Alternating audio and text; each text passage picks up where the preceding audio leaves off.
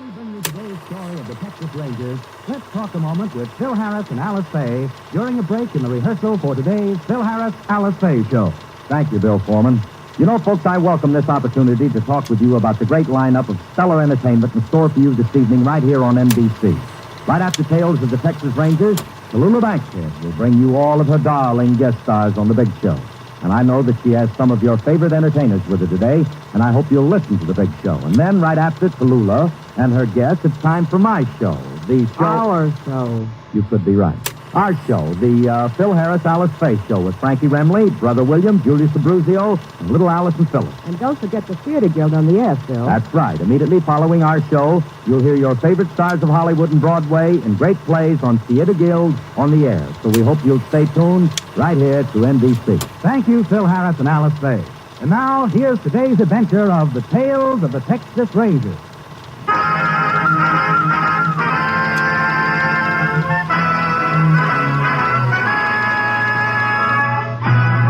Tales of the Texas Rangers, starring Joel McCrea as Ranger Jace Pearson. Another authentic reenactment of a case transcribed from the files of the Texas Rangers.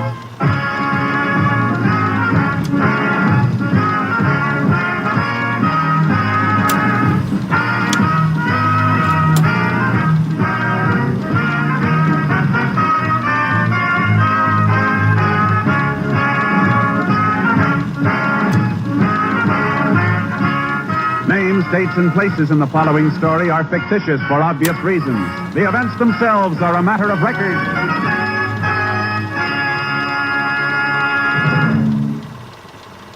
In just a moment, we return you to Tales of the Texas Rangers and today's thrilling episode starring Joel McCrea. And now, from the files of the Texas Rangers, the case called Cold Blood.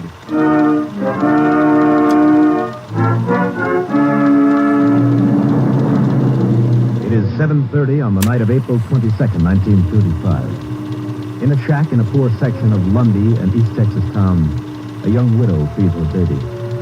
As the room grows dark, she gets up and crosses to an oil lamp on the table. Now you hush, honey. Don't you be crying. We'll have us a nice bright light in just a minute. There. You see, honey? I told you I'd get rid of the shadow.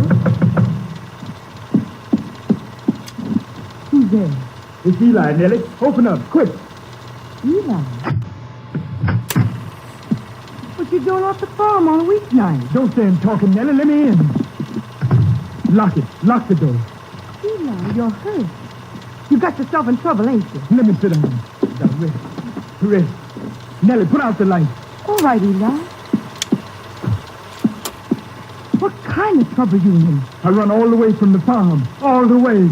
I'm your sister, Eli. I got a right to know what kind of trouble. Nelly, I'm scared, Nelly. I'm scared bad. Oh, honey, don't. You sit right there. I'm going to get some water. I'll wash the blood off your face. Don't light the lamp. Don't you worry. There's some light from the street. I see pretty good in the dark anyhow. Hush, baby. I'm busy now. And this'll hurt some, Eli. There. You're a good sister, Nelly. You always was a good sister. Oh, dear. You going to tell me about Miss Dean, she's dead. Miss Dean? Mr. Dean say I kill her. He come down to my shack, say Miss Dean dead and I kill her. Say my coat was in the room where she's dead. He beat me, You Nelly. fight him? No, he's all right. I tripped him. He fell on the floor and I run away. All the way from the farm I run. Eli, you ought to go to the I sheriff. can't, you know that. I go into I town. know. Gotta hide. I gotta hide fast. What good's that going to do? They'll get you. They'll get you sure. I got to hide. Few days they don't find me, maybe I can get out of the state. Then they'll never find Oh, me. they'll find you. Where you figuring on hiding? You know that old shack in the swamp, place we used to play when we was kids? It ain't good enough. They'll find you sure. But you're right. You gotta hide, and you gotta have food. Nelly, Uh-huh. there's something you ain't asked me yet. Well, look, here's a loaf of bread and some smoked meat. It ain't much. It'll keep you going a spell. Nelly, you ain't asked me if I did kill Miss Dean. I don't have to ask, Eli. You're my brother, and that's all I need to know. You're a good sister. If you're gonna hide, you better get out of here. Yeah, they're looking for more. Let them come. They ain't gonna hear nothing from me. You be careful, Eli. You be awful careful. I will. Maybe when I get away, I can write you. Let you know where I am. You don't write me nothing. You hear nothing. Let me look out first. Go ahead now. So long. So long. Honey. God bless.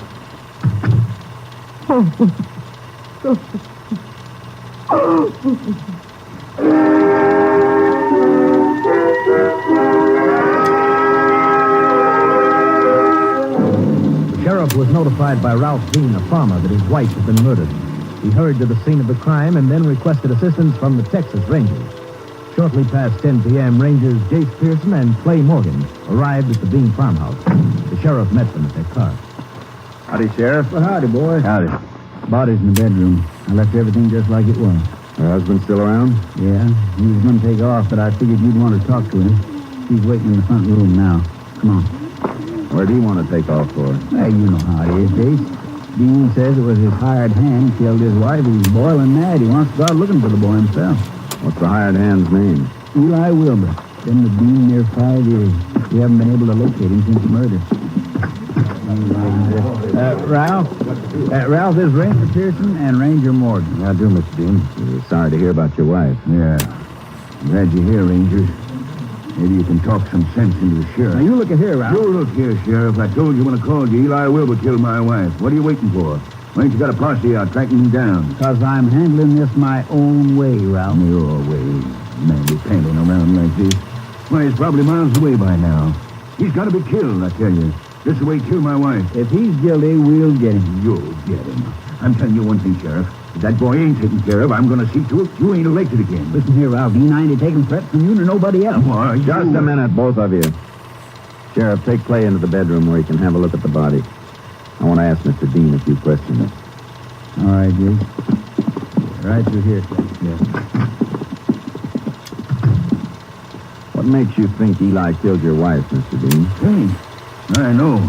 His coat's in there, isn't it? Ripped in half, pieces still in Ethel's hands. She must... Ethel. She's dead. She's dead, Ranger. What time did you find your wife's body? Oh, about 6. When I come in from the fields. And went out pulling stumps till then. Wasn't Eli with you? No. He played sick today. Well, I don't even know nothing. Did Eli come into the house often? Of course not. Only when I called him. Thanks, Mr. Dean. That'll be all for now. You're going to get the sheriff to organize that posse? That won't be necessary. And I'm going to organize one of my own. I've got these friends here. That boy ain't going to get away with this. We're going to catch him and... You let us handle this.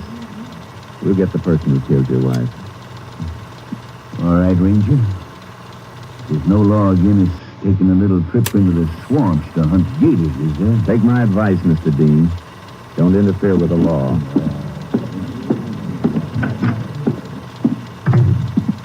She was strangled, Jake. Must have put up quite a fight from the look of the room. Uh-huh. These bruises on her neck are pretty bad. The man who put them there must have had strong fingers. Yeah, I've had a good look around. Aside from that coat she's holding, there's not much in the way of evidence. The coat belongs to the boy, all right. I'd say it looks mighty bad for him. He can't get far away. We put out a bulletin on him. If he's gone into those swamps, all the bulletins in the world ain't going to do no good. Has he got any relatives in town? The sister, Nelly Johnson. My deputy was there early this evening. She wouldn't tell him nothing. Don't believe you'll get much information from her. We'll try our luck anyhow. Come on, Clay.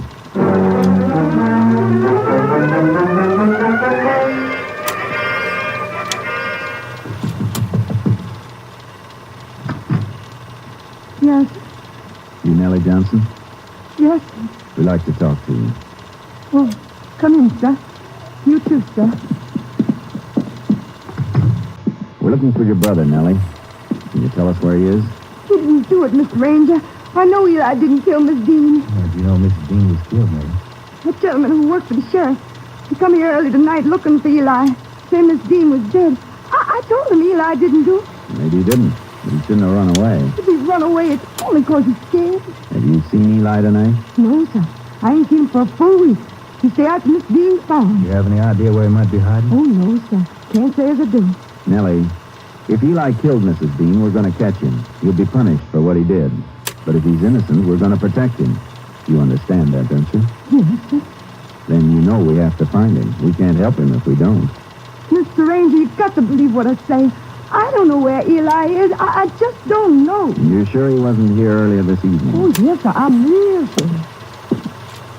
Nellie, these two spots here with the table legs, you know what they are? No, sir. I don't know. They're fresh bloodstains, Nellie. You want to tell us how they got there? Well, sir... Oh, yes, sir. I remember now. When I was fixing supper, I cut my finger. Where'd you cut your finger? Show us. Oh, Mr. Ranger, please. If you didn't cut your finger, somebody else must have left those blood spots. He was here tonight, wasn't he, Nelly? Eli was here. Mr. Ranger. Why don't you tell us what you know? It'll be better all the way around. I don't want him to get hurt. My baby brother, I know he didn't do nothing. I don't want him to get hurt. He won't get hurt, Nellie. We can promise you that. He was here, wasn't he? Yes, sir. Yes, sir. He was here. When? About 7:30, just after he run from the farm. Why'd he run away? He found out Miss Dean was dead, and he was scared of Miss Dean and scared the people in town to do something to him. You know where he is now? Yes, sir. Hiding in the shack in the swamp. Place we call Old Moccasin Shack. Oh, please, Mr. Ranger. Don't let nothing happen to Eli. Don't let nothing happen to him. Don't worry, Nellie. We'll see Eli gets a fair deal all the way through. By the way, how'd he get hurt? Hurt?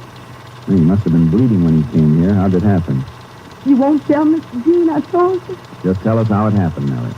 Well, sir, Miss Dean come after Eli. They killed Miss Dean. He beat Eli. Made Eli's face bleed.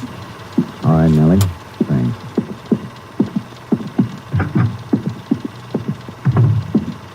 You know, Jace, she might have been telling the truth about how Eli got hurt. But it could be Mrs. Dean scratched him while they were struggling. I don't think so. There would have been skin under her fingernails, and there wasn't. But if Dean did beat up Eli, it means he saw him after the murder. Uh-huh. He did. It's something he forgot to tell me. Mm-hmm. And maybe we ought to have another talk with him. We will, after we pick up Eli. Find out how to get to Moccasin Shack.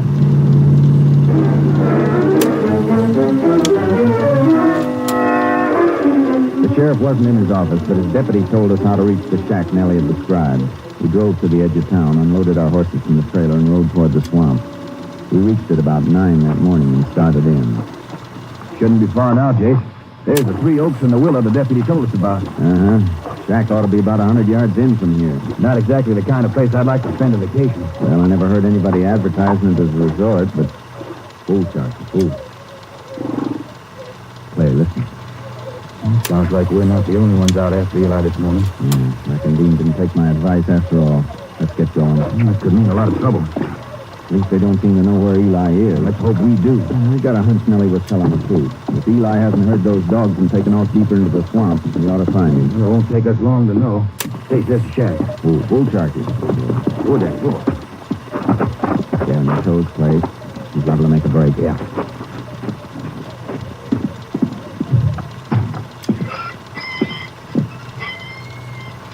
It looks empty, dude. Yeah. I thought it was at first, too. Huh? This piece of rotten flooring. All right, Eli. Come up out of there. You Ranger. Thank God. Oh, thank God.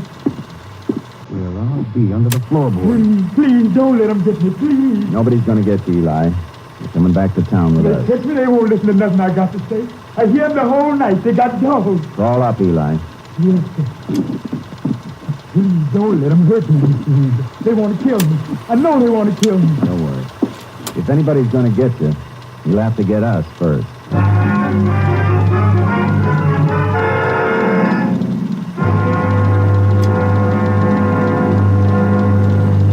In just a moment, we will continue with Tales of the Texas Rangers, starring Joel McRae as Ranger Jace Pearson. None of us would knowingly betray our country or endanger our loved ones and homes. Yet each of us betrays all these when we are tolerant of or don't fight back at group prejudice. When we stand for such hate, we're doing the very thing that communists want us to do. They'd like to see us divided. Christian against Jew, white neighbor against colored neighbor, or native-born against foreign-born. If our enemies could divide all the small groups that make up this country, then we would be weak and could be easily overcome.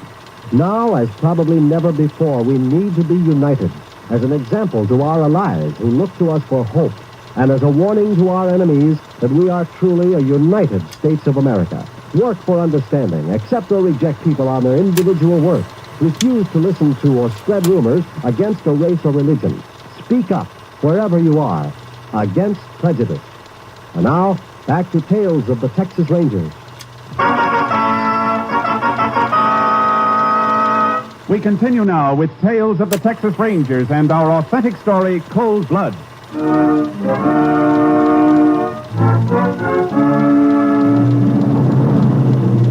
We got Eli out of the shack and onto my horse. As we started for town, we could hear the sound of dogs and men getting closer. When we reached solid ground and came into a clearing, we saw them ranged across the path we had to take. There were 8 of them on horses with Dean at their head. The group of men was silent as we stopped at the edge of the clearing, 30 yards away from them.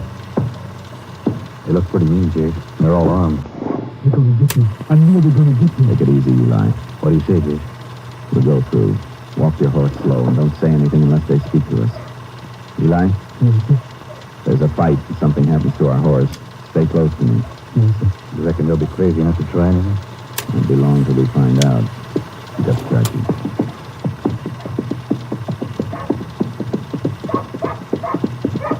Don't look like they're going to move, Dick. Maybe not. Morning, Rangers. Morning, Mr. Dean. If you don't mind, we'd like to get past. Sure, Ranger, sure. Just thought it out since we all met out here. We have a nice, friendly talk. I'm glad you mentioned it because I want to have a talk with you. But right now, I'm a little busy. Yeah, got yourself a prisoner, I see. We didn't do so good in our hunt. Whole night at it, and we're empty-handed. Too bad. If you and your friends would get out of the way, we'd like to get our man back to town. Expect you would. Wonder how it would be if we helped you. Be a shame if we got away after you took so much trouble getting him. We'll manage. All right, Ranger. Open up there for the Rangers, boys. Thanks. I meant what I said about that talk. We'll be out to see you this afternoon. Sure, anytime. And Ranger, Yeah? just make sure that boy there gets the kind of trial he deserves. I believe he will. Now.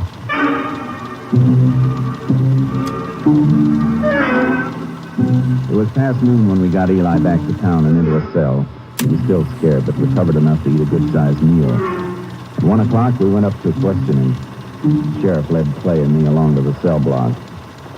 Well, one thing, Jase, you can be sure Eli's going to get all the attention we can give him. He's the only prisoner we got now. Yeah, probably better that way. Don't know what Dean his gang might try. Oh, damn. They told me you had a little trouble on the way, but I don't expect him to try much now. Bunch of blowhards. No, the same. I wouldn't like to have been Eli if they had caught him out in that swamp. Yeah, that's different. But here in the lockup, me and my deputy's on the job. I'll be down the corridor. Holler when you want me. Thanks, Sheriff. Hello, Eli. You feel better now? Yes, sir.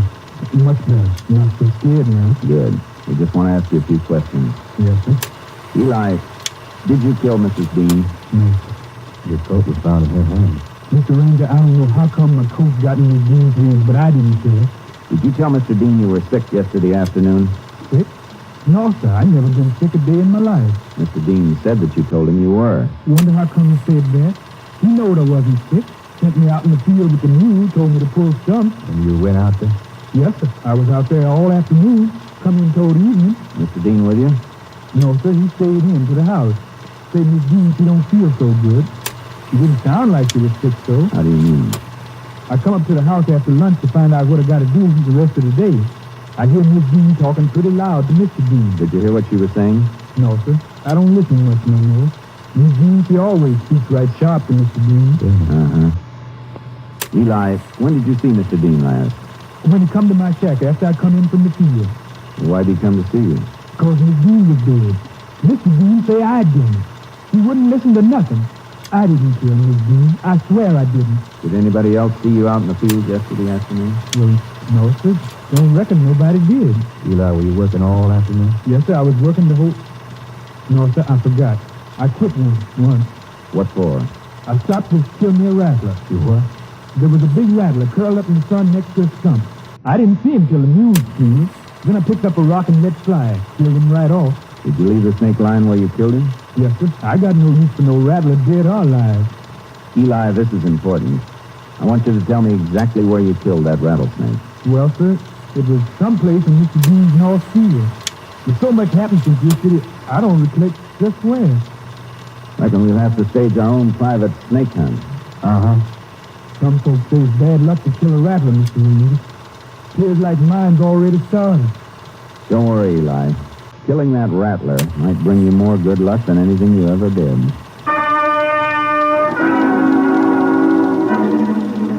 We found the dead rattler where Eli said he'd killed it, in Dean's North Field. We took the remains of the snake with us, figuring our lab could tell us approximately how long it had been dead. Then we decided to call our hand with Dean, but he wasn't home. We headed for town. It was 5:20 when we pulled up in front of the sheriff's office. He was standing outside. I could tell something was wrong even before he reached the car. Hey, I was just going to call your headquarters and have them get you fellas on the radio. What's wrong? Somebody just broke in the jail. They took Eli away. Who was it, Sheriff? That's just it, Jace. I don't know. I'd swear it was Ralph Dean and his bunch, but I don't know. How'd it happen? Well, everything was quiet. There wasn't even nothing you could feel in town like you sometimes can. I went home for supper and left my deputy here. They broke in then? Yep. Got my deputy just as he was coming down from taking Eli's supper. Slugged him and got the keys. He didn't get a look at it. Oh, I never should have left. And you couldn't have known. The thing we've got to do now is somebody awful excited about it. That's why I turned him after you. I've been trying to cross. Well, what is it, Ernie? It's my brother. That boy hadn't just. Yeah, what about him? They got him. Who? Got him nothing but scum. Ralph Dean, the rest of his car. They're crazy, Sheriff. I'm crazy. Where were they heading? Don't know. As I cutting wood back in my place, home riding past, got the boy. They're crazy. They going away from town past your place? Yeah. Probably Graham Woods, Jay. Come on, Sheriff. Show us where it is. The sheriff drove ahead and we followed. When we got as far as we could by road, we unloaded the horses and the sheriff pointed out Graham Woods. Clay and I started out. 5 minutes later, we were entering the woods. It was just getting dark as we picked up the trail. Track seemed to lead right into the woods, Jay. Yeah, hope we're not too late. At least we won't have any trouble getting the ones that did it. That's not enough. We got to save that boy's life. Jay. Over there, to the left. Yeah, get up. Come on. We ride in as close as we can and make the rest of it on foot. Wouldn't it be faster if we went all the way on horses? Yeah, if they hear us coming, they'll kill Eli and take off before we get there. They're probably too busy to hear anything. We won't take the chance. We'll have to be close enough. We'll watch it. Flashlight. Go easy, Clay. Please listen to me. I didn't kill this Dean. You gotta listen to me. All right, Jim, like the boys want you to have your last say tonight. All right? Go ahead. Talk.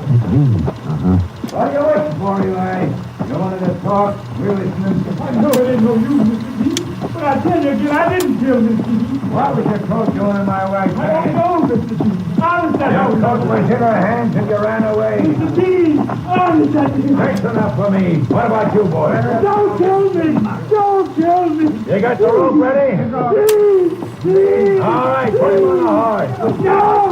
Let's take them, Clay. Right with you. Hold it. All of you. Drop those guns. Danger! I said drop those guns. That's better. Now all of you stay where you are. Untie Eli, Clay. Get him down off that horse. Right. All right, Ranger. You stopped us. What for?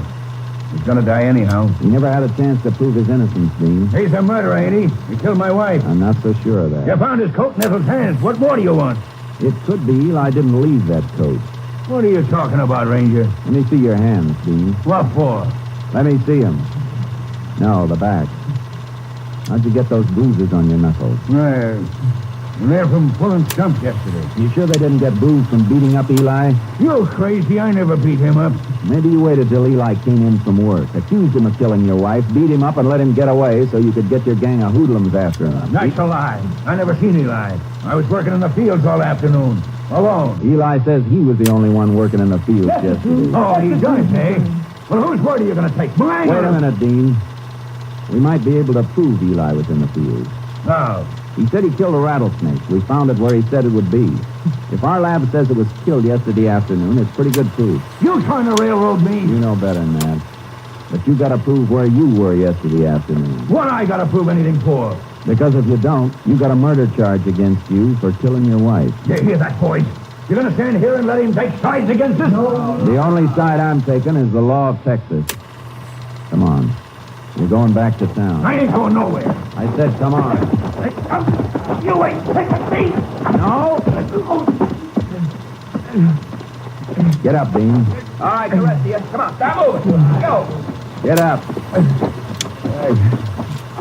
You're going to get something you tried to keep Eli from having. A fair trial. Go on. Eli, Yes, sir. you walk with me. Yes, sir.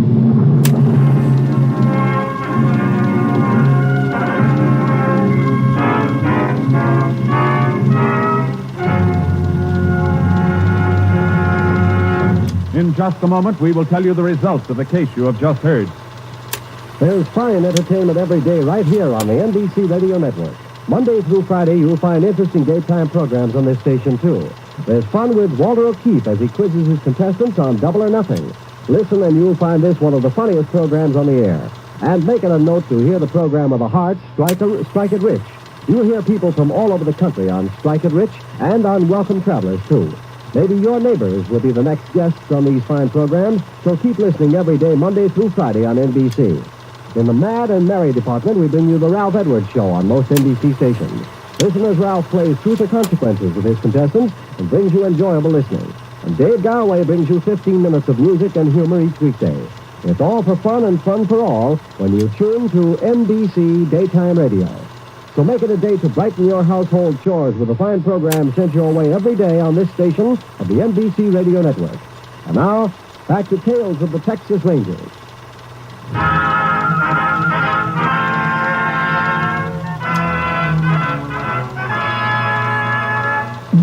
And now, here are the results of the case you have just heard. Laboratory investigation of the rattlesnake upheld Eli Wilder's story. Faced with this and other evidence, Ralph Dean confessed to killing his wife after a violent quarrel over money. The 7 men who assisted in the attempted lynching were tried before a jury of citizens of their own county and given prescribed jail terms. Dean, convicted of murder, was sentenced to life imprisonment at Huntsville. Next week, Joel McRae in another authentic reenactment of a case from the files of the Texas Rangers.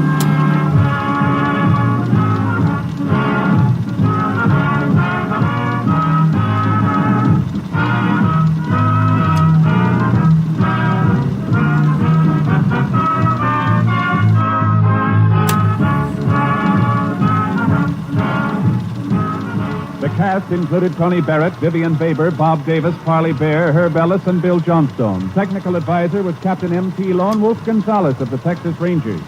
This story was transcribed and adapted by Charles E. Israel, and the program was produced and directed by Stacy Keith. Hal Gibney speaking. Next, The Big Show brings you drama, comedy, and music on NBC.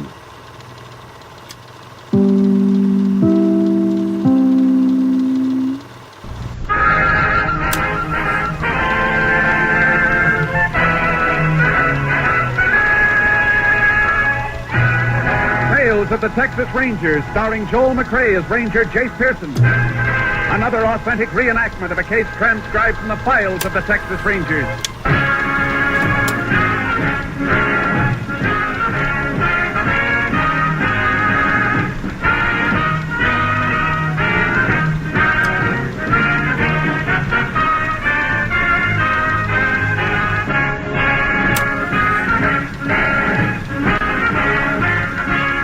Names, dates, and places in the following story are fictitious for obvious reasons. The events themselves are a matter of record.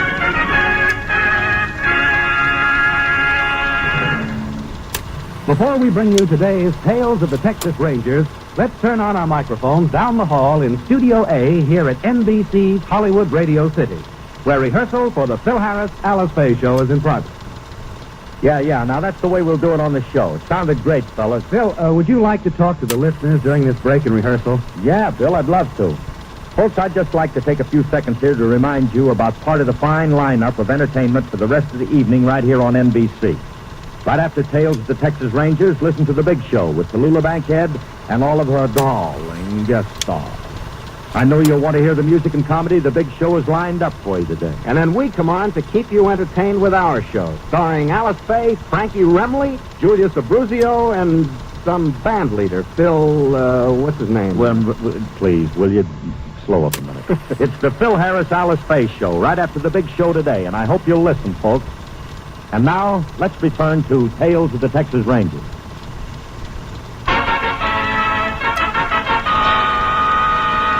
And now, from the files of the Texas Rangers, the case called Bright Boy.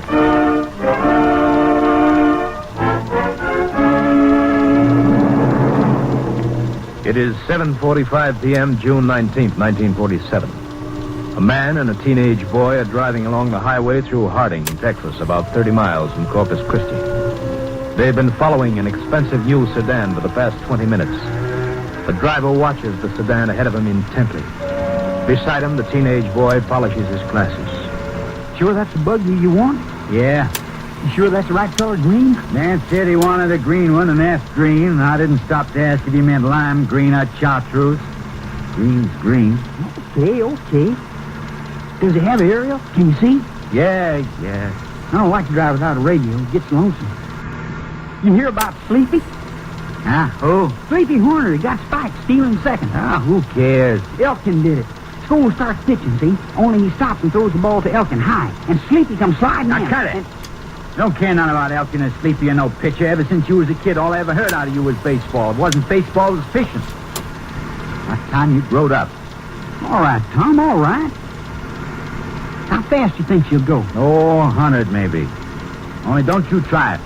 I drove one once. It was marked on the speedometer for 110, but she couldn't make more than 90. Don't you drive that car up ahead, no 90. You want some cop to stop you for speeding? Ain't no one stopped me yet. Well, you get picked up, Larry, and I don't know you. And you remember that. I ain't telling you how to drive this car. Well, I'm telling you, don't you take that car over 50. You're getting too smart for your own good lately. Think everything's a game, like those baseball players of yours. Okay, Tom, I won't speed. You know, I wished I had a gun, like you got. You get a gun, you'll be dumb enough to use it. What do you think you need one for? I don't know. Just wished I had one. He's turning. Yeah, he'll stop at the grocery store. Always does. I still wished I had a gun. You getting scared? I can take care of myself. When you get down there, you call your cousin Melvin, see if he wants to drive one of the cars across. Mexican can't drive both of them. Yeah, sure. He's slowing down. You know what to do now. Sure. I got the jumper wires already. Connected, just like you seen me do the other times, on the coil. Try to open that hood quiet-like. I know how to do it. You better. I'm sort of worried you going alone for the first time. I'm telling you, I'll be all right. When will I see you, Tom? As soon as I swipe that other car. Probably day after tomorrow. I'll call you and say where you're to meet me. I'll drop you off just past the store. And wait till he gets inside. Okay, Larry. Okay, so long.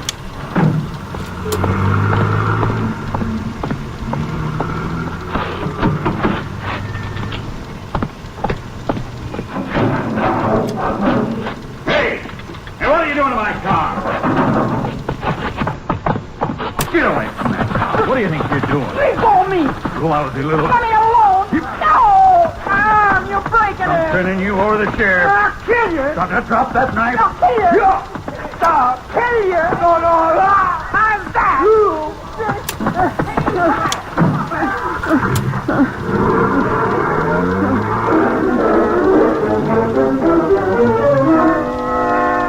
Captain Mavis of the Highway Patrol was summoned immediately, and he in turn requested the help of a Texas Ranger. Ranger Jace Pearson was assigned, and at 10:30 p.m. met the captain in the hospital where the victim was being given emergency treatment. Howdy, Levi. Howdy, Jace. Glad you made it to best. He's in there. How is he? Pretty bad? The boys tell me his arms and chest are all cut up, but he could be a lot worse. Expect he'll be scarred up somehow. Let's see him. Yeah.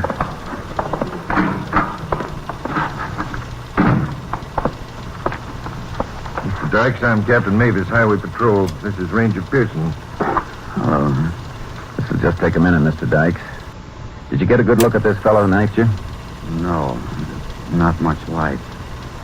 First saw him, he was looking under the hood, and it happened pretty fast. Well, how about his size? Was he a big man? Not rightly a man at all. This kid, maybe 16, 17. Kid, huh? Can you describe him at all? Like I said, it was dark. I wouldn't know. I wouldn't know him if I saw him. Except he had glasses and they got knocked off. I got him here, Jace. Picked him up on the street. Ordinary steel rim kind. Let's see. The lens is pretty thick. He must have bad eyes. One lens broken. Yeah. How'd he start the car, Mr. Dyke? Did you leave the motor running when you got out? Oh, I know better than that, Ranger. I turned it off and took the key. Still in my clothes, I guess. The kid must have used a coil jumper under the hood to short the ignition wires. Yeah, that's what we figured, Jace. Well, thanks, Mr. Dykes. We'll get a complete statement later. You better get some rest now. Come on, Levi. Take it easy, Mr. Dyke. He's lucky the knife didn't get into his face. Yeah. You said on the phone there's been a string of these car thefts. Yeah, it's the 5th. 5 expensive cars stolen in the last 6-7 weeks. Always done the same way, but nobody got hurt before this one. Somebody always does sooner or later. Did you recover any of them? Not one. I got a vague description of one of the thieves a couple of weeks back. Young punk wearing glasses. Might be the same kid. Doesn't sound like a kid taking a car for a joyride. They usually abandon it by morning. I know. Looks like somebody's building up a real sweet racket for himself. He's able to get rid of them so fast that you can't find them. Kid's probably not playing a lone hand. Yeah, that's the way I figured. After I talked to the sheriff tonight, I contacted Austin. It was headquarters' idea we work together. Let's get back to your office and call Austin. That pair of glasses looks like our lead.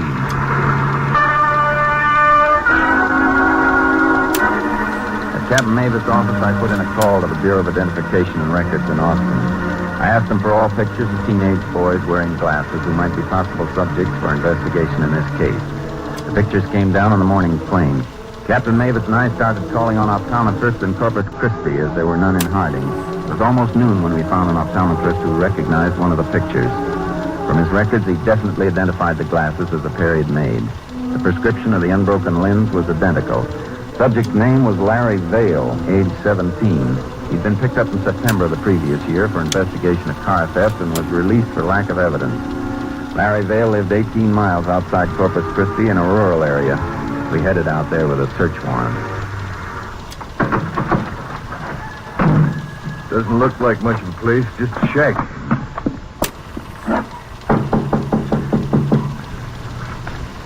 Think maybe he's in there, hiding? It's possible. What do you want to do? Take a look around back. They got chickens back there. Maybe somebody around. Might have left these parts after last night. Ought to be someone here. Kids don't usually live alone. You'd imagine we'd find his folks around. Look, Jace, all that feed on the ground. Chickens haven't had time to eat it all. Should have been fed more than a few minutes ago. Who's that out back? Yeah, there is somebody in the house. Come on. You been in here all the time, mister? Oh, a ranger. No, I just come in. Been feeding the chickens. Didn't you hear us knocking on the front door? No, I didn't hear nothing. Come on in. I'm Tom Vale. I'm Ranger Pearson. This is Captain Mavis, Highway Patrol. Howdy. You want to see me about something? Larry Vale live here? Why are you asking about Larry? You just want to talk to him? What about? Just tell the ranger where he is, mister. Well, he ain't here. Was he here last night? Well, no, he went fishing. Does every once in a while. Stays away a few days at a time. Oh, excuse me. I better turn down the fire on those scenes. You any kin to Larry? Yeah, I'm Larry's brother. Why? He in trouble? Maybe. Where did he go fishing? Oh, all around. He was gone when I come home yesterday. Got any idea where we can find him? Maybe a Rockport or Port Aransas. Likes to fish off the jetties. Might even be on a shrimp boat. Does it once in a while. Pick up a couple bucks. How about a can of beer? No, thanks. Me either. About your brother. Doesn't he have a steady job? Larry? No. He used to work in a packing plant, ice and vegetables. Didn't like it, though. Rather go fishing. Think spending money selling his catch. Still like to know what you want him for. We think your brother stole a car last night. Knifed the man pretty bad. Where? Port Aransas? Harding. Oh, it must be some mistake. Larry wouldn't do nothing like that. Besides, I know he went fishing. We want to have a talk with him about it, anyhow. Okay, but I know you got the wrong guy. Larry's a good kid. He wouldn't cut anybody. He was investigated for car theft last year, wasn't he? Well, yeah. They said he took a car. It was just a bunch of kids. You know how it is. But they couldn't hold him because he wasn't guilty. You can't hold that against him. Mind if we take a look through the house? No, why should I? Thanks. Where's your brother's room? That one right there. Okay to go in? Help yourself. I still say you're making a big mistake. I'd say he likes baseball from all those pictures on the wall. Yeah, he's nuts about it. That's all he talks about, that and fishing. Want some coffee? Not for me. No, thanks. Well, if you don't mind, I got to get that pot off the stove before it boils over. Sure. Go ahead. I'll be right back. What do you think, Chase? Well, we know Larry didn't go fishing. I'll look through these drawers. How about checking that closet, Levi? Okay. Awful lot of junk in here. Saves everything, just like my boy. Levi, where's Howard Memorial Ballpark? Not around here. Why? Find something? Maybe. 4 baseball tickets. Let's go there often. With the spread and the numbers on them, I'd say they were bought over quite a period of time. Think it means something? Could. I'm going to jot down these ticket numbers. Kid's sure crazy about baseball. That brother's coming back. Yeah, I'm finished. Well, you find any knives or any hatchets or anything? No, we didn't find anything like that. Well, look all you like. I think we've seen enough. Well, come back any time. You're always welcome. Thanks. We may take you up on that.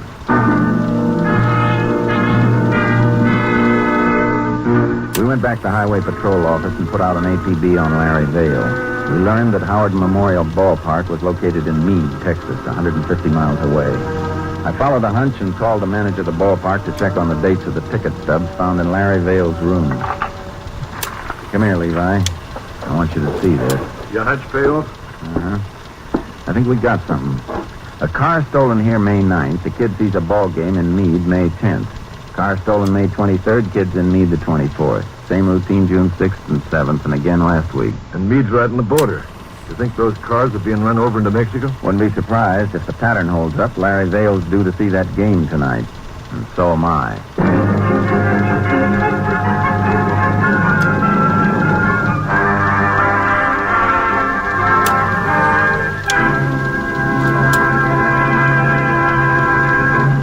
In just a moment, we will continue with Tales of the Texas Rangers, starring Joel McRae as Ranger Jace Pearson.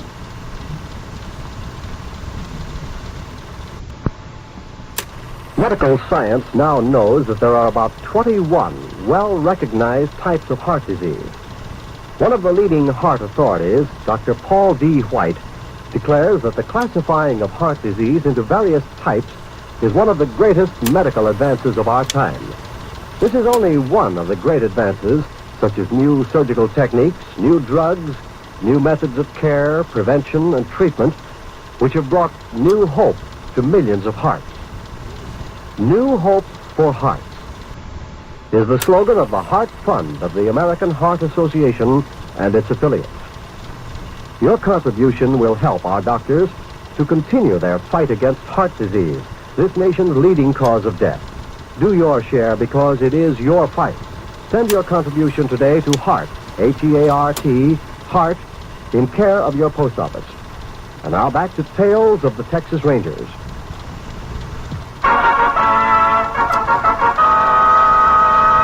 We continue now with Tales of the Texas Rangers and our authentic story, Bright Boy. I radioed Ranger Clay Morgan and asked him to meet me in Meade. I figured I could get there before the game started and we'd be able to spot Larry Vale entering or leaving the ballpark. I was 30 miles from Meade when it started to rain. By the time I pulled into town, it was coming down hard. Clay was waiting for me at the hotel coffee shop. Might as well sit down and have a cup of coffee, Jace. Why? What's up, Clay? Well, I hate to tell you, but the game's been called off. I was afraid of that. Could I have a cup of coffee, miss? Any other ideas where we can find him? There's better than 60,000 people in this town. Might run into quite a job picking him out. Yeah. Thank you. Got a mugshot of him? Yeah, a couple. Here's his picture wearing glasses, taken last year. Just a punk, isn't he? Here he is again, without his specs. He sure must need them the way he squints. Probably having a rough time now that he's lost them. Unless he had another pair made. I don't think he's had time for that yet. Many optometrists in town, Clay? Oh, 4 or 5. He could be having them made here. I think we better start making the rounds in the morning.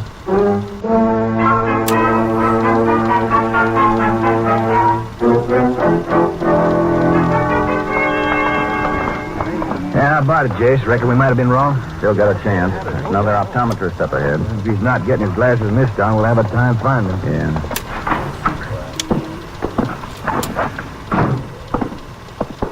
Nobody here, Jace. Probably in the back. Hit the call bell. Yeah. Just a minute. Morning, Rangers. Seems every time I go in back, somebody comes in. I'm sorry if we... Oh, that's all right. I'm used to it. Ought to move the lens grinders up front. What can I do for you, gentlemen? I'm Ranger Pearson. This is Ranger Morgan. Glad to know you. I'm Doc Heath. We're looking for a kid about 17. Figure he might have come here for glasses. Here's the picture. It's about a year old. Second, I put my glasses on. This young fellow you're looking for in trouble? He's wanted for questioning. Yes, sir. He was in yesterday morning. You positive? Absolutely, Ranger. It's the same one. Matter of fact, it's his glasses I'm working on now. Ordered the same kind of frames like in this picture. You know where he's staying? Got his address right here on the order. 128 Junket Street. Name's Sam Jones. Okay, thanks. He'll be back at 3 to pick his glasses up, doing a rush job for him. Says his eyes are killing him. Been a lot of help, Doc. Much obliged. Glad to be of service, Rangers. Anytime. If we don't find him by 3, we'll be back.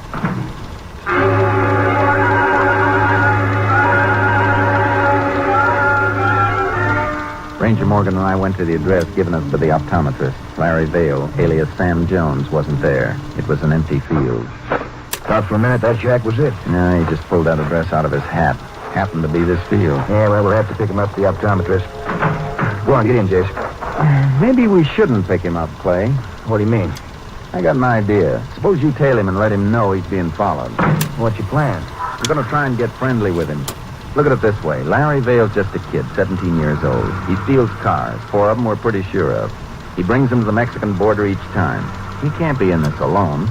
We got to find out who's with him. You think you can get into the kid's confidence? I'm going to try. You better watch him, Jace. He knows how to handle a knife. Yeah. A man in the hospital told me.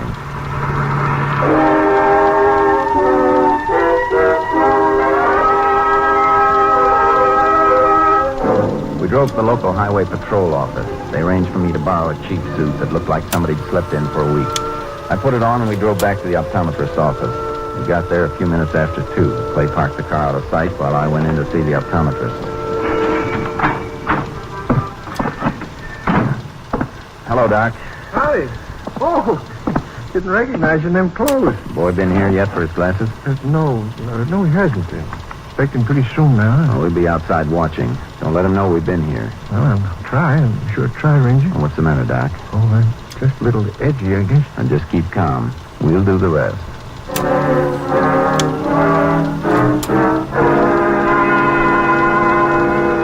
After Clay parked the car, he walked down to the bus stop at the corner and stood against the wall reading a newspaper. I picked a little hash house directly across the street from the optometrist and sat by the window. We waited. By 3 o'clock, I was on my 3rd cup of coffee. Larry Vale showed up 10 minutes later and went into the optometrist's shop. 15 minutes after that, he came out wearing his new glasses. He walked east. Clay followed close behind him while I kept pace with him across the street. The next corner, I crossed over and fell in step beside Larry Vale. You want to spend the best $5 you ever spent in your life, bud? Huh?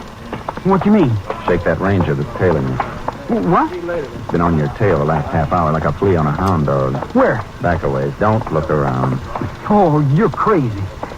Why'd a ranger tail me? He's got no reason. Why don't you tell him to stop following you? You're not kidding me, are you? Stop by this window. You'll see his reflection. I don't see him. There he is. Back by the building. If anybody knows a tale I do, I had to learn it the hard way. Don't you see him? Yeah. How do I know he's following me? Maybe he's after you. Yeah, they don't follow me long. I watch my back trail too close. He's been following you, and I've been following him. I'll tell you what. I'll show you how to shake him and include that in the price of the $5. Come on, let's walk. Not so fast. Take it easy. You ain't a cop, are you? Yeah, that's a good one. I should walk along helping you duck a guy with a badge if I was a cop. Use your head, kid. Yeah, that's right. Just doing you a favor, because I can use that $5. Here, around this corner. He's still coming. I don't like this. Of course not. I wouldn't either if I was you. I'm getting out of here. There'll be a chump. He'll be caught before you get a block. This way, in this 10-cent store. Why'd you want to come in here? Just take it easy. Mosey along towards the back. There he is. Came in behind us. There's always an alley behind these 10-cent stores where the trucks unload. should be a back door here somewhere. Come on. Yeah. Hey, you wait! All right, let's move. There's a cab stand in the corner. Okay. Cab's sitting there. Is it coming? Don't bother looking. Just keep going. Go on. Get in. All right. We're in a hurry, driver. Go straight ahead and step on it. Just keep going till I tell you to turn. You see, boy? There's nothing to it.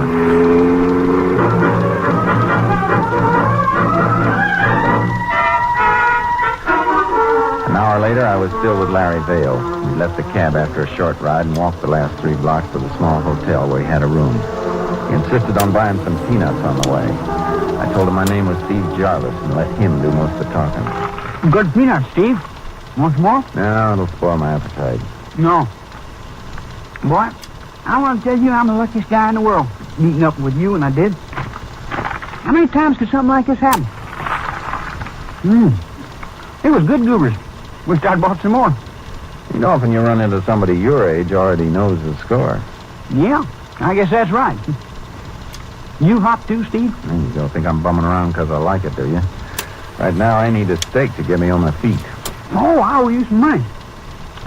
Sure was worth a pin, what you did. No, I don't want your dough, kid. I need some real dough. Gotta find a good deal. Hey, Steve, I got an idea. Why don't you work with us? Yeah? Who's us? Me and the boss. We need another guy. We're going to ask my cousin. As long as we need somebody, might as well be you. No reason why I wouldn't go for that, is there? Maybe. Depends. What's the deal? Hot cars. Cars, huh? Yeah. We lift them mostly around Corpus.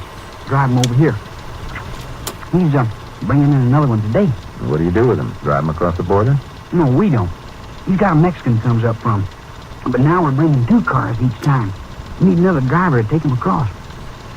Well, what do you say, Steve? Maybe he won't like the idea of taking in a stranger. That's what you did for me. You go for it. Well, when can I meet you, boss? Oh, any time now. Supposed to meet him at a cafe. Come on, let's head down there. Okay, kid. Hey, wait. How about that Ranger? Yeah, don't worry about him. He's easy to shake.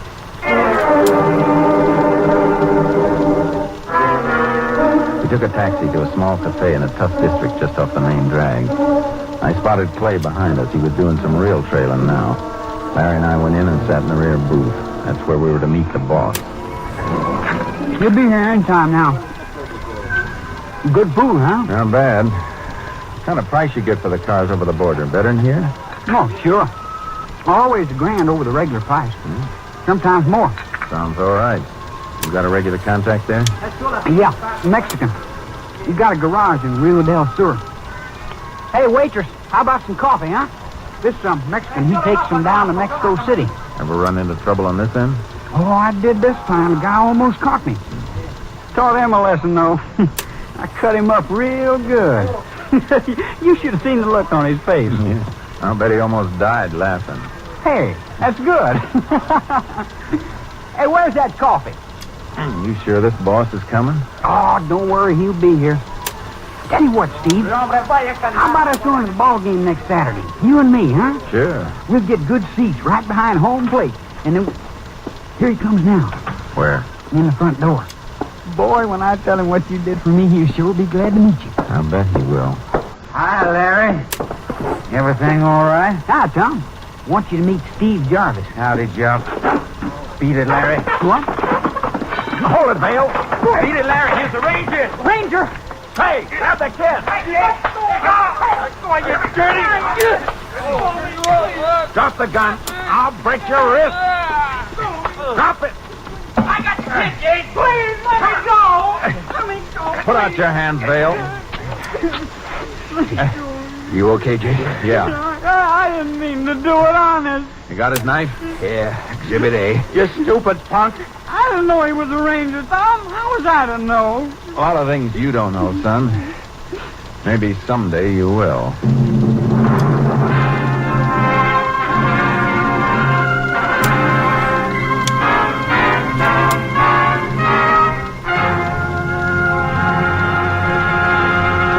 In just a moment, we will tell you the results of the case you have just heard.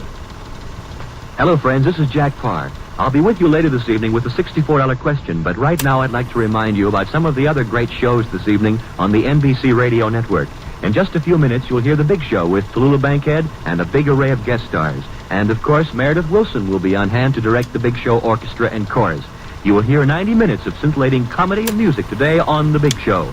And then, right after The Big Show, stick around for the Phil Harris, Alice Faye Show with Frankie Remley, Julius Abruzio, Brother William, and the entire Harris household. It's a program that's sure to please you.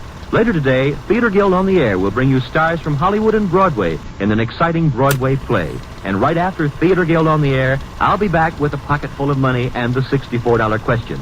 I'll be talking to a lot of contestants tonight, and maybe you will hear one of your neighbors. So why not stay tuned right now to the NBC for a whole evening of great entertainment. I'll be looking for you in our radio audience tonight. And now, let's get back to the tales of the Texas Rangers.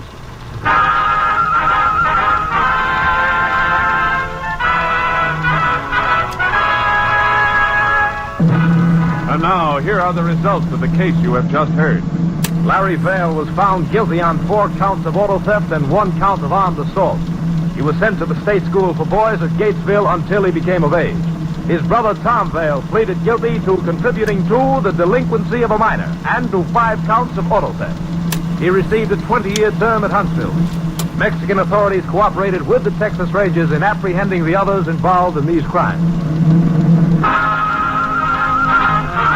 Next week, Joel McRae in another authentic reenactment of a case from the files of the Texas Rangers.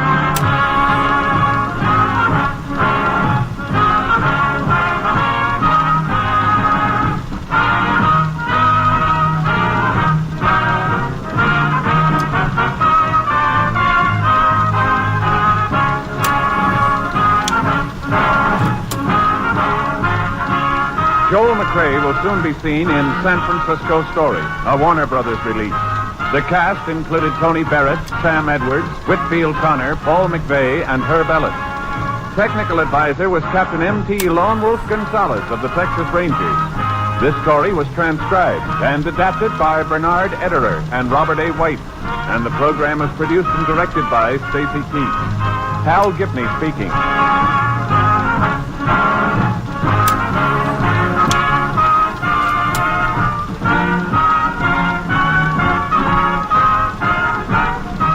Next, The Big Show brings you drama, comedy, and music on NBC.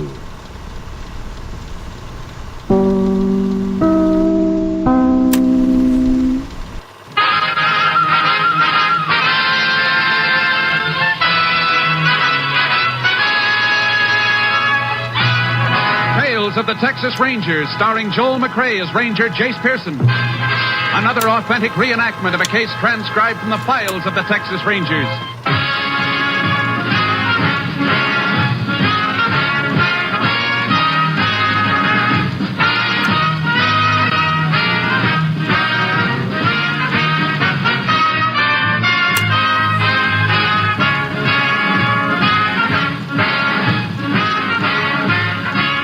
Names, dates, and places in the following story are fictitious for obvious reasons. The events themselves are a matter of record.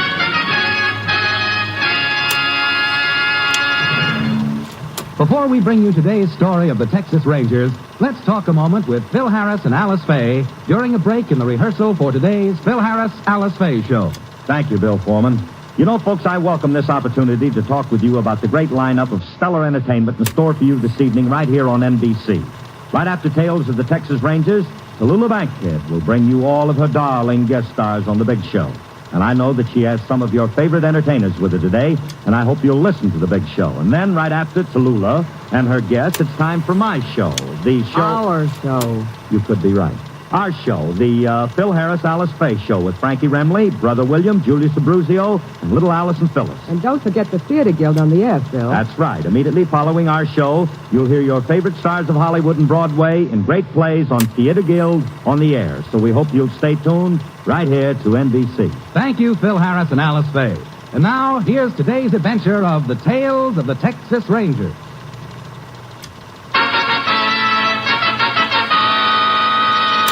And now, from the files of the Texas Rangers, the case called the Iceman.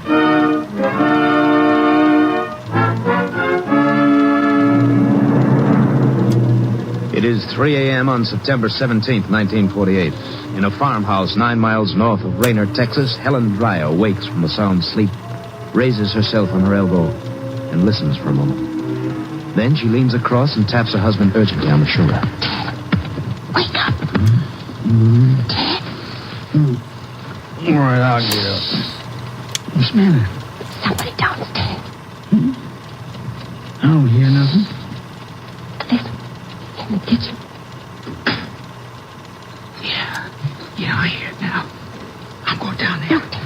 I can't let him go. You get hurt. Honey, please call the sheriff. Don't take any chances, please. Oh, well, maybe you're right. Where the dickens is that phone? Oh, here it is. Operator, get me the sheriff, quick.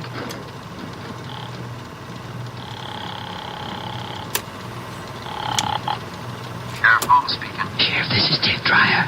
I have to talk up. I can't hear you. There's a burglar in my house. Who'd you say this was? Ted Dreyer, Farm Road 22. The man's down in my kitchen. Well, I'll get out there right away.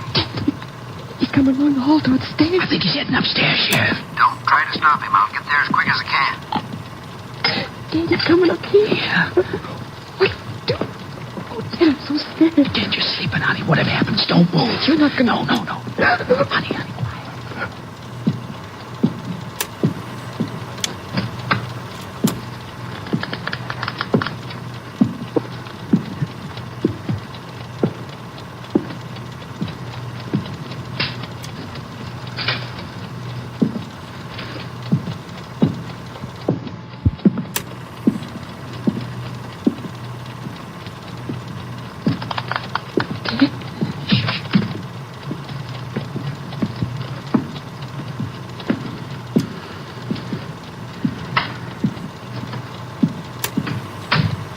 Is he gone?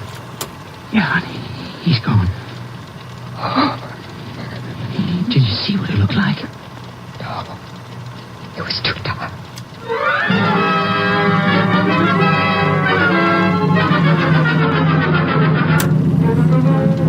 The sheriff reached the Dreyer farmhouse 20 minutes after the departure of the intruder.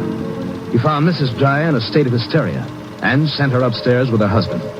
After a cursory investigation, he immediately contacted the Texas Rangers and requested assistance. Ranger Jace Pearson was assigned, arriving on the scene at 4:25 a.m. The sheriff led him directly to the kitchen. Hey, you see what I mean, Jace? Yeah, I'm glad you called us, Sheriff. Looks like it might be the one we've been after a long time. I kind of figured it was. Way he broke into the kitchen and raided the icebox first. I can't get over that. Eating the family's food before he tackles a job. He's pretty cool. It's one of the things that's made him so hard to catch. Let's see if he's left another one of his trademarks. You looking for anything special, Jace? I've found it. What is it? Method he uses to trip the latch on the screen door. Pushes an ice pick through the screen. Does he always carry that ice pick with him? As far as we know, he does. Cap Stinson over at headquarters calls him the Iceman. Well, Iceman or no, I sure don't relish having him in my county. Afraid you'll have him around town for one more night anyhow. Why would make you say that? It's part of his M.O. Always hits 2 nights in a row in the same area. Pick's house is pretty far from town, and the second place is always on the opposite side of town from the one he worked the night before.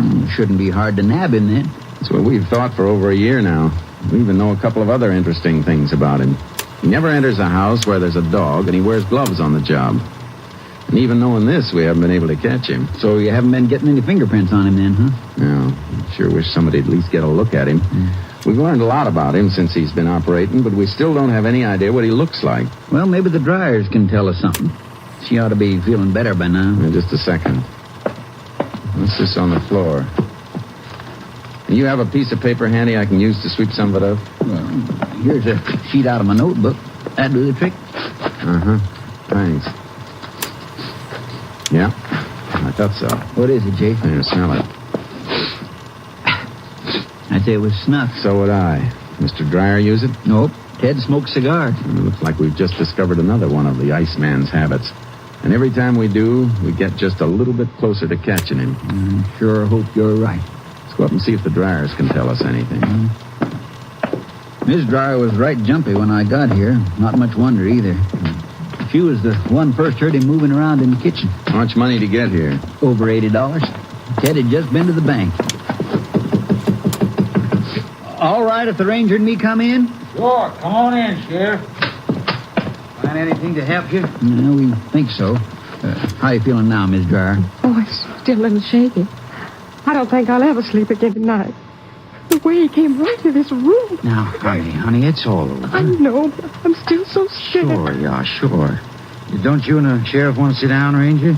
No, thanks. We'll just be a few minutes more. Well, I've been thinking since it happened, maybe I did wrong not trying to stop him. You're lucky you didn't, Mr. Dryer. A couple of people have tried. He's pretty handy with an ice pick he carries. Has he killed anybody? No, but he's come close. When he gets cornered, he's like a weasel. You seem to know a lot about this fella. We never laid eyes on him. Well, then how That's not hard, Ted. Our man's been operating for over a year in different parts of Texas, and the Ranger's got a good idea of his M.O. M.O.? Modus operandi. It's the pattern habitual criminals follow on a job. Almost like a signature. But what we really need is some description of the man himself. I wish we could help you, but it was right dark in our room, and he didn't use a flashlight. Well, I saw his shadow when he crossed in front of the window. So did I, honey, but that's not what the Ranger wants. Yeah, we appreciate you trying anyhow. What do you figure we ought to do next, Jake? Be light in a few minutes. We'll see if there are any tracks to follow outside. Won't stand much chance of catching up with him this late. I know. We might get a line on something almost as important. The direction he took when he left here.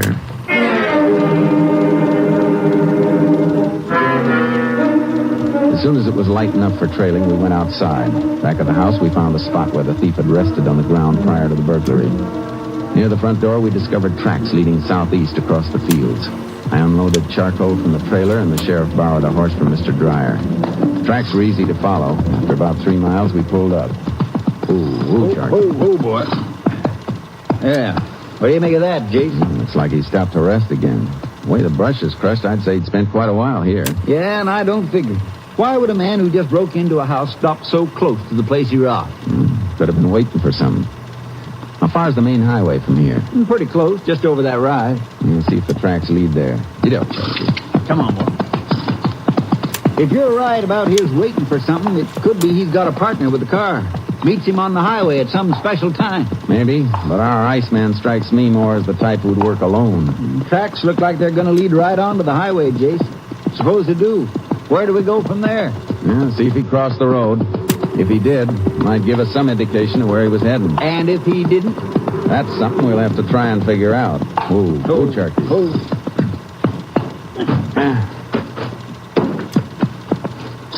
Yeah, the tracks stop at the highway, all right.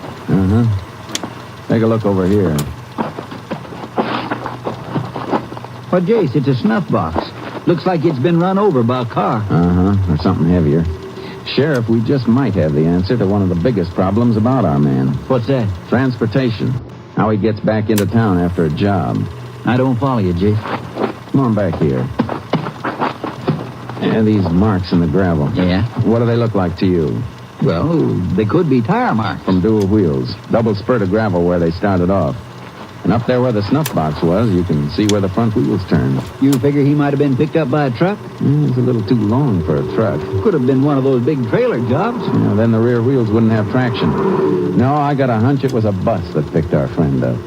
Well, there is a bus due in town from this direction at 4:50. And make it pass here around 4:30. Just right for the Iceman to make it. You mean he might plan his jobs around bus schedule? It's possible. I reckon we better try to locate the driver who brought in that bus. That shouldn't be too hard. Drivers all change at Rainer. And we're going to get into town. See if he remembers picking up a passenger at this spot. Hey, Jake, we could really be on to something. We got a few other angles to check before we're sure. But if they pan out, we got just one more detail in the Iceman's M.O., and this might be the one that trips him up.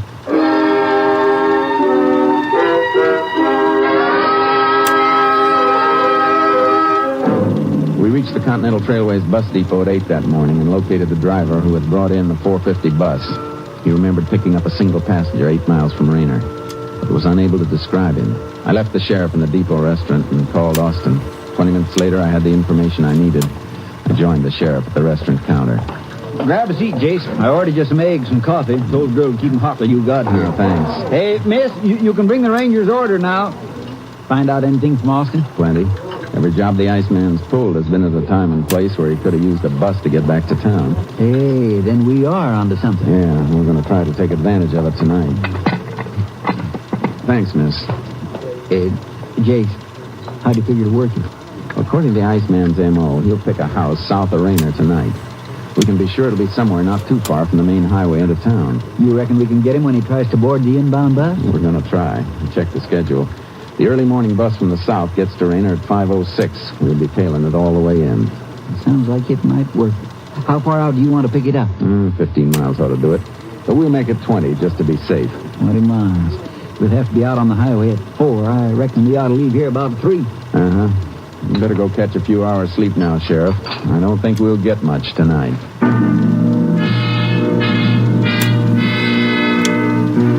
At 3 the next morning, the sheriff and I drove south on the highway out of Rayner. It was still dark when we picked up the inbound bus at 4:17 a.m. We tailed it for 5 miles without seeing anyone. 10 miles from town and still no results. At the 7-mile mark, the sheriff leaned forward in his seat. Hey, Jace. Yeah? Can you get a little further over to the right? You think you see somebody? I'm not sure. How about now? Yeah, that's better. Yeah, up at the top of the next hill. The bus headlights just caught him standing at the side of the road there. Hold on, Sheriff. We're going around the bus. Then we're going to roll. You see him now? Yeah. Stay on your toes in case he makes a break when we stop. Right, Jason. If you get close to him, watch out for that ice pick. I'll try not to get that close. Get ready. Well, can you beat that? A woman. I ought to kick myself. She had me fooled, too. There ought to be some kind of law against women wearing slacks. Reckon she works in the aircraft plant. Yeah, we'll let the bus pass us again. He might still be between here and town. What do we do if we don't spot him? Turn around, come out again. There's another bus due at 9:03. We'll pick it up at the same place and tail it. He's got to be around here somewhere, and we're going to find him.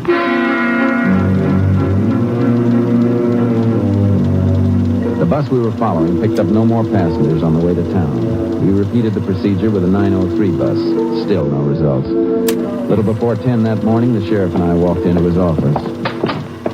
I swear I don't understand it, Jace. I just don't understand it. How come he didn't show up? It beats me, Sheriff.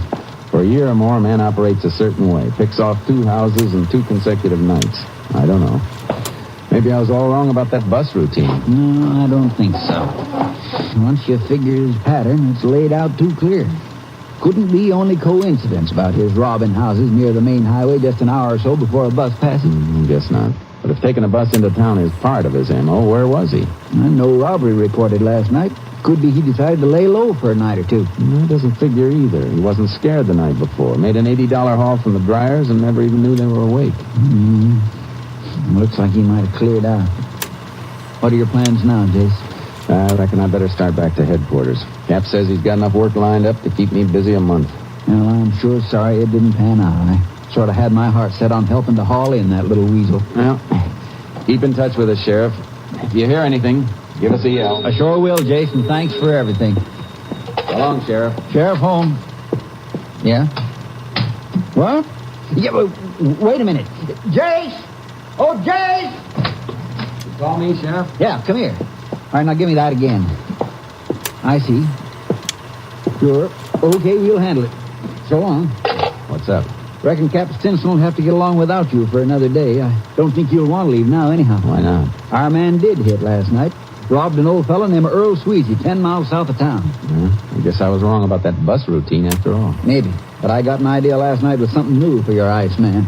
He stole the old man's car, used it for his getaway. I wonder what made him break his M.O. like that. I reckon he had to get away fast. How do you mean? He stabbed old man Sweezy with his ice pick.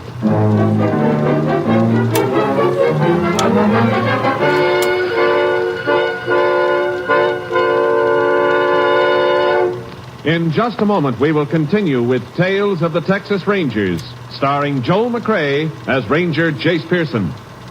Have you ever stood on a western plain and watched the black funnel-like cloud of a tornado sweep across the countryside? Have you ever seen the destruction left in its wake? Whenever and wherever disaster strikes, your Red Cross must be prepared to care for the injured, the homeless, the destitute. Following the sweep of a tornado, the raging waters of a flood, the blow of a hurricane, the need for help is immediate and urgent. If you are there on the scene, you will certainly do all you can to help. But even if you are hundreds of miles away, you can still answer the call of the victims through your Red Cross. For you, all of us are the Red Cross. Our Red Cross sets up shelters for the homeless, provides food and clothing and medical care. Then, when the danger has passed, our Red Cross stays on for the long and expensive job of rehabilitation, rebuilding shattered lives and homes. Many people lack the resources to make a new start after disaster losses. Then they turn to you, and you answer their call through your Red Cross. Give and give generously to the 1952 Red Cross Fund Drive. And now the second act of Tales of the Texas Rangers. We continue now with Tales of the Texas Rangers and our authentic story, The Iceman.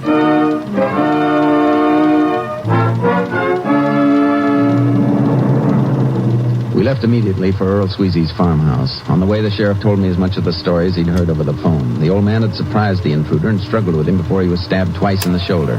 When we pulled up to the house, the doctor was just leaving. He informed us that Mr. Sweezy was not badly hurt and was waiting for us. Well, Sheriff, come in. You too, Ranger. Thanks, Mr. Sweezy. Hey, Earl, you shouldn't be walking around with that bad shoulder. Now, Sheriff, don't you be talking like that, Doctor. Telling me to stay in bed. I'd be bored to death staying in bed. The doc said you did lose some blood. And I've got a lot more. Takes more than an ice pick to be letting all the blood out of old Earl Sweezy. We'd like to ask you a few questions about what happened last night. And I expect you'll be wanting to hear the whole thing just the way it occurred. Now, come into the kitchen with me. I want to show you just the way things was when I surprised this. We can stay right here for now, Mr. Sweezy. I think you'd be more comfortable. Now, don't be spoiling the excitement for me, Ranger. I've been looking forward to telling you about this ever since you let me know you was on your way out. Will you be coming with me? You fought with the burglar in the kitchen? That I did. I was up in my bed, sleeping sound as you please, when I heard the rattling and the shuffling down here. What time was this, Mr. Sweezy? Well, now, I wouldn't be knowing exactly, Ranger, but I had a feeling it was sometime after, 3 or 4 o'clock. Here we are. Now, I've left everything the way it was, except that I've cleaned up the little bit of blood there was on the floor there. Hey, you put up quite a fight at that, didn't you, Earl? I'm proud to say I did. And if it hadn't been for that ice pick he was so fond of wielding, it'd have been a different story altogether. What happened after you heard him down here, Mr. Sweezy? Yes, well, I come down the stairs easy like. And when I got to the kitchen door, what do you suppose I seen this fella doing? He was probably eating. Somebody already told you about it. No, Mr. Sweezy. That's the way this man operates. Breaks into a house, eats, and then takes whatever money he can find. Is that so now? Well, I'll be quick about telling you the rest, stranger. I could just make out this fella sitting at the table eating. I give a good run and a jump, and before you know it, we was fighting like two wild cats, and then he put this ice pick in my shoulder. Next thing I remember, I come to, and it was bright daylight. I got up and I made it over to Hank Flowers' farm. Don't you have a phone here, Earl? Never felt the need of one till now, Sheriff. Did you get a look at the man while you were fighting? Well, now, Ranger, that's hard to say. I seen him, and I didn't, what with it being so dark and all. Well, could you describe him? Well, the most I could say is about the size of him. He was about my height, and quick. Oh, he was quick as a scared rat. Oh, there's something else I forgot. What's that, Mr. Sweezy? The eyes of him, the eyes. I expect that was the only part of his face I really seen. Mean eyes. Looked at you the way a bobcat does when you get him cornered. You think you'd be able to identify him if you saw him? As I said, I seen him and I didn't. But I'm thinking I could identify him. We heard in town he stole your car. Is that true? It is, and I'm glad you asked me, Ranger. I was almost forgetting to give you the license number here. I got it right out. Thanks. Well, that'll be all for now, and you better take it easy for a while with that shoulder. Oh, don't be worrying about me. I'll be ready whenever you need me again. I hope that'll be soon, Mr. Sweezy.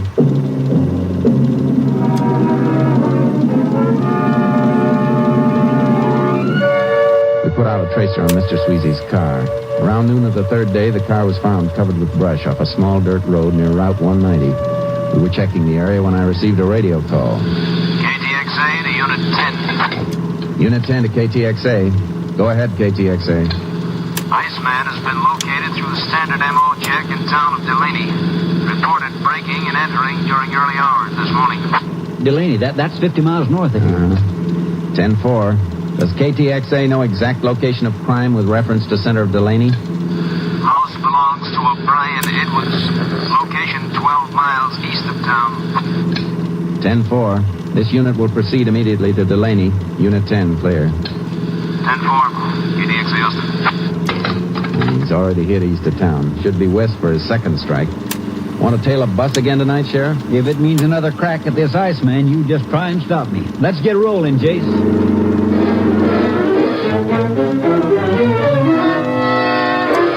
In In Delaney, we checked the bus schedules and learned there was a Continental Trailways local inbound from the west at 4:57. By 4, we'd intercepted the bus and started tailing it toward town.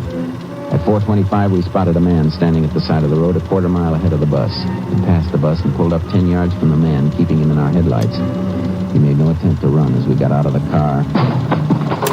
I saw him throw something over in the brush, Jake. Yeah. Stay where you are, mister.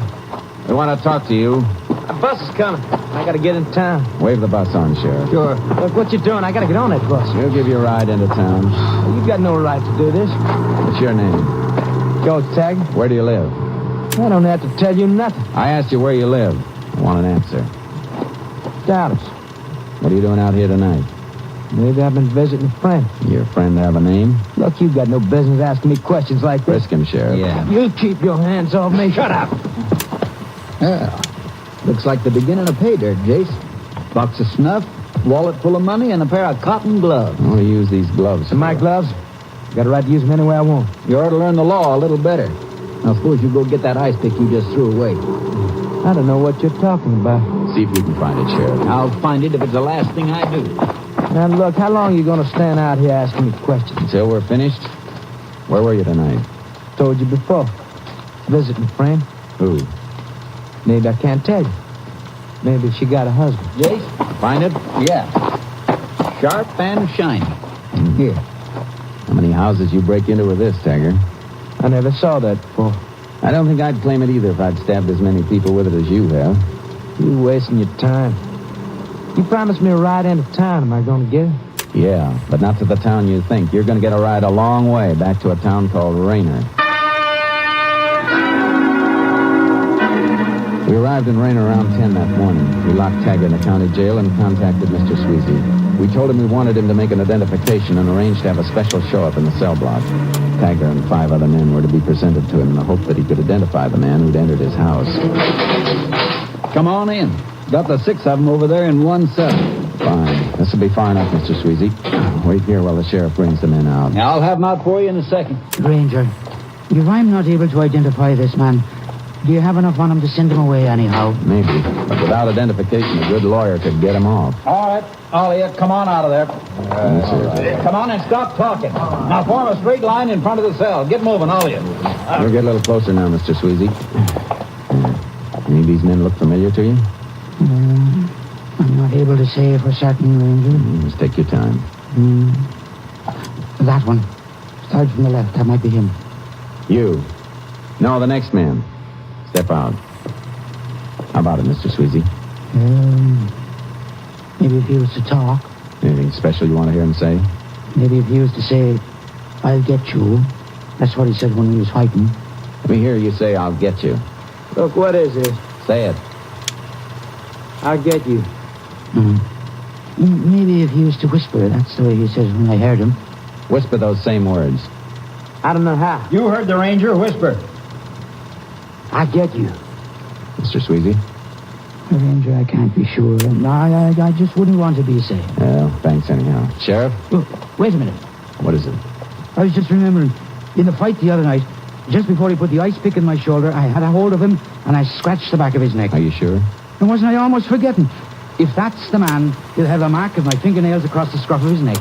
All right, you. Turn around. Look, what you trying to do? Turn around.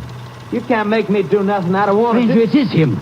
That look he got in his eyes just then. I'd know them eyes any place. It's him for sure. What, you did it! Jason, I'll kill him! Come on. Just get out of here! Let's get back in that cell. I said in the cell. You can't put me in it! I lock it, Sheriff. Yeah. I get out! I get out! I'm still out of here! Rat it all you want, Taggart. It's going to take more than an ice pick to get through that door.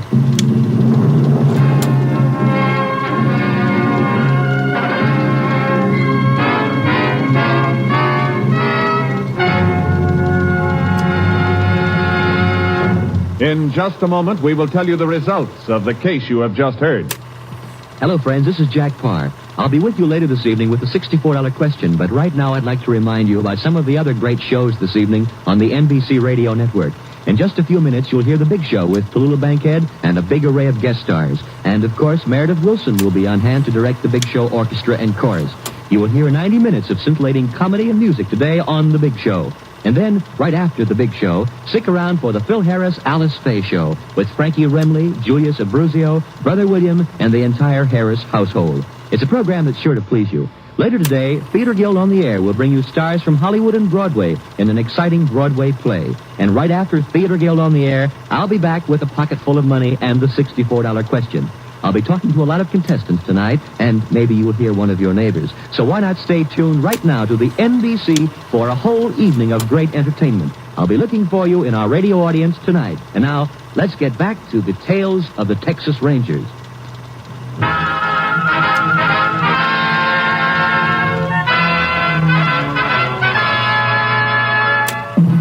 And now, here are the results of the case you have just heard.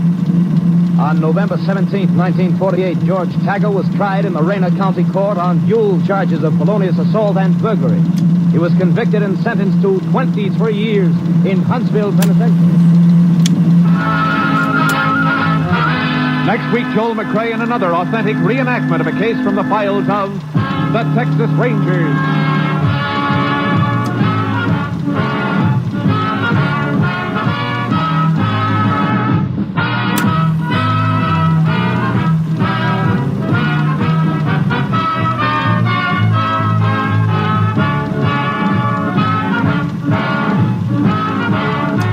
Joel McRae will soon be seen in San Francisco Story, a Warner Brothers release.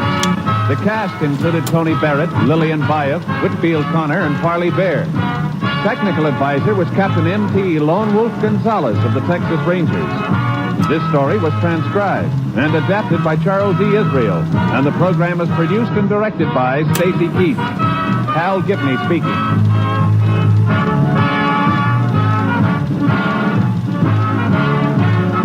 Next, The Big Show brings you 90 minutes of drama, comedy, and music on NBC.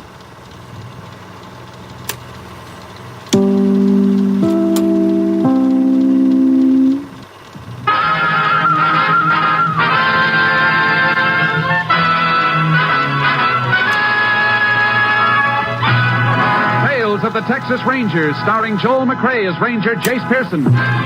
Another authentic reenactment of a case transcribed from the files of the Texas Rangers.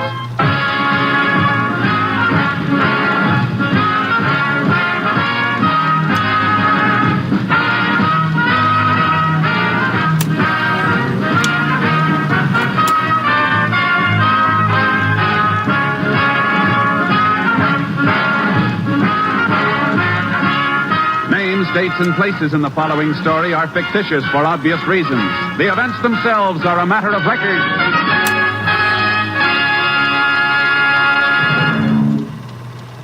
Before we bring you today's Tales of the Texas Rangers, let's turn on our microphones down the hall in Studio A here at NBC's Hollywood Radio City, where rehearsal for the Phil Harris Alice Faye Show is in progress. Yeah, now that's the way we'll do it on the show. It sounded great, fellas. Phil, would you like to talk to the listeners during this break in rehearsal? Yeah, Bill, I'd love to. Folks, I'd just like to take a few seconds here to remind you about part of the fine lineup of entertainment for the rest of the evening right here on NBC. Right after Tales of the Texas Rangers, listen to The Big Show with Tallulah Bankhead and all of her darling guest stars. I know you'll want to hear the music and comedy The Big Show is lined up for you today. And then we come on to keep you entertained with our show, starring Alice Faye, Frankie Remley, Julius Abruzio, and some band leader, Phil, what's his name? Well, please, will you slow up a minute? It's the Phil Harris Alice Faye Show, right after The Big Show today, and I hope you'll listen, folks. And now, let's return to Tales of the Texas Rangers. And now, from the files of the Texas Rangers, the case called Dream Farm.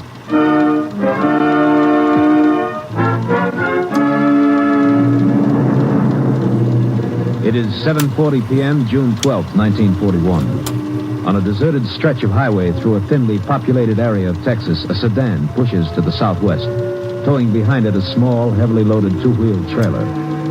In the front seat of the car, there are three people, a man, his wife, and their 12-year-old son. Don't seem to be much in the way of people out here. Wide open country, all right. I think we're going to like it here, Ethel. Oh, I hope so. You just wait and see. Why, last month when I was out here to close the deal, I swear I just wanted to start plowing right off.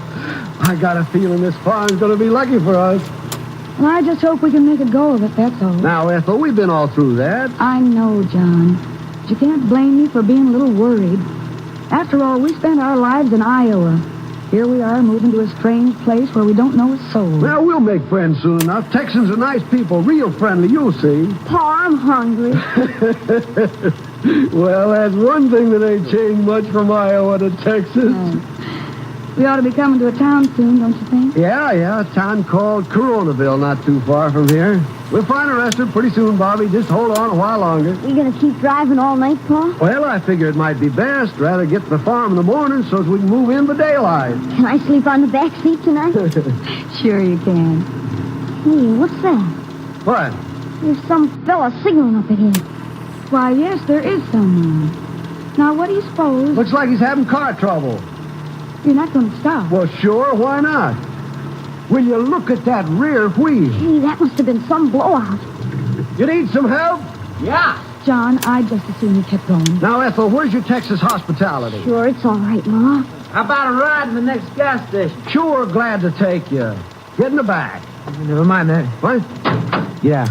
What'd you say? You heard me. Get out of the car. Haul him. Hey, that a real gun? Bobby, be quiet. Yeah, Bobby, be quiet. You won't get hurt. All right, out you go. No. Get out on this side, you. Well, we're getting out.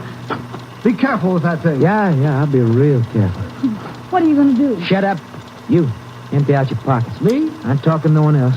Well, I don't get you, mister. What are you going to do with us? Ain't you figured it out yet? Come on, lady, give me a push. Now, you. Throw everything you got in your pockets on the front seat. Hurry up. John, do what he tells you. Well, Yeah, that's more like it. All right, now back away from the car. You're just leaving us out here? What do you think? You ain't going nowhere with my car. John, be quiet. I won't. Everything we got in the world's in there. Be quiet, John, please. Yeah, do what the lady tells you. I'll show you what I'll do. You can't get away with this crazy. Take our car with you. Stop, You should listen to me. You shot my Pa. You shouldn't have shot him. You didn't have to kill him. You didn't have to kill him. I said he should have listened. Now I gotta kill you, too. No, please.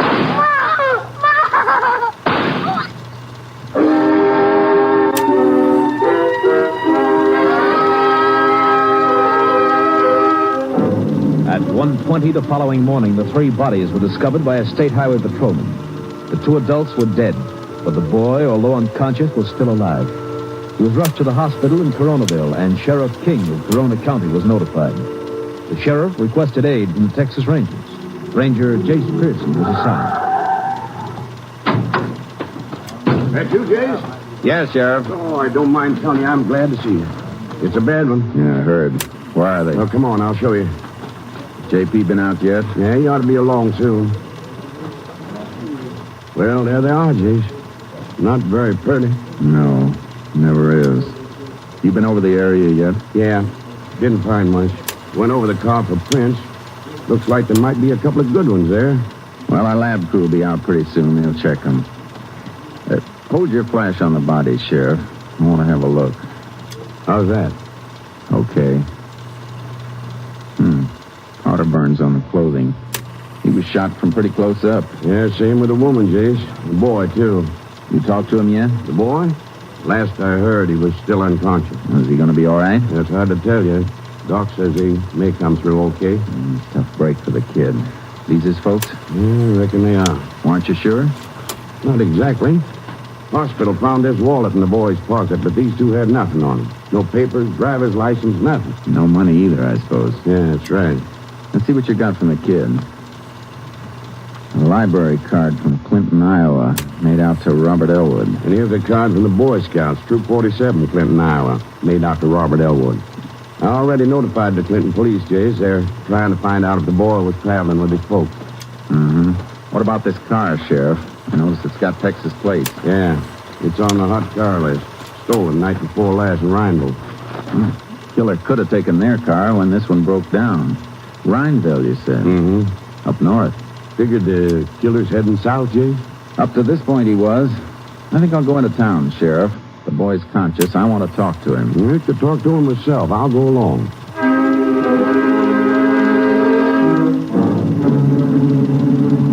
On the way way to the hospital, Austin radioed that the murder victims were probably the Elwoods.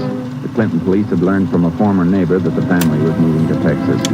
The Iowa Division of Motor Vehicle Registration supplied the make and license number of the Elwood car and trailer. We relayed this information to all Texas law enforcement agencies. It was 3:40 a.m. when the sheriff and I arrived at the hospital. Robert Elwood was out of his coma, but was still very weak.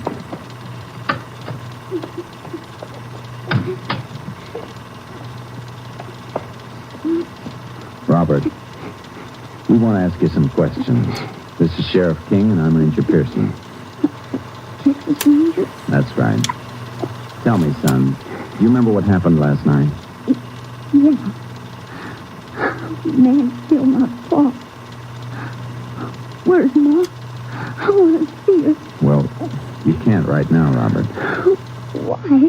I want to talk to her. Can you tell us what happened, son? He had a gun. And his paw take everything out of his pocket. Then he was going to take the car.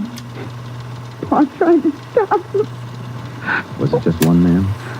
Uh-huh. Do you think you'd know him if you ever saw him again? I think so. Was he a tall man? Oh, about as tall as Pa. He'd be about 5'8", Jason. How about his hair, Robert? What color was it? It was dark. Kept falling in front of his eyes. Did you notice anything different about him? Any scars or anything like that? No, I don't remember any. Do you remember what he was wearing? Uh-uh. Well, there's just one more thing, Robert. What about his voice? Was it high or low? I don't know. Kind of in between. He was real mean. I love my mom. My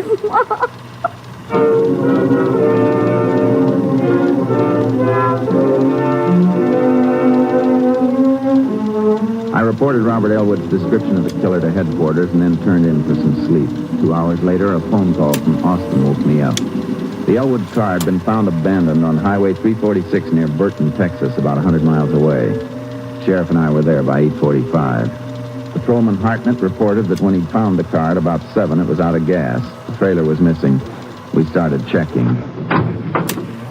I think I'll take a look through the glove compartment. What do you suppose he did with that trailer, Jake? Must have been slowing him down, so he unhitched it. I expect it'll turn up in the brush somewhere between here and Coronaville. Yeah, I reckon so. That patrolman said when he found the car, the motor was still warm. Yeah, killer must have left it around 6:30, maybe a little later. Yeah, leaves only a couple hours ahead of us then. Find something? Yeah. A bank book from the State Bank in Clinton. Account was closed just 4 days ago on the 9th. $608.40. Figure Elwood had the money with him? I know he had it with him. The killer's probably got it. And look at this slip. It was stuck in the bank book. Yeah. List of numbers. Serial numbers, record of traveler's checks. It's supposed to be filled out and kept in a safe place in case any of the checks are lost. Hey, he had 10 50s, $500. Yeah, but you can see where he's checked off the top 2 numbers. Elwood probably cashed those checks himself. Yeah. And the killer's still got $400 left. Jace, you don't think he'd take a chance and try to cash it? He might. $400. It's enough to tempt a man who'd shoot 3 people in cold blood. But he'd have to sign Elwood's name when he cashed them. Match the signatures already on the checks. Well, might even need identification. He's got identification. Don't forget the killer took Elwood's wallet. As for the signatures, well, a lot of people can be fooled. Yeah. One thing's certain. If he's going to cash them at all, he'll try to do it in a hurry. He's not going to hang on to them any longer than he has to. Then you reckon he's already got rid of them? I don't think so. He hasn't had much of a chance. Well, why not? He could have cashed them anywhere between here and Coronaville. He'd have a hard time cashing $400 worth of checks in an all-night restaurant. Bank's his best bet. Yeah, but what bank? There'll be 50 of them in this county, opening in 5 minutes. He left here at about 6:30 and got into Burton around 7. He might just wait for the banks to open there. We better get to Burton, and fast.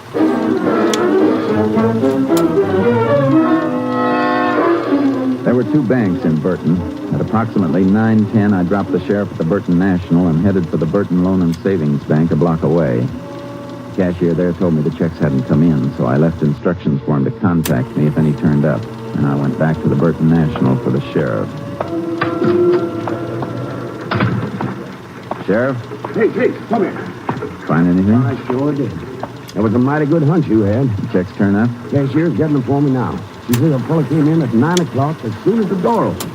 He had the checks all right, all $400 worth. Could she give you a description of the man? Description? She knows him.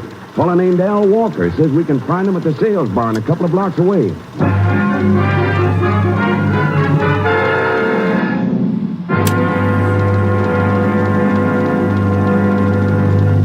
In just a moment, we will continue with Tales of the Texas Rangers, starring Joel McRae as Ranger Jace Pearson. Every minute of every day, someone, somewhere calls on the Red Cross for help. Last July, the nation's most devastating flood since 1937 smashed through 4 Midwestern states. Property damage in Kansas and Missouri alone exceeded $1 billion. Tens of thousands were made homeless. When the floods came, the Red Cross was ready with rescue teams and first aid stations. For the homeless, the Red Cross set up shelters and feeding points. But the biggest job came when the waters receded. Then began the rebuilding and repairing of homes, the rehabilitation of broken lives. The total cost of relief in this operation was almost $14 million. This was only one of the 300 domestic disasters in which the Red Cross gave aid last year. To answer the call when help is needed again this year, the Red Cross needs your support. Give and give generously to the 1952 Red Cross Fund campaign. And now back to tonight's adventure with the Texas Rangers. We continue now with Tales of the Texas Rangers and our authentic story, Dream Farm.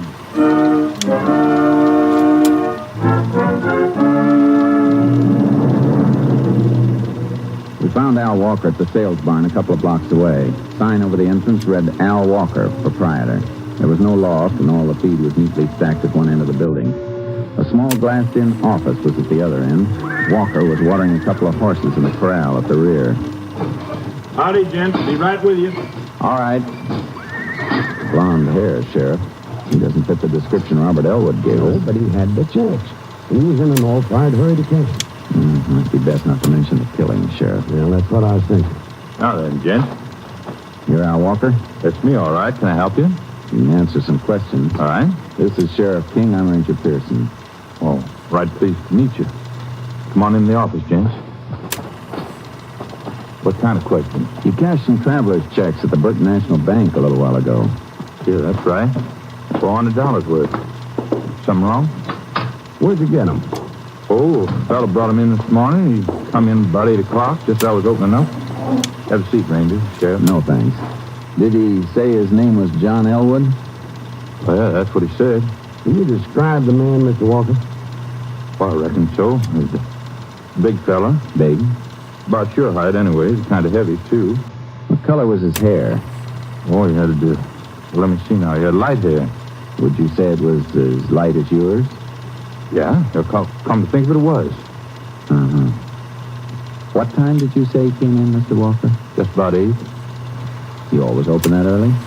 Oh, I'm generally open at 6. Sell a lot of feed to farmers around here, and they do business pretty early. Went to a lodge meeting last night, though outside of town.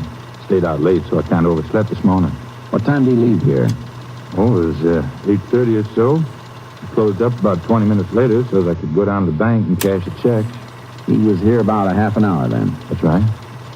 Did it take you that long to cash the checks for him? Well, he bought something. He come in here to buy a horse. Keep a little stock, you know. Sold him a saddle and bridle, too. What did his bill come to? It was $150. You got a record of the sale, Mr. Walker? Why, no. As a matter of fact, I didn't have time to enter it in my book. What about the rest of the checks? Well, after he paid me for the stuff he bought, he asked me to cash them other checks. I give him $250 in cash. You had that much cash at 8 o'clock in the morning? No, I always keep a few $100s overnight on account of opening up before the bank does. Mr. Walker, did he sign those checks in front of you? Well, sure, he signed them in front of me. Uh-huh. Let me see the checks, Sheriff. Yeah. Here you are, Jay. See the 2 signatures on this check, Mr. Walker? Yeah? They don't match very well. They don't? What's wrong with them? Well, take a look. You see the difference here and here? Well, they look all right to me. I couldn't tell the difference. You mean it ain't his right signature? The checks were stolen, Mr. Walker. This isn't John Elwood's signature at all. Stolen? How tall did you say that fellow was? What? Oh, he was a big fella. How big? I don't know. He's 6 feet, maybe taller. You mean these checks are no good? I ain't going to lose my $400, am I? Reckon you will unless we catch up to the fellow who's got it. What color hair did you say he had? Was light-colored, blonde. How was I to know they were stolen? You should have checked the signatures. He did sign them in front of you, you said. Well, yeah, sure he did. Oh, excuse me, Ranger. Hello, Walker.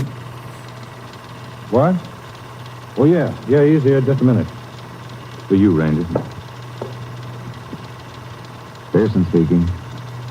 What time did they come in? All right, we'll be right over. Thanks. Mr. Walker, we'll have to pick up our conversation a little later. You stick around. Sure, I ain't going nowhere. Come on, Sheriff. What's up, Jace? It's the highway patrol. Austin identified a fingerprint from the car found at the scene of the killing. Yeah? Whose was it? A fellow named Sam Bradley. He got his mug shots at the patrol office.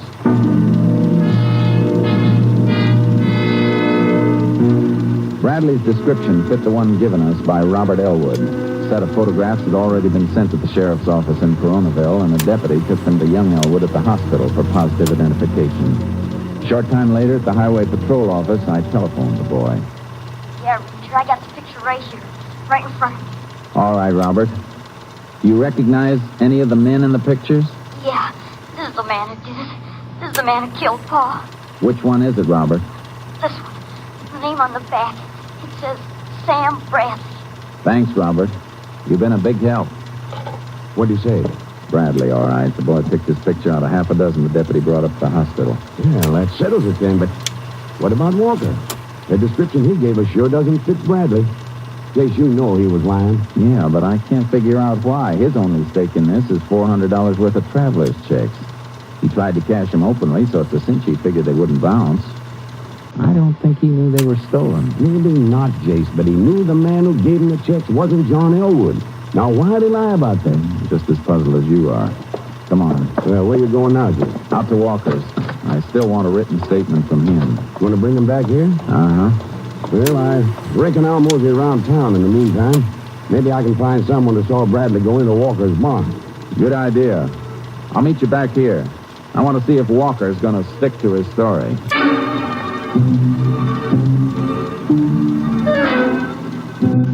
When I got to Walker's, the barn was closed up tight. I got his home address from a telephone book in a store nearby and walked back to the barn. By the time I got to my car, Walker was just driving up. Walker? Yeah? I thought I told you to stick around. Where you been? Well, there's no place, Ranger. I had to make a delivery. In your car? Not much room there to haul feed. Oh, it was just a sack of oats, that's all. I want you to come down to the patrol office with me. What for? To get your statement about the fellow who gave you those checks. Oh, well, what about the barn? I mean, you know if any customers come. They'll have to wait a while. You know where the highway patrol office is? Yeah. You can take your car. I'll follow you.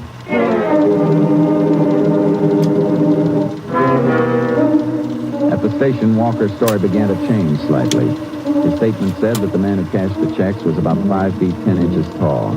Earlier, he'd told us that the man was over 6 feet. It was 12 noon when the stenographer completed typing the statement, and I took it into Walker to sign.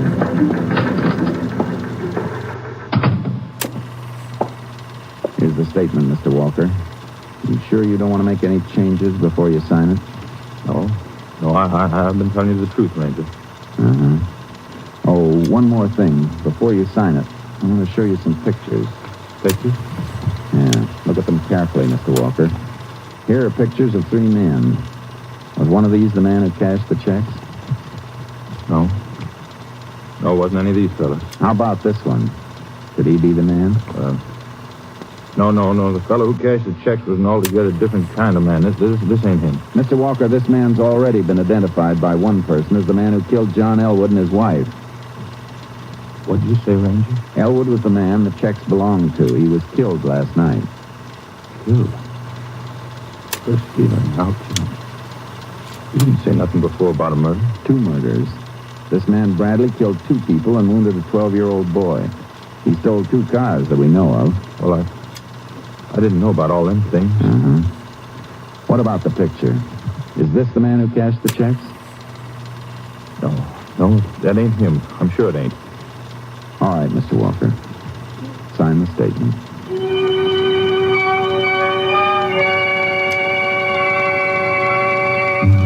Walker was afraid. He couldn't miss it. But I didn't know what was bothering him or why.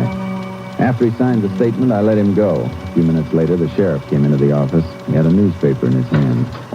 Yates, is that Walker I just saw pulling away? Yes, Sheriff. He signed a statement, so I let him go. Well, we'd better get him right back again. Take a look at this newspaper. Burton Herald. What about it? Did Walker identify the picture of Bradley? No. Well, take a look at that item I marked. It'll tell you why he didn't. Mrs. Nancy Walker, wife of Al Walker, proprietor Walker Sales Barn, is in Fort Worth visiting her sister. Mrs. Walker is a former Nancy Bradley. Get it, Jace? I checked around as soon as I got a load of this item, and it fits. Mrs. Walker has a brother named Sam Bradley. Walker's his brother-in-law. We raced out to Walker's Sales Barn, but it was still closed, so we headed out toward his home located in a farm section west of town. Half a mile from there, we spotted Walker's car turning into the driveway and saw him rush into the house. We parked a short distance away and covered the rest of the ground on foot, approaching the house from the rear. Let's move up to that open window, Sheriff. Right, Sam. Where's food? Nothing in the house to eat. Sam, you fool. Where you been? I've been looking all over for you. I took a bus over to Hazel. Bought me new suit. What's bothering you, huh? You all right now? Spending my money. Well, I don't care. You can take the money, but you just got to get right out of here as fast as you can. Now, wait a minute. What do you mean spending your money? I thought you told me you got them checks from a friend of yours. Oh, sure. What about it? You and your story. It's just like I told you, huh? You were playing cards last night and the place was raided. This fellow was afraid if he showed himself, he'd get caught. That's why he asked me to cash the check.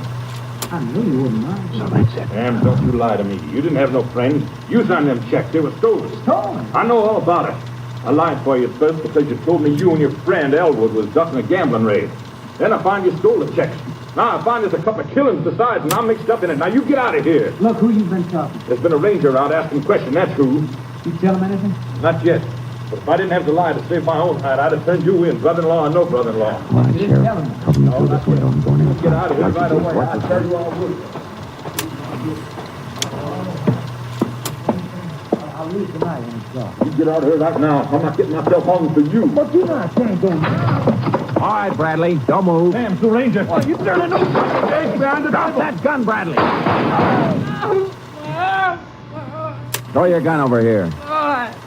Okay, James? Yeah, I'm okay, Sheriff. Ranger, it ain't my fault. I swear I didn't know nothing about the killing. I swear I didn't. Save it, Walker. The jury will want to know why you didn't tell us where he was. Come on, get up, Bradley. You better have some of that $400 left for a good lawyer. You'll need one.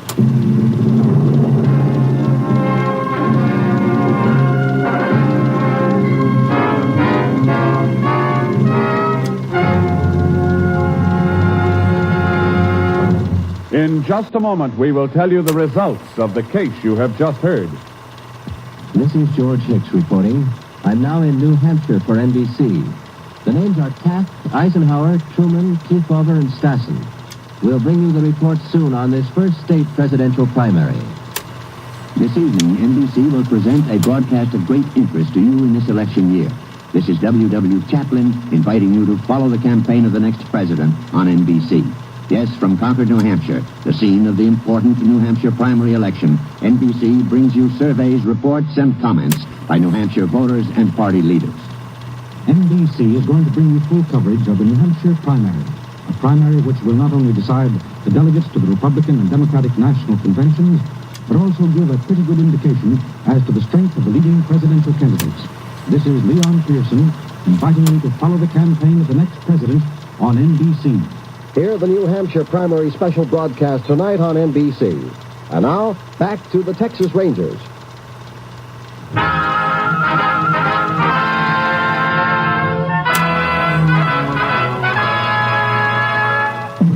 And now, here are the results of the case you have just heard.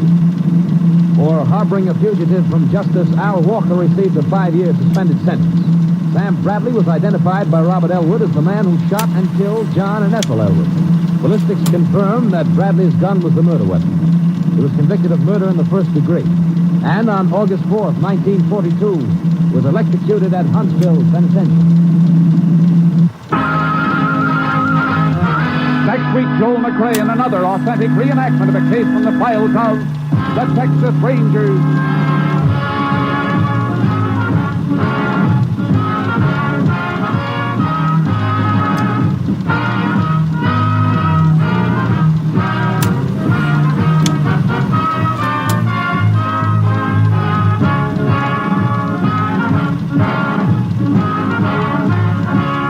Joel McRae will soon be seen in San Francisco Story, a Warner Brothers release. The part of Robert Elwood was played by Richard Beals. Ethel and John Elwood were Barbara Luddy and Tom Tully. Tony Barrett was Sam Bradley, and Barney Phillips was Al Walker. Ken Christie played the part of the sheriff. Technical advisor was Captain M.T. Lone Wolf Gonzalez of the Texas Rangers. This story was transcribed and adapted by Shelby Gordon, and the program was produced and directed by Stacy Keach. Hal Gibney speaking.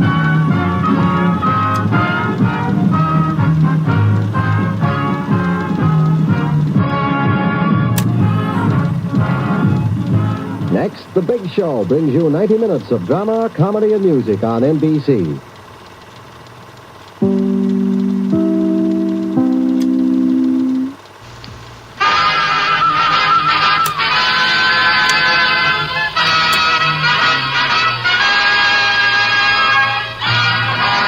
Of the Texas Rangers, starring Joel McRae as Ranger Jace Pearson.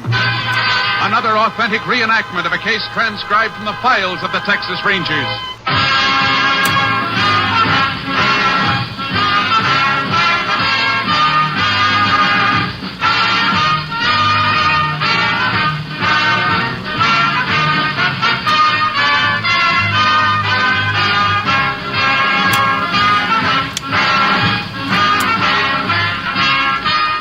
Dates and places in the following story are fictitious for obvious reasons. The events themselves are a matter of record.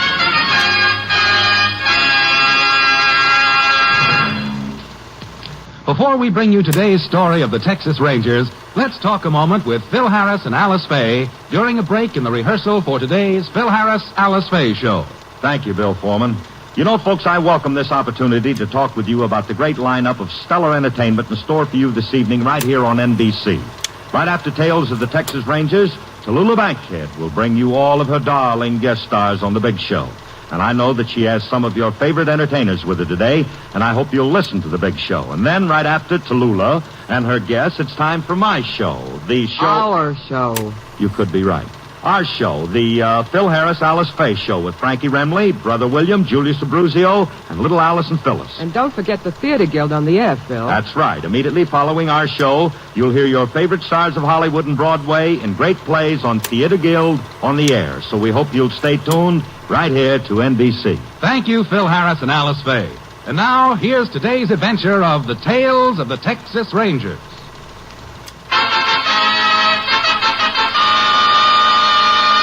And now, from the files of the Texas Rangers, the case called Prelude to Felony.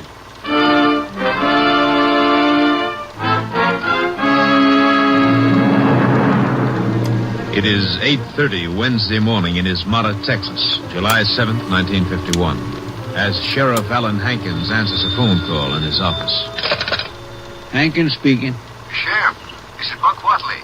Oh, morning, Buck. What can I do for you? Well, first off, you can help me locate 4 calves that were stole off my place last night. You sure they couldn't have strayed somewhere? Sure, I'm sure. Had 8 of them in my field out yonder. This morning, 4 of them's gone. No fence is broken. No way they could have got out. Somebody took them, that's all. How long they been missing, Buck? I told you, just since last night. The kids were riding across the field on their way to school just now. I heard the old cows bawling and carrying on. My kid Reno's pretty smart. Yeah. She turned back and seen some of the calves were missing. Well, did you take a look yourself? I sure did. I only got about 14 head of my whole place, Sheriff. And I'm telling you, I ain't mistaken. The calves are gone, and you've got to help me find out who took them. I'll come right on out, Buck, and see what we got to go on.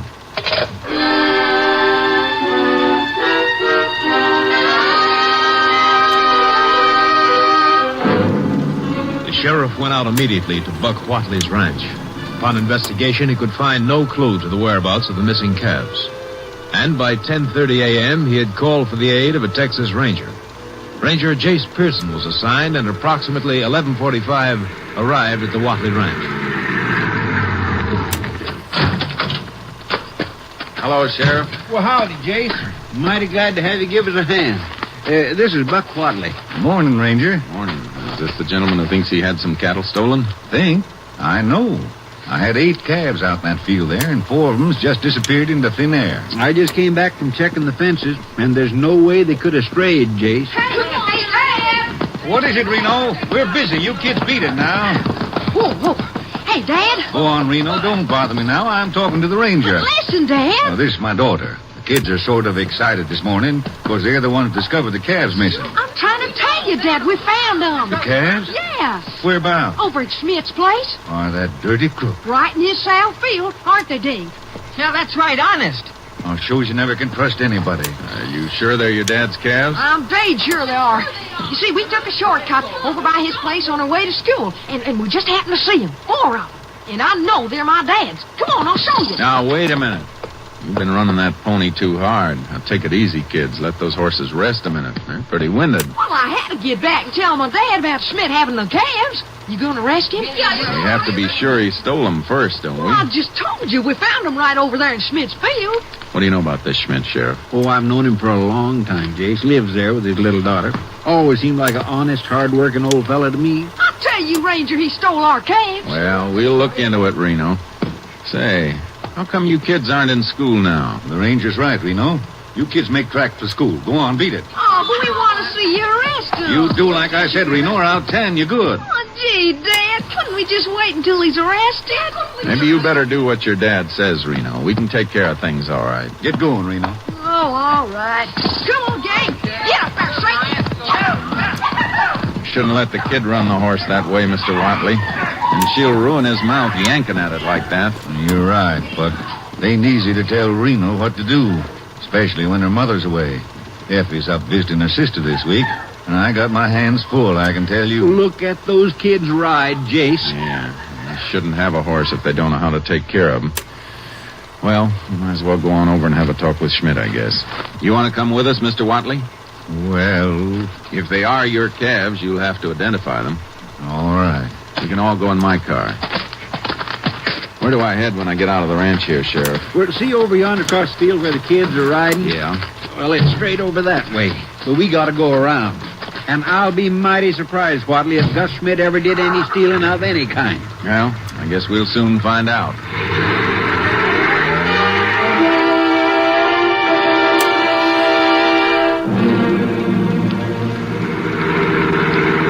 Well, this is the place.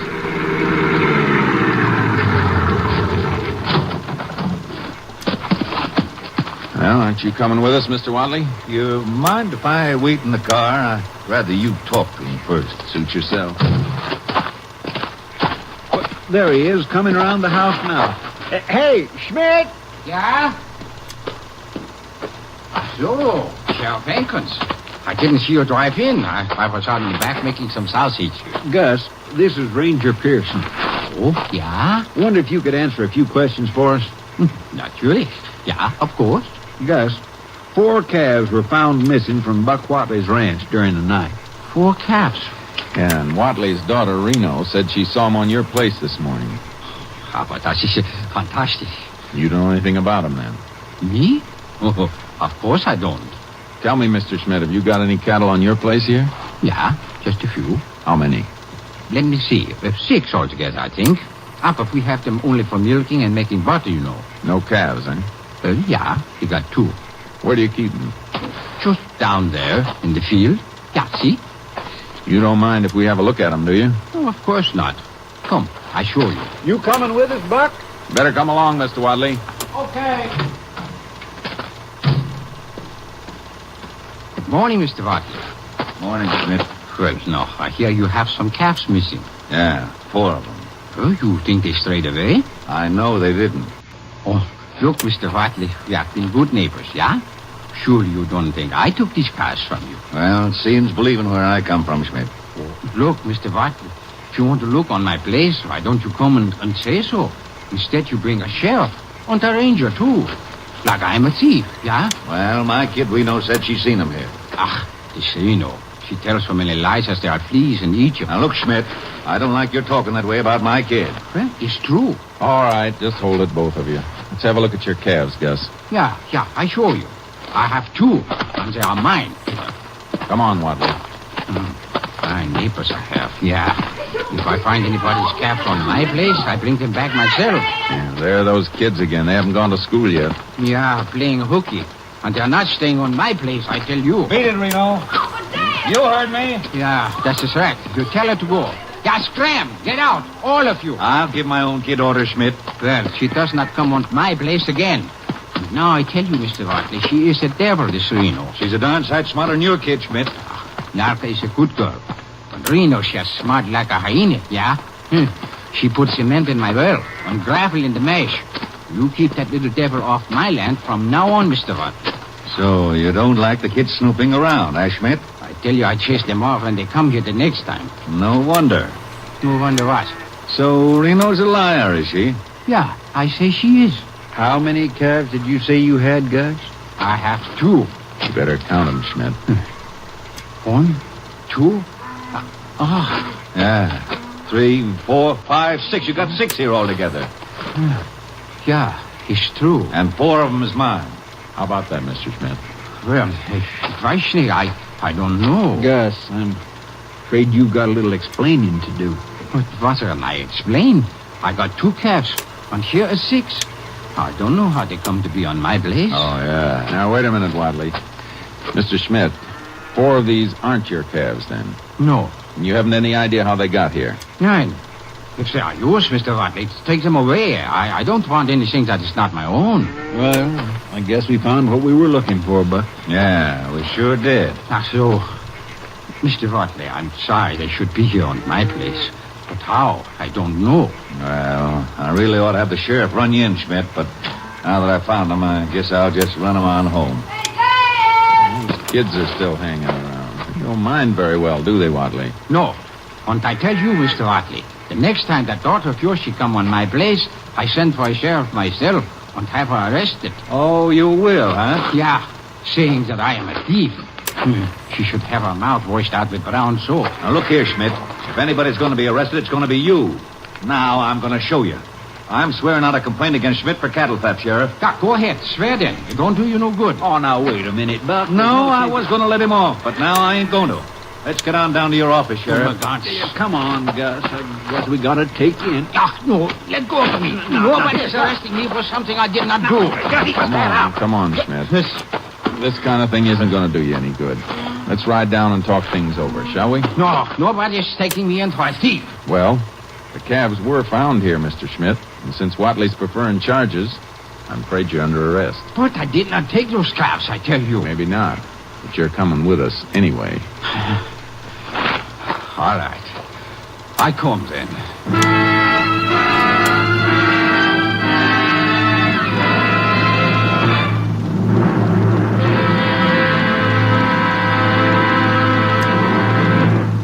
In just a moment, we will continue with Tales of the Texas Rangers, starring Joel McCrea as Ranger Jace Pearson. Today, more than ever before, America needs all of us. It needs every ounce of manpower that it can muster to outproduce the world. And only through production can it gain strength, industrial strength, to remain a free and independent nation, strong enough to be beyond fear of aggression. Now, that means using all of our manpower, including thousands and thousands of handicapped persons, both veterans and non-veterans. So if you are an employer, don't overlook this opportunity for added production through added manpower. Hire the handicapped. How do you go about it? Simple. Just get in touch with the nearest office of your state employment service. Now, if you are a handicapped man or woman and you want a job, you also should contact that same office of your state employment service.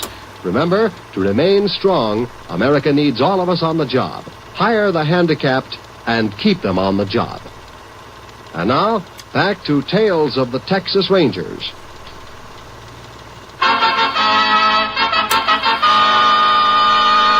We continue now with Tales of the Texas Rangers and our authentic story, prelude to felony.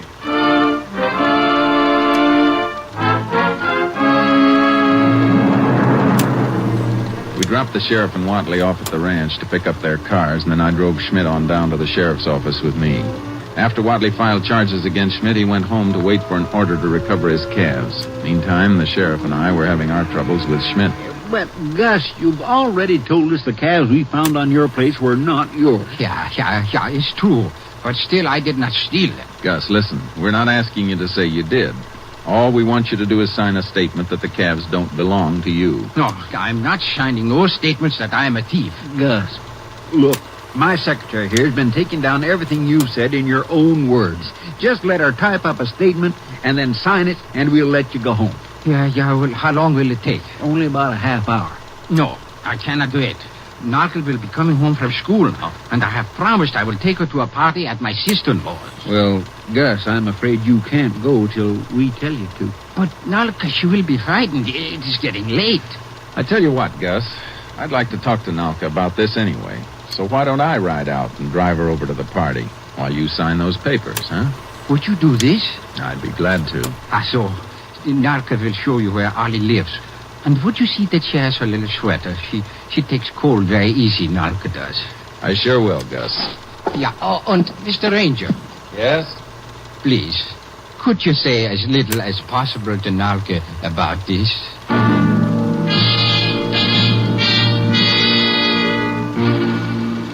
While the sheriff was holding Schmidt at the office, I went out to his ranch to get the little girl. When I turned in the road, I saw the same gang of kids that had been hanging around earlier. They were gathered in a bunch by the ranch house porch. When they saw me drive up, they mounted and took off in a hurry down the road. Alka? Who is it? I'm Ranger Pearson.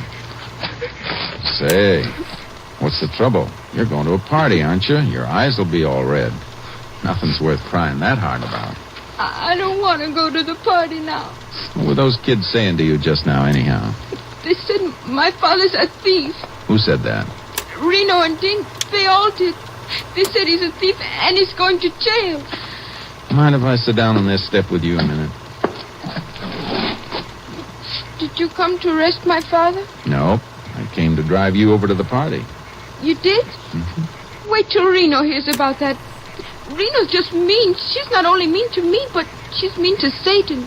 Well, if I had a nice little horse like that, I'd never... Nalka, listen. Your dad told me you're a pretty sensible kid. Did he? Where did you see my papa? In town. As a matter of fact, I just left him. Where is he? He's all right, Nalka, and he'll be home when you get back from your Aunt Allie's. Why isn't he here now? If you know anything about my papa, then you better tell me. Especially if it's true what Reno said. What did Reno say? She said Papa's a thief and he's going to jail. Nalka, do you know anything about 4 calves that were found in your field this morning? No. You sure? Yes. I mean, yes, I do. I took them. When? Yesterday morning. I'm afraid your story isn't very good, Nalka. Calves disappeared last night. Oh. You know, telling stories never helped anybody very much. And besides, if your dad didn't take the calves... Well, he didn't. Well, then there's nothing to worry about. He's just down talking to the sheriff, and he'll be through in plenty of time to pick you up. Now, come on. You don't want to miss any of the party, do you? No. Oh, by the way, I promised your dad I wouldn't let you forget your sweater. Where is it? It's on the fence. Well, why don't you run back and get it? All right.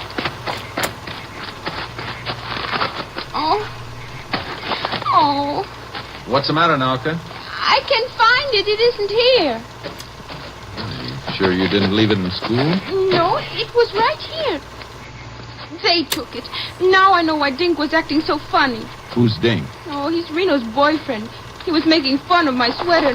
I guess he stole it. That's what he did.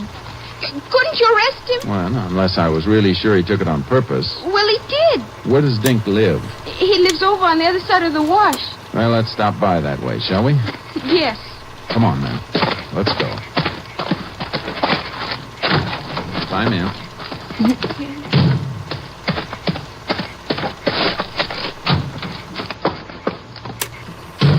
Your dad tells me you walk to school every day, Nelka. Yes. Well, maybe that's what gives you those rosy cheeks. You ever thought of that? Oh, I don't mind walking so much. But I wish I had a horse. Any kind of a horse. Do the other kids tease you for walking? Uh-huh. You'll have a horse someday, Nelka. I bet you. There he is. There's Dink. Hey, pull up there, son. Me? Yes, you. Yes, sir. You stay here, Nelka. I'll handle this. All right. You want me, Ranger? Yes, I want to talk to you. Yes, sir. Did you take a red sweater from Schmidt's place just now? No, sir, I didn't. Are you sure? Yes, sir. And what's this piece of yarn doing in the catch of your saddlebag? Huh? Right here, this little piece of wool. Let's see what you got in here. You can see there isn't any sweater in there, sir. Yes, I can. And that's why I want you to tell me where it is. I don't know, Ranger. You better tell me. I'm not fooling now. I'll give it to Reno. You can get in trouble for taking other people's belongings, son. Guess you know that. Yes, sir. What'd you want to take a little girl's sweater for, anyway? Well, Reno said she wanted it for tonight. What's going on tonight? Go on, speak up. I can't tell you. Well, you better tell me. Come on, out with it. Well, Reno wants to plant it. Plant it? Well, you know, she wants to make it look as though Nalka did it this time. Did what? Well... hurry up. Well, we took some calves from Reno's dad. You mean you kids took those calves over to Schmidt's place? Yeah. What's the big idea of all this anyway, Dink? What do you kids want to stir up all this trouble for? I don't know, just for the heck of it. I didn't want to do it honest. Reno's the one that thought of it. She said that... Well, Reno's going to be talking out of the other side of her mouth when I get through with her. Now tell me, what is it you kids are up to tonight? Well, we was going over to Cafferty's... And steal some more calves, I suppose. Well, yeah. And leave this sweater so little Nalka'd get blamed for it, huh? Well, gee, Ranger, I didn't want to do it honest. Reno's the one that thought it all up. Now listen, Dink, I want to tell you something. I've been a ranger for a long time, and I can tell you the jails are full of people that let somebody else talk them into doing something they knew wasn't right.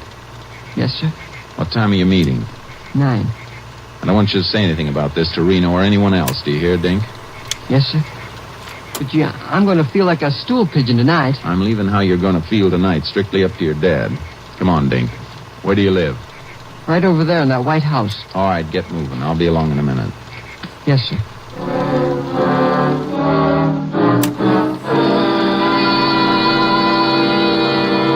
I told Dink's parents to go easy on him because I didn't think he'd be getting into any more trouble for a while.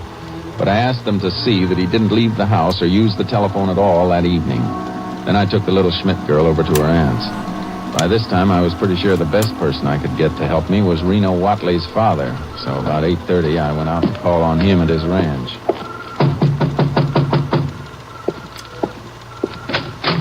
Well, hi there, Ranger. Howdy. Come on in. I'm glad to see you. You know, I've been feeling pretty bad about turning old Schmidt in today. We've been neighbors for a long time, but I ain't going to let anyone talk about my kid like that. Sit down. Can I fix you something? No, thanks, Mr. Watley. Where is Reno tonight? Oh, she's gone to that young people's party at the church. You know, they have square dancing and games. Try to give the kids a nice, wholesome time. Good idea, don't you think? Yeah, it would be if the kids ever went. What do you mean? I mean, I don't think Reno's over there tonight, Mr. Watley. You got a telephone at the church? Oh, sure. Well, then I think you better find out. Okay.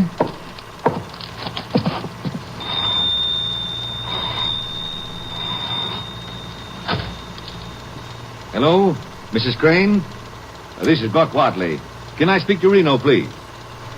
Huh? Well, if she does come in, tell her to call her dad, pronto. Well, Mr. Watley?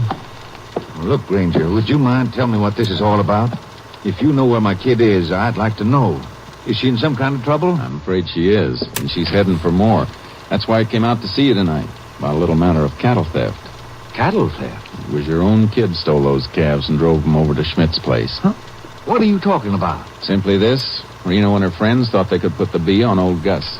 But what in blazes would make Reno want to do a thing like that? Well, a whole gang of them out here seem to get some kind of excitement out of making mischief for people. I'm afraid Reno's at the root of it. Are you sure about this, Ranger? I'm pretty well convinced. And the worst of it is, tonight they're planning to steal some calves from Cafferty's and pin the blame on Nalka. Schmidt's little girl? But why? Seems they've got it in for her because she's shy and doesn't have a horse of her own like the rest of them. Do you mean those little whippersnappers that do that just because the kid don't have a horse to ride? Yeah, I guess without one, she couldn't be one of the gang. Reno's just a kid, but I never thought she was mean. And I just can't believe she'd take anything that didn't belong to her. Well, I heard you tell Schmidt this morning that seeing's believing. Yes? Well, then I think you better come along with me tonight. What do you say? Yeah. I think maybe I'd better.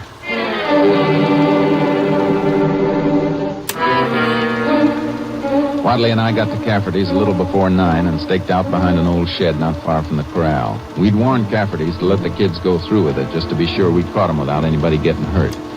We hadn't been there too long before we heard them coming. Hurry up, kids. There they are. Yeah, that's Reno, all right. I don't know. He's always going. Hey, Jan, you and Mike hold the horses, see? All right, okay, well, And Brody, you come with me. I just hope I can keep the lid on my temper till you tell me it's time, Ranger. Hold it, Wadley. Really catch them in the act. We're going to open up that corral gate any minute now. Okay, Brody. Open her up. Let him out. Right, I'll get him. Hey, shh. Wait. I thought I heard something. Okay, it's all right, I guess. Yeah, come on. Let's get up there. Shoot up. Yeah. Come on, let's move a little closer. Okay, She's going to plant Nelky's sweater. I'm going to plant something on her backside before long. Okay, Loki. Let me just put this here on the fence. Yeah, and then we'll drive them calves over to Schmidt. Hey, I'm leaving this here for Mr. Cafferty in place of his calves. Seen enough, Mr. Wadley? Plenty. Okay, come on. All right, you can give that sweater to me, Reno. Seeing it isn't yours. Who's there? Hey, it's a ring. The ranger. Come on. You kids stay right where you are, all of you. No, you don't, Reno. Get down off that horse. Leave me alone. Give me that quirt. Just let go of me. I said give it to me. Now get off that horse. I won't. I said get off. I ought to use that quirt on you, Reno. Come here. Dad. Yeah, I ought to shake your teeth down your throat for stealing your own dad's calves. But Dad. And planning to blame it on a little kid. You make tracks for the ranch just as fast as you can, Reno. Do you hear me? Okay. The rest of you kids go on home and stay there. You'll be hearing from me. Reno, I thought I told you to beat it home. Oh, Dad. And that's just the beginning. When I get through with you, I'm going to have a couple of calluses on my hands. Get moving, and don't stop moving till I tell you to. Kids. Ranger, I don't know how I'm ever going to face old Schmidt again. We used to be pretty good neighbors, too, for this. Well, on account of his little girl, I'd get that complaint off the books as soon as you could. Oh, I'm going to. I'm doing it tonight. But that won't undo all the harm's been done.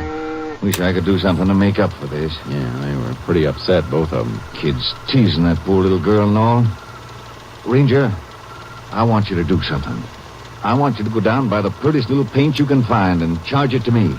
Take it over to Nalka, will you? Okay, Mr. Wadley. Only don't let on that it come from me. Old Gus is kind of proud, and I don't know if he'd let her accept it.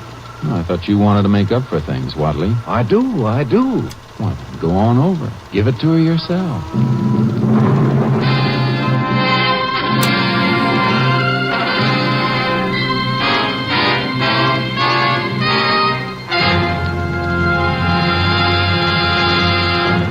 In just a moment, we will tell you the results of the case you have just heard. Hello, friends. This is Jack Parr. I'll be with you later this evening with the $64 question, but right now I'd like to remind you about some of the other great shows this evening on the NBC Radio Network. In just a few minutes, you'll hear The Big Show with Tallulah Bankhead and a big array of guest stars. And, of course, Meredith Wilson will be on hand to direct The Big Show Orchestra and Chorus. You will hear 90 minutes of scintillating comedy and music today on The Big Show. And then, right after The Big Show, stick around for the Phil Harris Alice Faye Show with Frankie Remley, Julius Abruzio, Brother William, and the entire Harris household. It's a program that's sure to please you. Later today, Theater Guild on the Air will bring you stars from Hollywood and Broadway in an exciting Broadway play. And right after Theater Guild on the Air, I'll be back with a pocket full of money and the $64 question. I'll be talking to a lot of contestants tonight, and maybe you'll hear one of your neighbors. So why not stay tuned right now to the NBC for a whole evening of great entertainment. I'll be looking for you in our radio audience tonight. And now, let's get back to the tales of the Texas Rangers.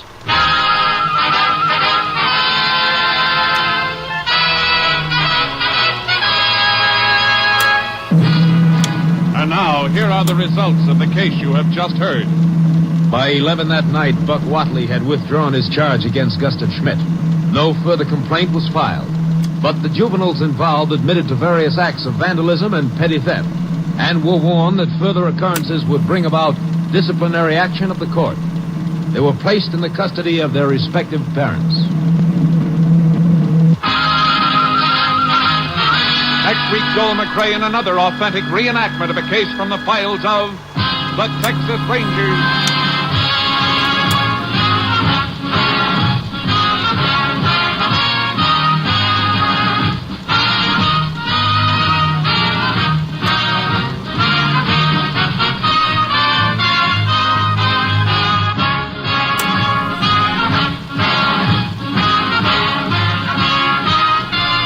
Joel McCrea will soon be seen in San Francisco Story, a Warner Brothers release.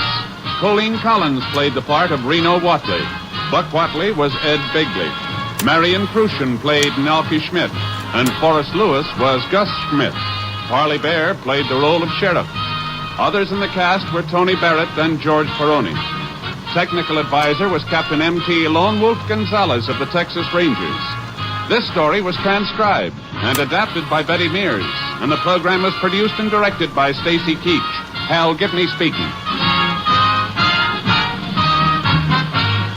Next, enjoy comedy, drama, and music on The Big Show on NBC.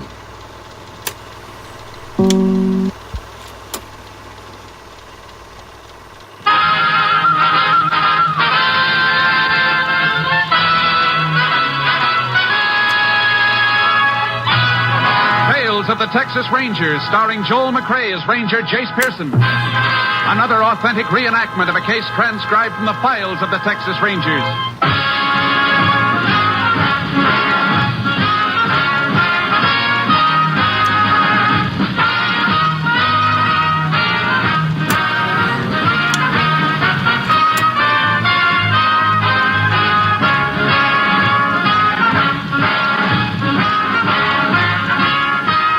Dates and places in the following story are fictitious for obvious reasons. The events themselves are a matter of record.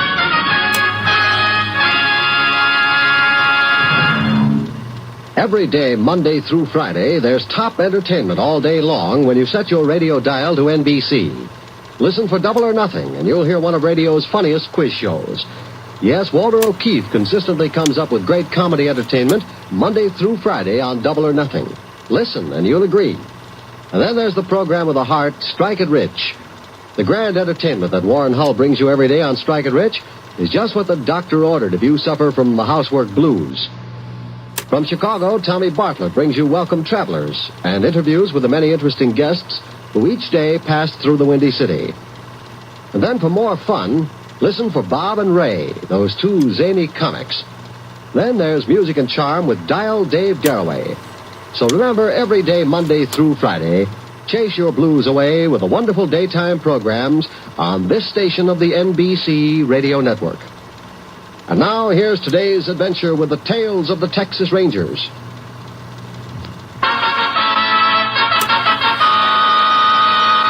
And now, from the files of the Texas Rangers, the case called Nighthawk.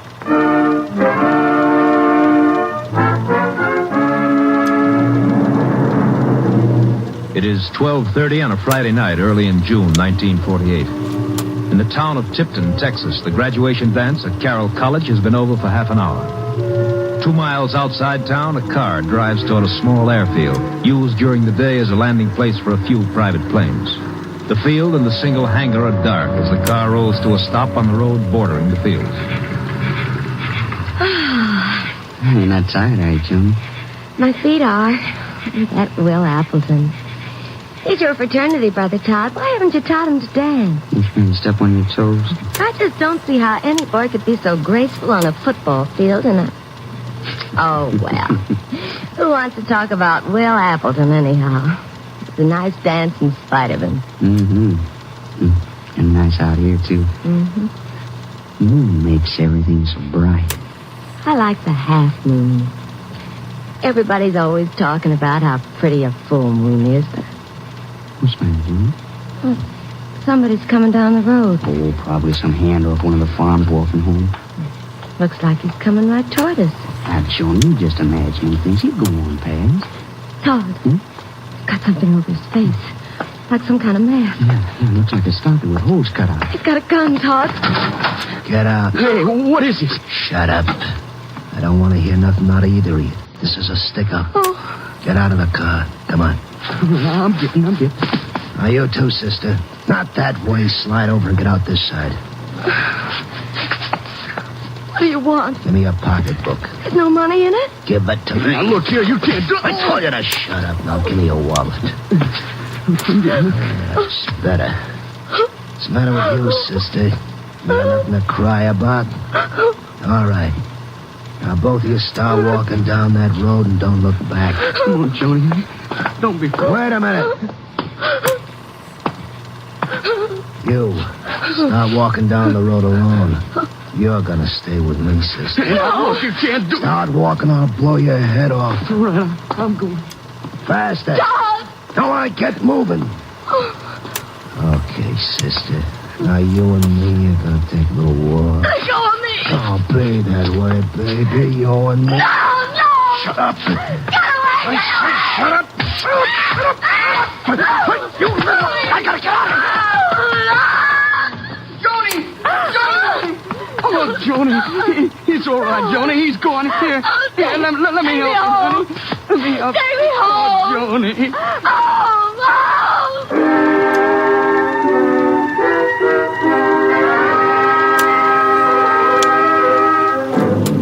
Todd Miller put the girl in his car and drove back to town. After taking her to the hospital, he notified her parents and the sheriff.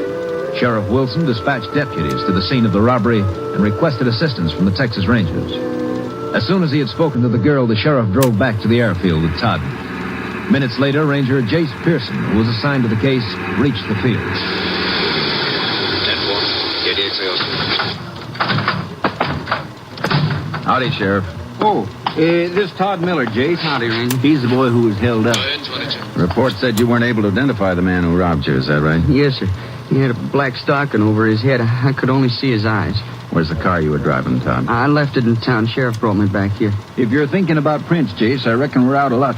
Todd here says the fella had on gloves. Uh-huh. How about the girl? She hurt bad? She'll be all right. Shaken up quite a bit, though. And he must have hit her an awful whack. Doc thinks her jaw might be broken. I shouldn't have done what he said. I should have stayed with Joni. You did just what you had to do, son. I don't reckon you had much choice. Todd, could you see which way he headed after he left the girl? Well, I'm not sure, but I thought I saw him running across the field toward the hangar. And then after I got Joni into my car, I saw a car drive out from behind the hangar and start off down the road. Any idea what kind of a car it was? Well, it looked like an old jalopy. I was too far away to see what kind. It was going pretty fast, though. One of my deputies found some fresh oil stains over by the hangar, Jace. Yeah, we'll go over in a minute and take a look. Todd, I want you to try to remember anything you can about this man. Anything. Well, it happened so fast that there's not much about him I remember. Well, how tall was he? Well, I'd say about my height. Can you describe his voice? Well, he never talked out loud, just whispered, a real hoarse whisper. Anything else? Well, the way he walked right up to the car, like he'd been waiting for us. Just walked up and made us get out. Uh-huh. All right, Todd. I think that'll be all. Ranger, you think I could get back to town soon? I'm kind of worried about Joni. It's all right with the sheriff. He can send you back in his car with one of the deputies. You can come along with me, Sheriff. Sure, Jace. We'll drive over to the hangar and have a look at those oil spots first. Just let me tell my deputy. Charlie, you take Todd back to town in my car. I'll be with the ranger. Thank you, Sheriff. He sure looks like a tough one, Jace. Yeah, but I got a hunch we can narrow it down to one of your local boys. How do you figure that? Well, for one thing, the way he was so particular about keeping his face hidden and whispering to disguise his voice. It does sound like he wanted to make sure he wouldn't be recognized. But it might have been some stranger who just didn't want to take chances on getting his description broadcast. Could be a stranger, except for one thing. The fact that he was well enough acquainted with the town to know where couples might be likely to park after a dance. It's more like a little call. Unit 10 to KTXA. Go ahead, KTXA. The sheriff's office has received call that man in stocking mask has just held up couple at Carroll College football field. Man shot, possibly dead. Request this information be relayed to sheriff. Football field straight along this road on the outskirts of town, Jace. Yeah. 10-4. Sheriff is with this unit. Unit 10 proceeding to scene at once.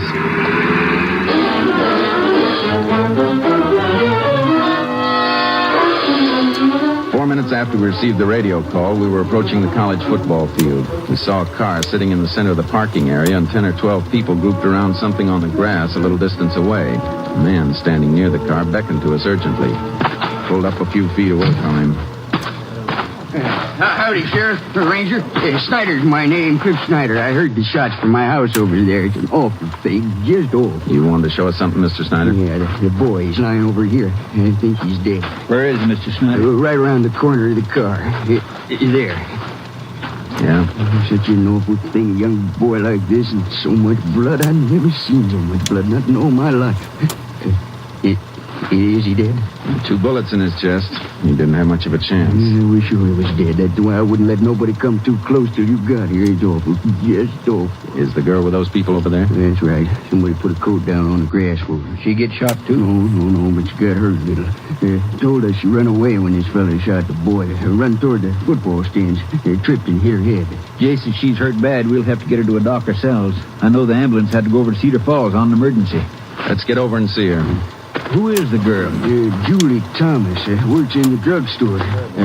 She don't know the boy's dead. You know the dead boy's name, Mr. Snyder? No, I don't. I've seen him around town, though. But I reckon you'll have to get his name from Julie. Uh-huh. Will you let us through, folks? Let us through, please. All right, will you stand back, please? Julie, how you feeling? My head hurts a little. Is Johnny all right? When you look at your head, miss. I gotta know about Johnny.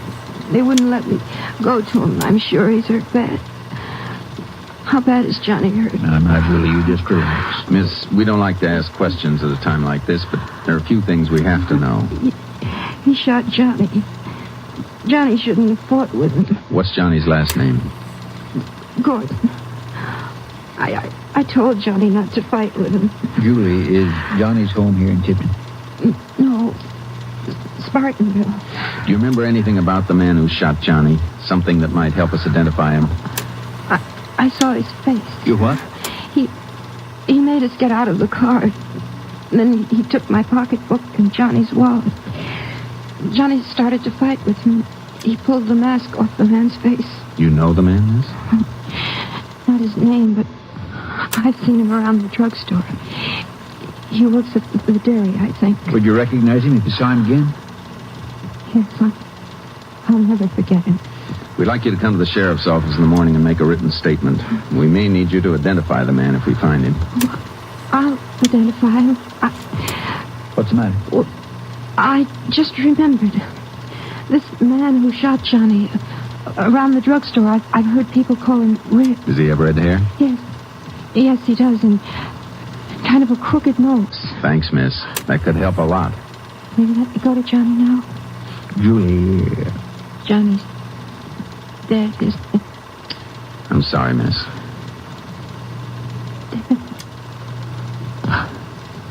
We were going to be married. Julie, I think you're married in September. We were going to have a big wedding. I always wanted a big wedding. Come on, Julie. We'll take you to a doctor. You had a pretty bad bump on your head. No, I want to go home. Is there anybody there who can take care of you? My father's on the road. He's a salesman. How about your mother? She died a long time ago. Well, then maybe... Please, I want to go home. I don't want to see any people now. If I need anybody, I'll call the lady next door. We'll take you home. The sheriff's right. You should see a doctor first. All right. Ranger? Yes? You sure Johnny's dead? You sure? Yes, miss. I'm afraid so. I see. Oh, Johnny.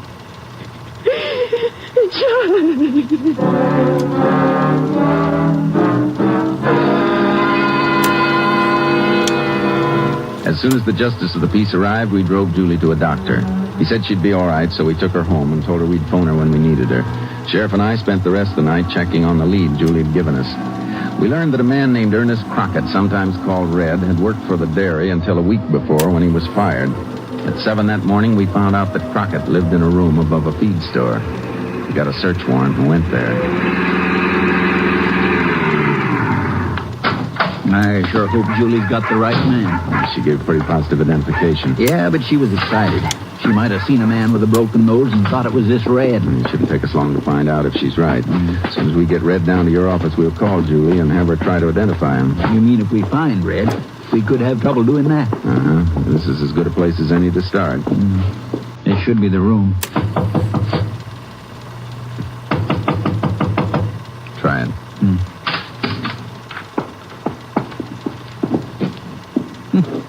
Empty. Yeah. You reckon he skipped?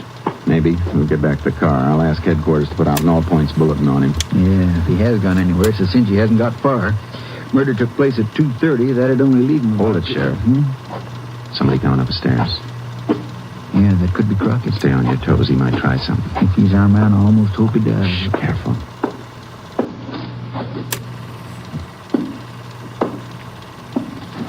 What's this all about? You Red Crockett? Yeah, what do you want? We'd like to ask you some questions. Who said you can come in here? This? Search warrant, huh? Okay, what do you want to know? Put your hands over your head. Huh? Frisk him, Sheriff. Yeah.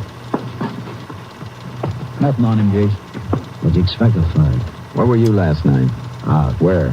All around town. I'm the restless type. Hate to stay in one place too long. Were you with anybody?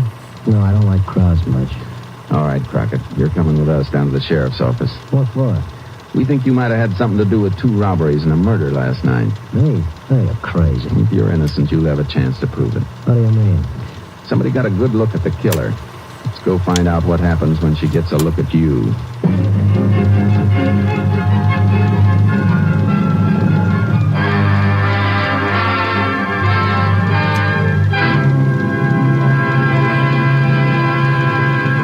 In just a moment, we will continue with Tales of the Texas Rangers, starring Joel McRae as Ranger Jace Pearson. Friends, permit me a serious word. Think now of those families, more than 2,000 families, who were made homeless by tornadoes. In 6 states, thousands of people are picking through the rubble of their homes. You would help them if you could, I know that. And you are helping them through your American Red Cross.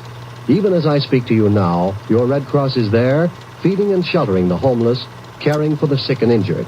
Your Red Cross has made an initial allocation of $1 million for emergency relief. And that is only the beginning. So great is the destruction, so great is the need, your Red Cross has had to increase its $85 million fund goal by $5 million. After the emergency period has passed, there will be homes to rebuild and people to restore to health and livelihood. You, your family, and your home were spared. Help those who weren't. The need is great. The need is now. So answer the call, and please give generously through your American Red Cross. Now back to Tales of the Texas Rangers.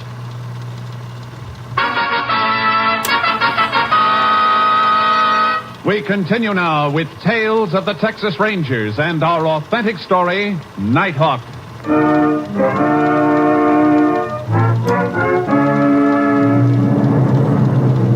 We took Crockett to the sheriff's office and left him with a deputy. Then I phoned Julie Thomas. There was no answer. The sheriff and I drove to her house and found it locked. The woman next door told us Julie had left early that morning for a nearby town of Spartanville to stay with a girlfriend. After some persuasion, the woman gave us the girlfriend's name and address. We went to Spartanville and located the house. I still don't figure, Jace. Why would she want to skip out like this without letting us know? She was pretty upset last night, Sheriff. Chances are she still is. Yeah, but there's something funny about this, and I don't like it. Can't say I do either.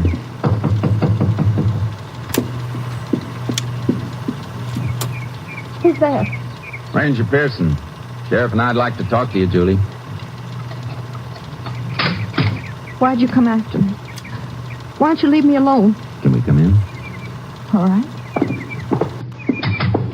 Your girlfriend around? She had to go out. Is that your coffee on the table, Julie? Yes. You want some? No, thanks. But you finish yours. Then we want you to come back to Tipton with us. I'm not going. Julie, what's the matter Nothing. with you? I just don't want to go back. I want to stay right here in Spartanville. We think we found the man we're looking for. We'd like you to identify him. I don't believe I could. But you told us last night you'd recognize him anywhere. I know it, but I can't remember anymore. But didn't you see the man who shot Johnny? I thought I did, but I guess I was wrong. All right, Julie. If there's anything we can do for you, just let us know. You're not going to make me come? We can't make you do anything if you don't want to do it.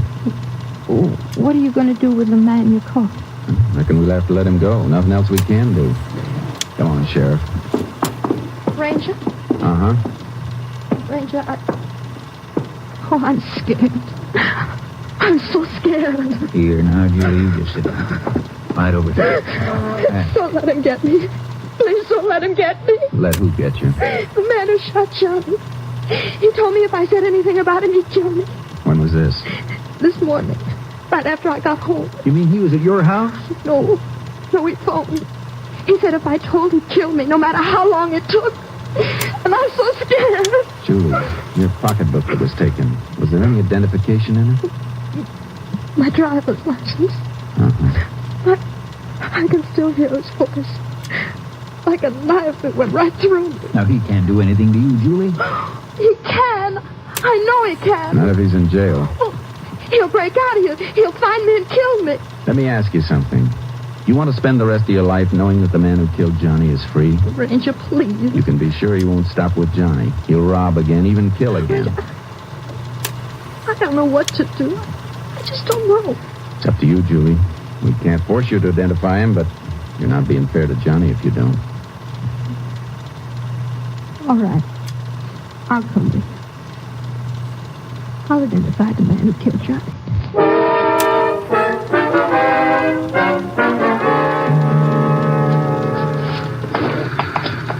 Ranger, I won't have to stay long in the same room with him, will I? Only a couple of minutes, Julie, just so we can be sure you'll have time to recognize him. I'm afraid of him. His eyes and that red hair that stands up all over his head.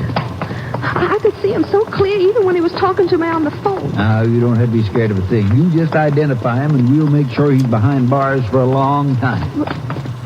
Won't he get the electric chair? That'll be up to the judge. Go ahead in, Julie. Is he in there? No, he's in the next office. Oh. Yep. I'll just go on through and see if everything's ready, Jace. Sit down, Julie. No, thank you. You don't have to be frightened about a thing. You keep saying that, but I'm still scared. I'm scared to death. I know you are. I wish there was some way I could help you not to be. You'll stay with me, won't you, Ranger? The whole time I'm in there with him? Sure. Sheriff and his deputy will be there, too. You don't have to worry. All set, Jace. Now, remember, Julie, don't say a thing while you're in there. Just look at him and listen to his voice. All right, Ranger.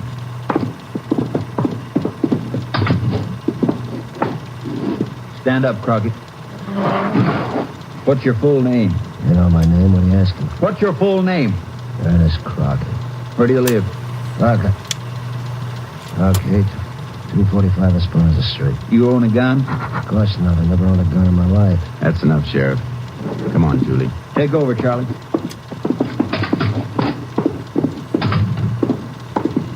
Sit down, Julie. Here, take this chair. Thanks. I will sit down now. Was that the man you saw last night? Julie. You sure you didn't recognize him? I never saw him before in my life. But, Julie, the red hair and the broken nose you told us about, he must be the one. How many times do I have to tell you? I never saw him. I never saw him. You know what I think, Julie? Well, I don't care. He's not the man. I think you're not telling us the truth. You're going to prove it?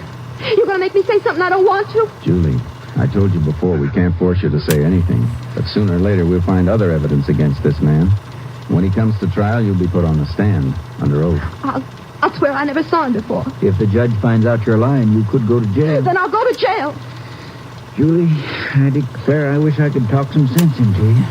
You better go release Crockett, Sheriff, and we'll take Julie home. No, and I'll release you.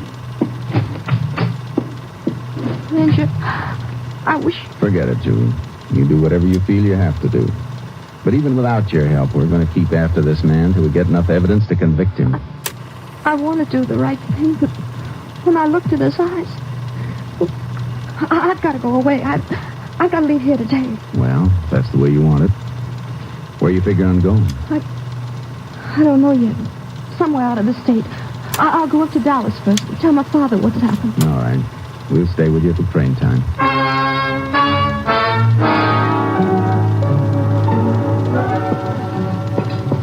Almost ready, Julie? Just about. A few more things I want to get out of this hall closet. Well, you better hurry it up a little. It's 5:40 now. Your train leaves in less than an hour. You've still got time to change your mind, Julie. It's no use, Ranger. Excuse me a minute. Hello? When are you going to get rid of the cops? What? Shortly. You better make it fast. I'm watching you, baby. And I'm going to be watching you. You make one break and... You understand? Yes. Just see you keep your mouth shut. Hello? Hello? What's the matter, Julie? You look pale. I'm all right. That was Crockett on the phone, wasn't it? Yes, Ranger, and he's not going to let me get away. No matter where I go, I'll have the feeling he's watching me. Chances are he will be. It's no use running, is it? It's never worked for anybody. If you still want me to, I'll identify him. Oh, that's fine, Julie. And I'll tell you now, the man I saw in the sheriff's office is the one who held us up last night. He shot Johnny. Come on, Sheriff. We're going to pick up Red Crockett. We took Julie to the sheriff's office, then went to Crockett's room. When we discovered he wasn't there, we alerted all deputies for a systematic search of the town. We informed KTXA that the sheriff and I would be cruising the streets. We just doubled back a second time into the Mexican section when I received a radio call. KTXA to Unit 10. Unit 10 to KTXA. Go ahead, KTXA. Deputy Sheriff has been wounded in gunfight in Estanita Cafe by a man believed to be Ernest Crockett. Hey. Subject escaped after resisting arrest. Holy smoke. 10-4. Unit 10 clear. KTXA Austin. Where's that cafe, Sheriff? About a block from the railroad tracks. If you swing left at this next corner, you'll come right to it. Hang on. Probably taken off in that jalopy of his. It has. Won't take us long to catch up with him. Wonder which way he could have gone. Wait a minute. What is it? Just saw a man run into that alley up ahead. Does it lead anywhere? Down toward the freight yard. You can drive through to the tracks. He must be running pretty fast. There's no place he could have turned off. Yeah, this is as far as we can go in the car. Yeah. Hey, Jason saw him. Your lights picked him up. Where? He ran toward that boxcar. Let's go. Take it easy around this boxcar. There he goes, Chase, climbing into that empty over there. Hold it, Crockett.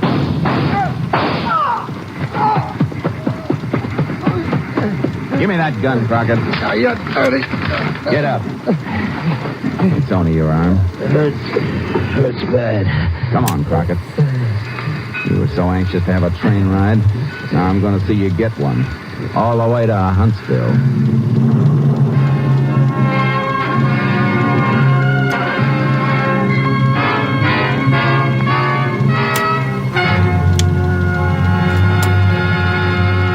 In just a moment, we will tell you the results of the case you have just heard. Later today, you will find more great entertainment all lined up for you on this NBC station. Next, it's The Big Show with a star-studded guest list and your unpredictable hostess, Tallulah Bankhead. And Meredith Wilson will be on hand to direct The Big Show orchestra and chorus. Later tonight, be sure to hear the hilarious Phil Harris and Alice Faye show, featuring the comedy antics of Frankie Remley, Julius Abruzio, and Brother William. There's mirth and music with Phil and Alice and their delightful program. And remember, too, the Theater Guild on the Air will bring you another entertaining dramatization of an exciting play co-starring two of your favorite Broadway stars. Yes, Sunday is Fun Day on NBC because of the many fine shows sent your way to add to your listening pleasure. Later tonight, you'll want to hear Jack Parr and the $64 question as Jack asks the questions and gives away the money. So remember, for fine entertainment all the rest of the day, stay tuned to this station of the NBC Radio Network. Now for the conclusion of Tales of the Texas Rangers.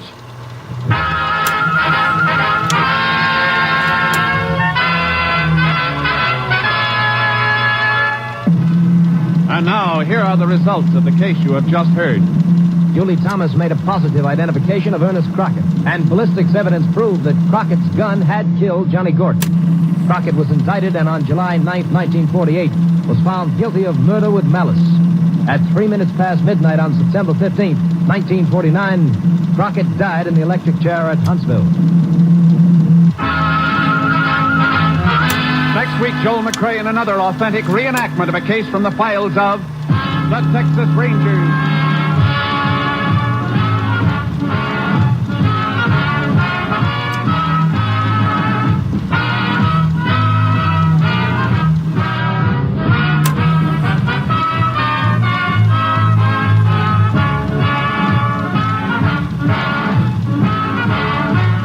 Joel McRae will soon be seen in San Francisco Story, a Warner Brothers release. The cast included Tony Barrett, Bert Holland, Betty Moran, Lou Krugman, Parley Bear, and Michael Ann Barrett. Technical advisor was Captain M.T. Lone Wolf Gonzalez of the Texas Rangers. This story was transcribed and adapted by Charles E. Israel, and the program was produced and directed by Stacy Keach. Hal Gibney speaking.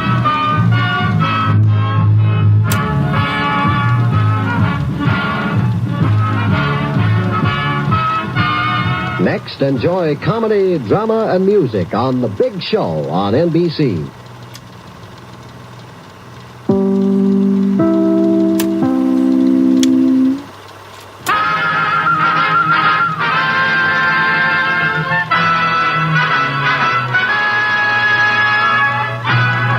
Tales of the Texas Rangers, starring Joel McRae as Ranger Jace Pearson.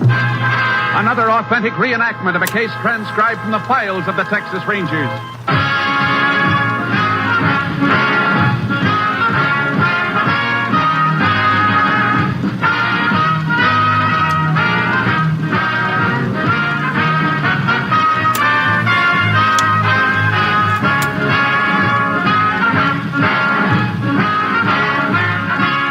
Names, dates, and places in the following story are fictitious for obvious reasons. The events themselves are a matter of record.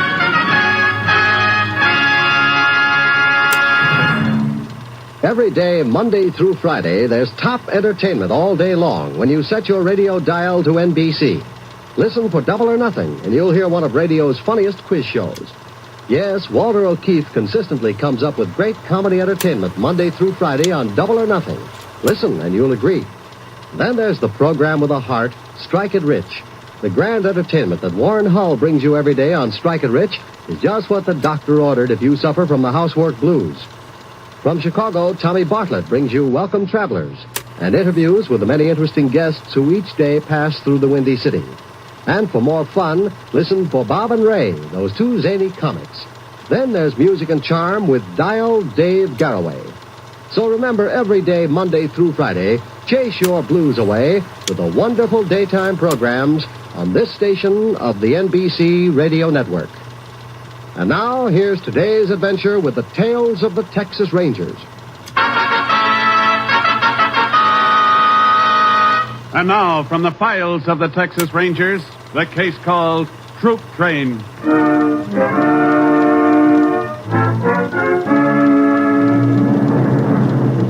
It is 4:30 a.m. on the morning of January 6, 1943. About 12 miles east of Humboldt, Texas, an Army troop train roars westward through the darkness. In the smoking room of one sleeping car, a burly private of 30 plays solitaire. His lone companion, a 19-year-old PFC, stares out of the window. What do you see out there in the dark, anyway? Texas? Well, take a good look. It'll be a long time. You live around here, don't you? About 40 miles south, Tinker, Texas. My mother had an operation a couple of days ago. Sure wished I could see her. Well, you got it bad, kid. Never can beat this game. Ever been away from home before?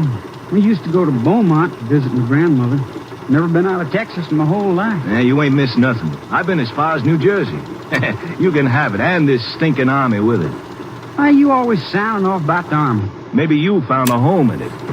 Well, it's the only one we'll have for a mighty long time. Not me. I'm saying adios any minute now. Like I told you back at camp, I'm getting off this train before we get to that port. You've been thinking about what I was telling you? Well, yeah, I guess I have. But I ain't skipping the outfit. Well, I am. No Jap's gonna shove a bayonet in my belly. How you gonna get off the train? Well, we're starting up the Cap Rock. I can jump off easy any time the train slows down on one of these upgrades. Suppose you get caught. I expect to be sooner or later. Don't you see it, kid? They catch me, give me a court-martial, I get 6 months or a year. That's better than a Jap bullet, ain't it? I don't know. You could go home and see your mother and wait for the MPs to bring you back, so you get 6 months. Or maybe you can volunteer for overseas duty and they forget the court-martial.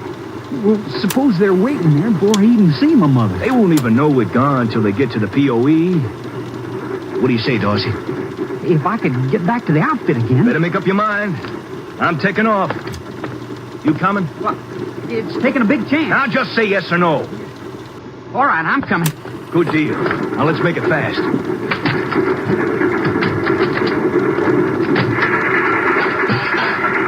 Go on down the steps. Go on, jump! Hey, don't push!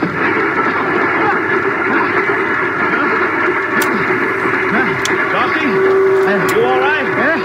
Knocked wind out of me. That won't hurt you. Come on. We're in a pretty rugged country. We got a lot of walking to do.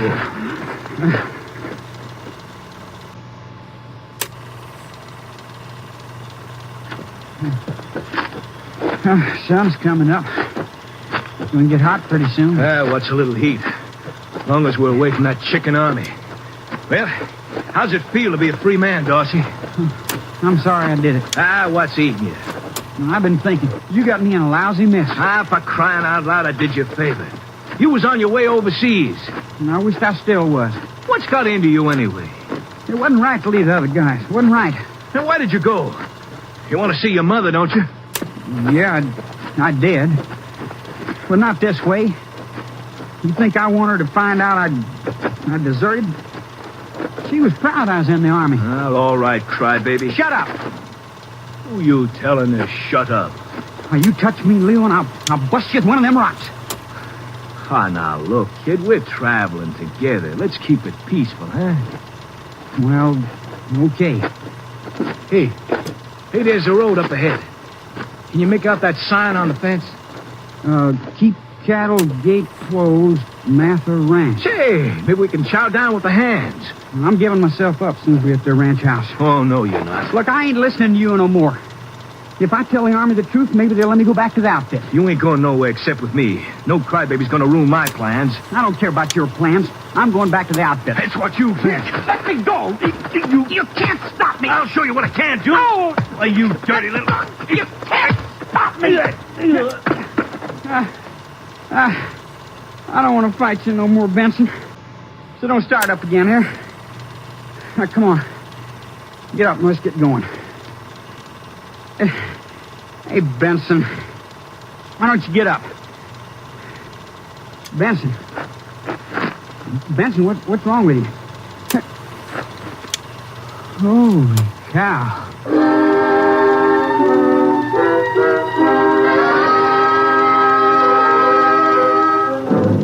Later that morning, the sheriff of Humboldt County was called to the Mather Ranch. Elderly Pete Mather had been severely beaten and his car stolen.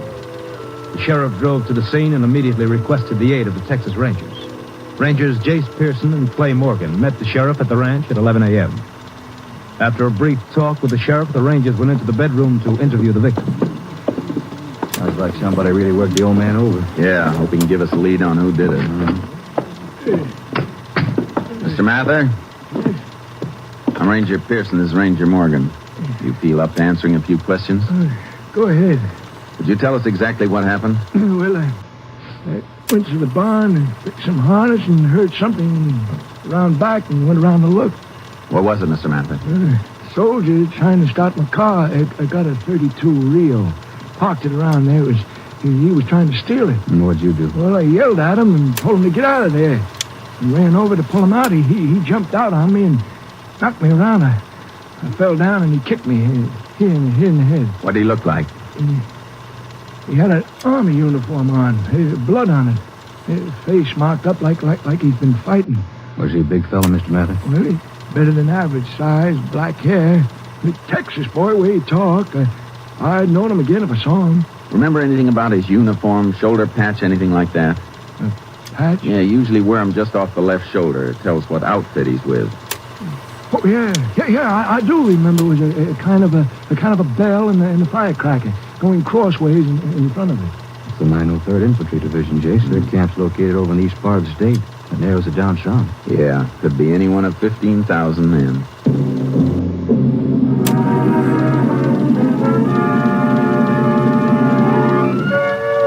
We learned the 903rd Division had left their camp, and because of the troop movement, no man had been granted leave. The Army promised a quick check with the 903rd. The next morning at Ranger headquarters, I received a call from the Adjutant General's office.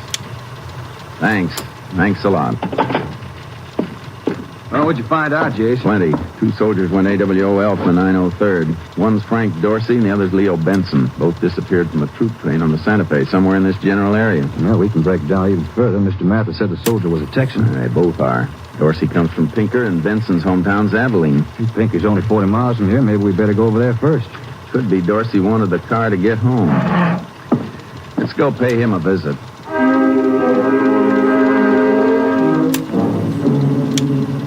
We drove over to Pinker, Texas, and went to Dorsey's address. Turned out to be a small farmhouse about 5 miles north of town. No one seemed to be at home.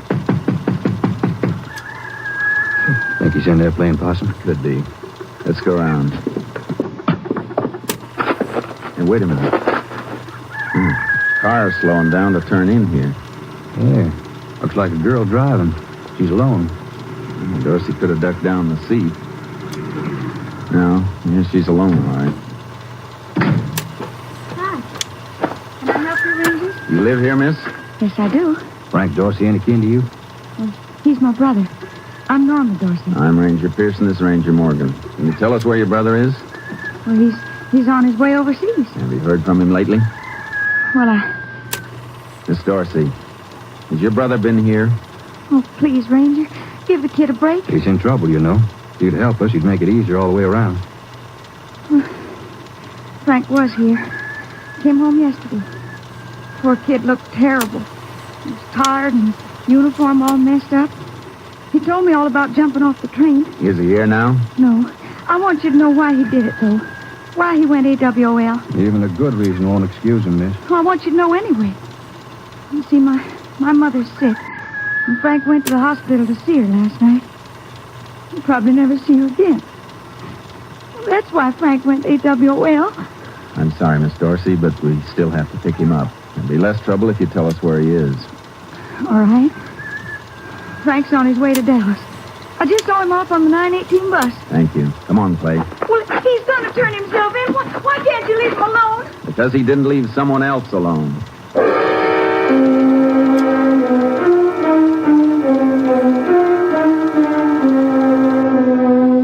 A lady selling tickets at the bus station in Pinker told us Frank Dorsey got on a Continental bus to Dallas. We took off down the highway after it. 30 minutes later, we spotted the bus. That's it, Jace, up ahead. Flag him down when I pull alongside. Right. Hey, driver!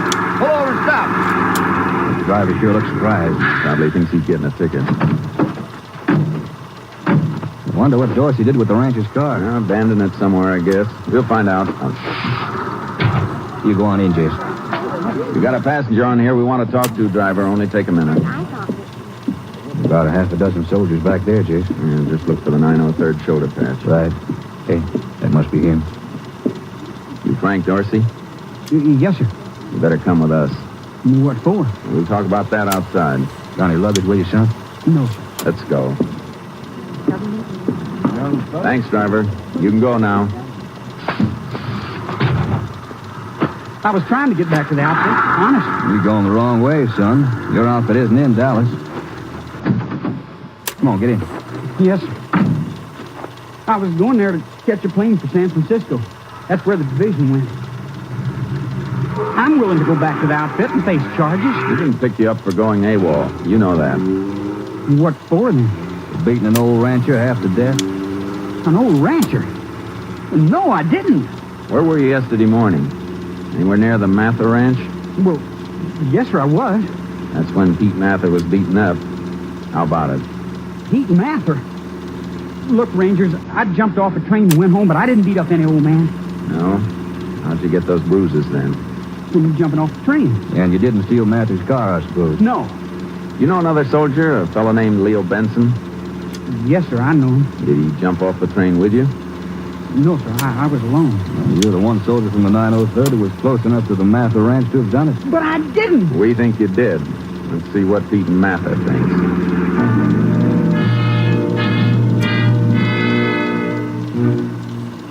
We got to the Mather Ranch a little after 12. I stayed with Dorsey in the car while Clay went in to get permission from the old man to bring the prisoner in. Clay came back and said Pete Mather was anxious to see if we really had his assailant. We took Frank Dorsey into the house. Let's go in the bedroom, Dorsey. Howdy, Mr. Mather. How you feeling today? Oh, better, Ranger, better. Is that the fella you want me to look at? Yes, sir. You ever seen him before? Yes. Bring him closer to the bed. I want to take a good look at him. Now, that's enough, Dorsey. Mister, you don't know me. Tell him you don't. How about it, Mr. Mather? Is this the soldier who beat you up? Looks like you made a mistake, Rangers. I've never seen this boy before in my whole life.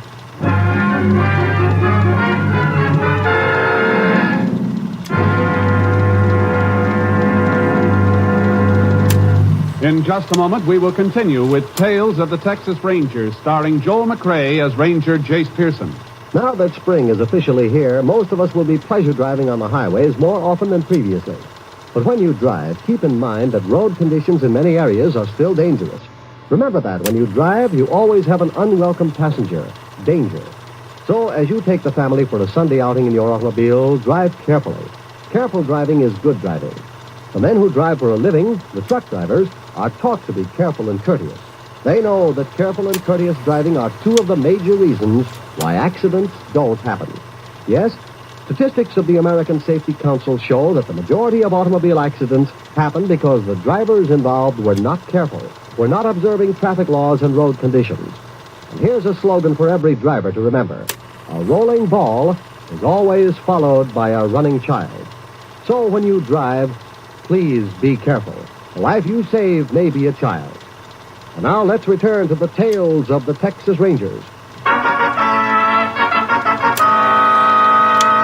We continue now with Tales of the Texas Rangers and our authentic story, Troop Train.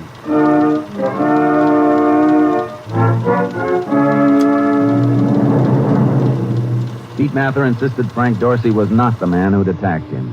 We left a few minutes later to drive Dorsey into town. We planned to leave him with the sheriff, who would hold him for the Army authorities. Sorry we brought you up here, Dorsey, but we thought it was you. It's the only way to find out. Yes, sir. Yeah, Jace, where does this leave us? Only one way I can see it.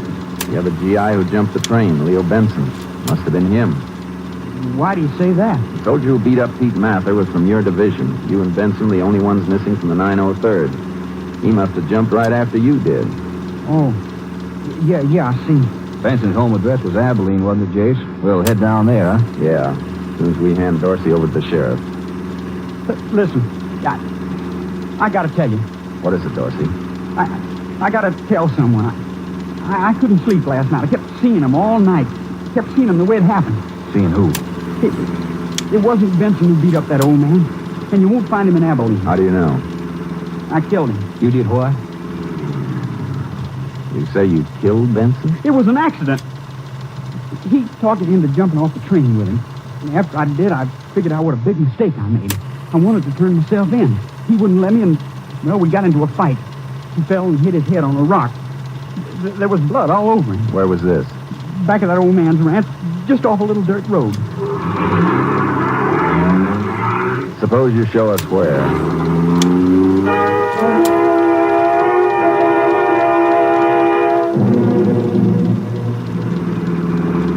Stop by this cattle gate. It's through this gate and over that way. He's right over there on the other side of that brush. Pretty isolated place. No telling when the body would have been spotted. Buzzards would have found it pretty soon. Do I have to go with you? I'm getting sick in the stomach. You stay here with him, Clay. Okay. We started fighting just about there. You say you left him behind this brush? Yes. Something wrong, Jake? Yeah. Blood on the rock, all right. There's no body. We took Frank Dorsey to the local jail. With the aid of the sheriff and his deputies, we searched the entire area. No trace of Benson was found. Ranger Morgan and I then drove to Abilene. Benson's address was a garage apartment in the rear of a large, run-down house. Up those steps, I guess. He ain't home! The woman at the back door of that house. What's that, ma'am? Well, if you're looking for Miss Benson, Rangers, she ain't here. Been gone a couple of days. We wanted to see Mr. Benson. Is he here? Him? No, he's in the Army a long time now. You ain't a kin to the Bensons? Heck no. Just renting our apartment. I live up here in the front house. And do you have a key to their place? We'd like to look around. I'll show you where there is one. Oh, I've got some miseries in my back, something awful. Can't hardly walk. What you want him for? Something bad? We just want to talk to him. Oh, that man's plumb no good. Running around the whole time I was here. Suppose now he's in the Army, he's got the whole country to run around in. Yeah, she always keeps the extra key under this mat for the Iceman. Oh, one of you boys better get it. My back's something fierce today. I'll get it. Hey, Rangers. Now, I don't like to get in the way of the law or nothing like that, but you sure it's all right for me to let you in up there? I won't get in no trouble with that. We brought a search warrant, ma'am. My, sure looks legal, don't it? Hey, you boys better go on ahead. Take me some time to get up on the stairs. All right, ma'am. Come on, Clay. He isn't dead. He could have come home yesterday and taken off with his wife. Or else she might have gone out to pick him up somewhere. There's still a chance he's up here hiding out. Yeah. Try again. Well, I told you she wasn't home. Use the key. Yes, ma'am.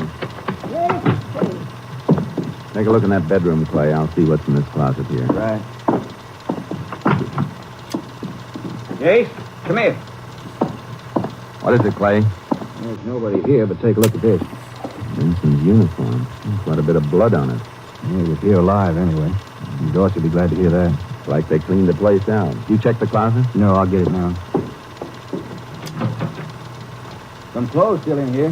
Say, can I come in there? Sure, ma'am. Well, them stairs will be the death of me. I ain't nearly as surprised. My bedding. Why'd she take my bedding? Maybe she sent it to laundry. No, linen belongs to me. I give her clean ones every Monday.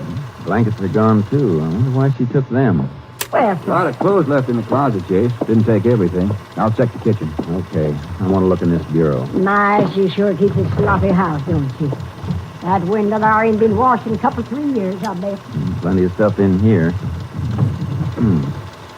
Photo album. Oh, Did you pick Benson's picture out for me, ma'am? glad to. Yeah, that's him. And that wedding picture. Mm-hmm. Oh, here's another one of him. Reckon that's the cabin where they used to go. Yeah, there's more pictures of that cabin. Is that their car in this picture? Let me see. Uh-huh. Yeah, they still got that. That's his wife next to him. Have you ever seen this man near the other car? Uh-uh. Never saw him before. Say, he sure caught him as a fish, didn't he? The Bensons own that cabin? I don't rightly know. He never was very friendly. Have you any idea where it might be located? No idea at all. Find anything, Clay? In a way, it's what I didn't find. He took all the food with him. Take a look at this photo album. Yeah, looky here. Back here. This is Benson and his wife at a cabin. See there? Look at the year of the license plate on their car. 1939. And look here. Same cabin, same car, only the license is for 1940. Mm-hmm. There's some more snaps taken there in 41. They kept going back there. Maybe they own it. Oh, no, they couldn't. Since they took all the food and bedding, seems logical they might have headed for a place like that. You know where it is? No. But the owner of that other car in the picture does. We can locate him through that license number. It might add up to something, might not. That's what we're going to find out.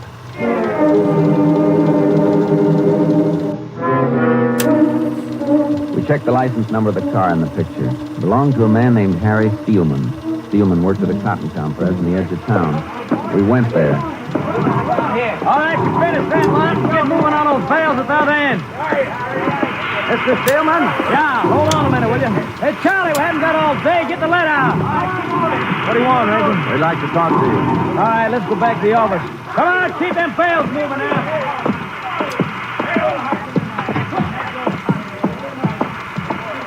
Been having nothing but trouble. Compress broke down. We lost 4 hours this morning. I'll never catch up at this rate. Something I can do for you? We're looking for Leo Benson. Have you seen him? Leo? After 6-8 months, he's in the Army. You heard from him lately? No, I haven't. I lost 2 of my best men to the Army in the past week. What new fellas I can get is slower than cold molasses. You and Benson good friends? Yeah, I've known him a long time. Used to get together every once in a while. Ever go fishing with him? In a cabin, maybe? Yeah, a couple times. Where? Down the Blanco River country, east of Kilman. Celia, that's Leo's wife, her dad left it to her. You know if they keep food and bedding in the cabin? No, I'm pretty sure they don't. They only went up there once in a while. Anything else? And just one more thing. Yeah. How do we get to this cabin? I can show you on a map, but I can tell you one thing. Celia sure wouldn't be up there by herself. That's just what we were thinking. Steelman showed us the approximate location of the cabin on a map. Early the following morning, we drove down there. There's smoke over there. That must be it. Let's park the car here and find out. According to Steelman's directions, that's just about where the cabin should be. Uh-huh. Oh, there it is. A clearing to the river. Let's go this way.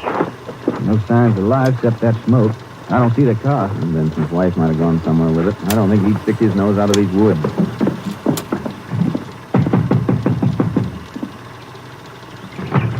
Open up, Benson. Now, let's take a look in that window. Well, they've been here all right. Dish is still on the table. Let's see what's out back. It's great census is bad. I wouldn't mind if it... Hold it, Jace. What does it play? Thought I saw someone move over there. Here, down by the river. Where? By that big boulder. You see? To the right of it. No one there now. Well, let's take a look. He was right about here. And a couple of stone skids over here. Still damp where they were. I guess there must have been someone. I'll take a look around back of the boulder. Right. Jace, the string of fish here still wet. There he goes behind you, Jace. Cross the river. I'll get him. Benson, stop. Get away from me. Stop. You okay, Jace? Yeah. All right, Benson. On your feet. You went to a lot of trouble for nothing, Ranger. I was going to give myself up anyhow. You were, huh? Sure I was. I'd rather spend a couple of years in jail than go overseas. That's better than getting my head shot off, ain't it? In your case, Benson, I'm not so sure.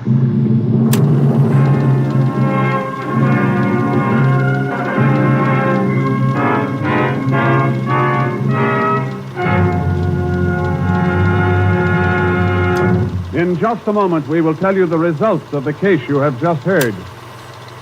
Later today, you'll find more great entertainment all lined up for you on this NBC station. Next, it's The Big Show with a star-studded guest list and your unpredictable hostess, Tallulah Bankhead.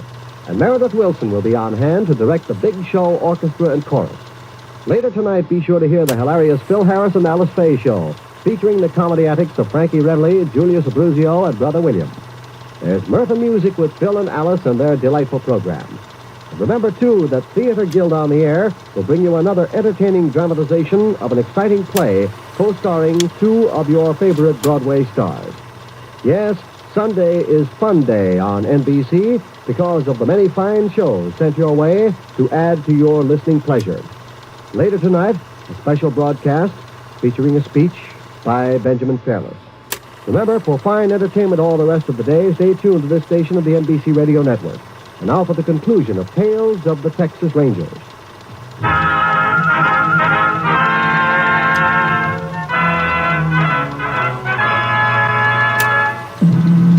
And now, here are the results of the case you have just heard.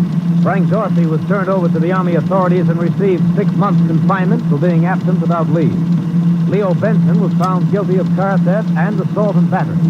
He was sentenced to 5 years at Huntsville Penitentiary.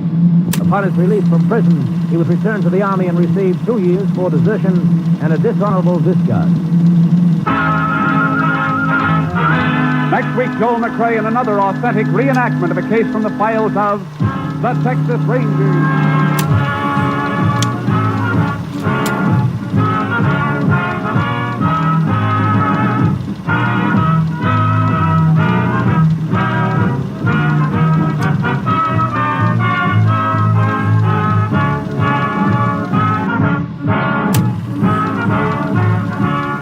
Joel McRae will soon be seen in San Francisco Story, a Warner Brothers release.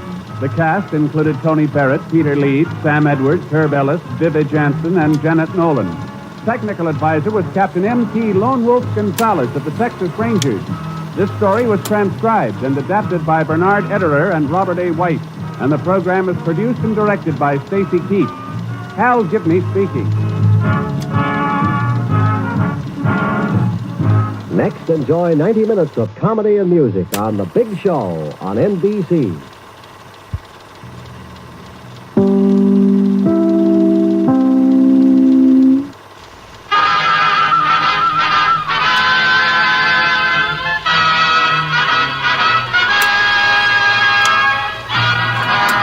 Of the Texas Rangers, starring Joel McRae as Ranger Jace Pearson. Another authentic reenactment of a case transcribed from the files of the Texas Rangers.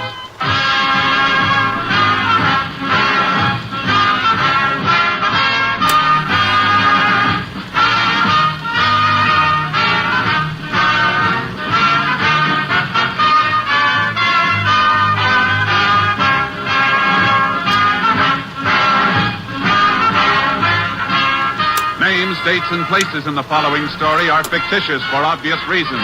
The events themselves are a matter of record.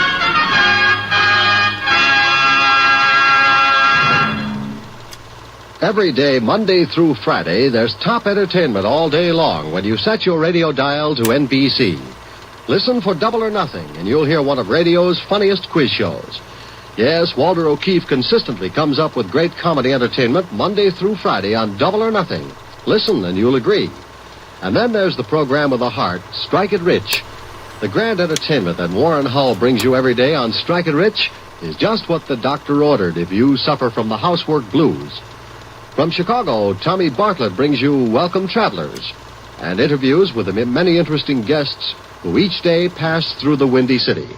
And for more fun, listen for Bob and Ray, those two zany comics. Then there's Music and Charm with Dave Garroway. So remember, every day, Monday through Friday, chase your blues away with the wonderful daytime programs on this station of the NBC Radio Network. And now, here's today's adventure with the Tales of the Texas Rangers.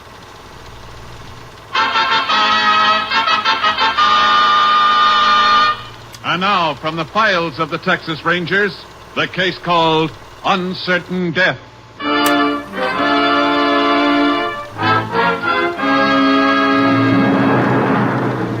It is shortly past 10 o'clock on a Wednesday night in July 1936. 6 miles outside the town of Cambridge in east central Texas, two elderly men approach the shore of a lake. Come on, Ollie. We gotta hurry. I'm walking as fast as I can. Them frogs ain't gonna run away. That ain't the point, and you know it. Frogs for bass fishing gotta be caught and put in a bait bucket 12 hours before they can be used. Oh, that superstition, George Warner. Ain't gonna help it none going way over the other side of the lake, neither. There's plenty of frogs right here. Nah, you know these frogs ain't good for bass. Only frogs them bass will eat gotta be caught on the other side where the turtles is. Oh, superstition is nothing but... Ollie. Huh? Shine the light over there. Ain't that the game warden's car? He don't look nothing like it. Does too. I wonder what he's doing out here this time of night. Let's go see. Yeah, don't you go poking your nose in other people's business. There ain't nobody in it. And it ain't the game warden's car. There's two. But wait a minute. Shine the light down toward the shore. What do you want? Yeah, there now, you see. Car belongs to that young couple sitting on the bank. Sorry we disturbed you folks. That's okay. Didn't mean to be shining that light on you. We thought you was a game warden. Yeah, sure. How about that, Ollie? Young couple sparking on a summer night. Puts me in mind of when we was young and used to bring our gals out here. Yeah. Well, here's the boat. You get in first and I'll shove off. Yeah. I'll roll. No, you won't. Neither. You start rolling, it won't be 5 minutes before you come complaining about it. We'll head for that patch of weeds near the cove. Best frogs in the lake. come there nights. I still don't see no sense in going all the way over there to the other side. You'll see. Wait till we catch us some of them big-mouth bass tomorrow. Oh, I sure hope we get some. Ain't nothing like big-mouth bass for good eating. You ain't gonna leave me, you hear that? You ain't gonna do it.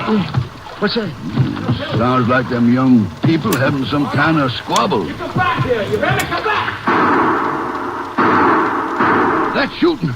We better get in the shore. Hey, George, if we go in there, he's liable to shoot us up, too. Come on up here alongside of me. You better help row. All right. But I still think... You quit thinking and row. Yeah. He's leaving, George. He's driving away. Keep rowing. You reckon he killed that girl? We don't even know it was him doing the shooting. He was the one yelling at her to come back, wasn't he? Here, come on, Ollie. Pull on that oar.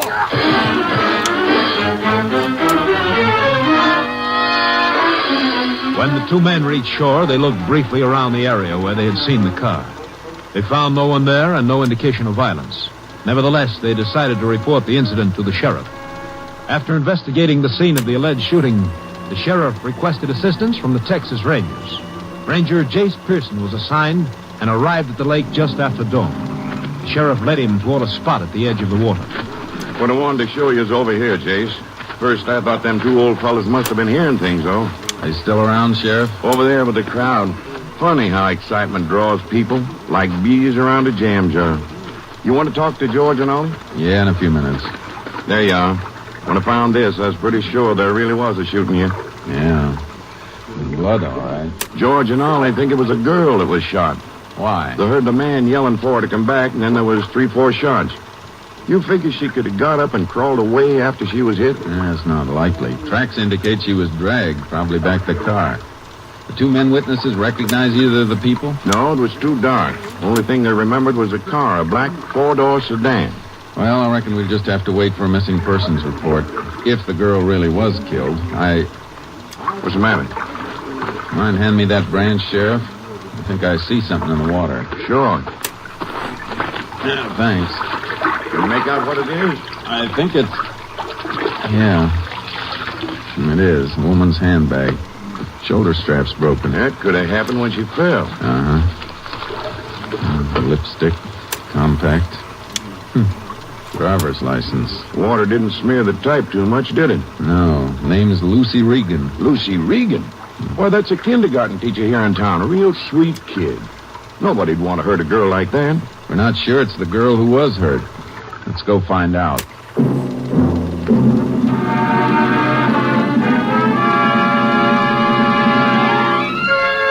We drove back to town and went to Lucy Regan's rooming house. She wasn't there. Her landlady said she'd left at 7 the night before and had not returned. She was fairly sure Lucy'd been out with Ken Bowman, a young cowhand from a nearby ranch. Sheriff and I went out to the ranch, arriving there about 10 that morning. We learned that Bowman was with a crew setting up new fence posts about 4 miles from the ranch house. We took horses and started looking for them. There they are now, down at the bottom of the slope. Uh-huh. What's all the construction work over there by the next hill, Sheriff? That's a new county road. We've been waiting for it quite a spell. You'll be glad when they get it finished. Looks like they're cutting through part of this ranch. Just a corner. Reckon that's why they're setting up new fence posts. Which one of you fellas is Ken Bowman? You over here. Whoa, Charlie. Oh, boy, hold on. What's the matter? Ranger and I'd like to talk to you. Well, sure. Anything wrong? I want to ask you some questions about Lucy Regan. What about it? Were you out with her last night? Yeah? Why? Her landlady says she hasn't been back to the house since she left with you. That ain't true. I brought her back myself. What time was this? Early. About 9 o'clock. She said she had a headache. She was lying, though. How do you mean? I've taken her out 5-6 times in the past few months. She always makes some kind of excuse to get back early. What's the matter? Didn't you two get along? We get along all right. Except when she starts acting like a school teacher. Telling me how I should talk. When you brought her home, did you take her up to the house? No. She got out of the car in front of the house. Said she didn't want me to come in. She probably had another date waiting for her inside. Last time I'm taking her out. Where'd you go after you took Lucy home? No place special. Evening was already ruined. I drove around a while, then I come back to the ranch. Did you go out to the lake? I've been near the lake in weeks. Look, Ranger, why are you asking all these questions? We're afraid Lucy might have been murdered. Murdered? Just 'cause she don't show up one morning? She goes over to the library in Bingham a lot. Maybe that's where she gone. See some of them college fellas. Maybe so, but you were the last person she was seen with. Oh, look, Ranger, like I say, I took the girl out 5 or 6 times. I hardly even know her. Why'd you pick on someone else? What color's your car, Bowman? My car? Oh, it's black. What's that got? 4-door sedan? Yeah.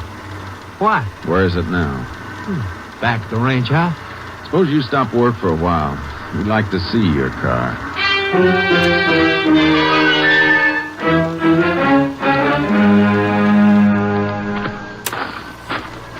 Well, that is.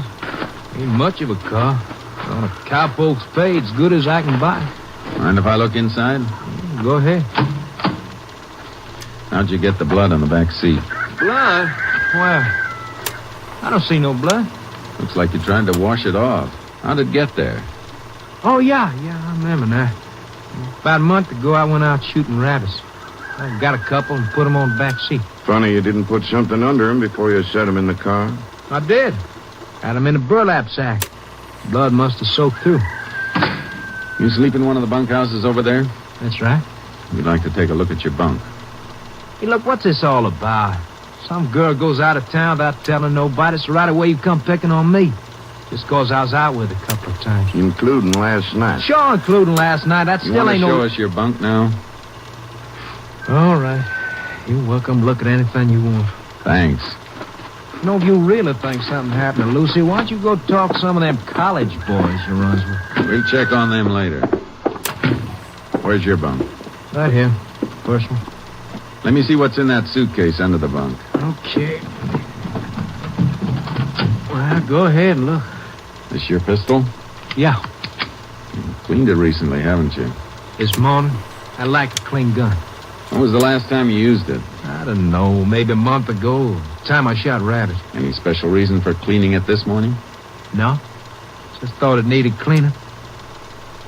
You're trying awful hard to prove I had something to do with Lucy's murder, ain't you, Ranger? We're not sure she's dead. Yeah, but if she is, you're sure gonna try and pin it on me, ain't you? We'll all get along better if you'll take that chip off your shoulder, Bowman. I ain't got a chip on my shoulder. I just don't like to be pushed around. I keep telling you, I hardly know Lucy Regan. This suit hanging over here.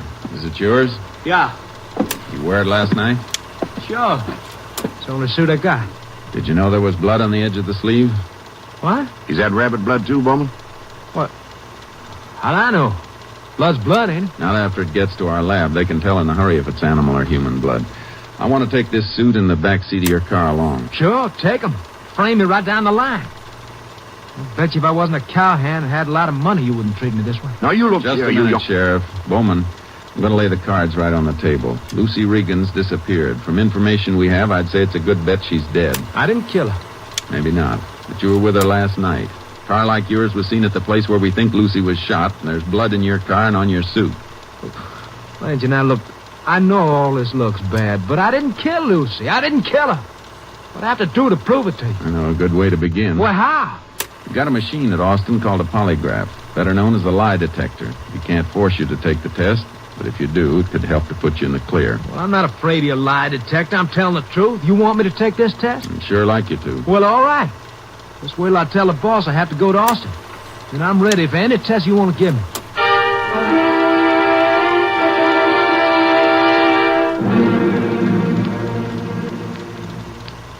Now, when I start the machine again, I'm going to ask you some more questions. You just answer yes or no. All right. You live near Cambridge, Texas? Yeah. You know Lucy Regan? Yeah. Did you eat breakfast this morning? Yeah. You own a black 4-door sedan? Yeah. Did you shoot Lucy Regan? No. Did you come to Austin in a plane? Yeah. Were you out at Brant Lake last night? No. You know who shot Lucy Regan? No. All right. I think that'll be all. What's it say? Well, you have to ask the ranger about that. If he wants to tell you, it's up to him. I got a right to know what it says. Come on, let's go in the next room. I don't see why you won't tell me what it says. It's my test, in it. I got a right to know. All through? All through. He won't tell me what it says, Ranger. You'll know soon enough. Sheriff, take Bowman into that office across the hall. I'll be along in a minute. Sure. Come on, Bowman. Now, look, you said I didn't have to take this test. Now you won't tell me. How about it? Well, I asked him all the questions. Look at the graph. Now, here's where I asked him if he shot Lucy Regan. And here, if he was out the lake last night. Uh-huh. Don't know what you got on him, Jace, but according to this, that boy's lying.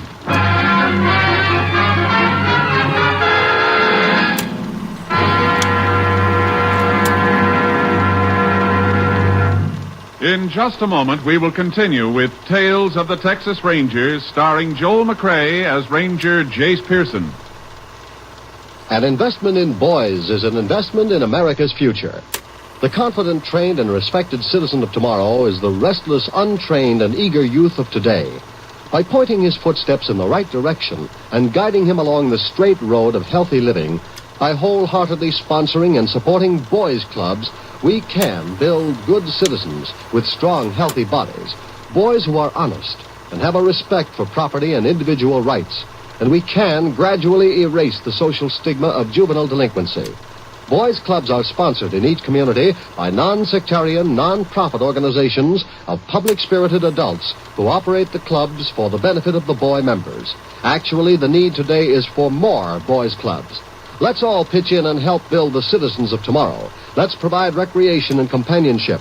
Let's sow our seeds on good ground, give them root so that they spring and grow up to full maturity.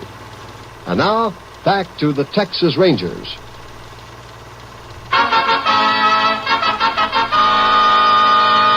We continue now with Tales of the Texas Rangers and our authentic story, Uncertain Death.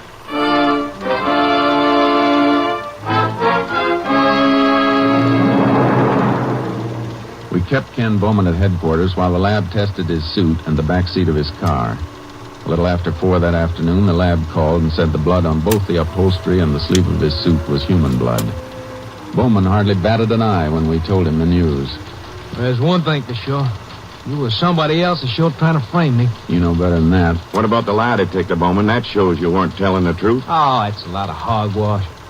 You sure can't make me believe that thing never misses. There was human blood in your car and on your sleeve. Where'd it come from? How do I know? Maybe I cut myself. You sure it wasn't Lucy's blood? You sure you didn't shoot her? You keep on asking that, Ranger, and I keep telling you.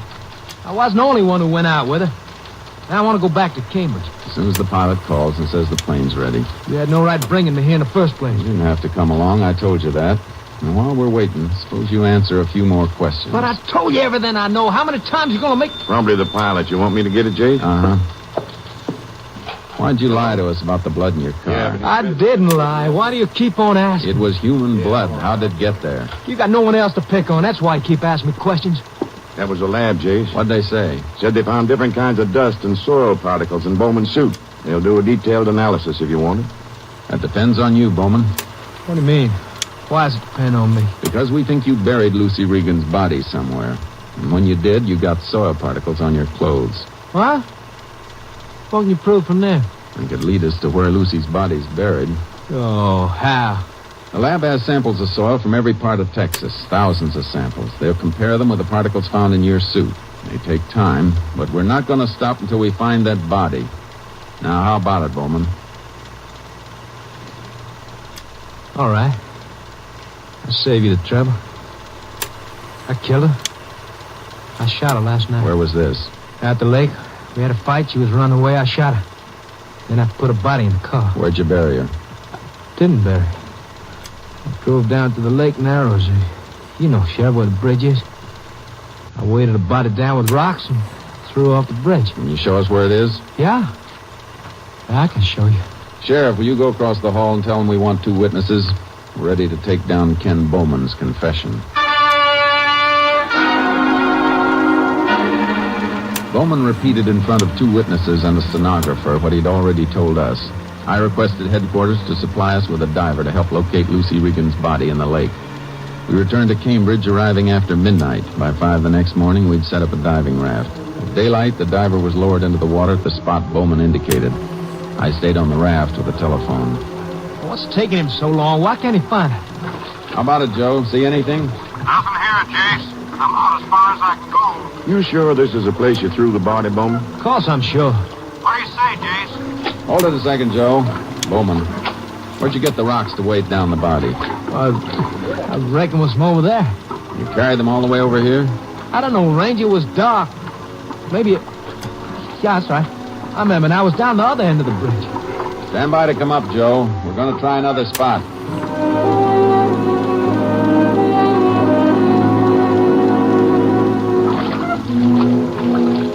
I've covered the whole area, Jace. Not a thing. Hold on. Bowman, we've been looking around this bridge for 7 hours. Are you sure you put Lucy's body in the water here? Oh, Ranger, I thought I did. I don't know. Wait a minute. There's another bridge a mile further down. Maybe you made a mistake. Maybe that's the one you meant. Yeah. Yeah, maybe it is.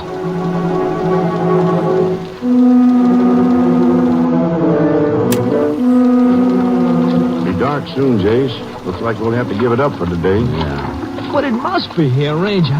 I remember everything now. Yes, I do. I was right on the corner of that bridge, right up there. Can you hear me, Jace? Go ahead. Nothing in this area. If we're going on, we'll have to get some lights. Now stand by to come up, Joe. That's all for today. Sheriff, put Bowman in the boat. We're going back to the car.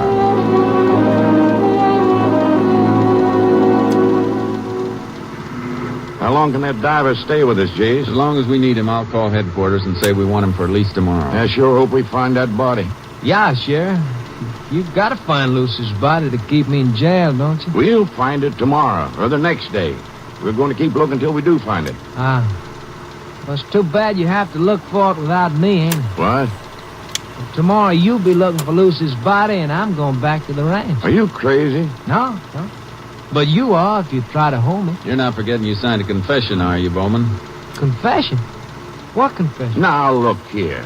You signed a confession in front of 2 witnesses that you killed Lucy Regan. Well, sure I did. Because you made me. You made me say I killed Lucy, but I didn't kill her. You're going back on your confession. Is that what you're trying to say, Bowman? Wait a minute. I heard this boy with my own ears. He said he shot Lucy Regan and threw her body in the lake. Did I? What body? There never was a body. I don't even know what you're talking about.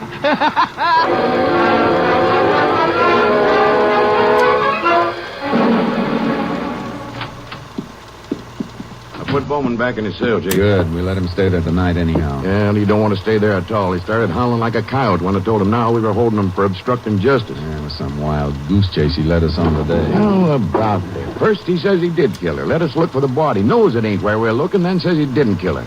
We gonna let him get away with that? Not if I can help it.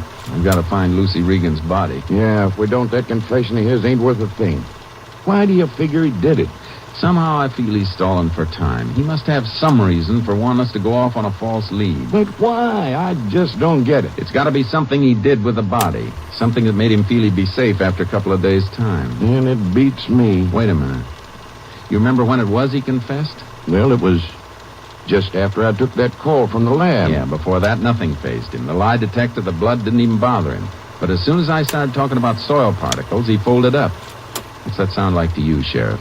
Could be he didn't want the lab to go any further with that analysis. Uh-huh. It's up to us to find out why. I'm going to call Austin and have them analyze every grain of soil they found in that boy's suit. I phoned the lab. They said they'd analyze the soil particles and give us an answer as quickly as possible. We waited the whole night. At 7 the next morning, we went across the street to a restaurant to get some breakfast. We left word to have the call transferred there. 10 minutes later, it came through. I spoke to the lab technician and walked back to the table where the sheriff was sitting. Anything interesting, Jace? Maybe. Is there any granite around here, Sheriff? Nearest deposit's Marble Falls, a couple of 100 miles away. Why? The lab found granite dust in the weave of Bowman's coat and some on the inside lining. Well, they do use granite for some of the construction work around here. Uh-huh. Like that road they're building out there near the ranch where Bowman works. Yeah. They use crushed granite gravel on the roadbed. That could be how Bowman got it on his suit. Wait a minute, though. Why'd he wear his good suit around a construction job? He wouldn't. Unless he had some special reason for being there. Well, I don't follow you. We know Bowman's been in a spot where he could watch the progress of that road for weeks. We also know there was some reason why he stalled us for a couple of days. Jace, you think he buried that girl's body in the roadbed? That's the only thing that makes sense so far. But why would he dig up the gravel? Be much easier to bury her in the part of the road where they hadn't put gravel yet. That's just what I think he did. Picked a section of the road that was about to be graveled and started his digging. Then he could have left that coat of his on a pile of gravel nearby while he was working. More than likely. So that's why he was stalling. Figured we'd never find the body once that section was paved. Who's in charge of that construction job, Sheriff? The field engineer. Come on. Let's go find him.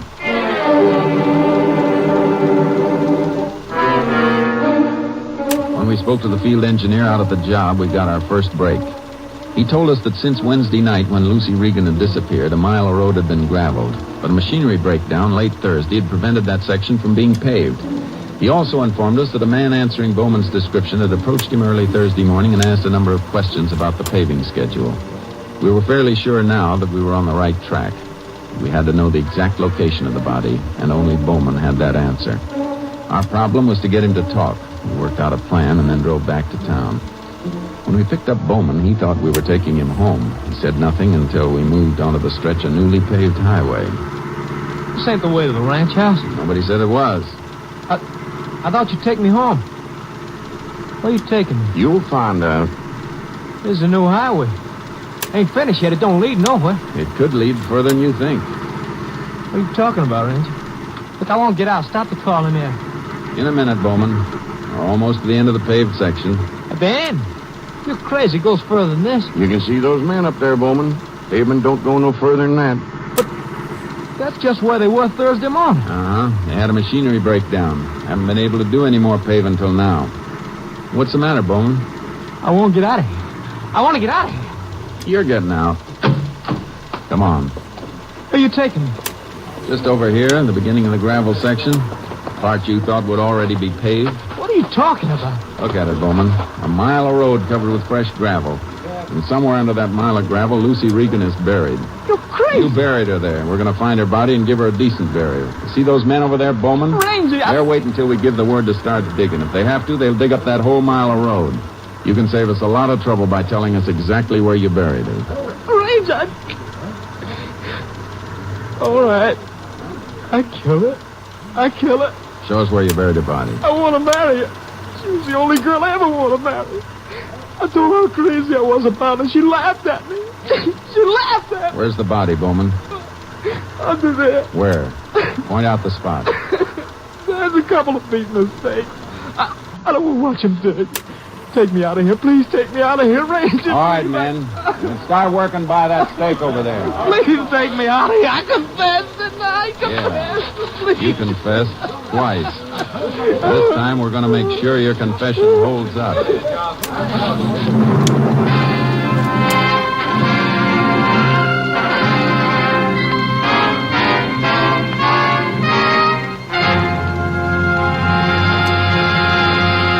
In just a moment, we will tell you the results of the case you have just heard. Later today, you'll find more great entertainment all lined up for you on this NBC station. Next, it's The Big Show, with a star-studded guest list and your unpredictable hostess, Tallulah Bankhead. And Meredith Wilson will be on hand to direct The Big Show orchestra and chorus. And be sure to hear the hilarious Phil Harris and Alice Faye show, featuring the comedy antics of Frankie Remley, Julius Abruzio, and Brother William. There's mirth and music with Phil and Alice in their delightful program. And remember, too, the Theater Guild on the Air will bring you another entertaining dramatization of an exciting play co-starring two of your favorite Broadway stars. Yes, Sunday is Fun Day on NBC because of the many fine shows sent your way to add to your listening pleasure. Later tonight, you'll want to hear Jack Parr on the $64 question, as Jack asks the questions and gives away the money. So remember, for fine entertainment all the rest of the day, stay tuned to this station of the NBC Radio Network. And now back to the conclusion of Tales of the Texas Rangers.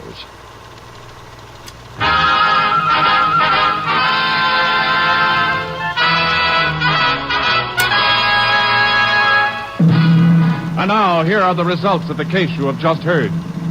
Lucy Regan's body was discovered at the place Bowman had indicated. A ballistics check of 3 bullets found in her body proved they came from Ken Bowman's gun. Bowman, convicted of murder, was sentenced to life imprisonment at Huntsville. Next week, Joel McRae in another authentic reenactment of a case from the files of the Texas Rangers.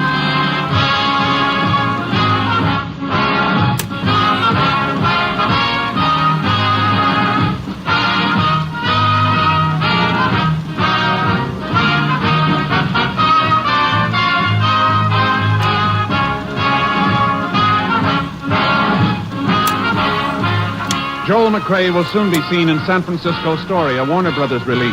The cast included Tony Barrett, Harry Lang, Howard McNear, Ken Christie, and Ernie Newton. Technical advisor was Captain M.T. Lone Wolf Gonzalez of the Texas Rangers. This story was transcribed and adapted by Charles E. Israel, and the program was produced and directed by Stacy Keach. Hal Gibney speaking. Next, enjoy 90 minutes of comedy, drama, and music on The Big Show on NBC.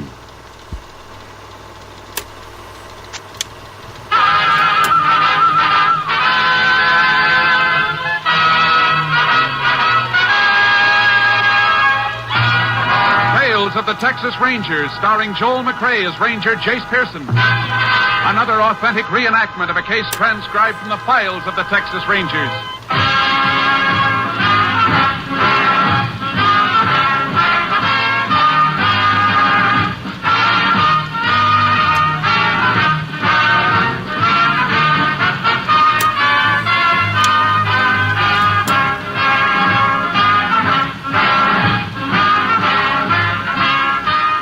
Dates and places in the following story are fictitious for obvious reasons. The events themselves are a matter of record.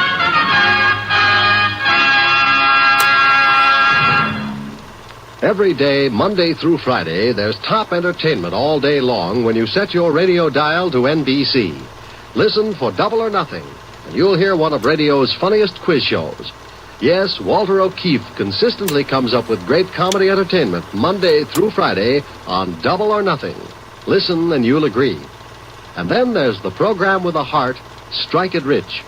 The grand entertainment that Warren Hull brings you every day on Strike It Rich is just what the doctor ordered if you suffer from the housework blues.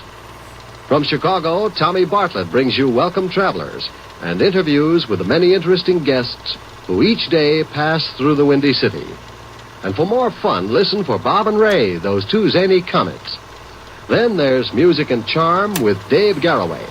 So remember, every day, Monday through Friday, chase your blues away with the wonderful daytime programs on this station of the NBC Radio Network. And now, here's today's adventure with the tales of the Texas Rangers.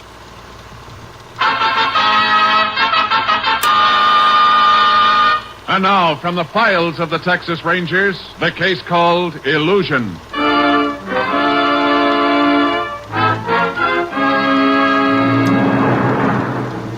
It is 3 a.m. on October 3rd, 1945. In the town of Eagle Rock, Texas, Sheriff Glenn Minton is awakened by an urgent knocking on the door of his house. He slips on a bathrobe and walks downstairs as the knocking continues. Just a minute, I'm coming. All right. Now, who is it? Amy West! I've got to talk to you, Sheriff. Please let me come in. All right, come in. Oh, Sheriff, I'm so scared. Now, whatever it is, it can't be that bad. You don't know, Sheriff. You don't know. You can't. Here, now, you just sit down and relax. No, please don't leave me. Sheriff, they tried it again. Tried what? They've tried to kill me. Who? I don't know. Somebody wants me dead. Now, look here, Amy. I've known you since you were a kid, and I'm going to talk to you like a father. I know what you're going to say.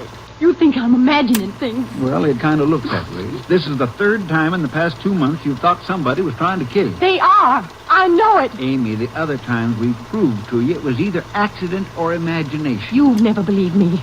When the brakes went out on my car, when that man came into the house to kill me, you didn't believe it. Amy, you said that prowler was still in the house when I got there, and you know I didn't find nobody. He was there. I know he wasn't tonight. He came back. He tried to blow me up. What? I woke up and smelled gas.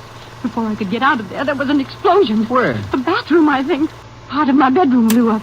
I don't know how I wasn't killed. Well, why didn't you phone instead of driving all the way in here? The phone wouldn't work. Oh, it was awful. Why do they want me dead? Why? What kind of gas fixtures do you have in the bathroom? Well, there's a little stove and the hot water heater. Where's your husband, Amy? Mark's away buying cabs. He'll be back in the morning. Sheriff, somebody came in and turned the gas on.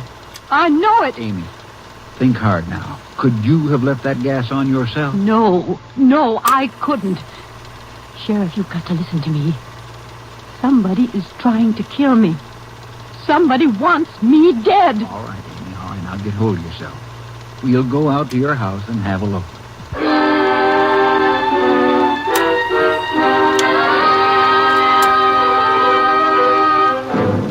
The sheriff made a preliminary investigation at the West Ranch House, then requested assistance from the Texas Rangers. Ranger Jace Pearson was assigned and reached the ranch at 10 that morning. Mark West, Amy's husband, had arrived home in the meantime. The two officers left Mr. West downstairs with his wife and went up to investigate the scene of the explosion. Pretty much of a mess, ain't it, Jace? Uh-huh. Mrs. West was lucky, though. I've seen gas heater explosions when there wasn't a thing left of the house. What do you make of it? You figure somebody could have come in here and turned the gas on like Amy says? It could be. Heater valve was open. Yeah, but Amy could have left it open herself. You know how careless people are about things like that. Uh-huh. You say Mrs. West thinks somebody tried to kill her a couple of times before. That's right. But, Jace, to tell the truth, I don't put much stock in what she's been saying. Why not? Well, Amy's always been kind of high-strung, gets herself all upset about little things. You know how women are sometimes. Is she happy with her husband? Oh, Mark's always been real good to her. Seems to be crazy about Amy and her about him. Only one thing wrong I ever knew of. What's that? Well, both of them's always wanted kids, and they never had any. Last 5-6 years, Amy's been kind of brooding about it. What about these other times she said attempts had been made on her life? Well, the first time it was the brakes on her car. They went out and Amy smacked into a fence. She was lucky, just shook her up some. Mechanic said it could happen to any car. And the second time? She phoned me and said there was a prowler downstairs. When I got here, she swore she could still hear him walking around. I looked everywhere, and I didn't find a sign of anybody. Where was her husband? Away. He'd gone up to Dallas early that evening. You reckon he's involved in this? Oh, I don't think so. Jace, like I say, he's pretty fond of her. As far as you know, Sheriff, did Mrs. West ever try to take her own life? Well, just between us, the way Amy's been acting lately, I wouldn't put it past her. Uh-huh. We better go down and have a talk with both of them. If Amy does have ideas about suicide, Jace, how come all this talk about somebody trying to kill her? Well, the human mind's a funny thing. Sometimes that's the way it works. You mean she could have done all these things herself, and yet she really believes somebody else has been doing them? Something like that. You know, that crossed my mind when I was talking with Amy. The living room door's open. Oh, yeah. What'd you find, Ranger? I can't say for sure, Mr. West. Might have been deliberate, and then again, it could have been an accident. It wasn't any accident. Now, honey, you're just upset. It wasn't any accident, I tell you. He came in here just like he did the last time. Turned on the gas and tried to kill me. Honey, why would anybody want to kill you? I don't know, but he wants me dead. Amy, you've got to stop this. I don't know of a person in the world who wants you dead. Everybody loves you. That's the truth, Amy. I've never heard a soul in town speak a harsh word about you. It's no use trying to cover it up, Sheriff. Somebody wants to kill me. And when it's too late, you'll be sorry you didn't believe me. Honey, don't talk like that, please. Mrs. West, we'd like a statement from you about what happened last night. You mind coming in town with the sheriff and me? All right, I'll come. But I want Mark with me. I won't go unless he comes along. Sure, honey. I'll be glad to come. Sheriff, you take Mrs. West out to the car. We'll be along in a minute. Right, Jason. Come on, Amy.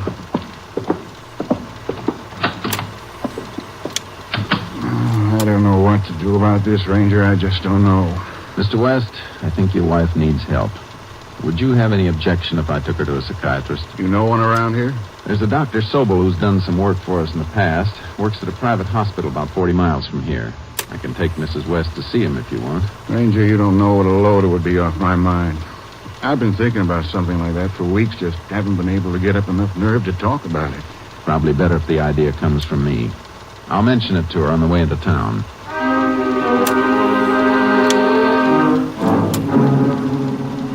I talked to Mrs. West. At first, she was reluctant to see the psychiatrist, but by the time we reached the sheriff's office, she'd consented. After the sheriff took her statement about the explosion, I drove Mrs. West and her husband to the hospital. While she was talking to Dr. Sobel, Mark West and I waited in the outer office. 2 hours later, the doctor opened the door between the offices. Sorry I kept you waiting so long, gentlemen. Mrs. West, you can go into the other room with your husband now. How you feeling, honey? All right. I've given your wife some capsules, Mr. West. Just a mild sedative. See that she takes one every night before she goes to bed. Sure, Doctor. It won't help. It will if you make up your mind to let it. Nothing's going to help. Somebody wants me dead. Sooner or later, he'll kill me. Well, we'll talk more about it, Mrs. West, sometime soon. Now, if you and your husband don't mind waiting, I'd like to speak to the ranger for a second. What do you think, Doctor? Well, it's only a preliminary examination. I'll want to spend much more time with her. But there doesn't seem to be any clinical psychosis present. You mean there's no definite insanity? I'm almost sure of it. What about this idea she's got that she's going to be killed? She's an extremely unstable woman, Ranger. And she's under some kind of severe emotional strain. What it is, I don't know yet. Well, the sheriff and I'd like to help her any way we can. Is there anything we can do? In a case like this, Ranger, nothing. Nothing at all.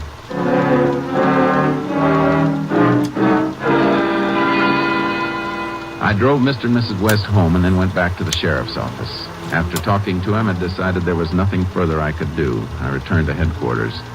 A week later, I received an urgent message from the sheriff. Mrs. West was in his office and insisted on seeing me. I went there. Sorry to bring you back, Jace, but Ms. West wouldn't talk to anybody but you. Said it was important. It's important, all right, Ranger. Real important. What is it, Mrs. West? Maybe you won't think I'm crazy now. Maybe you'll believe me. I never did think you were crazy, ma'am. Yes, you did, but you're going to see. Everything I told you was true. Wait till I get it out of my purse. There. Look.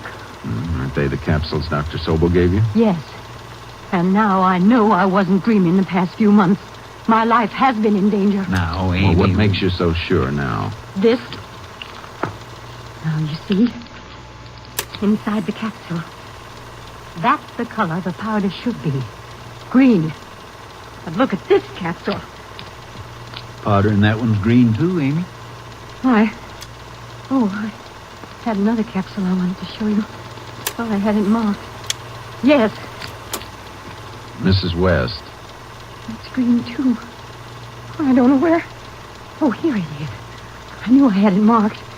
See the little nick in the end? What did you want to show us, ma'am? Inside this capsule. There. The powder in this one's white.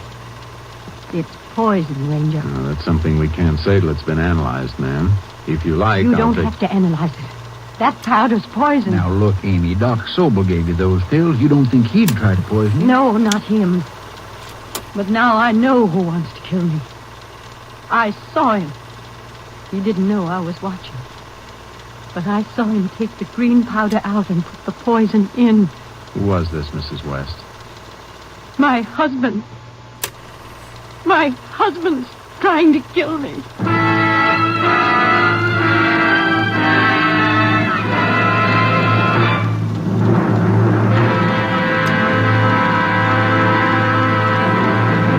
In just a moment, we will continue with Tales of the Texas Rangers, starring Joel McRae as Ranger Jace Pearson. The cruel nature of cancer is well known. It strikes young and old, rich and poor alike. Men as well as women fall victim to this dread disease.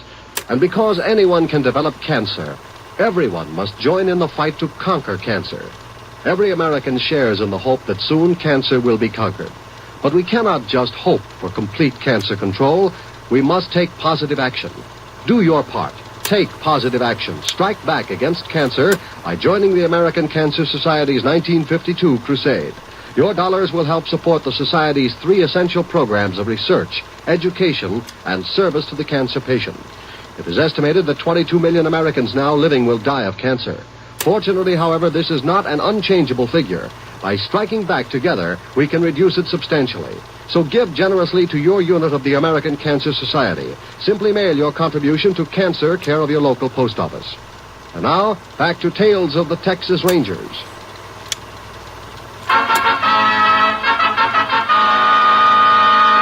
We continue now with Tales of the Texas Rangers and our authentic story, Illusion.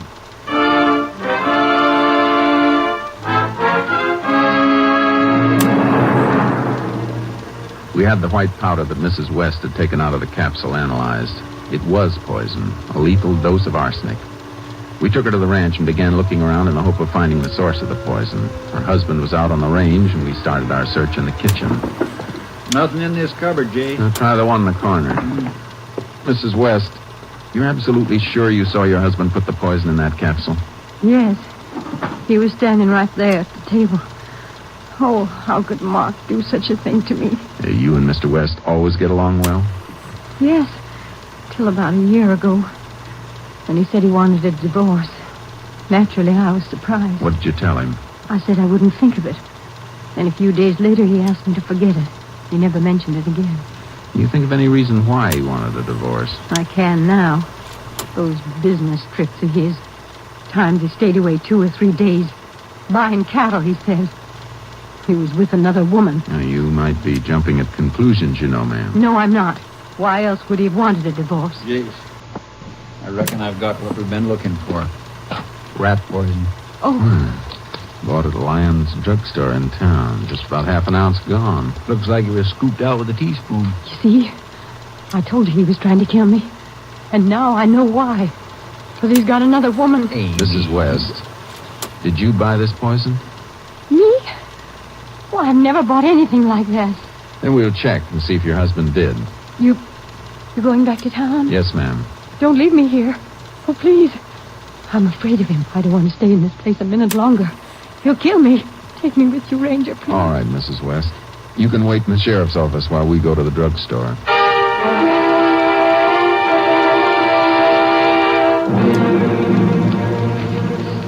Now, where'd I put that poison register? Yeah, here we are. Any idea when this poison was bought? No, I'm afraid not. I reckon we'll just start turning pages till we come to it. West. Well, if that ain't luck, hit it on the 3rd page. Yep, it was rat poison, all right. What date did he buy it? It was on June 25th. And did you say he? That's right. Then there's some kind of mistake, Ranger. It wasn't him bought that poison. It was her. See? Amy West.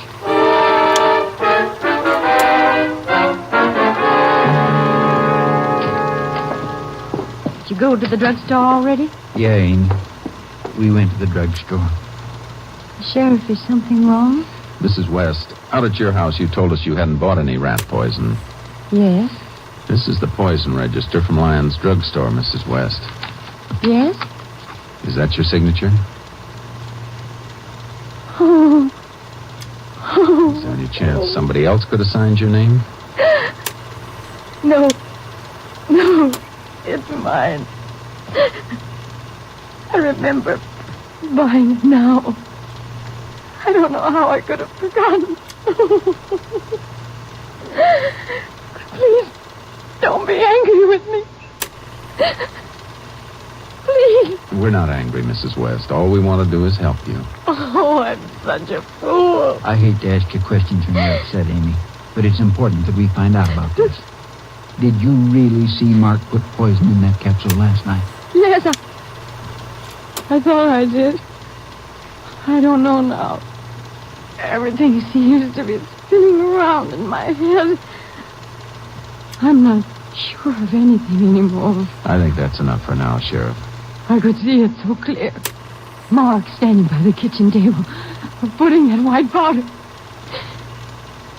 Maybe I've been imagining things all along. Maybe I'm crazy. Oh, Ranger, please help me. I think we better take you over to see Dr. Sobel again, ma'am. I don't care what you do. Just help me. Help me.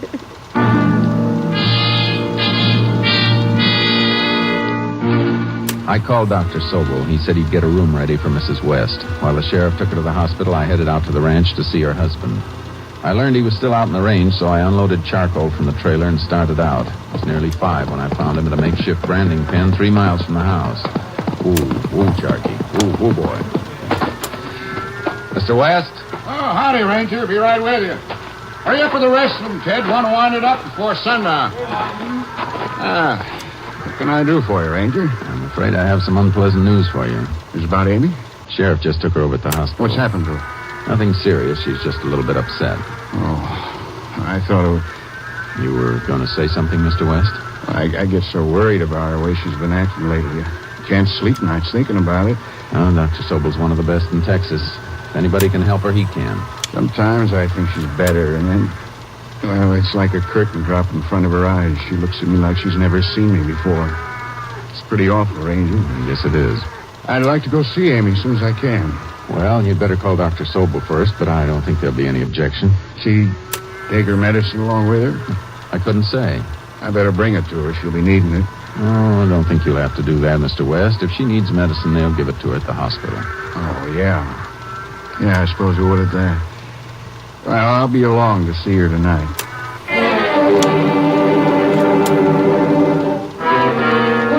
On the way back to the hospital, I kept thinking about his mentioning the medicine. It bothered me and created a growing suspicion in my mind. By the time I reached the hospital, I was convinced we didn't have all the answers. The sheriff and I decided to listen to any conversation between West and his wife. We set up a hidden microphone in an empty room, and we asked the head nurse to have Mrs. West moved in there. We settled down in an adjoining room with earphones and a tape recorder. At 7:35, we heard the door and Mrs. West's room open and close. Hello, honey.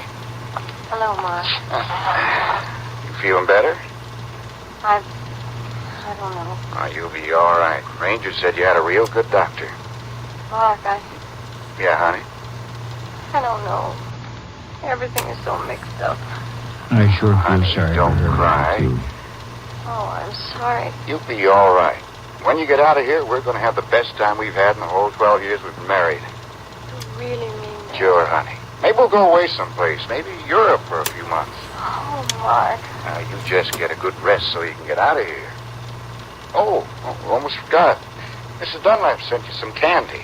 You know, that chocolate fudge you're so crazy about. Here. Candy? Oh. I don't want it. Honey, you know you love this stuff. Go on. Take a piece. Jace, didn't... What's the matter, honey? Would you want any? You eat some. Huh? You eat some. Sure, honey. It's real good. Sure you won't have some? Oh, Mark. What's the matter? Sometimes I think I'm the biggest fool in the world. Oh, you're just tired, honey. Doc said I shouldn't stay too long.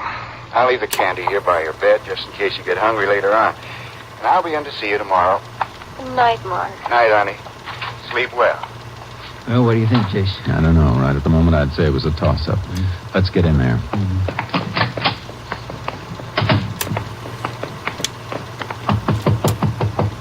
Come in. Evening, ma'am. Hello, Amy. It's nice of you to come and visit me. You just missed seeing Mark. Mrs. West, have you eaten any of the candy on the table? Oh, Mark brought it. No, I haven't eaten any. Would you like some, Ranger? Yes, ma'am. If you don't mind, I'll take the whole box. What? I'm sorry, Mrs. West, but we want to be sure it's just candy. We submitted the box of candy for rush analysis. 40 minutes later, the results came through. One of the pieces of candy contained arsenic. We broke the news to Mrs. West. She accepted it in stony silence. We decided to let West believe his plan had succeeded. We outlined our idea to the doctor. At midnight, we had him phone West and asked him to come to the hospital as quickly as possible. When he arrived, he was kept waiting alone for nearly an hour. The sheriff and I sat in Dr. Sobel's outer office. Finally, we phoned the receptionist and told her to have West come in. You ought to really be stewing by now, Jace. That's what I'm counting on. Jace, I swear I didn't... Hold it, he's coming. Oh, Doc in his office? He's upstairs. Come on in, Mr. West. He told me to get down here as quick as I could. I've been waiting for an hour. What's it all about? I don't know. We've got a call, too. How long you been here? About an hour. What's happened to Amy? We don't know, Mr. West. I went down to her room. She wasn't there. Yeah, we were down there, too. Where's that doctor? I'm going to make him tell me something. Oh, Dr. Sobel's up in the lab. He said he couldn't be disturbed. Lab? What's he doing up there? The nurse said he was making some tests. On Amy? I don't know. I'm not going to stand for this. That doctor's got no right to keep me waiting like this. Not when my wife might be dead. Dead? What makes you think that? Oh, I'm sure that's it. Amy didn't want to live. She wanted to kill herself. I never got that idea about Amy, Well, you Mark. didn't know her the way I did. She was always talking about killing herself. Last night I caught her filling those capsules the doctor gave her with rat poison. Saw her put them in her purse. You did? Yeah. Took them away from her. Reckon maybe I didn't find them all. Reckon Amy had some more. Why didn't you tell us this before? I should have told you all about this, but I didn't. Because I was ashamed. Now you're going to blame me. You're going to think it was my fault Amy committed suicide. Well, go ahead, say it. Mr. West, you're liable to be getting excited for nothing. Nobody said anything about your wife being dead. She is, I know it. She's not in her room, and the doc's up making some kind of tests, ain't he? She's dead. She committed suicide. She's dead. Take it easy, Mark. I can't understand it. I tried to make Amy happy. Why'd she want to take her own life? We don't think she did, Mr. West. Huh? We think you tried to poison your wife with arsenic in the candy you brought her tonight. Candy? I didn't bring her any candy. We know you did. But that's a lie. Amy died from eating poison candy. She had it with her all the time. I didn't bring it to her. I'm afraid you did, Mr. West. We've got a witness to prove it. Witness? Bring Mrs. West in, Sheriff. All right, Amy. You can come in now. What's the matter, Mark? Aren't you glad to see me? Amy, Maybe you can understand how I've felt all these weeks, hoping I was seeing things and knowing I wasn't. Now you know. Oh, it's all a mistake on you. Big mistake. No, it isn't. You wanted me dead, so you could be with your other woman. Who is she, Mark? Is she pretty? You tell her how soft and silky her hair is, like you used to tell me. Amy, please. Do you and she have little jokes together like we used to have? Little pet names for each other? Mrs. West, that candy you had in your room tonight, where did you get it?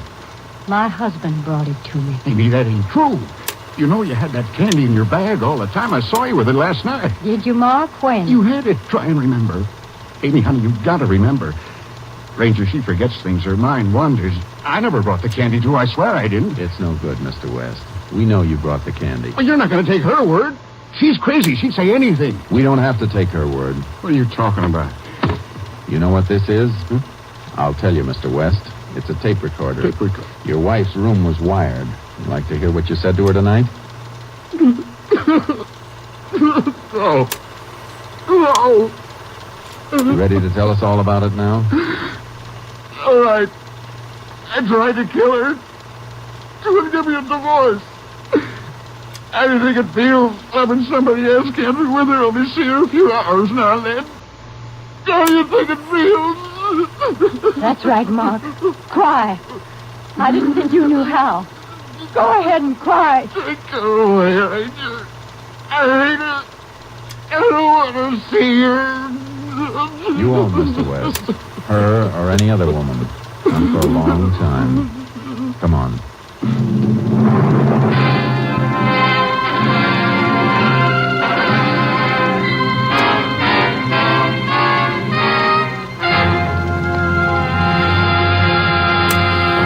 In just a moment, we will tell you the results of the case you have just heard.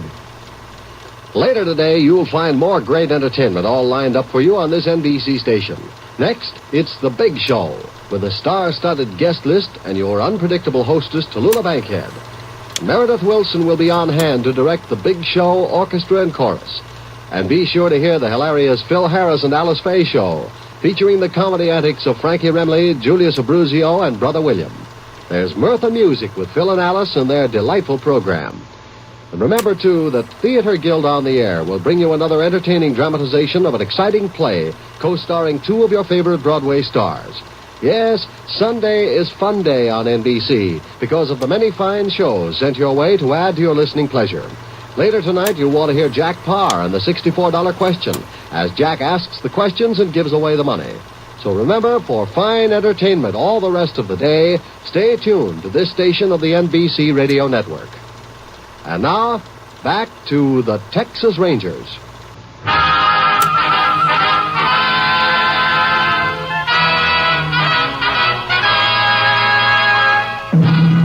And now, here are the results of the case you have just heard. Suffering from nervous strain, Amy West went to a private rest home. After 6 months, she was fully recovered.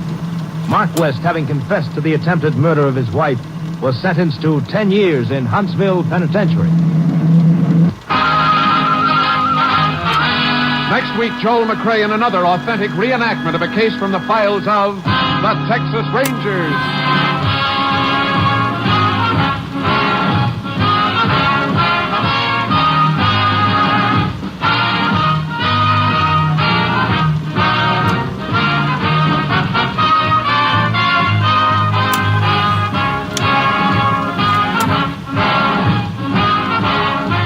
McCrae will soon be seen in San Francisco Story, a Warner Brothers release.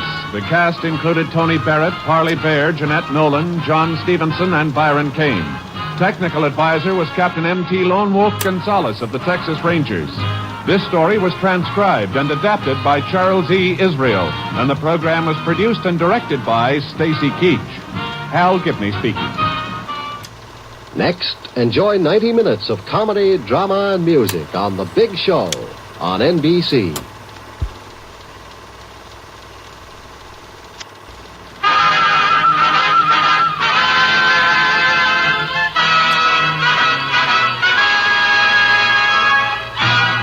Tales of the Texas Rangers, starring Joel McCrae as Ranger Jace Pearson. Another authentic reenactment of a case transcribed from the files of the Texas Rangers.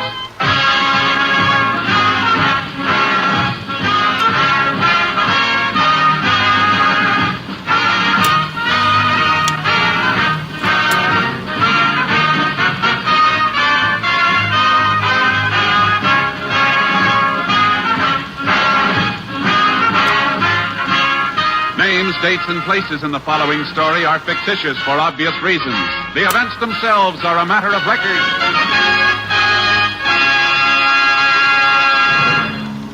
Now that warmer weather prevails throughout the country, more and more families will be getting out of doors, into the yard, on trips to the beach, and drives to the country.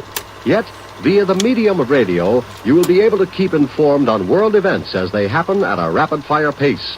You will be able to listen and be entertained by music, drama, mystery, and comedy. For wherever you go, there's radio. And the NBC Radio Network is on the job to keep you informed and entertained. Yes, whenever you tune to this NBC station, you can be sure that you'll hear the finest in radio listening. More than 1/3 of the radio sets in the nation are in automobiles or are of the portable type. So if you go to the beach for an afternoon of fun in the sun, if you drive into the country to view the lush new growth, or if your outdoor activity is limited to putting Vigoro on your lawn to bring it back to rich green life, take along your radio. You'll be royally entertained when you tune to the NBC Radio Network. And now, let's get back to the tales of the Texas Rangers.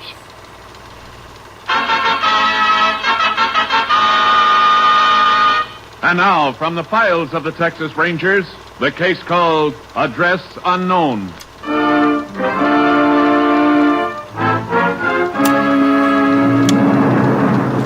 It is just before noon on a hot day in August 1940. In the Big Bend country of Texas, 40 miles northeast of the Mexican border, a poorly dressed woman trudges along a dirt road. With one hand, she leads a 4-year-old boy. In the other, she carries a cheap cardboard suitcase. How far we gotta walk, Mama? Oh, quite a piece yet before we get to the bus stop. Now, you come on, Tommy. Give me a hand. I'm hungry. Yeah, I expect you are at that. I reckon I could use a bite of food myself. What we got to eat, Mama? We'll go over across the road and sit under that tree. Give us a little bit of shade anyhow. And we'll use that old flat rock for a table. What we got to eat? Oh, something good. What? Sandwiches. We got some nice side meat. I want peanut butter. Tomorrow, Tommy, when we get to Aunt Josie's. Peanut butter'd make you too thirsty today in all this hot sun. I want a drink, Mama. Well, I ain't got none, Tommy. Left the house so fast this morning, I clean forgot about bringing a jar of water. But I'm thirsty. Tommy, we're just gonna have to... Wait a minute, that ranch house over there, they ought to have some water. I'm thirsty. Tommy, honey, you see that house down the road? Uh-huh. Well, you just walk down there and ask them if they got a tin can they can give you some water in. It's so far. Well, I'll be watching you. Now, go along now. All right, Mama. Mind you don't stop to play now. Just get the water and bring it right back. All right, Mama.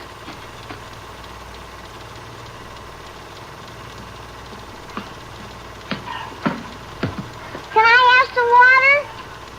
Can I have some water? Well, now, look what we got here. Hey, what's a little fella like you doing all the way out here by yourself? My Mama wants a can of water. Why, sure, sonny. Where's she at? Over there. We're back on the road? Uh-huh. We're going to Aunt Josie's. Is that so? Now, what's your name, sonny? Tommy? Well, Tommy, you come right on out back. We'll see what we can do about getting you some water. We got chickens and a horse. Yeah, now, what kind of horse is he? His name's Robin. Robin and Tommy, huh?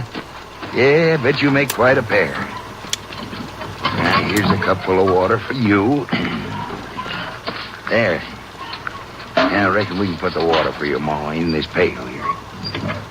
You and your ma live around here, Tommy, do you? We live home. Huh? Uh-huh. There you are now. There. You want some more water? Uh-uh. Yeah, maybe I better ride you back to your ma in my car. It's too hot for a little fellow like you to be walking. Come on now, Tommy. Mom and me rode in the car this morning. Is that so? Hey, did you come for her? I don't know. In you go, Tommy. Now slide all the way across. Now we just put this pail in the middle here. This your car? Yep. Had it a long time, too. Now, where'd you leave your mama? Over there. We got side meat sandwiches. I bet they're good, too. Your face looks funny. Huh? Oh, you mean my whiskers, huh? Well, that's what happens when you don't shave for a couple of days. I don't got no whispers. And you'll get whispers soon enough, Tommy. And when you do, you'll wish you didn't have them. Yeah, is this where you left your mom? Uh-huh. All right. Come on, Tommy, come on. There we are. My mama ain't here. Where's my mama? Oh, she's around there somewhere. Suitcase and lunch are sitting there. Where's my mama? Now, Tommy, she'll probably be right back in a minute. I'll give her a call. Let her know that we're here. Lady! Oh, lady! I want my mama. Lady! Where are you, lady? Mama! Mama! Lady! Lady, I got your little boy here. Mama! I want my mama! Tommy, she'll be right back now. I want my mama!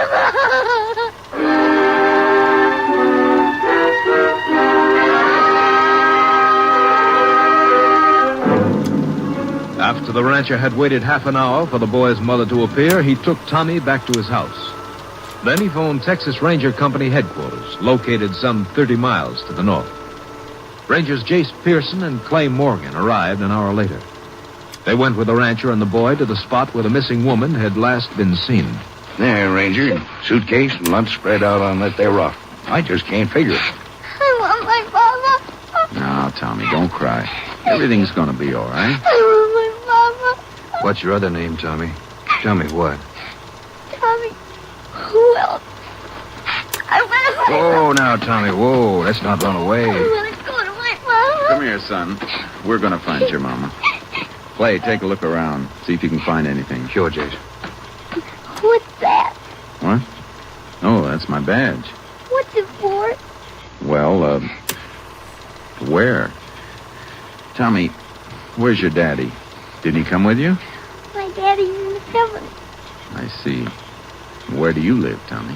Home. I don't know if it'll help any, Ranger. But he said they lived in a place where there were chickens and they have a horse named Robin. Uh-huh. Well, did you walk over here from your house, Tommy? Yeah. We got thirsty. He said they rode in a car this morning.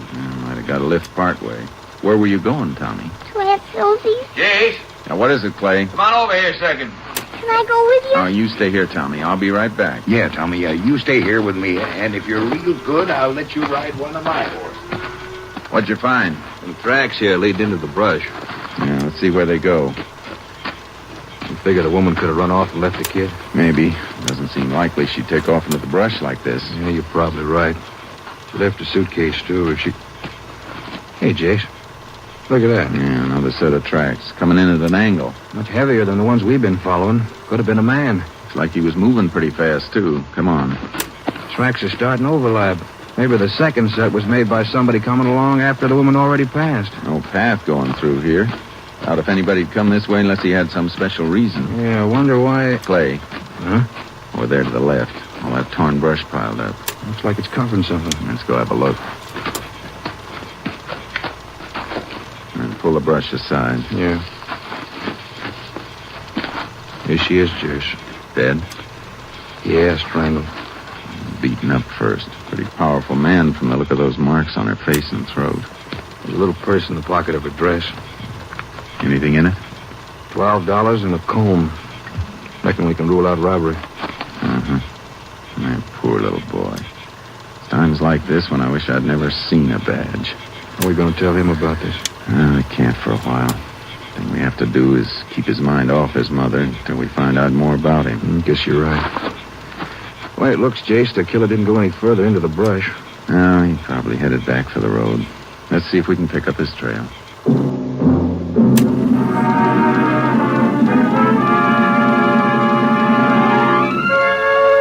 We found the trail. The tracks came out on the road 50 feet from where the dead woman's suitcase had been left. We checked the suitcase without finding any identification. Then we called for the justice of the peace, and I waited while Clay took Tommy Wilkes back to our headquarters. After the JP arrived, we took the woman's body into town. It was 4:30 when I walked into the office where Clay was talking to Tommy. All right, Tommy, you just play with these while I go over and talk to Ranger Pearson for a minute. All right. How you doing? I've been trying to keep him occupied. Maybe those handcuffs will keep him busy for a while. So one of you didn't give me your pistol. Maybe you think he didn't ask for him. He's a swell kid, Jace, but I'm worn out. He's got more energy than a 2-year-old bobcat. Did you have him photographed? Yeah, we had to practically chain him down to keep him still. So you got him some ice cream? Yeah, he was hungry. He'd already eaten over half of it. How come you got so much? Well, I tried to get a pint. All they had left was quarts. Find out any more about his family? No. Maybe you better have tried it. Mm-hmm. Well, how's everything, Tommy? Fine. We just sit and talk a while, huh? Can I have some ice cream? Yeah, I think you had enough, Tommy. I want some ice cream. Well, all right. Clay, put a little more ice cream in that dish. Sure. Tommy, you said you were going to your Aunt Josie's. Uh-huh. Here you are, Tommy. Will you fix it for me? What's he mean? He likes it stirred up. Won't eat it unless it's like soup. All right. Now, let's see. You like ice cream? Sometimes. Here you are, Tommy. Is that better? Uh-huh. Tommy, did you ever go to your Aunt Josie's before? Uh-uh. How long were you and your mama walking on the road? I don't know. Did you eat breakfast at home this morning? Uh-huh. Well, that could narrow down our area some, Jace. Yeah. Tommy, when did you... wait a second. You're spilling ice cream all down your sleeve. Here, I'll wipe it. What's the matter? It hurts. Where? Here. Just let me pull that sleeve back and take a look. Hey, that's an ugly-looking black and blue mark. How'd you get this mark on your arm, Tommy? George did it. Who's George? Is he your brother? No, he's George. Where's you live? At our house. Why'd you do it, Tommy? He said I was bad. I wasn't bad. Is George a little boy or a man? Man, You tired, Tommy? I want my mama to put me to bed. We'll put you to bed, Tommy. A nice big bed. I love my mama. Take him out and put him in that cot in the next room, will you, Clay? Sure. Come on, Tommy. Let's go. You gonna take me to bed now? Sure. I want my mama to put me to bed.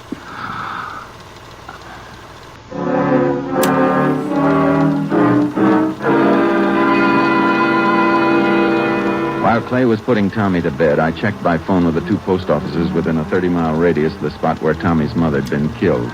Nobody but the name of Wilkes was listed in the entire area. We sent Tommy's picture to all newspapers in the vicinity. The next morning, Clay and I took Tommy in the car and started combing the countryside in the hope that he would recognize some landmark. By noon, we'd accomplished nothing. You getting a little hungry, Tommy? Yeah. We'll see if we can't find some kind of store soon. We'll all have lunch, huh? Can I have peanut butter? Yeah, if you want. Mama gives me peanut butter at home. I don't like side meat sandwiches. Mm-hmm. You like side meat? Oh, there's Pedro. Who? Pedro, he comes to see George. You mean that man on the burro we just passed? Yeah. I'll back up. You sure you know him? He's Pedro. Hey, senor. Hold up a minute. Call me, senor? Yeah, you mind coming back here? Arre, Conchita, arre. Come out here, Tommy. That's a boy.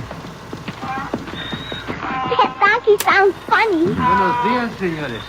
What is it you want? Your name Pedro? Si, Pedro Sanchez. You ever see this little boy before? No, I never see him before. Pedro? Just a minute, Tommy. He says he knows you. Told us your name was Pedro. Senor, many people have that name. I know you, Pedro. Oh, no, little boy, you're making a mistake. Maybe it's the mustache make him think he know me. You sure you don't know the boy? Maybe he see me somewhere, senor, but I don't remember him. Tommy here says you've been to his house, says you visited somebody there by the name of George. George? No, senor, this little boy, he make a mistake. You know how it is with the small ones. Sometimes they have a large imagination. You live near here, Pedro? See, maybe 7-8 miles by the river. On the border? See. All right. I'm sorry we troubled you. Well, any time, senores. Any time at all. Oh, by the way, is that general store down the road still open? The Maria store? Oh, sí, it's open. Thanks. De nada. Adiós, señores. Arre, Conchita, arre. Bye, Pedro. Tommy, you sure that's the man who come to see George? He comes to our house and sits at the table and talks to George. I don't know. What do you make of it, Jess? Could be a mistake or Tommy's imagination. Then again, it's just possible our friend Pedro is lying.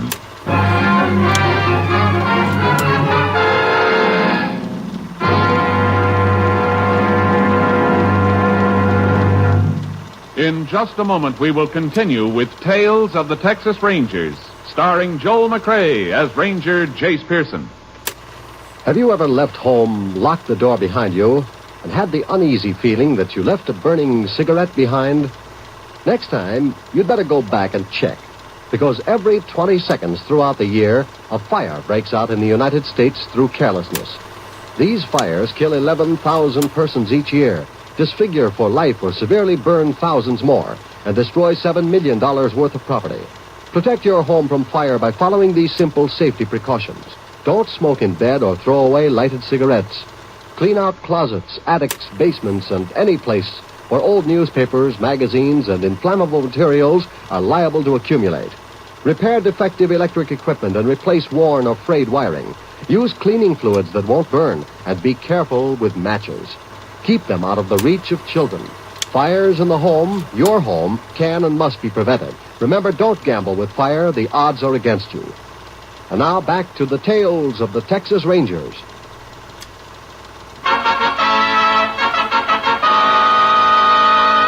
We continue now with Tales of the Texas Rangers and our authentic story, Address Unknown.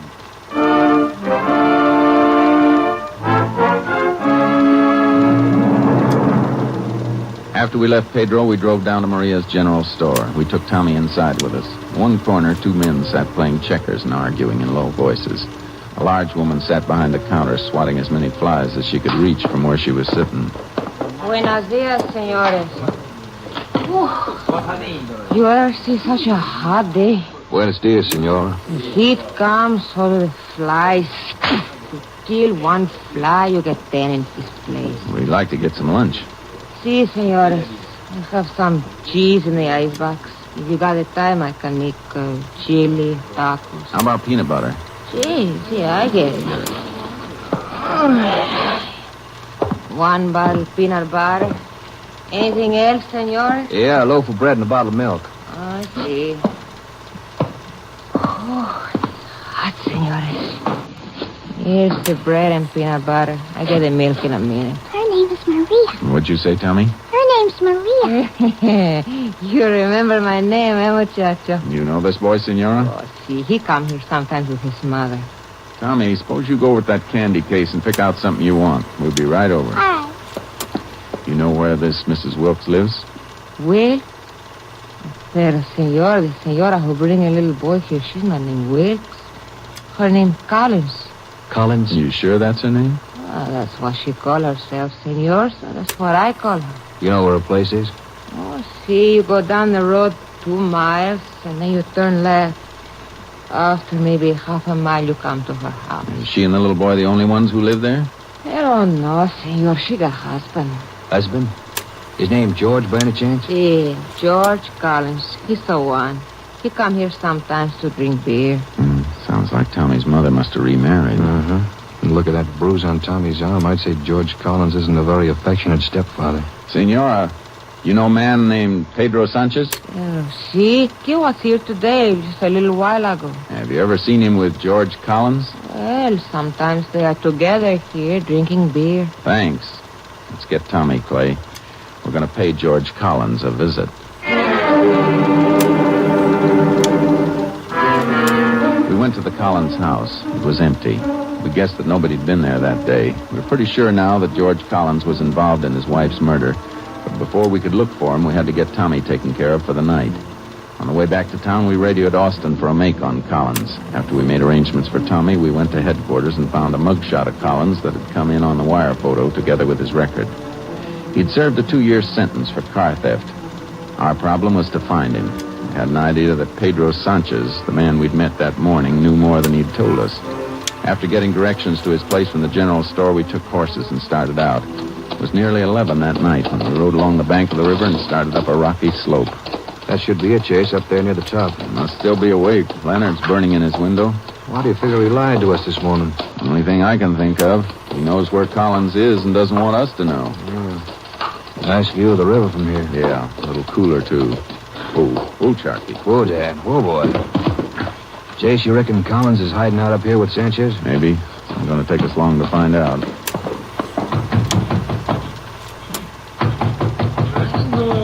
Bingo. Don't make so much noise. You want to have the whole...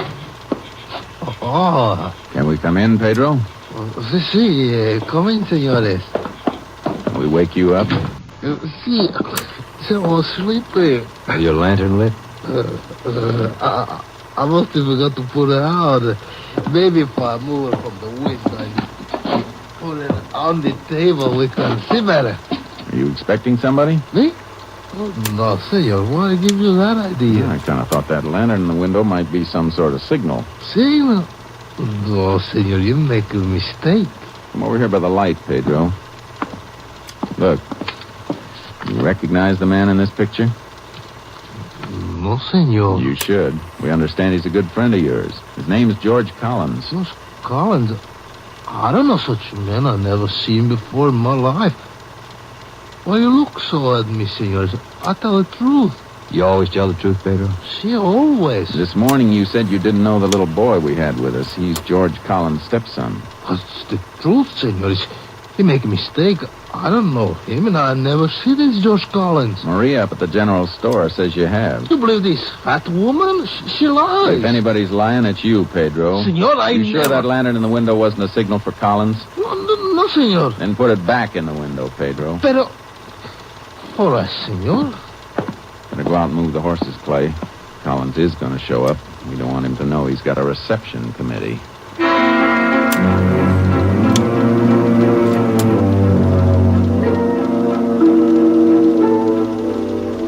I'm sleepy, senores. How much longer I gotta sit and wait? Till Collins gets here.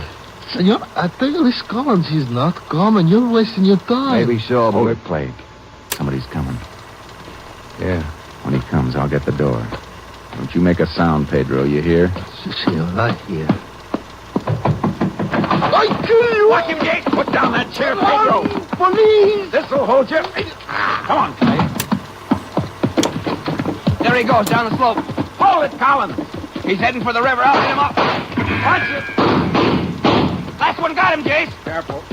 Maybe trying some kind of trick. Yeah. Ain't got his shoulder. Still breathing, though. Must have just knocked him out. Turn him over. Yeah. Jace. Yeah. It's not Collins. Well, then who is Wait it? a minute. He must have been carrying this package. Heroin. Pretty good-sized batch of it. So that's Pedro's racket. Narcotics. Where's Collins fit into this deal? Why'd Pedro lie about him? I don't know. But I think Pedro's going to give us the answer.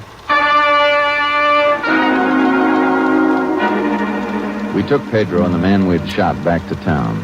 After we put the wounded man in the hospital, we drove Pedro to headquarters and began asking him questions. His calmness had us puzzled. We want to know why you lied to us about Collins, Pedro. I got nothing to say. Is Collins mixed up in this narcotics racket with you? Why you ask me questions, senor? Send me to jail. I stayed there 5 years. How do you know it's only 5 years? I got a friend. First time he get caught, he go to jail. 5 years. Where's Collins, Pedro? I don't know. Now, look. Wait a minute, Clay. I've got an idea why Pedro isn't talking. Maybe he thinks as soon as he gets out of jail, he'll be able to go right back into the narcotics business. And he figures Collins will be waiting for him. Is that right, Pedro? I got nothing to say. If that's what you think, you're wrong. Because when we catch Collins, he's going to be held for murder. Murder? What do you mean? I'm pretty sure Collins killed his wife. Sooner or later, we'll find him, Pedro. And when we do, you'll go on trial with him. Me? I got nothing to do with the killing. You got plenty to do with it. You know where Collins is and won't tell us. Well, senor, you got to believe me. I didn't know he's mixed up in this. You want to tell us what you do know he's mixed up in? See. Senor Collins, he's the man I've been working for. When the stuff come from Mexico, always before, I take it to his house. Where were we supposed to take it this time? 2 days ago, Senor Collins come and he say he must go away. He say I have to bring the stuff to him in San Antonio, to a hotel there. Which one? The Park Hotel. Senor, I had nothing to do with this killing. You gotta believe me. Come on, Clay. Let's lock our friend up and get moving. It's a long drive to San Antone.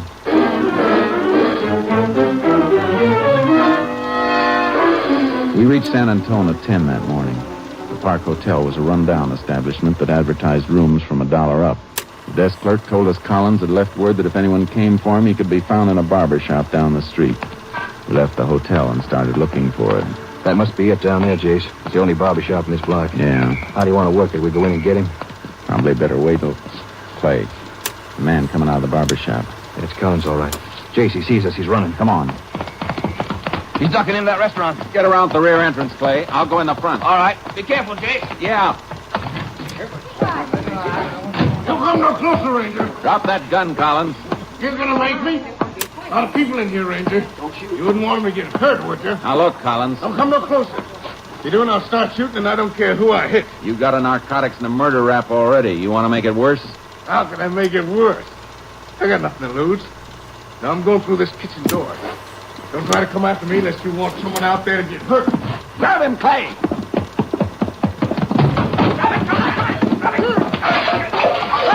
I got him, Jake! Hold still, Collins! You lousy, shut up. Come on, Collins. You were going on out the back. Let's keep right on going. It's all her fault. She shouldn't have poked her nose in my business. Pick up your feet. Come on. Afraid that little brat son of hers was going to learn something bad from me. Said she was going to the cop. That why you killed her, Collins? I'd have caught her force. She ran away. I'd have beat some sense in her head. Crazy woman. Come on, keep moving. Quit pushing. Biggest mistake I ever made was marrying her. I never should have married her. That's one thing we agree on, Collins. If you hadn't, a little kid would still have his mother.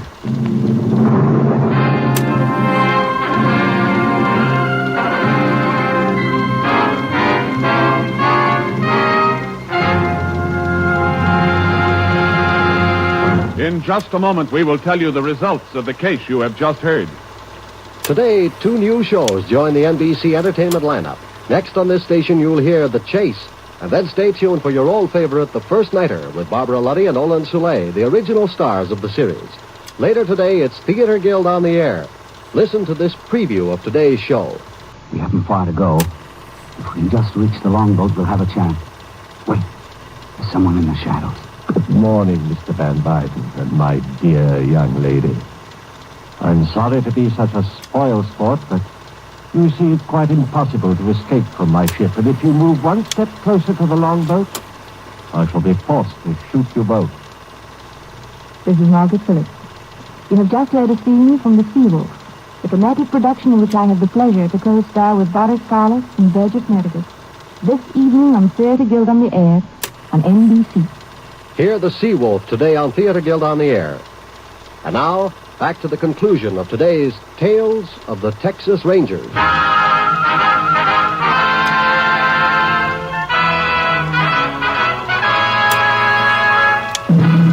And now, here are the results of the case you have just heard. Tommy Wilkes was taken to the home of his aunt, who identified him through a newspaper picture. George Collins revealed the 2 other men who completed the narcotics ring. They were picked up by Texas Rangers, and all 4 men involved were given prescribed jail terms. George Collins was found guilty of murder with malice and was sentenced to life imprisonment at Huntsville. Next week, Joel McRae in another authentic reenactment of a case from the files of the Texas Rangers.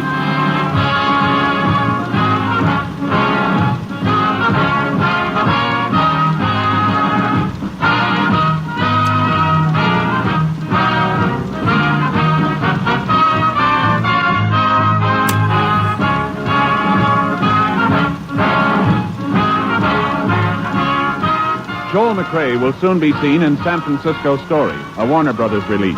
The cast included Tony Barrett, Lillian Byeth, Dick Beals, Leo Curley, Herb Ellis, and Don Diamond. Technical advisor was Captain M.T. Lone Wolf Gonzalez of the Texas Rangers. This story was transcribed and adapted by Charles E. Israel, and the program was produced and directed by Stacy Keach. Hal Gibney speaking.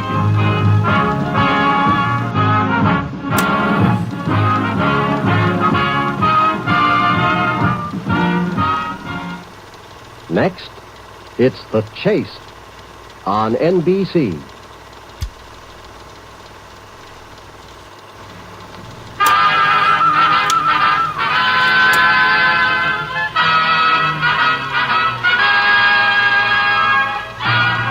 Tales of the Texas Rangers, starring Joel McRae as Ranger Jace Pearson. Another authentic reenactment of a case transcribed from the files of the Texas Rangers.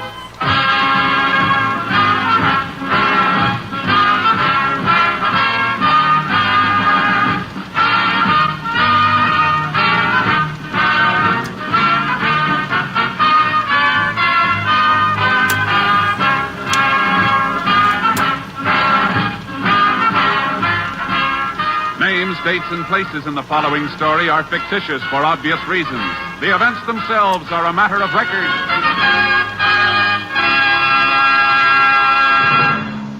Every day, Monday through Friday, there's top entertainment all day long when you set your radio dial to NBC.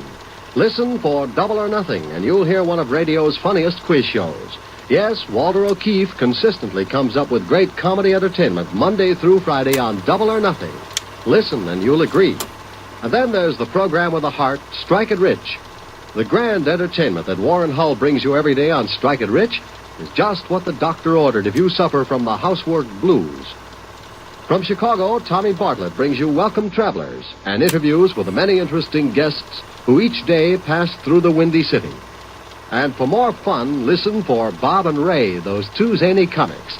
Then there's Music and Charm with Dave Garraway. So remember, every day, Monday through Friday, chase your blues away with the wonderful daytime programs on this station of the NBC Radio Network.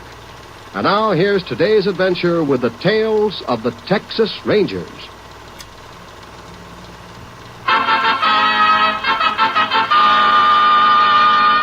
And now, from the files of the Texas Rangers, the case called Little Sister.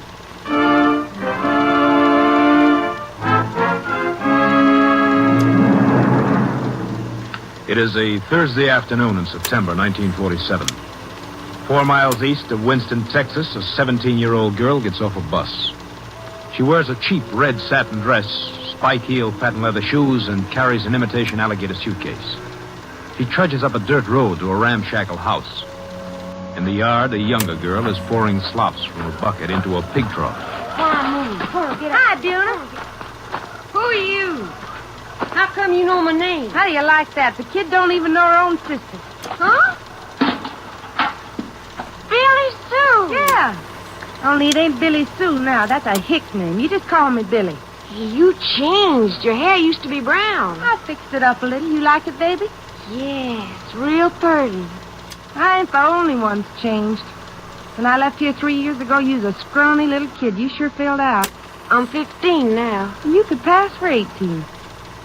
Yeah. Bet they'd even think you was 19.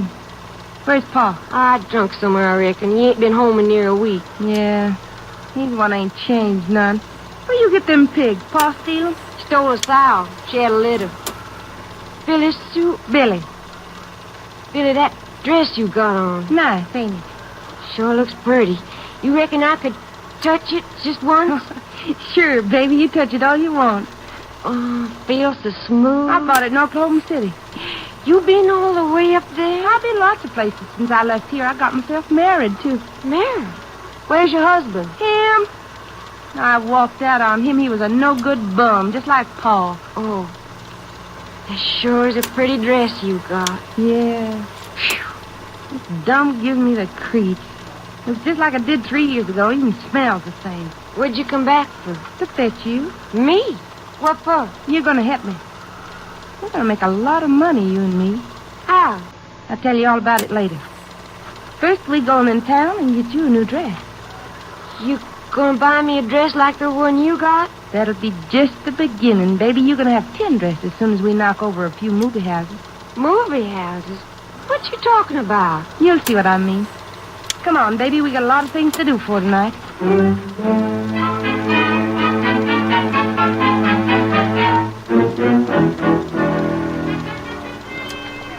How you feeling, Buna?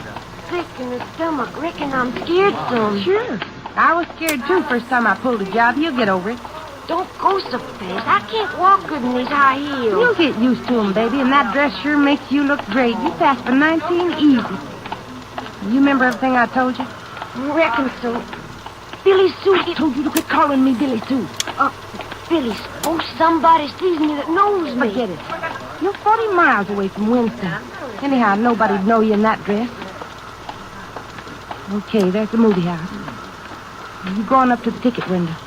You're gonna be right behind me now, where you say? Yeah, don't you look back at me or nothing. Don't even let on you know me. I won't. Well, get going. Billy, suppose they catch They us. ain't gonna get close to us. I've done this so many times I could work it in my sleep. But suppose when I ask her for change, she's got How it. many times I gotta tell you? She ain't gonna have change. Manager comes out every half hour or so and gets some money and puts it in a safe. Now stop moving. Okay, Gun. One ticket. That's the stamp, please. Oh, don't you have nothing small in there? That's all I got. I ain't got change for a $20 bill. I have to call the manager. Miss Bob, I need change for a $20 bill. Yes, sir. You bring it right down. You want to step aside and let the lady behind you get her ticket? One, please. Thanks. Here you are. Thanks.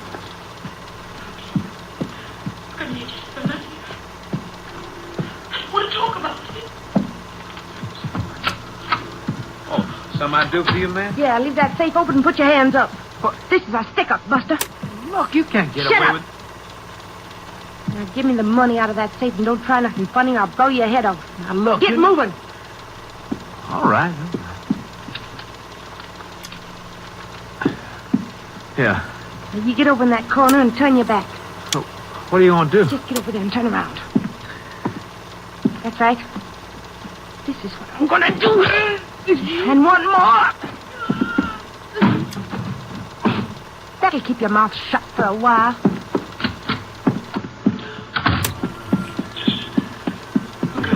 Main piece will be open about 10 minutes. There's plenty of room in the lobby. Come on, baby, let's go. Hey, ain't you going away? No, I changed my mind. The robbery was discovered a few minutes after the departure of the two girls. The deputy sheriff of that area was summoned, and assistance was requested from the Texas Rangers. 40 minutes after the crime was reported, Rangers Jace Pearson and Clay Morgan reached the theater. Report said the cashier could tell us about it, Jace. That's probably her talking to those people just inside the door. Let us through here. Let us through, please. Evening, ma'am. Are you the cashier here? Oh, yes, I am, Ranger. Now, I can tell you everything that happened. It was terrible. It was just terrible. Uh-huh. Is the deputy around, ma'am? Well, no, he didn't. He took poor Mr. Bob down to the hospital. But I can tell you all about it, just the way it happened. I was the only one seeing them both, and I was just telling these people here. I was in the ticket booth, and If you don't mind, maybe we'd better go someplace a little more private. Well, we could go up to Mr. Bob's office. I don't reckon he'd mind. That'll be fine. We'd like to see the office anyhow. It was just awful, Ranger, the nerve of them two little old hussies. How'd you know it was two of them? Oh, I seen them. The one went in, and when she come out, the two of them went off together. Well, I might have been killed. Yes, ma'am. Everything in this office been left just as it was? Well, there was a few people in here before the deputy come. We had to get poor Mr. Bob out of here, you know. Uh-huh. Take a look around, Clay, see if you can find anything. Okay. You get a good look at both these girls, ma'am? I sure did, Ranger. I'd know them any place. Suppose you tell me what they looked like. Well, the little one, she was the one come up to the window first and gave me the $20 bill. She had on a loud green dress, and she's all painted up like a... Well, you know what I mean. Yeah. Well, how old would you say she was? Well, not very old. 16, 17 at the most. I remember wondering how she come to have a $20 bill. Mm-hmm. The other one was older? Yeah, I reckon she was. She was real hard-looking, and she had blonde hair. Of course, it wasn't natural blonde. I could tell that right away. Anything else you could remember about them? Well, no, except they looked a little bit alike, not counting the older one's dyed hair, of course. Not much around, Jay. Some bloodstains over in the corner. Manager must have taken quite a rap on the head. Oh, he did. Poor Mr. Bob. When he come to, he looked so awful, like a walk-in ghost. Of course, it wasn't walk-in, but that's the way he looked. Do you remember which direction the girls took when they left the theater? Indeed, I do. They went down toward Grossman's drugstore. Thanks. You have a key to this office, ma'am? Why, yeah, it's downstairs in my purse. Would you mind getting it? We'd like to lock the room up till we get a lab crew here. All right, Ranger. You sure there ain't nothing else you want to ask me? Not right now, ma'am. Oh, well, I'll be right back in just a minute. She'll sure have something to talk about for a while. Yeah. What do you want to do after we close off the room, Jace? Check the area around the theater? Uh-huh. Somebody might have seen the girls when they left here. Maybe they haven't had a chance to get too far away yet.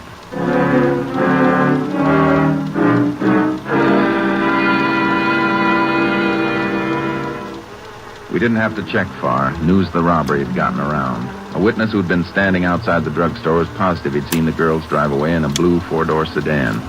The record showed that a car of that description had been reported stolen from a service station in Winston at 5 that afternoon. We were fairly sure this was the getaway car and alerted all units. Following morning, we took statements from witnesses, including the injured theater manager. At 2 p.m., we received word that the car had been found parked on a side street in Farrell, Texas, 60 miles away. We went there and began looking over the car. Clay, come here and take a look. What'd you find, Jason? Lubrication sticker on the door frame. Car was greased yesterday in Winston. Speedometer read 3250 then. They only put 102 miles on the car after they stole it. It's just 100 miles back to Winston. They didn't make any side trips. I reckon not. See what you can find here in front, Clay. I'll go over the back seat. Right. Blonde hair stuck in this upholstery. There's a cigarette butt on the floor. Enough lipstick on it to start a cosmetic factory. No doubt about it now. This was their getaway car, all right? Young punks. That cashier at the theater was right. They did have a lot of nerve. Probably more nerve than brains. I don't know. It's a pretty slick timing to catch the manager while he had the safe open. Well, there's not much back here. You nearly finished? Yeah, just about. As soon as I check this... Hey, Jace. Here's some string. Let's see it.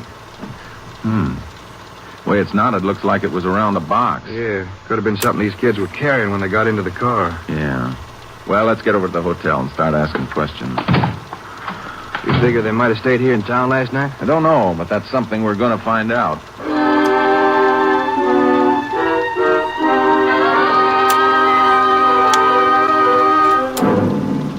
We went to the hotel. Nobody answering the girl's description had registered there.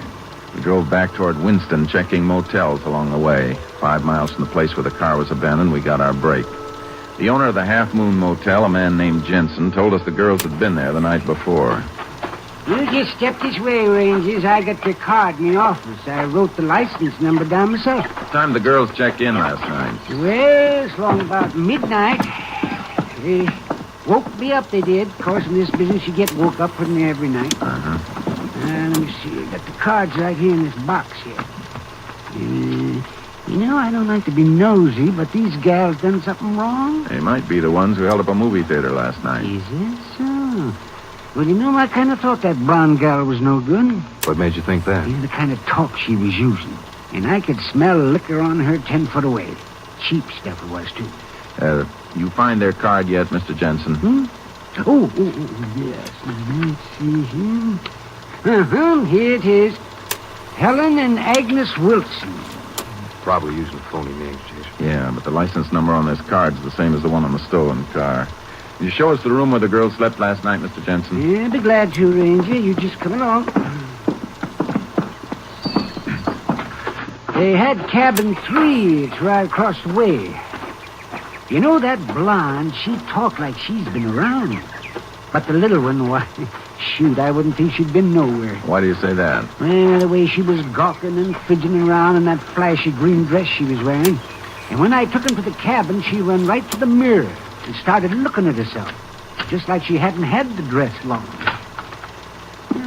Here we are. Uh-oh. What's the matter, Ranger? We cleaned the room up. Oh, gotta keep them clean. The fella had the business for me wasn't so particular.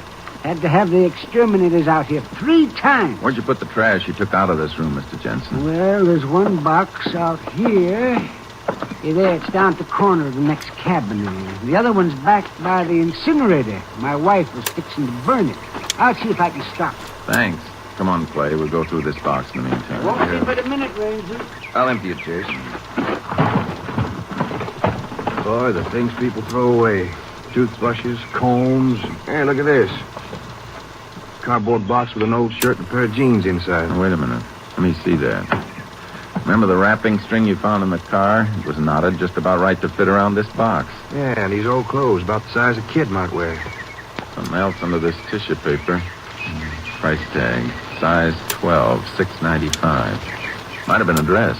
Close the box a second, Jace. There's a name printed on the outside. Mm-hmm. Morrison's Department Store, Winston. Well, the car was stolen in Winston. If this box did belong to the girl, it seems like they spent a little bit of time there. Yeah, reckon we'd better get over there ourselves. I'm sorry, Rangers. My wife's already burned that other box of trash. That's all right, Mr. Jensen. I think we found what we want. In fact, it might be just what we want.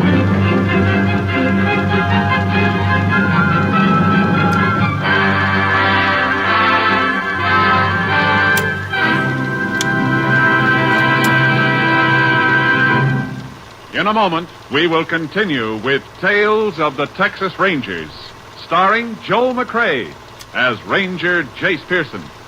In the armed forces of our country today, 40,000 women are working side by side with the young men of our country, filling important, highly specialized jobs of all kinds.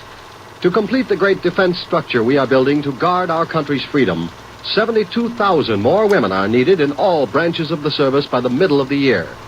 Women play an important part in the work of all our American armed forces. The Air Force, for example, has discovered that nearly 3/4 of its different jobs can be done by women. And the woman in uniform holds a proud position, absolutely equal with men in pay, benefits, and opportunities for training and travel. The requirements?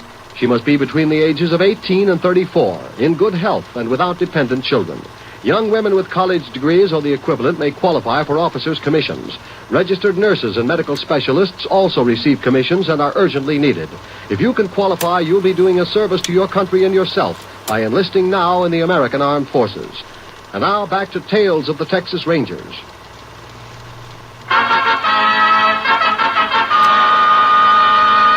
We continue now with Tales of the Texas Rangers and our authentic story, Little Sister.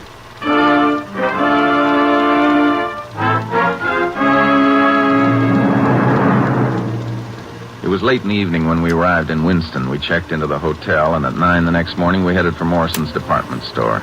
Inquiries proved that the price tag we had found in the motel trash box had come from a dress purchased in the store. The manager directed us to a Miss Daisy Riddell, who ran the dress department. We waited while she finished with a customer. Here's your change, Mrs. Doherty. I'm sure you like your dress. Goodbye. I'm sorry I kept you waiting, Rangers, but it's Saturday. You know, we're always so busy on Saturday. It's all right, Miss Riddell. You just call me Miss Daisy. Everybody in town does. What can I do for you? The manager said this price tag came from your department. Well, let me see. $6.95. Yes, that's ours. One of our less expensive numbers. We think a young girl we're looking for bought it here. We thought you might be able to help us. Oh, well, do you have any idea when she bought it? We're pretty sure it was Thursday, ma'am. Thursday. Well, let me see. That was day before yesterday. You remember what color the dress was? It was probably green. Green. Would you step over here with me, Ranger? We don't sell many of these $6.95 models. In fact, we've had a dreadful time selling them. Between you and me, I don't know whatever possessed Mr. Morrison to buy them. Was it a dress like this one? We've never seen the dress, but I think it'd be a brighter green. Well, I see. Now, what about this one? Yeah, that looks more like our girl's speed, doesn't it, Jace? Uh-huh. Fits in pretty well with the descriptions we've heard. Well, then I think I could help you, Ranger. We certainly appreciate it, Miss Daisy. She came in Thursday afternoon around 3:30, I think it was, with her sister. You remember their names, ma'am? Well, yes, I do. It's Simpson. The younger one's Buna, and the older one's, now let me see. It's Billy Sue, I think. Did the sister have blonde hair? Bleached blonde.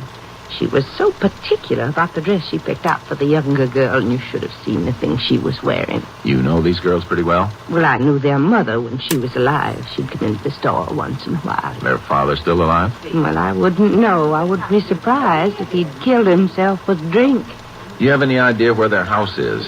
Well, the family used to live here in town, but it seems to me I've heard they live out on one of the hills near town. Now, I don't know just where, though. Would you know anybody who might be able to give us a lead on where the girls have gone? Gone? Our Rangers, as far as I know, they're still around. What makes you think that? The little one, Buna. She was in here yesterday, just before closing time. She bought... Yes, ma'am. Well, she bought an undergarment. So they must still be around. Uh-huh. Well, thanks very much, Miss Daisy. I hope I've been able to help you some, Rangers. I think you have, ma'am. Let's go, Clay.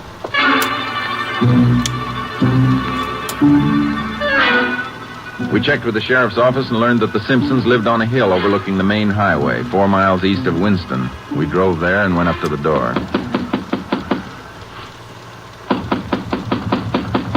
Must be somebody inside, Jay. Smoke's coming out the chimney. Yeah. Stand clear when I open the door. That blonde might get ideas about using her gun. Yeah, it's empty. Uh-huh. Somebody's been eating, though. Looks like they left in the middle of a meal. Yeah, one plate. Could have been the father. Maybe. Then I wonder where he could have... Hey, Jace, out that window. I don't see anything. She just ducked behind that shed. I think it was the little one. Come on, let's go out the back. Don't see her going up the hill. She must still be back of that shed. Buna, come on out here. All right, Clay, you start around that way. I'll take this side. Okay.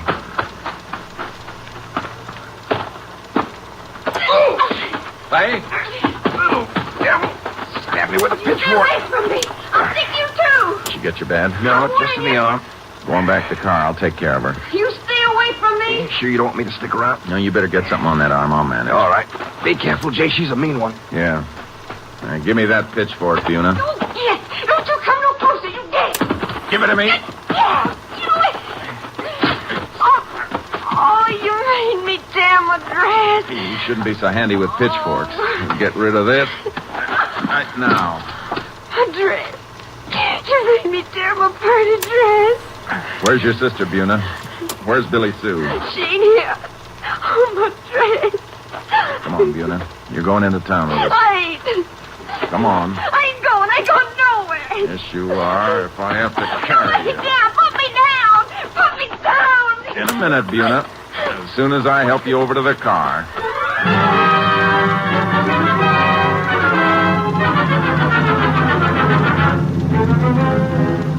We drove Buna back to town and sent a man to cover the Simpson house in case Billy Sue showed up. As soon as Clay had his arm checked by a doctor, we took Buna to a quiet office in the county courthouse and began questioning her. We convinced her we knew she and her sister had held up the movie theater. When she realized that her sister was free and she alone would be punished, her resentment toward Billy Sue began growing. Dirty Billy Sue, she got me into this. Where is she, Buna? I don't know. Dirty Billy Sue ran out and left me. When'd she run out on you? Morning after we stole the money from the movie house. Told me I was going to have 10 dresses just like this one. And then run out on me. Why'd she do that? On account of that dirty Tim. Hadn't been for him, we'd still be together. Not have my new dresses. Who's Tim? Some friend of Billy Sue's husband. We seen him in Farrell right after we got rid of the car we had. She planned to meet him there? No, she just run into him. Went off a nut about him. They got half drunk and Billy Sue told Tim she wanted him to work with us. He said he wasn't going to work with no kid like me, and he drove me back to Winston, and Billy Sue made me get out. Are they around Winston now? I don't know. Reckon they took off someplace. They're still half drunk. What you gonna do with me? You gonna put me in jail? No, you're going to be sent someplace you should have been a long time ago, to school. School? I don't want to go to no school. Oh, that dirty Billy Sue, she got me into this. She better not come around me again. Before you ran into Tim, did Billy Sue have any ideas about the next movie house you were going to hit? Yeah, we was gonna get a big one Sunday night. A real big one. Billy Sue figured we'd get close to $300. Where was this? Over to Ogden. It's gonna be easy. There's a lot of movie houses in Ogden. Which one was she talking about? She said it was the biggest one in town. That's all I know. You gonna catch Billy Sue? I hope so, Buna. I hope you do, too. I hope you catch her and that dirty Tim both. Serve them good. All right, Buna.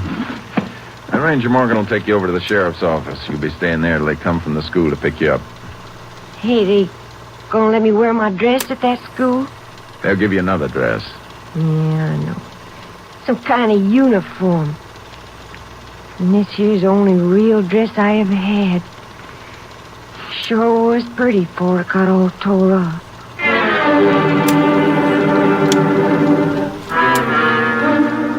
We put out an all-points bulletin on Billy Sue and her male companion. Then we drove to Ogden and checked the movie theaters. The largest was the Rio. The next day, Sunday, as soon as the theater opened at 1 p.m., we began to set our trap. We stationed a deputy sheriff outside the theater, and we instructed the cashier on what to do and asked the manager to stay away from the entrance and out of sight. Clay and I sat alone in the manager's office and waited. Nothing happened all afternoon. A few minutes before the last show started that evening, we were still waiting. It's 10:15, Jace. Cashier's due to close the ticket booth in 20 minutes. There's still time for Billy Sue and her boyfriend to turn up. You sure you got that safe fixed so you can open it easy? Yeah. You know, Jace, I've been thinking. Maybe we shouldn't have let the cashier in on this deal. She might tip him off by acting kind of nervous. The deputy will grab them before they get away. Kind of hope they go through with the job, though. I'd like to get a good, clear case against this girl. We're still not sure she's going to show. No, but that could be it. I'll get it. Yeah? Hold on a second. There's a man at the ticket window, Jace. Gave the cashier a $100 bill. Tell her to say the manager will be down with the change. Tell him the manager will come right down. Well, looks like we might see Billy Sue any second now. You ready with the safe? Yeah. You better grab her quick when she comes in. I'm going to feel like a shooting gallery with my back facing that gun of hers. I'll give you the word when to open the safe. Be sure you make plenty of noise doing it. She's coming. Open the safe. Put your hands up, Buster, and don't touch what? Give me that gun. Let me go. Give it to me. Cops, lousy cops. All right, Billy Sue. Now let's go downstairs. I want to meet your boyfriend. My name ain't Billy Sue, it's Billy. Well, whatever it is, let's get going. How'd you know I was going to hit this place? We had an idea you would. I know. It was that no-good sister of mine, Buna. She come and told you, didn't she? Never mind who told us. I shouldn't have fooled with her, a kid like that. I must have been crazy. You were crazy, all right, the day you started robbing movie houses. Yeah? Well, you ain't got me yet. I'll do it, you. Yeah. I think maybe you better put on these bracelets. That no-good little Buna. She done this. I should have known better than taking a chance with her. Yeah, next time you have a chance, let's hope you really know better.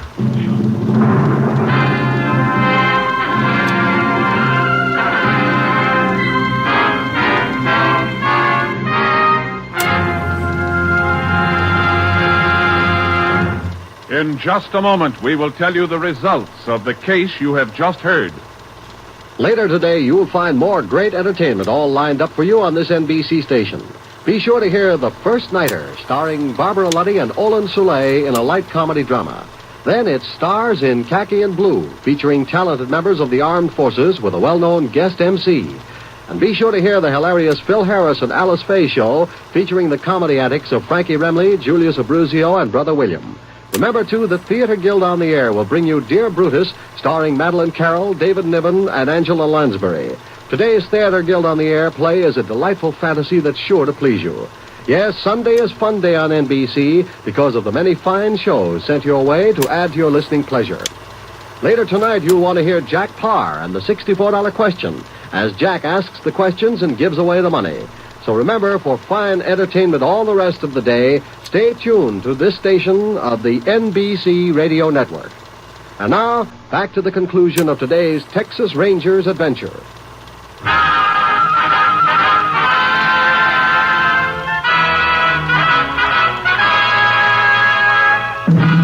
And now, here are the results of the case you have just heard.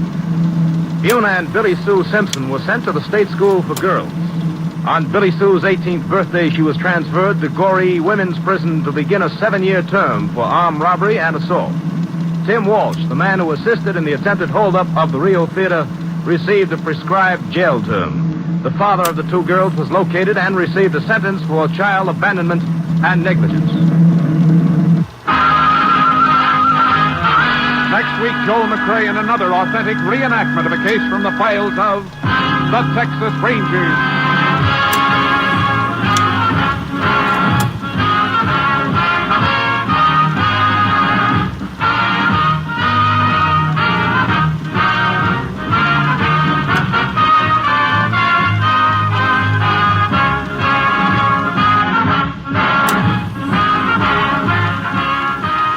Joel McRae will soon be seen in San Francisco Story, a Warner Brothers release.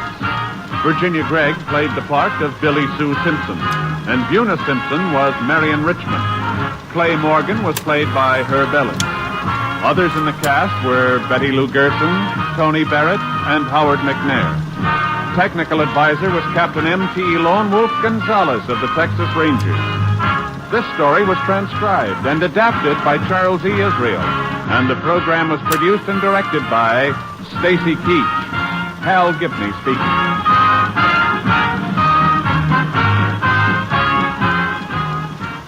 Next, it's The Chase on NBC.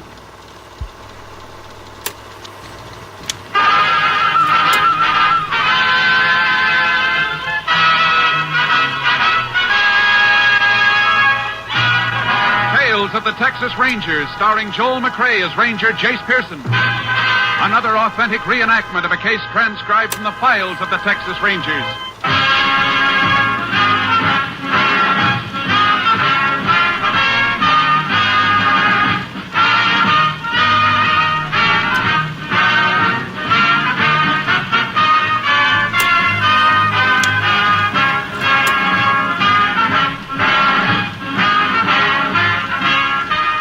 Dates and places in the following story are fictitious for obvious reasons.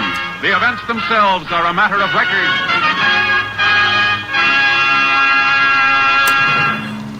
Every day, Monday through Friday, there's top entertainment all day long when you set your radio dial to NBC. Listen for Double or Nothing, and you'll hear one of radio's funniest quiz shows. Yes, Walter O'Keefe consistently comes up with great comedy entertainment Monday through Friday on Double or Nothing. Listen and you'll agree. And then there's the program with a heart, Strike It Rich. The grand entertainment that Warren Hull brings you every day on Strike It Rich is just what the doctor ordered if you suffer from the housework blues. From Chicago, Tommy Bartlett brings you Welcome Travelers and interviews with the many interesting guests who each day pass through the Windy City. And for more fun, listen for Bob and Ray, those two zany comics. Then there's Music and Charm with Dave Garraway. So remember, every day, Monday through Friday, chase your blues away with the wonderful daytime programs on this station of the NBC Radio Network. And now, here's today's adventure with the tales of the Texas Rangers.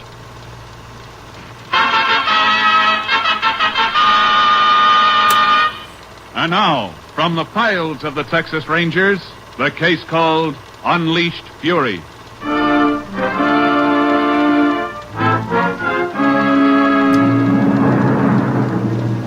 It is 3:30 a.m. during the night of April 25th, 1938.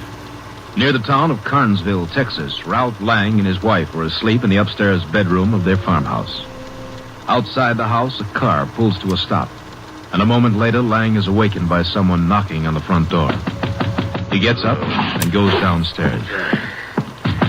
All right. Who is it? Ranger Morgan, Texas Ranger. Oh. Sorry to wake you up, sir. Oh, it's all right. What is it? You hear anyone prowling around your house tonight? No. Why? Well, I don't want to scare you, but we're looking for one of the inmates from the state hospital. You mean somebody escaped from the asylum? Yes, sir, about 1 this morning. We're checking all the houses in the area. Your door's locked? Yeah, always keep them locked at night. This man, is he dangerous? Yes, sir. He's a killer. I see. I'll have to move on now. Just make sure you keep your doors and windows locked. And let us know if you see or hear anything. I will. Thanks for warning us. Who is it, Ralph? Nobody, honey. You go back to bed. Good night, sir. Good night, Ranger. Who was that? Texas Ranger. Well, what do you want? Nothing, honey. That ain't so. What's a ranger doing around here this time of night? Now, Ginny. What is it, Ralph? What's happened? Nothing, I tell you. Just some fella got out of the hospital. Rangers are looking for him. Why'd they come here? They're checking all the houses around here. Just wanted to know if we'd seen him. Ralph, I'm scared. Now, honey, there's nothing to worry about. Let's go back to bed. I think you ought to look around the house first. What for? We keep our doors and windows locked. He can't... Please, Ralph. All right, honey, all right. But there ain't a way he could have got in. Besides, if he did, we'd have heard him by now. All the same, I'd feel better if you had a look. Okay. Ralph, I'm scared. Now, honey, you don't have to be scared. Here, I'll switch on the living room light. Here, you see, not a soul. You better look in the kitchen. Well, Ginny, the kitchen door's locked. I'm not sure I locked it. Huh? I can't remember. All right. I'll go out there. Be careful, Ralph. I will.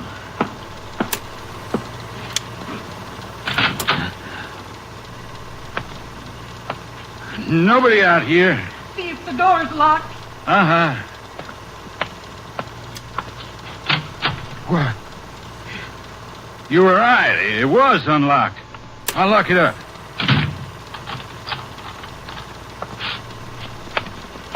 Now, I've looked. What do you say we go back upstairs and get some sleep? I'm still scared, Ralph. That Jimmy, man... you gotta get hold of yourself. Now, there's nothing to be scared about. I'll just get this light and then... Listen. I don't hear nothing. Upstairs. Sounded like our bedroom door. Let me make sure. Don't leave me. No, honey. Come on. Yeah. It's closed. He's upstairs.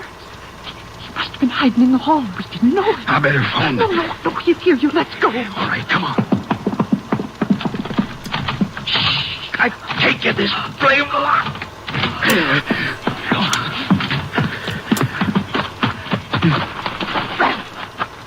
The light in our bedroom. It just went out. Yeah, come on, we get the car. What's the matter? The car keys, they're upstairs. Oh, what are we going to do? Ralph, the window. He's watching us. Come on, we gotta get out of here.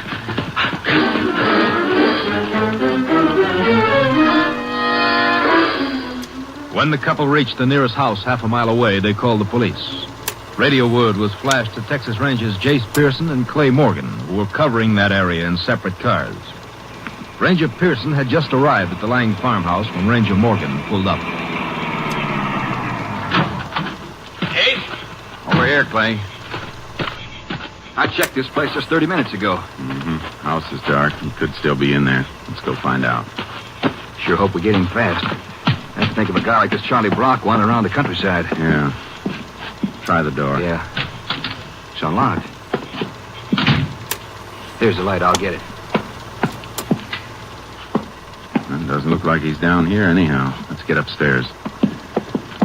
Stay on your toes. If he gets cornered, he probably put up a fight. The bedroom door's closed. You hear anything, Jason? No. Let's go in. Easy. Not here. Reckon the Langs could have been imagining things? I don't think so. Look at this. Hospital closed. Charlie was here all right. Probably helped himself to one of Mr. Lang's suits. We'll get a description of anything that's missing. What do you figure we ought to do now? He can't be too far away. Let's go outside and see if we can pick up any kind of trail. Might not do any harm to have a look at that barn back of the house. Yeah, we'll check there first. And if we don't find any tracks, we'll split up and start covering the area. Tough part is we don't have any way of figuring what it'll do next. Wish we could see that barn better. Moon's just gone down behind the hill. We'll see all right as soon as we get a little closer. Must be pretty slippery to break out of that hospital. Yeah, vicious, too. You remember his case? Well, all I know is he murdered his parents about 10 years ago. Parents and 2 sisters. Clubbed them to death. Yeah. Wonder what makes a man go off... Hold it a second. What is it? Thought I heard something. Yeah, there it is again. Sounds like gravel rolling down this hill. Come on.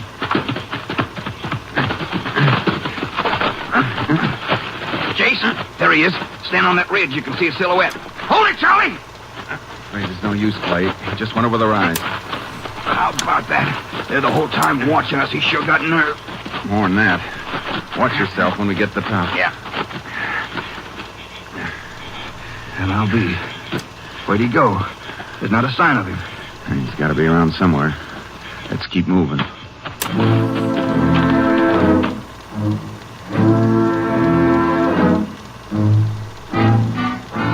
Charlie Brock's trail led through a stretch of brush and ended on the bank of a shallow creek. Clay went back for our horses, and we continued to scour the area. By noon, we were convinced Charlie'd gotten away. We decided that the psychiatrist at the state hospital might be able to give us some information that would help in our search. We went there.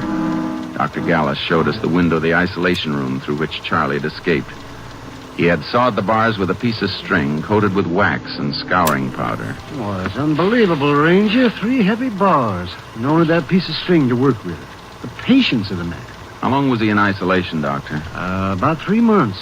Can't imagine why one of the attendants didn't notice what he was doing. It seems like he was pretty clever about that, too.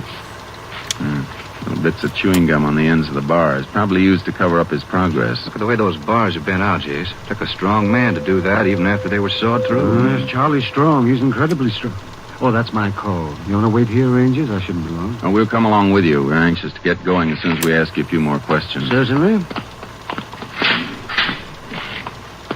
As I was saying, I didn't realize how strong Charlie was till we had to put him in isolation. What happened? Well, we had just admitted a young man to the hospital, school teacher. One day he was talking to Charlie.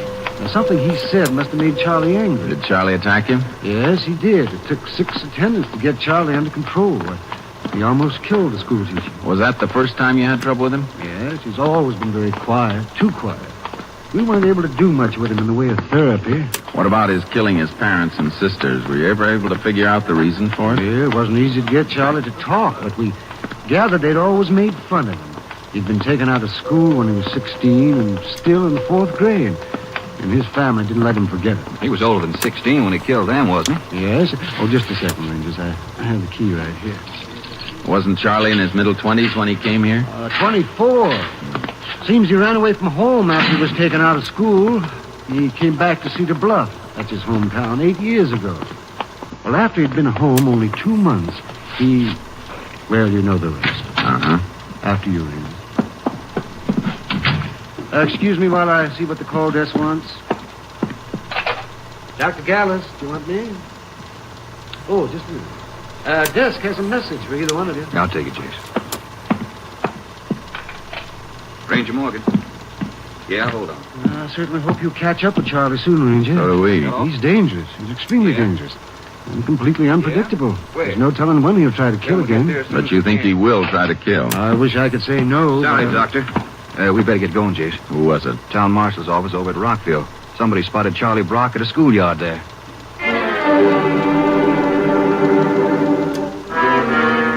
We took my car and made the 18 miles from the hospital to Rockville in 20 minutes. It was 3:30 when we arrived. The schoolyard was deserted. We began looking for the town marshal. We found his car parked 2 blocks from the school. As we pulled up, we saw the marshal just leaving a house. We got out of our car and walked toward him. Howdy, Rangers. Boy, I sure am glad to see the pair of you. Got any leads on him, Marshal? Not yet. The only one seen him was Miss Canine over at the school. She's one of the teachers there. How long ago was this? Let's see. It must have been 2 hours ago. And you know, I got right out to the school. He'd already disappeared. I've been looking everywhere, doing a house-to-house now. Uh-huh. You're sure it was Charlie Brock the teacher saw? Well, couldn't have been nobody else. Old Norma Canine, she don't make mistakes. She said she recognized his picture from the paper. Even if she hadn't, couldn't have been no doubt about it from the way he was acting. How do you mean? Well, Miss Canine, she had the kids out in the schoolyard. And she seen this fella standing outside the fence. Well, she didn't pay much attention to him. And then she scolded one of the kids a little. And this fella starts screaming at her and carrying on crazy like. Did he come into the schoolyard? Miss Canine, she didn't wait to see. Why, she just took the kids inside and called me. I come right out. Darndest thing I ever seen. How I can't find him. Where's Miss Canine now? She's over at her house. You see, she don't have no car, so I rode her home in mine. She was right upset. I guess she was. Yep. She got herself in such a state I had to get one of the neighbors to stay with her. I tell you, Rangers, I sure hope you catch this fella fast. I don't want no part, no maniac in my town. No, sir. You say you covered all the area around the school? Well, we covered every street and every house right up to here. There ain't no place he could hide from me. Not the way I know this town. But I ain't been able to find him. Well, we'll give you a hand. It's pretty tough for you to be working alone anyhow. Well, just between you and me, Rangers, I'd be happy if it's you calling him and not me. I don't mind handling traffic offenders, but this maniac, he's something different. We know. Our radio station's standing by to flash us in case anything happens. How will they know? They asked your town operator to call them. I'm going to get me a radio in my car one of these days. Mighty handy thing to have. Especially when you got something like this here Brock fella loose in town. Yeah, well, we'll see you later, Marshal. I hope you get him, Rangers. I sure hope you get him. Figure he might still be around, Jace? I won't even try to guess. How close we were to him last night. He was watching us the whole time we were around the Lang farmhouse, and we didn't know it. Yeah, and that was the second time in an hour I could have had him if I'd have known. Well, I reckon the best thing to do is cover the outskirts of town. Maybe we'll be able to spot him somewhere along the... Unit 10 to KTXA. Go ahead, KTXA. Has Unit 10 arrived in town of Rockville? Unit 10 in Rockville. Go ahead. Investigate house at 573 Oak Street. Man is attempted to strangle a Miss Laura Stanwyck. The seventh believed to be Charles Brock.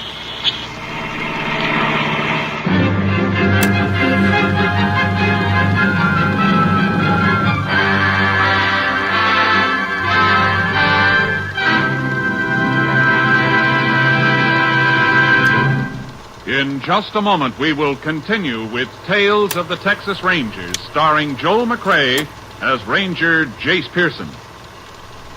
You've seen it happen time and time again. Children playing, a ball rolls into the street, a child rushes after it, full in the path of a speeding automobile. Perhaps the driver stops in time. The chances are he can't. And another tragedy, another accident due to carelessness is chalked up to become a figure on next year's traffic accident statistical chart. Let's all keep this year's traffic accident rate as low as possible. Stay within the speed limit. Don't endanger your life by trying to get somewhere too quickly. Better late than never may be a tired old saying, but it's also good common sense. Be alert and careful every moment you're behind the wheel. Never drive after drinking. Stick to your side of the road and watch for warnings at grade crossings. Remember, it's your life that's at stake. You can't afford to be careless. The life you save may be your own. And now let's get back to Tales of the Texas Rangers and our story for this week.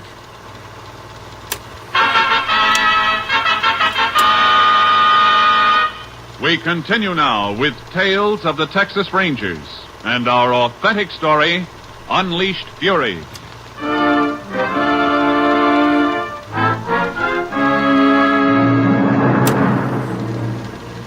We drove to the address indicated in the radio call. It was a small bungalow set a little apart from the rest of the houses on the street.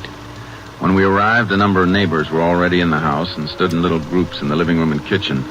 2 or 3 people were comforting Laura Stanwyck, a girl in her early 20s. She was sitting at the kitchen table. Excuse us.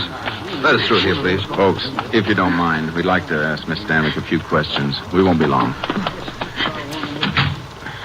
Miss Stanwyck, we're sorry to bother you, but there are a few things we have to know. It was so awful. Awful. Did you get a good look at the man? Yes. His eyes. And the way his mouth. Had you ever seen him before? Only his picture in the paper. He was the man who... Oh, I'm sorry. The man who escaped from the hospital last night. Yes. Can you tell us how it happened? Oh, I was standing here at the table peeling potatoes. I heard the kitchen door open and I looked around. Oh, it was so awful. I'm sure it was. He jumped at me. Made the most horrible sound. Like an animal. I felt him put his hands around my throat. Yes, ma'am? I think I jabbed his shoulder with a knife. I'm not sure. After that, I must have fainted. Is this the knife you were using to peel potatoes? Yes. Little speck of blood on the tip, Jace. She might have nicked him. Uh-huh. Anyhow, it was enough to scare him away. Miss Stanwyck, you say you only saw this man's picture in the papers. You never actually saw him until he came into your kitchen. No. Were you home the whole day? Oh, no. I just gotten home from school a few minutes before I came here. School? I'm a teacher at the grammar school. Uh-huh. How'd you get home from school, Miss Stanwyck? Walk? I drove. Is that your coupe out in front, the blue one? Yes. Where was it parked? Right outside the school building, where I always leave it. When you got into the car, do you remember if you looked in the back seat? What? No, I don't think I did. Miss Go, she's the 4th grade teacher. She was standing by the car when I got in. I remember we talked a few minutes about report cards. No, I'm sure I didn't look in the back. Even if you had, it would have been tough to see anybody if he was lying on the floor. You mean he was in my car the whole time I was driving home? It sounds that way, ma'am. Oh. That's probably why the marshal didn't spot Charlie. Picked himself a good place to hide. Ranger, you don't think that man will come back? I don't know. You better have one of your neighbors stay with you until he's picked up. That awful man. I know I won't sleep till you get him. Please, Rangers, you got to get him.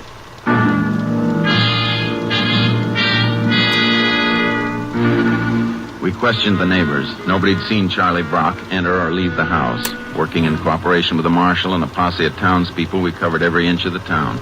At 10 that evening, Clay and I went into a restaurant to get something to eat before continuing the search. Tired, Jace? Oh, not too much. I don't know. Beats me how this guy's disappeared. Me too, unless he's hiding someplace we haven't thought of looking. Can't think of where that would be. We've hit just about every alley, cellar, and backyard in town. You want to hand me the salt and pepper? Here you are. Thanks. Like I said last night, you can always try to outguess an ordinary criminal. Figure out some kind of M.O. on him. But with this guy, you never know what he's going to do next. I've been thinking about that. Seems to me we do have something that looks like an M.O. You mean schools? Uh-huh. Remember while he was in the hospital, he jumped a school teacher. And today, he was after 2 others. Yeah? Yeah, forms a pattern, all right, but why? Yeah, it's something Dr. Gallus would have to say for sure, but it sounds like Charlie feels everything that's gone wrong for him started with school and teachers. Now, suppose it's true. Suppose he's going to hit another school. Where does that leave us? We can't cover every school in Texas. No, but there's one we can cover. One that could be a pretty likely choice for Charlie. Which one's that? Charlie's hometown, Cedar Bluff. It's only about 20 miles from here. Yeah? But how can we be sure? We can't. But if you draw a straight line between the hospital and Cedar Bluff, what's it cut through? Well, let's see it. Hey, it does come right through here. You figure Charlie might have just been sidetracked for a few hours this afternoon, and maybe the place he really meant to go when he broke out was his hometown? And there's more than half a chance he may be heading for the school where he used to go. He could figure that this school is the root of all his trouble. You might have something at that, Jace. You finished eating? Yeah, I've had enough. Let's get over to Cedar Bluff.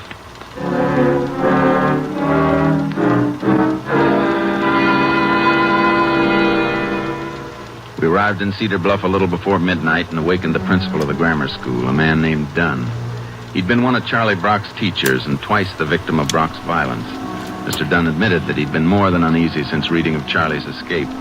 He also felt the strong possibility of Charlie showing up at the school. Following morning, Clay and I arrived at the school before it opened. By 8:30, the children began arriving. 15 minutes later, Mr. Dunn walked toward where we stood, just outside the school building. Good morning. Good morning, Rangers. Morning, Mr. Dunn. Well, you know, I've got to confess it. After you left me last night, I hardly slept a wink. I'm sorry if we bothered you, but we thought it was necessary. Well, of course it was. Good morning, Miss Hoffman. Good morning. I kept thinking about Charlie Brock and the trouble he gave us when he went to school here. I expect he was a real problem, huh? Yes, he wasn't it? So strange. In most ways, he was a completely backward boy. But sometimes, when it came to covering up something he'd done, he was actually brilliant. And we've seen some examples of his brilliance, like the way he broke out of the hospital. Well, once you've been close to him, you never forget him. He was like some vicious animal. I can still remember the way he looked. And that was over, 15 years ago. Uh-huh. And I certainly hope he doesn't show up here with all these children around. We'll be watching for him, Mr. Dunn, just in case. Mm-hmm. Don't you want to come into my office where you can make yourselves comfortable? Thanks, but we better stay in our car. There might be some radio calls. Besides, we'll have a better view of the school from there. Your car? I'm afraid I don't see it. Oh, behind those trees, Mr. Dunn. We got out of the way, especially for Charlie's benefit.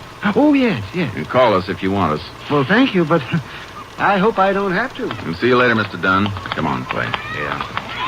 That Mr. Dunn reminds me of a teacher I had when I was going to school in Wichita Falls. Mm-hmm.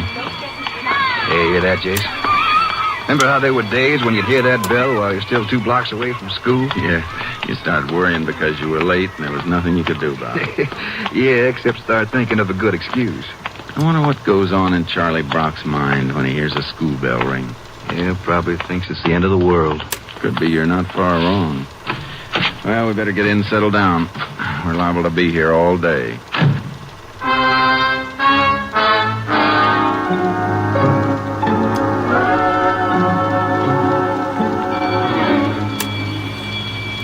$10:30 must be the recess bell. Uh-huh. Sort of funny about Charlie. You'd think if he was going to show, he'd have been here by now. I don't know, Clay. Maybe I was wrong. The way you had it figured sounded like pretty good reasoning. Could be he's sleeping somewhere. Maybe he'll turn up this afternoon. Maybe. I'm beginning to wonder. Yeah, if he doesn't show by this afternoon, you want to move on? Well, it might be the best idea. You'd get the constable to keep watching. Jeez. There's Mr. Dunn on the steps. He's waving to us. Looks pretty excited about something. Come on, let's go. Rangers, hurry! Hurry! He's in there. He's inside the building. Where? He tried to kill Miss Hoffman. Oh, it was awful, the way he looked. Where'd he go? Upstairs, I think. Come on, Clay. Right. Must be up this way. He didn't come in while we were here. Must have broken into school last night and slept here. Yeah, try that first classroom. I'll get the other one. Right. Nobody in here. Well, this one's empty, too. Might as well work our way down the hall. We gotta get... Wait a minute. The room over there. Thought I just saw the door ease shut. He is in there. Try not to make any sudden moves. Just keep talking while we work toward him. Yeah. Jay's in the corner. Uh-huh. All right, Charlie. Come on now, boy. Easy now, Charlie. Nobody's gonna hurt you. You just come along with us. He's going for that flower pot. No, Charlie. Put it down. Put it down, Charlie. Watch it, Jay! Come on, Charlie. You're going with us now. Easy, Charlie. Grab him! Got you! Got you! Come on, Charlie. Can you hold him for just a minute? Now, let's go, Charlie. Everything's going to be all right now. That's a boy now. Easy does it. Down this way, Charlie. Is everything all right, Ranger? Mr. Dunn, I think you better get back in one of the classrooms till we get Charlie downstairs. Surely, Ranger. Surely. All right, Charlie. All right, let's go. Let's go. You'll be all right, Charlie. I don't belong in there. They do. They do. They do. They do. Come on, boy.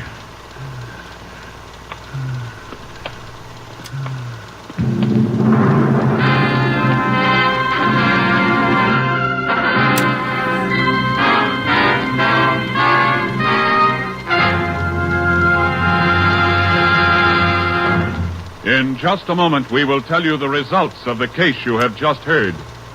Later today, you'll find more great entertainment all lined up for you on this NBC station. Be sure to hear The First Nighter, starring Barbara Luddy and Olin Soule in a light comedy drama. Then it stars in Khaki and Blue, featuring talented members of the armed forces with Arlene Francis as your mistress of ceremonies. And be sure to hear the hilarious Phil Harris and Alice Faye show, featuring the comedy antics of Frankie Remley, Julius Abruzio, and Brother William. And remember, too, that Theater Guild on the Air will bring you Prologue to Glory, starring John Lund and Wanda Hendricks. Today's Theater Guild on the Air play is a story about Abraham Lincoln as a young man. Yes, Sunday is Fun Day on NBC because of the many fine shows sent your way to add to your listening pleasure.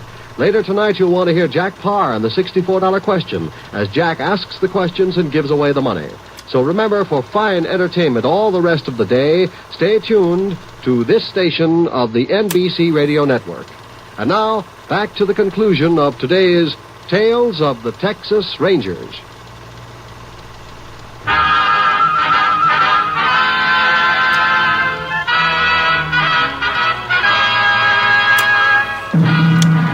And now, here are the results of the case you have just heard. Charlie Brock was returned to the hospital where he was placed in a special isolation room. Despite continued efforts at therapy by the psychiatrist, Brock's condition grew steadily worse. On November 10th, 1940, Charlie Brock died quietly in his sleep. Next week, Joel McRae in another authentic reenactment of a case from the files of the Texas Rangers.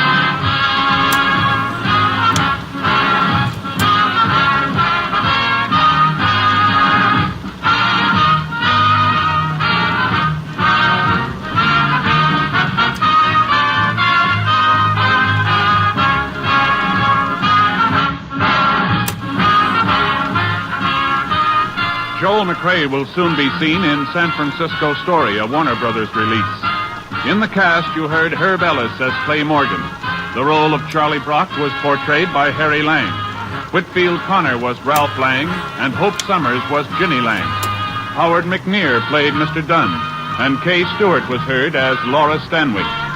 Technical advisor was Captain M.T. Lone Wolf Gonzalez of the Texas Rangers.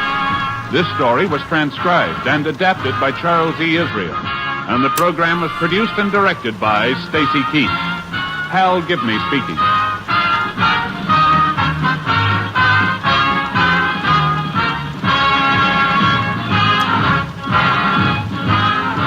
Next, it's The Chase on NBC.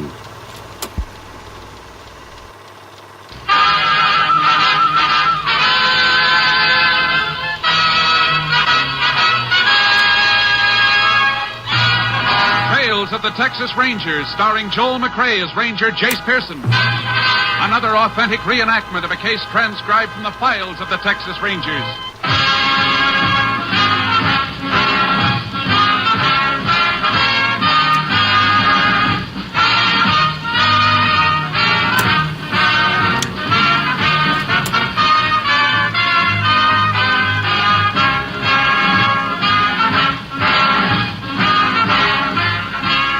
Names, dates, and places in the following story are fictitious for obvious reasons.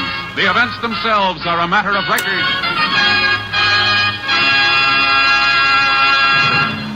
Every day, Monday through Friday, there's top entertainment all day long when you set your radio dial to NBC. Listen for Double or Nothing, and you'll hear one of radio's funniest quiz shows. Yes, Walter O'Keefe consistently comes up with great comedy entertainment Monday through Friday on Double or Nothing. Listen, and you'll agree. And then there's the program with a heart, Strike It Rich. The grand entertainment that Warren Hull brings you every day on Strike It Rich is just what the doctor ordered if you suffer from the housework blues. From Chicago, Tommy Bartlett brings you Welcome Travelers and interviews with the many interesting guests who each day pass through the Windy City. And for more fun, listen for Bob and Ray, those two zany comics. Then there's Music and Charm with Dave Garroway. So remember, every day, Monday through Friday, chase your blues away with the wonderful daytime programs on this station of the NBC Radio Network. And now, here's today's Tales of the Texas Rangers.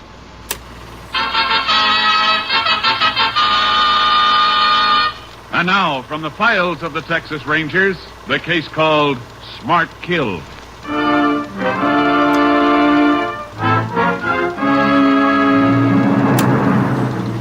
It is approximately 11 o'clock on the evening of May 14th, 1939. In the small South Texas town of Carville, Mr. and Mrs. Edward Woodley have been spending the evening at the home of friends. Called to the telephone but a moment ago, Ed Woodley, his face flushed with excitement, now hurries across the room to his wife's side. Well, Amy, I just... Martha. I thought Yes, dear. Martha, come on. We got to get out of here. Ed Woodley, have you taken leave of yourself? Here, I picked up your coat and purse. Quick now. Sam's face, Ed. Amy, I'll call you. Good night, Tom. Call you tomorrow, John. The word is this all Never about? mind. I'll explain in a minute. In this side, Martha. Push over. I'll drive. Well, I never. Ed Woodley, what's the big idea of running out on Amy's party that way? Heavens, what will everyone think? I think I did right in not busting up the party. Well, you certainly didn't help it any. Now, would you mind telling me why you made such a spectacle of yourself and why you're driving this car like a maniac? Martha, that phone call was from Sheriff Fuller. He said our feed and grain company's on fire and burning like fury. Oh, no. That's what he said. Look off there. You can see the flames in the sky now. Oh, Ed, why didn't you tell me before? Well, couldn't see any point in tell about it at the party. Would have busted it up for sure. I'm sorry I spoke like I did. I don't blame you. Oh, I sure hope the fire department's there. We'll know as soon as we get around this bend. Oh, Ed! Yeah, Sheriff was right. She sure got a good start. The fireman can hardly get near it. Really burning, Martha. It's Sheriff Fuller. Got his hands full, keeping folks back. Enough, folks. Step back. Please, keep back. Oh, I'm glad you got here, Ed. I'm afraid she's pretty much on the way. It's bound to go up like tinder, Sheriff. She's piled high with feed, grain, and cotton. Yeah. Oh, I sure wish I could get in there for just about 2 minutes, though. Don't you dare try to get near there. I said I wish, Martha. All my ledgers in there. Don't know how I'll ever get straight on paperwork. Firemen are having a terrible time getting close. You can feel that heat all the way over here. Thank the Lord it didn't happen when someone was in there. That's your office right where that window is, isn't it, Ed? Yes, but mine just... Well, Martha, no, what is it? The window. I saw a face, a man's face. Calm down, Martha. The way the flames jump around, you just imagined it. Yeah, there's nothing there now, Miss Woodley. I tell you, I saw a face at that window. Then it seemed to fall back inside. Martha, please. Could anyone have gotten in there tonight, Ed? Of course not. There isn't. Look now. What? Sheriff, she's right. Yeah. There's someone in there. I know. I saw him just before he fell back again. Gotta try to get him, Sheriff. How, Ed? You'd roast before you got anywhere near. We can't just stand here. There must be something we can do. Just one thing, ma'am. Pray for him. It's too late for anything else.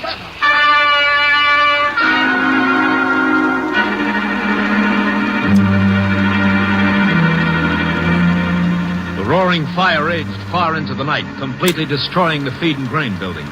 Sheriff Fuller, suspecting criminal intent, asked for the help of the Texas Rangers. Ranger Jace Pearson was assigned, arriving at Carville the following morning. He and Sheriff Fuller went immediately to the scene of the fire, only to find a good many curious townsfolk already there. It's a good thing my deputies were out here all night, Jace. Folks just wouldn't stay away. Morbid curiosity, Sheriff. According to what you told me, the body should be right around here someplace. Yeah, just about. Well, let's just... Over there, Sheriff. What is it, Jason? What we're looking for? Or what's left of them. Good Lord. That's awful.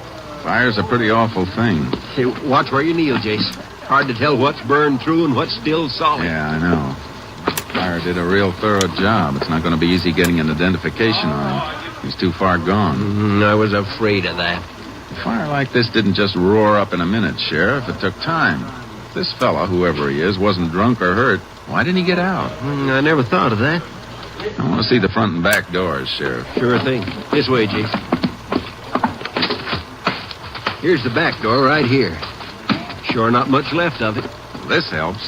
Padlock, huh? Yeah, a big one. Locks from the outside. Still locked. Let's get to that front door. Over this way. Be careful, Sheriff. A lot of these spots still hold their heat. Yeah, I know it. The front door should be about here someplace. This is it. Look at it, Sheriff. Another padlock. This one locks from the outside, too. Well, I guess that answers your question of why he didn't get out. It sure does. It couldn't have been an accident. He was put in here. And that makes it murder with malice, Sheriff. That figures. Well, what's the next move? Right now, there's only one important thing. Identification of the body. As soon as the JP's through with him, we'll have an autopsy performed. Sure not much left of him to work with. I know. Maybe his teeth will tell us something. Yeah, but that'll take some time, Jace. Won't be just standing idle in the meantime, Sheriff. There's a lot of work to be done. A lot of work.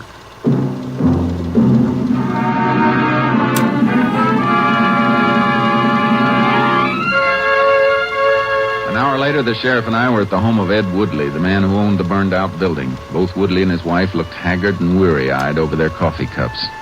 It was easy to believe they'd been at the fire all night. Once the sheriff had introduced us, Woodley lost no time getting to the point. Well, what'd you find out, Ranger? You know who that man is yet? No, Mr. Woodley, we don't. Well, I'll be in the kitchen if anybody wants anything. The body was pretty well burned, Mr. Woodley. Going to be hard to identify. We can use your help. Have you got any idea who he could be or how he got in there? No, not the least idea in the world. Was the building always kept locked at night? Always, Ranger. From what I could see, there are just 2 doors. How many windows? 2. Well, they looked burglar-proof to me. They were, but not fireproof. You own the feed and grain business by yourself, Mr. Woodley? No, Sam Taylor's my partner in the business. He's got that formula joins mine. I see. Mr. Woodley, who else besides yourself has a key to the building? Why, there's only 2 keys, Ranger. Sam's got one and I got the other. Yeah, this is mine right here. Where can I find your partner? I'm afraid you'll have to wait on that, Ranger. Sam's been on the road for more than a week. He does the traveling for us. Think he's in Dallas now, but he should be home in a day or so. You think, Mr. Woodley? Don't you know? Well, Sam's not much of a hand for phoning me, Ranger. What do you mean? He and his wife, they only been married about a year. I guess you'd call him a kind of lovesick fella. When he's on the road, he does all his phoning to his wife. We'll look her up. I don't suppose I've been much help to you, Ranger. Just can't figure how a thing like this could happen. Be a lot easier to figure later on, Mr. Woodley. After we find out who the man was in the fire.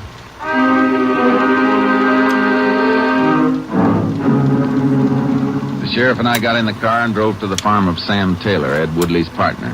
Though the two partners' farms adjoined each other, they were both big spreads, and the drive took a good 15 minutes. Main house is just a little farther down the road, Jace. Good-looking farm, Sheriff. Yeah. You don't have to worry none about Sam Taylor or Ed Woodley. Everybody in town knows they got no use for each other, but business-wise, they do right well for themselves. You get the feeling Woodley's got no use for his partner's wife, Sheriff? Yeah, well, she is kind of uppity. Keeps to herself, mostly. That's one of the reasons Sam Taylor isn't as popular as he might be. This is it, Jace. Turn in here. Uh-huh. Jace, tell me something. Are you figuring Woodley burned down his own building for some reason? Say, like insurance? Doesn't figure. If he wanted to do that, he sure wouldn't put a body in there. You're right. That don't make sense. Who runs this place for him? I've got a Mexican who handles most of it.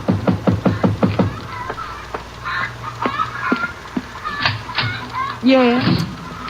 Oh, Sheriff Fuller. Oh, morning, Miss Taylor. This is Ranger Pearson. Ranger? Howdy, ma'am. Is there something I can do for you? We'd like to talk to you if we may. Of course. Won't you come in? I hope we're not interrupting anything. Of course not. What gave you that idea? I thought I heard you talking to someone. Oh, that must have been the radio. You'll have to forgive the house being so untidy. I haven't been able to get at my housework, what with people phoning to tell me about the fire. Excuse me, I'll just turn that radio on. Won't you sit down? Thank you, ma'am. Now, what can I do for you? It's about your husband, Mrs. Taylor. Mr. Woodley says he's out of town. That's right. He's out of town working while Mr. Woodley stays at home. Can't even prevent the business from burning down. You know that there was a body found in the fire, Mrs. Taylor? Well, so I hear. We'd like to talk to your husband. Exactly where is he now? Well, how could he possibly have anything to do with this? He's in Dallas. Where's he staying? At the Barclay Hotel. Have you heard from him since he's been away? Yes, he called me from there night before last. And you haven't heard from him since? No. That's what we wanted to know. Thanks for your help, Mrs. Taylor. You're quite welcome. Ranger, have you any idea yet who could have started this fire? We're more interested in the man who died in it. Of course. Goodbye, ma'am. Goodbye, Ranger. Hey, Jason. Wait till we get in the car. What were you going to say, Sheriff? When she first opened the front door, did you hear a door in the back slam? You did better than that. From where I was, through the window, I could see a man hightailing it away from the house. Looked like a Mexican. Tall, good-looking fella? Yeah. Arturo Ramirez. He's the foreman I was telling you about. Oh. I wonder what he was doing in the house this time of day. That's what I was thinking. Well, what do we do now, Jace? Run up to Dallas and hear what Sam Taylor has to say.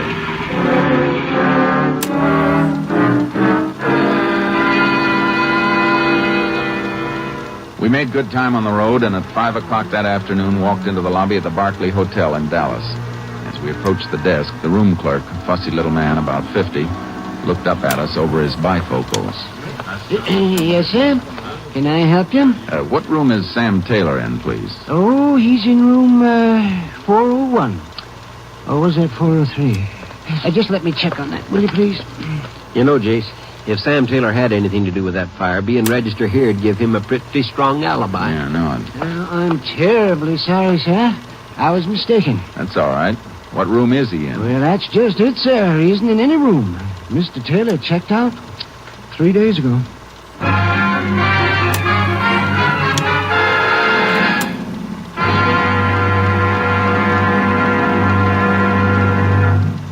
In just a moment, we will continue with Tales of the Texas Rangers, starring Joel McRae as Ranger Jace Pearson.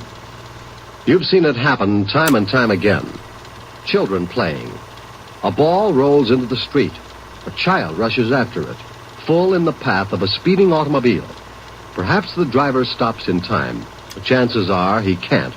And another tragedy, another accident due to carelessness is chalked up to become a figure on next year's statistical chart of traffic accidents. Let's all keep this year's traffic accident rate as low as possible. Stay within the speed limit. Don't endanger your life by trying to get somewhere too quickly. Better late than never may be a tired old saying, but it's also good common sense. Be alert and careful every moment you're behind the wheel. Never drive after drinking. Stick to your side of the road and watch for warnings at grade crossings. Remember, it's your life that's at stake. You can't afford to be careless. A life you save may be your own. And now we return you to Tales of the Texas Rangers. We continue now with Tales of the Texas Rangers and our authentic story, Smart Kill.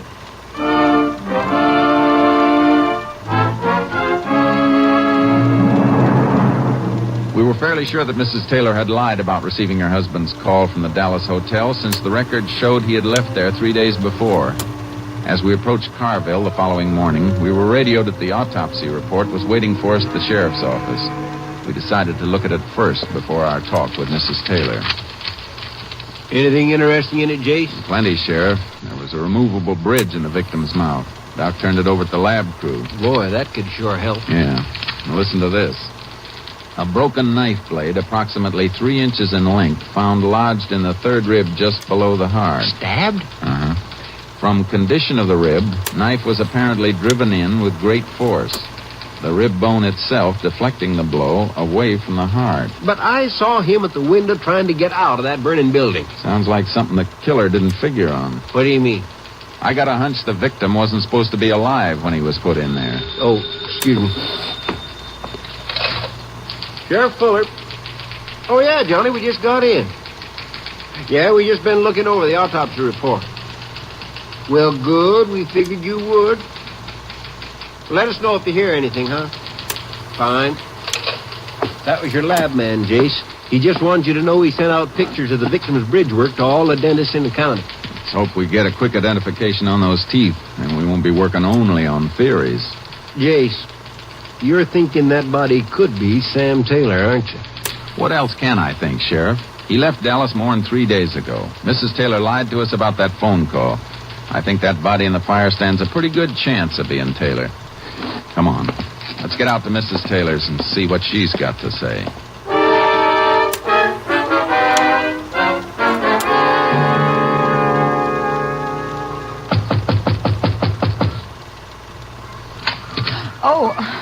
But good morning, Ranger. Sheriff Fuller. Morning, Miss Taylor. We'd like to have another talk with you, if you don't mind. Well, would it be all right if I dropped around the office later in the day instead, Sheriff? I think it's important enough that we talk now, Mrs. Taylor. Very well. Come in.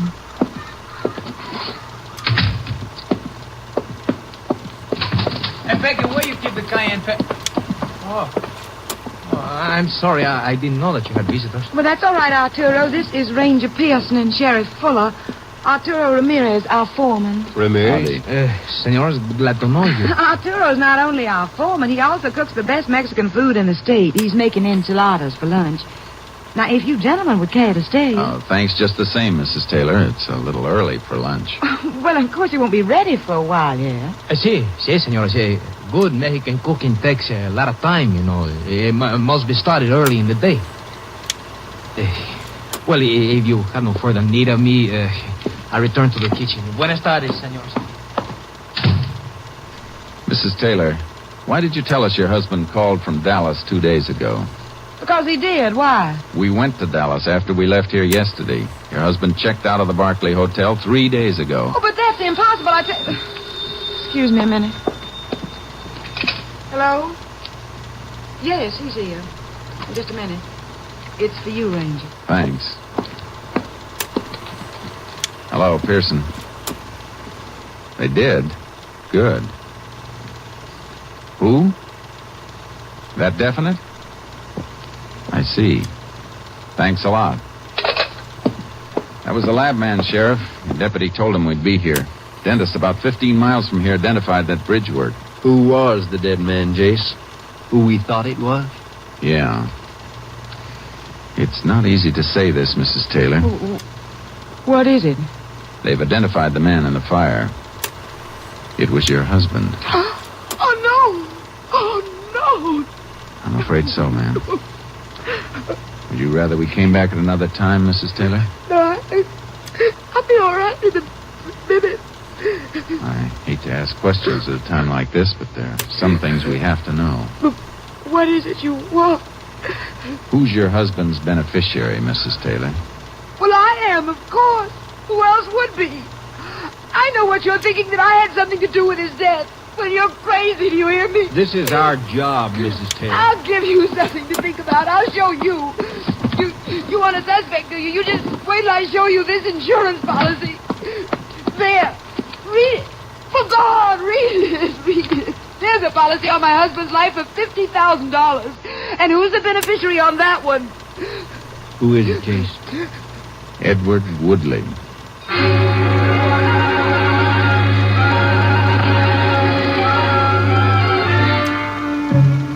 The sheriff and I left Mrs. Taylor, got in the car, and drove to the adjoining farm of Ed Woodley. I wanted to know about that policy I'd just been shown. Why, sure, Ranger. That policy's been in effect for about 3 years. One of those personal policies. Why was it taken out? Well, it's pretty common practice when two partners are important to a business.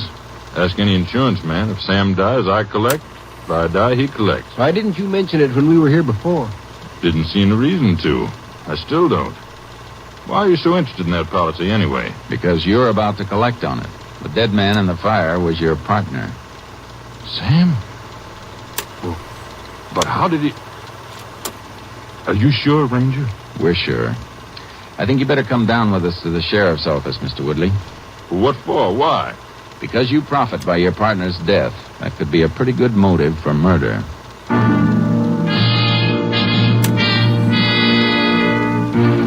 For a minute, I thought Woodley was going to give us trouble. Then, without a word, he got his hat and came along with us.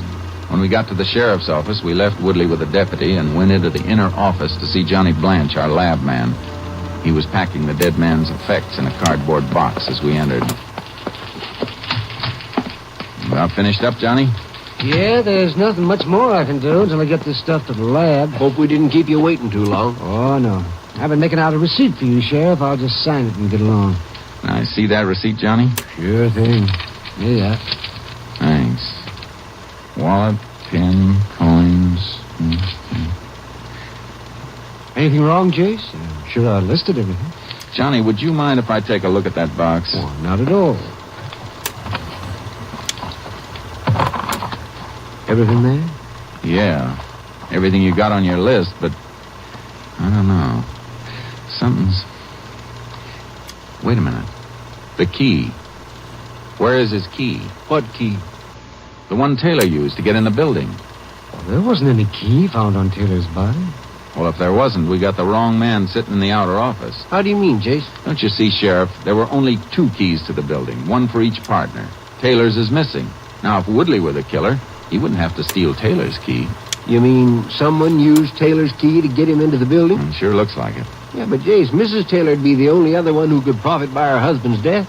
And she wouldn't have the strength to get him in there. Unless she had some help. Yeah, but who? That Mexican foreman of hers, he seemed obliging in a lot of ways. Maybe the motive wasn't money after all. Yeah, they were pretty friendly. Sheriff, let's you and I pay another visit to the lady who was so broken up by her husband's death.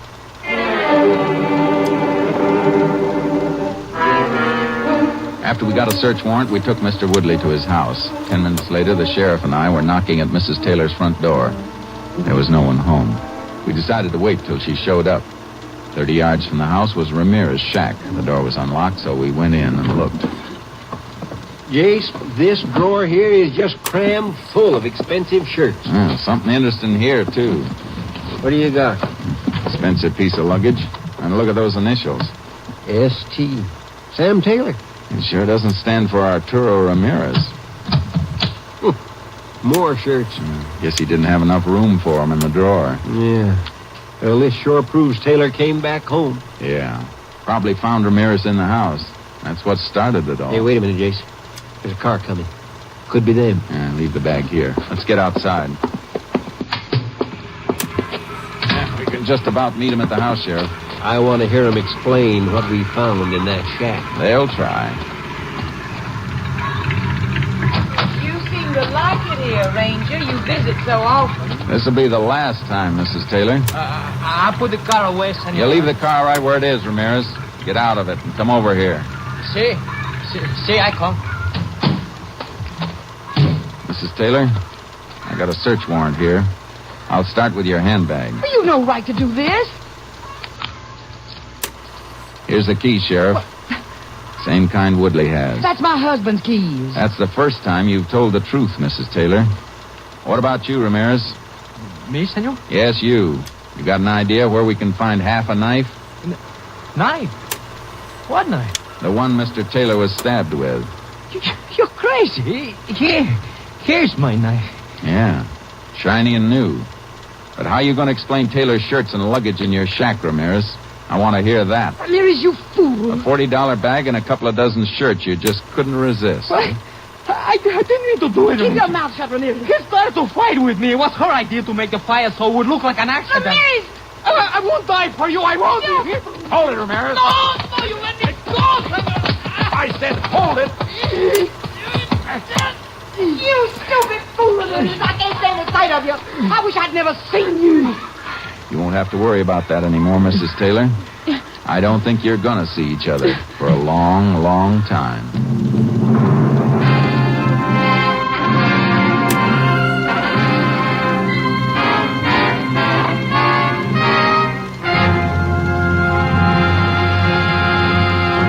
In just a moment, we will tell you the results of the case you have just heard. Throughout the remainder of the day, you'll find more great entertainment awaiting you on this NBC station. Be sure to hear The First Nighter, starring Barbara Luddy and Olin Soleil, in a drama entitled Found One Mother. Then it stars in Khaki and Blue, featuring talented members of the armed forces, with Meredith Wilson as guest master of ceremonies. And be sure to hear the hilarious Phil Harris Alice Faye show, featuring the comedy antics of Frankie Renly, Julius Abruzio, and Brother William. Remember, too, that Theater Guild on the Air brings you Over 21, the hilarious comedy of Army life by an Army wife, Ruth Gordon, who will star in the air play along with Van Heflin. Later tonight, Jack Parr will be around to ask the $64 question. Sunday is Fun Day on NBC because of the many fine shows sent your way to add to your listening pleasure.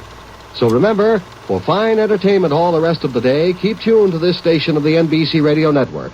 At home or away, at work or at play, wherever you go, there's radio. And now back to the conclusion of today's Tales of the Texas Rangers.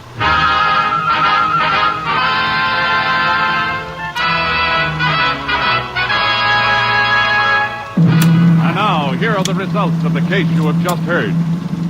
On July 11th, 1939, Peggy Taylor and Arturo Ramirez were tried for the murder of Samuel Taylor. They were found guilty. Peggy Taylor was sentenced to the women's prison at Goree for 40 years, and Arturo Ramirez was sent to Huntsville Penitentiary for the rest of his life. And here again is the star of our show, Joel McRae. Folks, I want to take this opportunity to thank you again for the many wonderful letters that we've received from you listeners. Hearing from you brings us just a little closer to our family of friends who listen to Tales of the Texas Rangers each week. I want to tell you a little story about our good friend and technical advisor, Captain M.T. Lone Wolf Gonzalez. Several years ago, Kilgore, Texas, found an oil field at his front door. In 8 weeks, the dusty, sleepy little village of 900 population became a sprawling, brawling city of 25,000. Strangers streamed in by the thousands, and with the good people came the motley horde of confidence men, gamblers, and professional thugs. Soon the honest, hard-working people of the community found themselves at the mercy of these racketeers. Gonzalez was ordered to go in and clean up the community. In his first offensive, he rounded up 500 persons whom he considered undesirable and clapped them in jail. When I asked him how he could tell the good people from the bad, he said, "Well, in those days it wasn't hard at all. I just looked at their hands. If they had working man's hands with calluses on them, I figured they were trying to make an honest dollar. But if their hands were smooth and lily white, I reckoned they weren't up to too much good, and into the who's gal they'd go. Wasn't wrong very often either. So long, folks. See you next week." Next week, Joel McRae in another authentic reenactment of a case from the files of the Texas Rangers.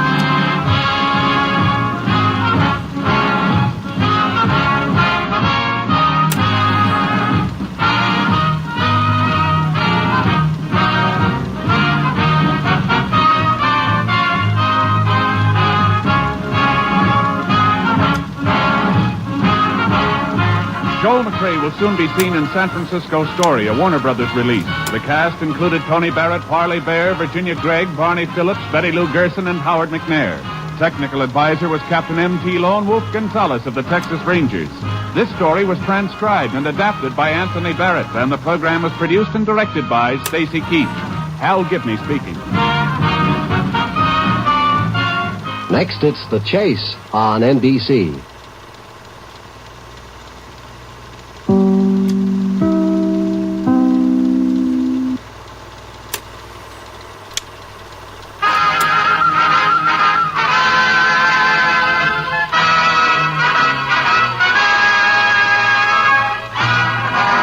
Of the Texas Rangers, starring Joel McRae as Ranger Jace Pearson. Another authentic reenactment of a case transcribed from the files of the Texas Rangers.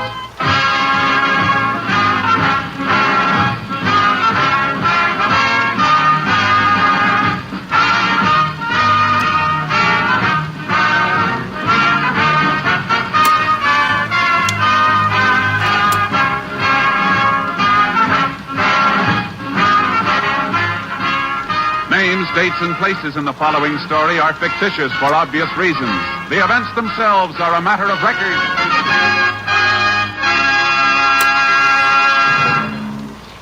Every day, Monday through Friday, there's top entertainment all day long when you set your radio dial to NBC. Listen for Double or Nothing, and you'll hear one of radio's funniest quiz shows. Yes, Walter O'Keefe consistently comes up with great comedy entertainment Monday through Friday on Double or Nothing. Listen and you'll agree. And then there's the program with the heart, Strike It Rich. The grand entertainment that Warren Hull brings you every day on Strike It Rich is just what the doctor ordered if you suffer from the housework blues. From Chicago, Tommy Bartlett brings you Welcome Travelers and interviews with the many interesting guests who each day pass through the Windy City. And for more fun, listen for Bob and Ray, those two zany comics. And then there's Music and Charm with Dave Garroway. So remember, every day, Monday through Friday, chase your blues away with the wonderful daytime programs on this station of the NBC Radio Network. And now, here's today's adventure with the tales of the Texas Rangers.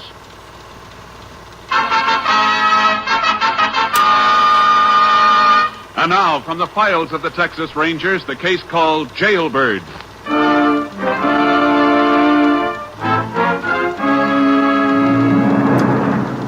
On October 8, 1939, Jim Hackett, serving a life term for armed robbery and murder, escaped from a Texas state prison farm. He was assisted in his escape by a woman believed to be his wife. A statewide manhunt was carried on by all law enforcement bodies. Just after dark, 2 days later, in the town of Oak Bluff, Texas, a woman climbed the stairs to a room above a hardware store. That's your town? Yeah. Hurry up, get in here. Here's your sandwiches. What took you so long? They run out of ham. Had to send out for it. You should have got something else. How many times I got to tell you not to hang around outside? Well, you wanted ham. I'd have brought you cheese or something else. You'd have got sore like you did yesterday. I didn't want you Shut yelling. up. You talk too much. Did you mail that letter I give you? Yeah. Jim. Now, what's the matter with you? Nothing. You're shaking all over. What's the matter with you? I think somebody's seen me. What are you talking about? When I was in the cafe waiting for your sandwiches, this man, he kept looking at me. Cop? I don't know. He didn't have no badge or nothing. Could have been one of them hick constables. Did he tell you? I don't know. I came back here as quick as I could. Turn out the light. What for? Turn it out. Well, what you gonna do? I'm gonna pull this shade and take a look. There's a man out there. Stand across the street. Come on over here. Either one? Well, let me see. Keep your face away from that window. Well, how can I see if you don't... Quit talking and look. Either one that was in that cafe? Yeah. He's a cop. You I dumb. couldn't help Shut it. up. You and that blonde hair of yours. Maybe I would have died. I could die back real quick. Too late now. You should have thought that before. What are we gonna do? I don't know yet. I got to figure. Jim, coming down the street, them two men. Yeah, ain't no doubt about them being cops either. Sheriff and one of his boys. Well, maybe they ain't after us. Maybe they don't Will even you know... shut up? You got to get out of here. Come on. Come on, will you? Ain't we gonna take our stuff along? Are you crazy? Come on. Now, wait a minute. Huh? All right, let's go. Not that way. We're going out the back. There ain't no way out Don't the back. talk so loud. We'll make it down the 5's gate. I'll get out first. Now, don't leave me in here. Will you quit talking so loud? Come on, give me your hand. Okay. Come on. Come this way. All right. Wait a minute. I want to close the window. All right, keep going. I'm right behind you. All right. Well, move, will you? Leave me alone with you. Okay. Now let's see. Jim. Huh? Come around that corner. Hold it there, you two. Why, you did it! Come on. You killed him. You killed a cop. One less after us. Pick up your feet. Come on.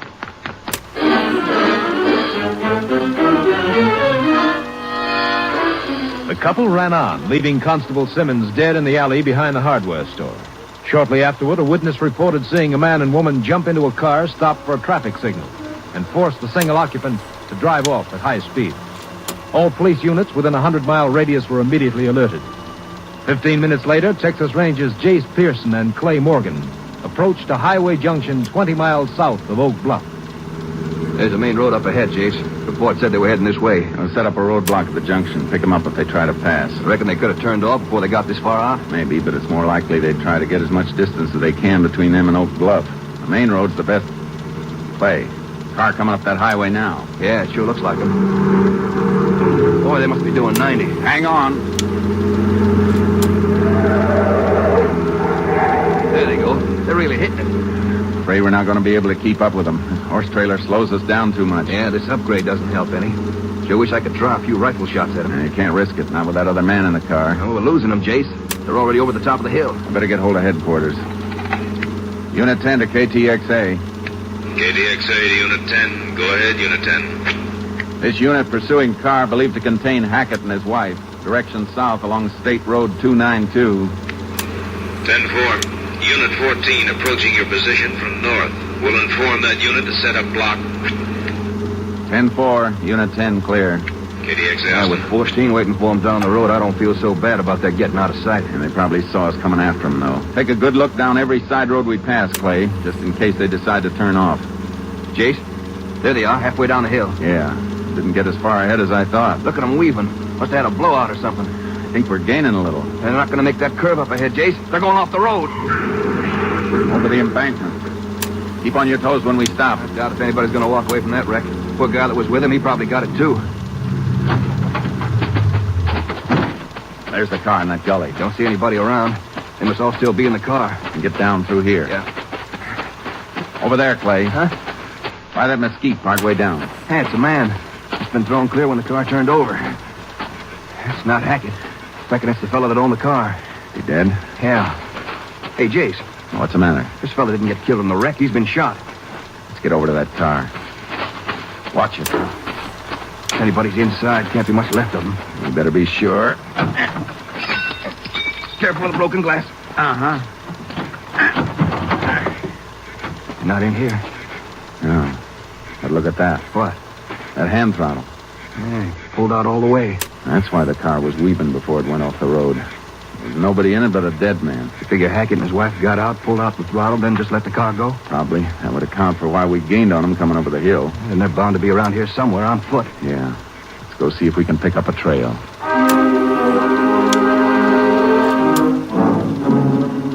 We went back to our car and notified headquarters of what had happened. Then we unloaded our horses and began combing the area. At noon the next day, a rancher 5 miles west of the scene of the wreck informed us that 2 of his horses had been stolen the night before. We figured that Hackett and his wife had gotten away. We drove to the lab at Austin and started going over the articles taken from the room in Oak Bluff where the fugitives had been hiding.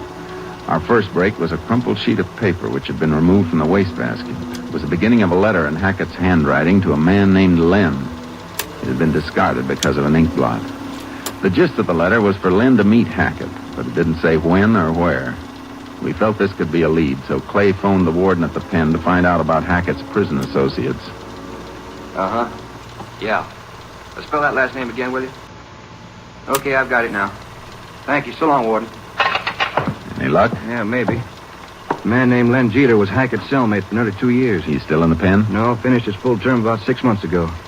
Let's see what the files say about him. It's a pretty long chance, Jace. Hackett might not have rewritten that letter. It could be he didn't send it. Men like Hackett don't write letters too often. When they do, it's usually for some special purpose. I'd say it's fairly likely he sent the letter. Yeah, it's worth a try anyhow. Let's see. Jeter's file ought to be down a little further. I sure hope we turn up something that gives us a lead to Hackett. Uh-huh. Here we are. Pull his file, Clay. Yeager, Jeansville. Here it is, Jeter, Lamb. Let's take it over to the table. Yeah. It's a nice fat folder. Whoever he is, this boy's no beginner. Neither's Hackett. Probably got a lot in common. Here's a mugshot of him, Jace. Looks like he wanted to chew up the camera. Yeah, turn the page. See what kind of a record he has. 16 arrests, 5 convictions. Let me see it a second. This should be some help. What's that? He's lived at the same place for the past 20 years when he wasn't in jail. Just outside Fuller. Jace, if he doesn't know anything about Hackett, we might have trouble making him talk. Hey, look at this under remarks. Refuse to talk. Refuse to talk.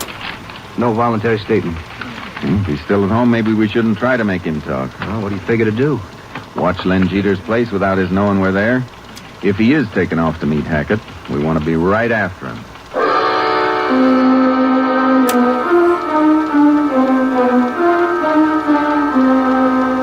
We contacted the sheriff at Fuller, Texas, and told him what we had in mind. Then we drove out to Len Jeter's place.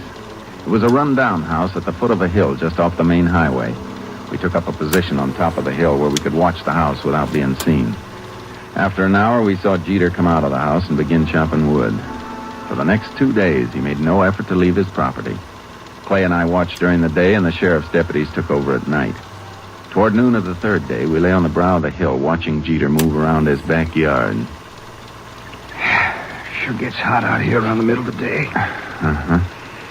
I'm beginning to think maybe he never got Hackett's letter, Jason. Maybe not. He doesn't do anything but hang around the house. Doesn't even go out for groceries.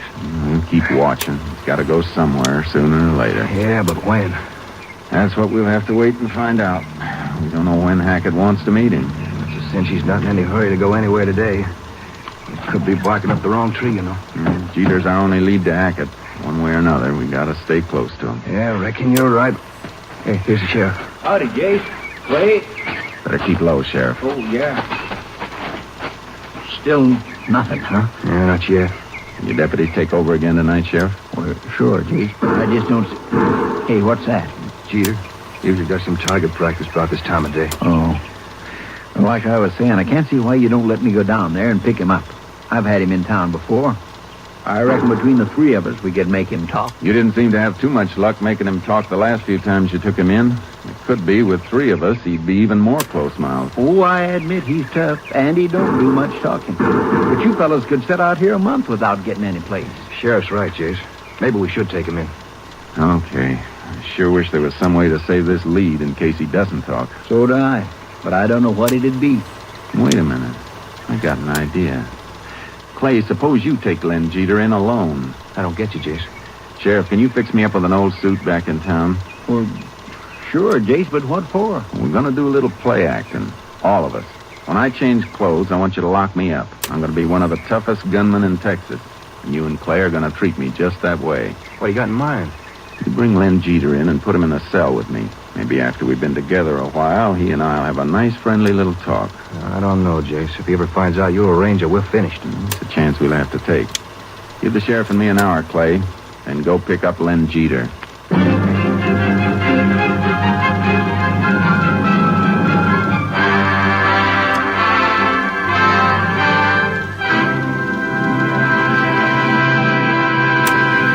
In just a moment, we will continue with Tales of the Texas Rangers, starring Joel McRae as Ranger Jace Pearson. If you want your child to have the best elementary schooling you can give him, won't you get a pencil and paper and take down the address I'm going to give you at the end of this message? Unless we start preparing now, in a few years our public schools will be as far behind times as the Little Red Schoolhouse. Now, because of the huge increase in our birth rate during and after the last war, it's estimated that by 1956, there will be some 7 million more children in elementary schools than there are now. Now, we must start preparing at once.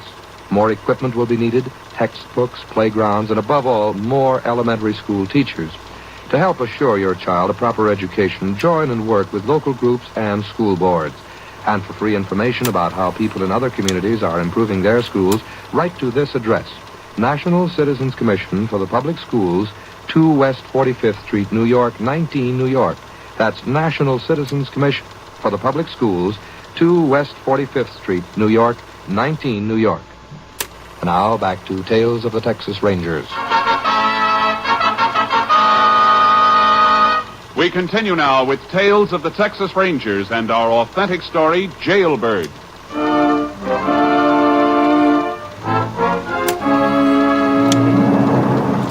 After I changed clothes, the sheriff locked me in an empty cell at the county jail. 2 hours later, I was still there, alone. It was pretty evident Lynn Jeter hadn't talked. Then I heard the outer door open and close. Clay and the sheriff came along the corridor with Jeter. I stood close to the cell door and waited. All right, then, look, I tell you, you got no right putting me in here. I ain't done nothing. Come on, Jeter, now keep moving. You got no right to lock me up. We're not through talking to you yet. Oh, I'll tell you something, copper. Even if I knew where Jim Hackett was, you wouldn't get nothing out of me. Maybe you'll change your mind. Lock him up, Sheriff. You, Finnerty, get back at the cell door. What for? Now, look, Finnerty, we don't want no more trouble out of you. Move back. I ain't going no cell with nobody. You put me in a cell alone. The house is full. You'll take what you get. Don't worry, Jeter. You'll get along with Finnerty here. He's just like you, only worse. I don't want to be in a cell with nobody. I don't want you in here with me, neither. Get in there, Jeter. And you, Finnerty, you're coming with us. You gonna let me out now? Not yet. We found somebody who might have seen you rob that liquor store. Nobody's seen me rob nothing. Come on, Finnerty. Why don't you come get me? Why, you warned me. Hold it, Sheriff. Now, look, Finnerty. You've already given us a lot of trouble. Don't make it worse for yourself. You gonna come quiet? All right. Hey, wait a minute. Hey, you in there. Keep off that bottom bunk. It belongs to me. You paid for it? Just stay off it. Find you on it when I come back. Come on. Take your hands off me. All right, Finnerty. Come on, let's go. I said take your hands off me. Put the cuffs on him, Sheriff. That'll keep you from getting too frisky. Dirty cops. Come on, get moving. If you're gonna make me talk, you better start thinking again. Yeah, we don't need no talk now. We got a witness. Witness? Who you trying to kid? Keep your mouth shut, Finnerty. I've heard just about enough out of you. You haven't heard nothing yet. Get moving. I told you before, keep your hands off me. Keep moving. Pretty smart, Ranger. I wish there were just one of you here. I'd show Come you. on, Finnerty. We don't want any more trouble from you. I reckon you can relax now, Clay. Yeah. Forgot myself for a second. Boy, you tough. You almost had me fooled. I still have to convince Jeter. You get anything out of him? Not a word, Jace. You were right about that. You search his place? Uh-huh. Nothing. Well, what's the next move? I'll stay in the sheriff's office for half an hour, and you can take me back to Jeter.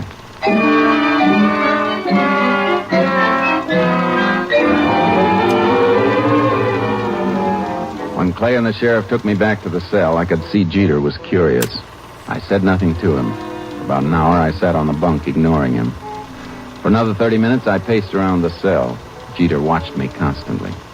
Several times he started to speak and then thought better of it. Finally, he couldn't stand it any longer. Where you from? Hey, you. Finnerty. You talking to me? Yeah. Asked where you was from. No special place. I've been all over. I ain't seen you around this part of the country before. No, don't reckon you have. What you in for? They say I knocked over a liquor store. What, did you? You sure ask a lot of questions, brother. You know, for a while I wasn't sure. I was thinking you was a cop. That's funny. I was thinking the same thing about you. You know something? I still think you are. You think I'm a cop? Wouldn't be the first time they put one in my cell trying to make me talk. You crazy, I know cop. Yeah, that's what they always say. Hey, you're not going to get anything out of me. Hey, Finley, you got it all. You're wasting your time. Go on, rattle the bar, tell your pals to come get you. Don't you two hanging around here. Look, you ever hear Jim Hackett? Maybe. Well, I'm a friend of his. That ought to tell you I ain't no cop. Anybody can say he's a friend of Jim Hackett. Where you live? I got a place right outside town. I bet you have. What are you? Deputy, ranger, what are you? And none of them. You see that place of mine, you know it wasn't no cop's house. I don't reckon I'd care about seeing it. Now let me be, brother. I got some thinking to do.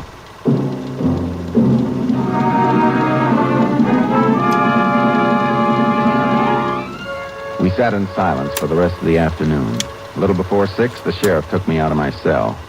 Jeter was to be released an hour later and taken to the bus station. I went over there ahead of time, bought a newspaper, and sat on a bench in full view of the entrance and waited. At 7:15, Jeter came in. I pretended not to see him. He walked over to where I was sitting and stood looking at me. Oh, Finley, see they sprung you. Huh? Oh, it's you. What are you doing, tailing me? I ain't telling you or nobody else to let me out. I'm going home. Is that right? Go on, beat it, copper. Finley, for the last time, I ain't no cop. You say they let you out? Yeah.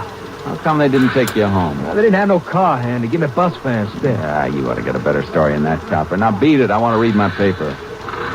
Look, Finley, where you headed? You'd like to know, wouldn't you? Okay, copper, I'll tell you. I'm going to Oklahoma City. You gonna make something out of that? Bus for the north don't leave till 8 tomorrow morning. I just found that out. Reckon I can kill time till then. I'd just as soon do it alone. I want to show you something, Finley. What? I just want to prove I ain't no cop. How about you coming out to my place? I'll feed you and give you a flop for the night. I'm okay right here. Besides, I gotta go to Oklahoma City in the morning. The bus comes in here long for, you can catch it near my place. How about it? Well, okay, I got nothing to lose. I reckon if you're gonna keep tailing me, you might as well feed me.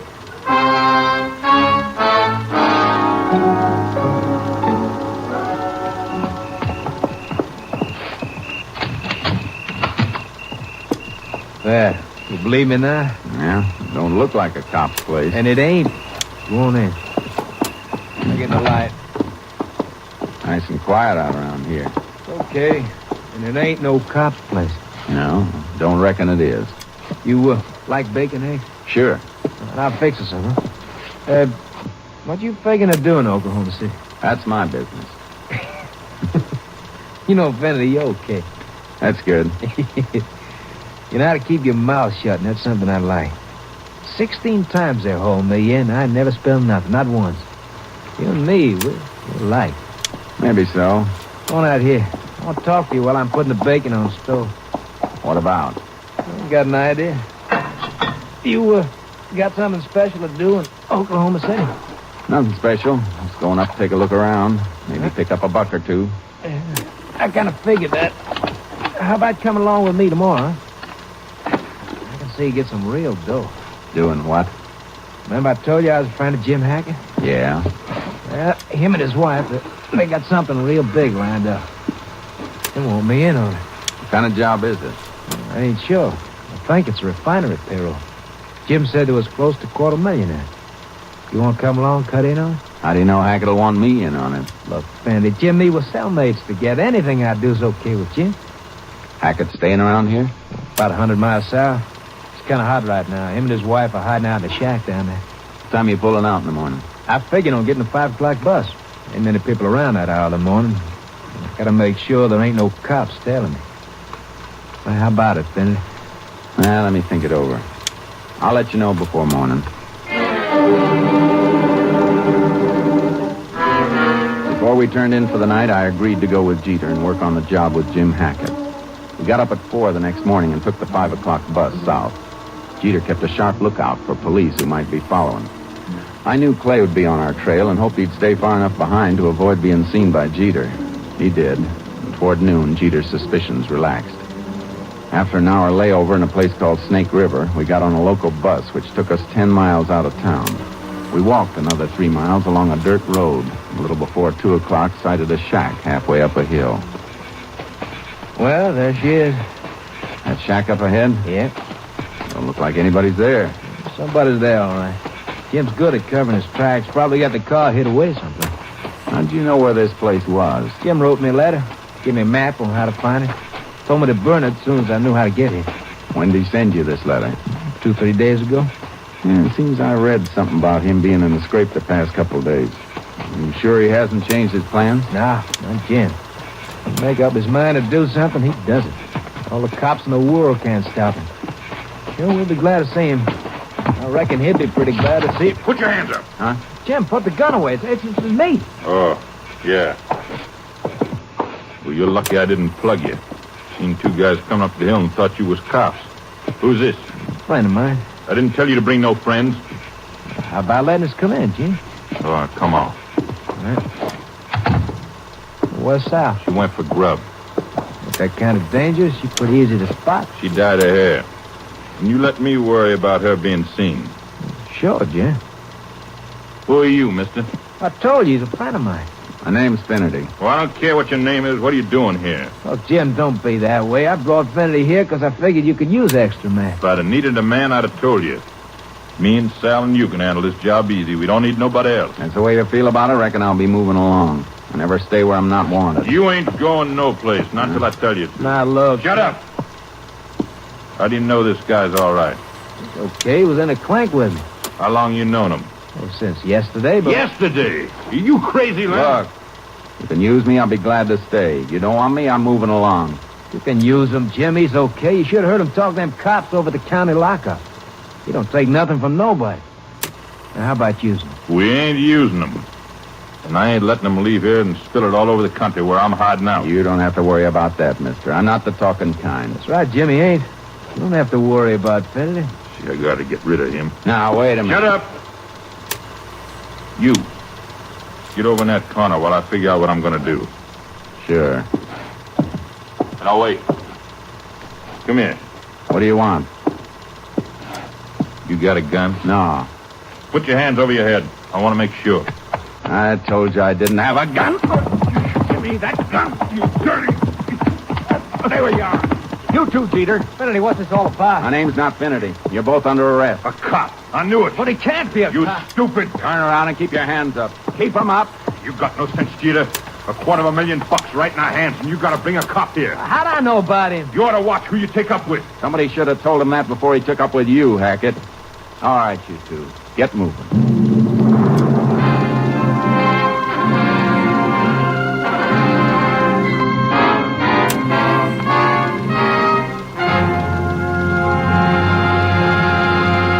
In just a moment, we will tell you the results of the case you have just heard. Throughout the remainder of the day, NBC will bring you more great entertainment to brighten your listening. The First Nighter, starring Barbara Luddy and Olin Soule, will bring you an amusing drama of a man who made gold at $1 a minute in his basement workshop. Then Miss Margaret Truman will step before the NBC microphones to introduce talented stars in khaki and blue. And for another amusing play, listen to the Theater Guild on the Air production of The Bishop Misbehaves, with an all-star cast including Charles Lawton, Josephine Hull, and Vanessa Brown. In the mirth and melody department, Phil Harris and Alice Faye will star in a bright 30 minutes of enjoyable, relaxing entertainment. Be sure to hear Phil and Alice and their Court of Royal Gestures later today.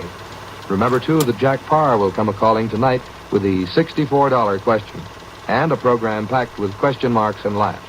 So, for fine entertainment, always tune to the 3 familiar NBC chimes, your invitation to the best in radio listening.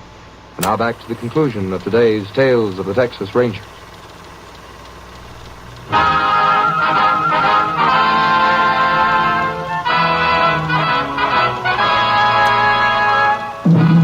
And now, here are the results of the case you have just heard. Ranger Clay Morgan apprehended Sal Hackett on her way back to the shack where she and her husband had been hiding. She was sentenced to 20 years at the women's prison at Goree. Len Jeter received a 30-year term for obstructing justice and conspiring to commit armed robbery. Jim Hackett was found guilty of murder with malice and died in the electric chair at Huntsville. This is Joel McRae. There are a good many stories that the Rangers tell about some of the so-called bad men they've picked up over the years.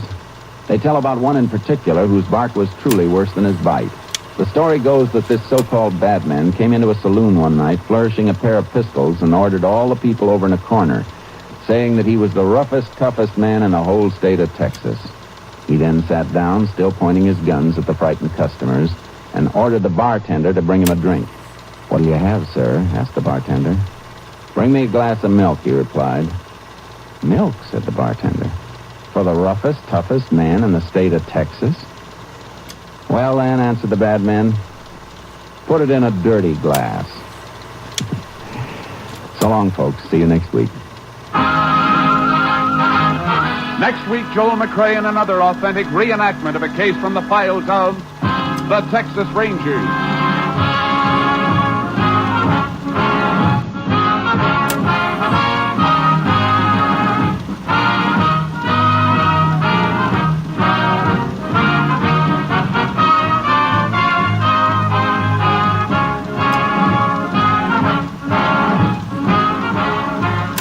Technical advisor was Captain M.T. Lone Wolf Gonzalez of the Texas Rangers. This story was transcribed and adapted by Charles E. Israel, and the program is produced and directed by Stacy Keach. Hal Gibney speaking.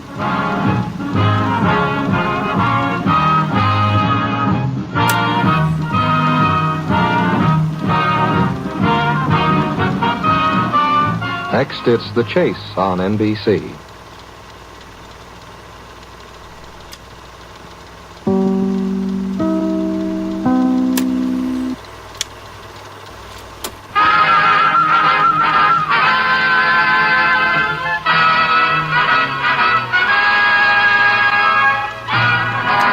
Of the Texas Rangers, starring Joel McRae as Ranger Jace Pearson. Another authentic reenactment of a case transcribed from the files of the Texas Rangers.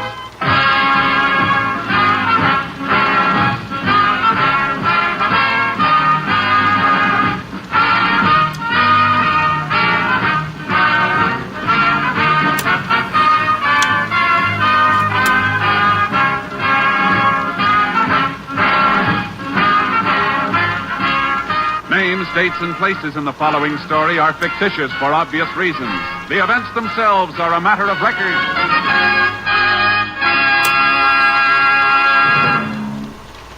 Friends, every day, Monday through Friday, there's top entertainment all day long when you set your radio dial to NBC. Listen for Double or Nothing and you'll hear one of radio's funniest quiz shows. Yes, Walter O'Keefe consistently comes up with great comedy entertainment Monday through Friday on Double or Nothing. Listen and you'll agree. And then there's the program with a heart, Strike It Rich. The grand entertainment that Warren Hull brings you every day on Strike It Rich is just what the doctor ordered if you suffer from housework blues. From Chicago, Tommy Bartlett brings you Welcome Travelers and interviews with the many interesting guests who each day pass through the Windy City. And for more fun, listen for Bob and Ray, those two zany comics. Then there's Music and Charm with Dave Garroway. So remember, every day, Monday through Friday, chase your blues away with the wonderful daytime programs on this station of the NBC Radio Network. And now here's today's adventure with the tales of the Texas Rangers.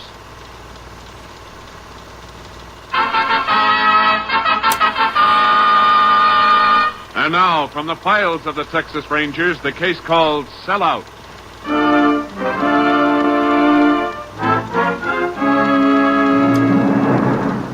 It is 6:30 p.m. Friday, September 15th, 1949, in Corvell, Texas.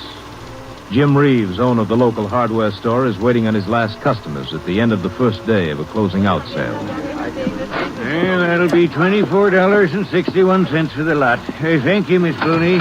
And I sure hope everything will be satisfactory.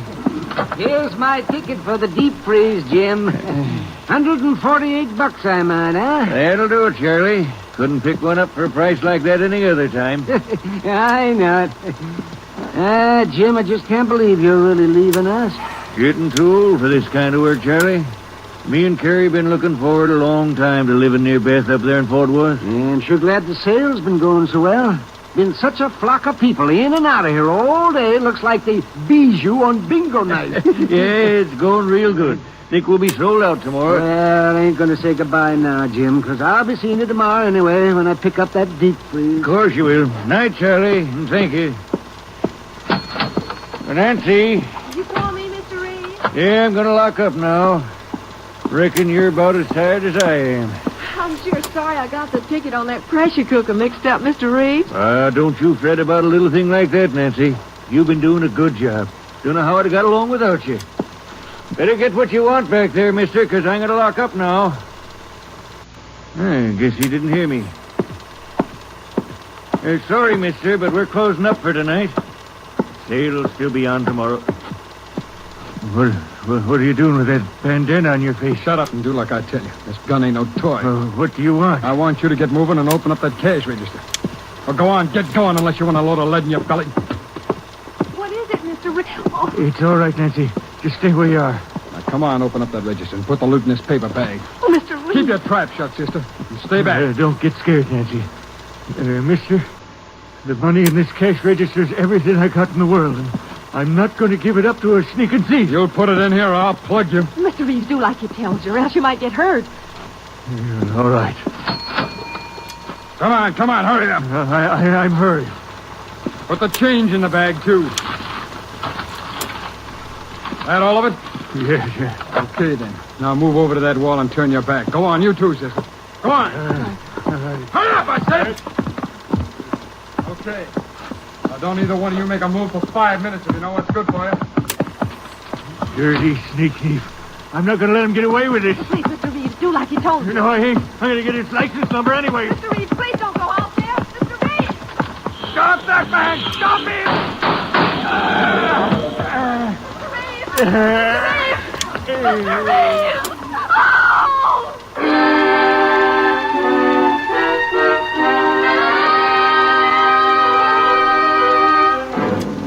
Jim Reeves was rushed to the local hospital, and the sheriff of Corvell County was summoned at once.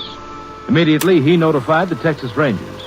Ranger Jace Pearson arrived at the scene 45 minutes later and began talking to Nancy Taylor, the girl who witnessed the holdup. I know you've been badly shaken up, Miss Taylor, but I'm going to have to ask you to get hold of yourself and answer some questions.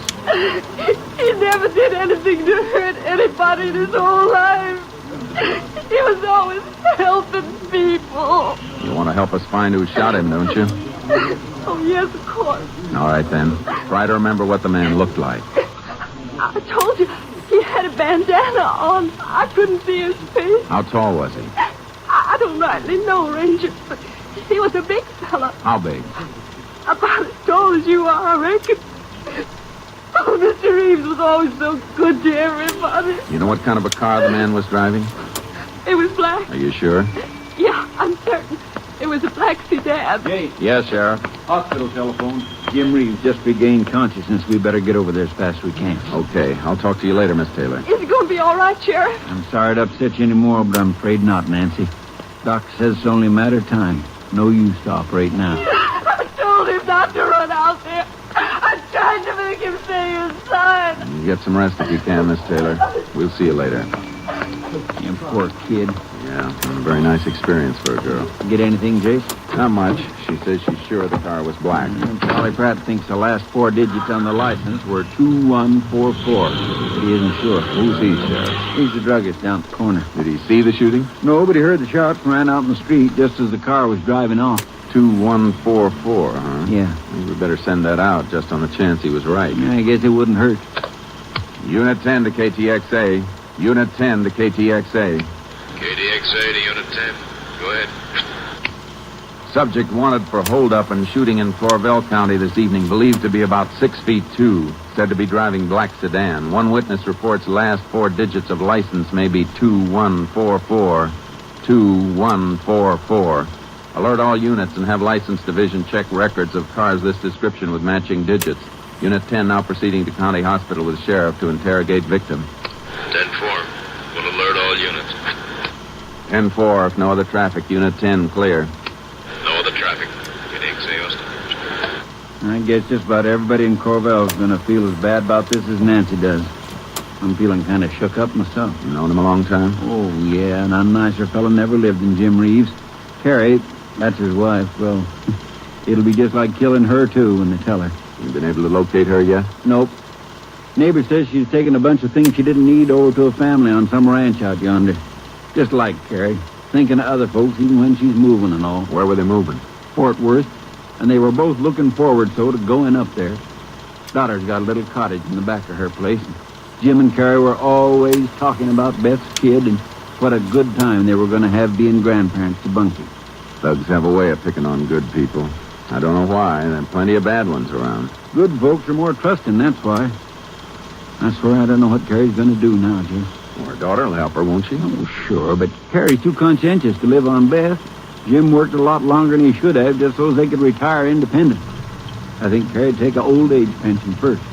Well, maybe we can raise some money for her on the hardware stuff that's left. Maybe, but I think Jim sold out most of his stock today. Might get that money back for her yet. I sure hope so, Jace. I hope Mr. Reeves can give us some kind of a lead to go on. It would help. Here we are, room 3. We can go right in, Jake.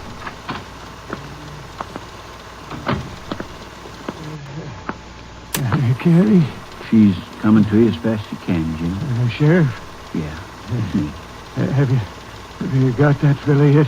No, but we're going to. This is Ranger Pearson, Jim. Howdy. Sheriff. Yeah. Carrie's gonna need that money awful bad. Don't you worry about anything now. No, don't give me that, Sheriff. I heard the doctor. I heard him talking. Feels so tired. Mr. Reeves, have you any idea who the man was who held you up? No. Must be getting old. Ought to be able to handle a fella his size. I thought he was a big man. Little shit. How tall was he? About 5 foot. Yes. Jace. Yeah.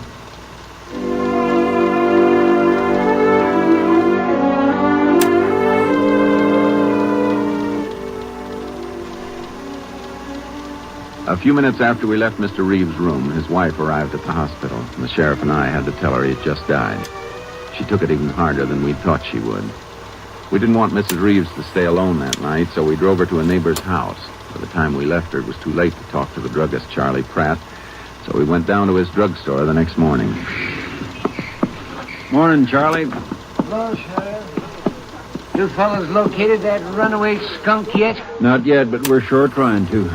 Ranger Pearson here wants to talk to you, Charlie. Just wanted to check a couple of things with you. I just can't believe it yet. Jim Reeves and me been playing dominoes together every Saturday for 9 to 10 years now. It's terrible. It's just terrible, that's what it is. My wife and I were just saying Charlie, last night... did you get a look at the man? No. When I come out, he was whizzing around this corner in that light-colored sedan like a bat out of Hades. Well, Nancy Taylor said the car was black. Oh, that poor kid was so shook up, she probably don't know what she's seen. Could be. You're certain the car was light-colored, Mr. Pratt? I'm positive. You see, I was sitting up here at the counter. I was eating my supper. I remember that because I was thinking at the time how good them codfish balls tasted. Did you hear the shots? I sure did. It nearly knocked me off my stool. Then I ran out into the street, and I saw this car screeching around the corner. I tried as hard as I could to get the license. We're sure grateful for that, Charlie. Then I saw Nancy come running out of the store. She was the first one to get to Jim, and I reckon I got there next. You say the car turned the corner right here? Yeah. Oh, that poor kid. What a terrible sight for a young girl like that. Why, it's liable to give her nightmares for weeks, my wife says. Sheriff, if the car turned the corner here and Nancy came out of the store afterwards, then she couldn't have seen it. Well, I saw it, and you can strike me pink if I'm not right about its being kind of a light color. Well, thanks a lot, Mr. Pratt. Yeah, so long, Charlie. Is there anything more I can do to help you? You just let me know. Nancy's ma says she just went all to pieces last night. I'd sooner take Charlie's word for the color of the car. Look up the street, Sheriff. Yeah. She couldn't possibly have seen that car. No, not if it turned the corner before she came out. Well, I reckon Nancy's kind of mixed up about things. Yeah, she must be. I think we ought to have another talk with her, though. We may have radioed the wrong description of the car.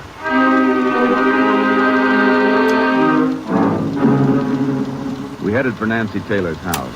When we got there about 11, her mother told us she'd gone over to pay her respects to Mrs. Reeves. We drove over to the neighbors where Mrs. Reeves was staying and waited in the car till Nancy came out. She was with her boyfriend, and we asked him to drive her down to the sheriff's office. We'd just gotten out of our car when they drove up behind us. I'll wait out here for you, honey. Will it take long, Sheriff? I can't tell. Why don't you come inside and wait, Bob? You'll be all right, won't it, Jake? Sure. Okay. Oh, try not to keep her any longer than you have to, will you, Sheriff? She had an awful bad night, Mrs. Taylor said. We'll make it as short as we can, Bob, but there are 2 or 3 things we want to clear up. But, Ranger, I've told you everything I know about it. What more do you want to ask me that I haven't already talked to you about? Well, be sure and get your statement down as soon as we can, Nancy. The quicker we get at it, the more clearly you'll remember what happened. Yeah. Here, sit down here now. Thank you. Here's a chair for you, Bob. Oh, thanks. Nancy, we know when a thing like this happens, everybody gets a little excited. Oh, it's the worst thing I've ever been through. He was the sweetest old man. And poor Miss Reeves. Oh, I wanted to say something to make her feel better. I just couldn't think of a thing. Let me ask you something, Nancy. How tall did you say that fellow was? Well, I don't know exactly, except he was pretty big. We talked to Mr. Reeves before he died. He seemed to think the man was fairly short. Oh, Ranger, I'm just sure he was a big, broad-shouldered man, kind of husky, as well as being tall. There's another thing, Nancy. Yes, sir? You told me the car you saw was black. Yes, sir. Are you sure it wasn't a lighter color? Well, it could have been a real dark green, I guess. Why? We're having a little trouble getting the description of the car straight. Mr. Pratt says it was a light color. He's wrong, Ranger. I was closer than he was. Of course, he says by the time you came out, the car had turned the corner. Well, that isn't so. I ran right out there when I heard the shots, and I saw the car. It was either black or else maybe a very dark green. What's the matter? Don't you believe me? It's your statement. I want to write it down and have you sign it. Now? Uh-huh. Can you wait, Bob? Excuse me, Ranger. I don't mean to be butting in, but couldn't you do that tomorrow? Nancy's been under an awful strain ever since this happened, and I know you'd get better results if you'd just let her get some rest.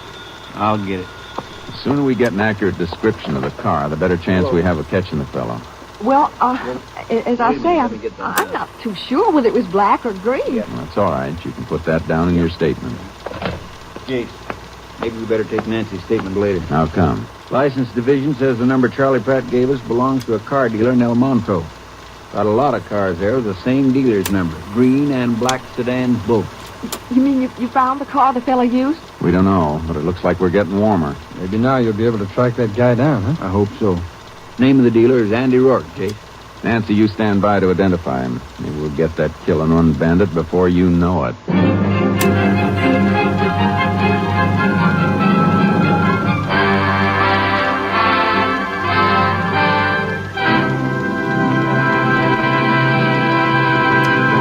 In just a moment, we will continue with Tales of the Texas Rangers, starring Joel McRae as Ranger Jace Pearson. Friends, at this moment throughout the country, millions of motorists are beginning to wend their way home along crowded highways from a long Memorial Day weekend. It is at times such as these when accidents happen more frequently, when death and driving draw closer together. You can help to decrease the accident and death rate on our nation's highways. Excessive speed for driving conditions is a major cause of many motor accidents. Control your speed at all times to keep within the safe speed, not just the legal limit. America's professional truck drivers are taught to drive ahead of themselves to avoid accidents by seeing them threaten before they can happen. They know that careful driving keeps them from having accidents which may take lives. Speed is the #1 killer on the highways. So drive carefully today on your way home from an enjoyable weekend and tomorrow wherever you go in your car. Exercise caution, courtesy, and the golden rule, for the life you save may be your own. Now the second act of Tales of the Texas Rangers. We continue now with Tales of the Texas Rangers and our authentic story, Sellout.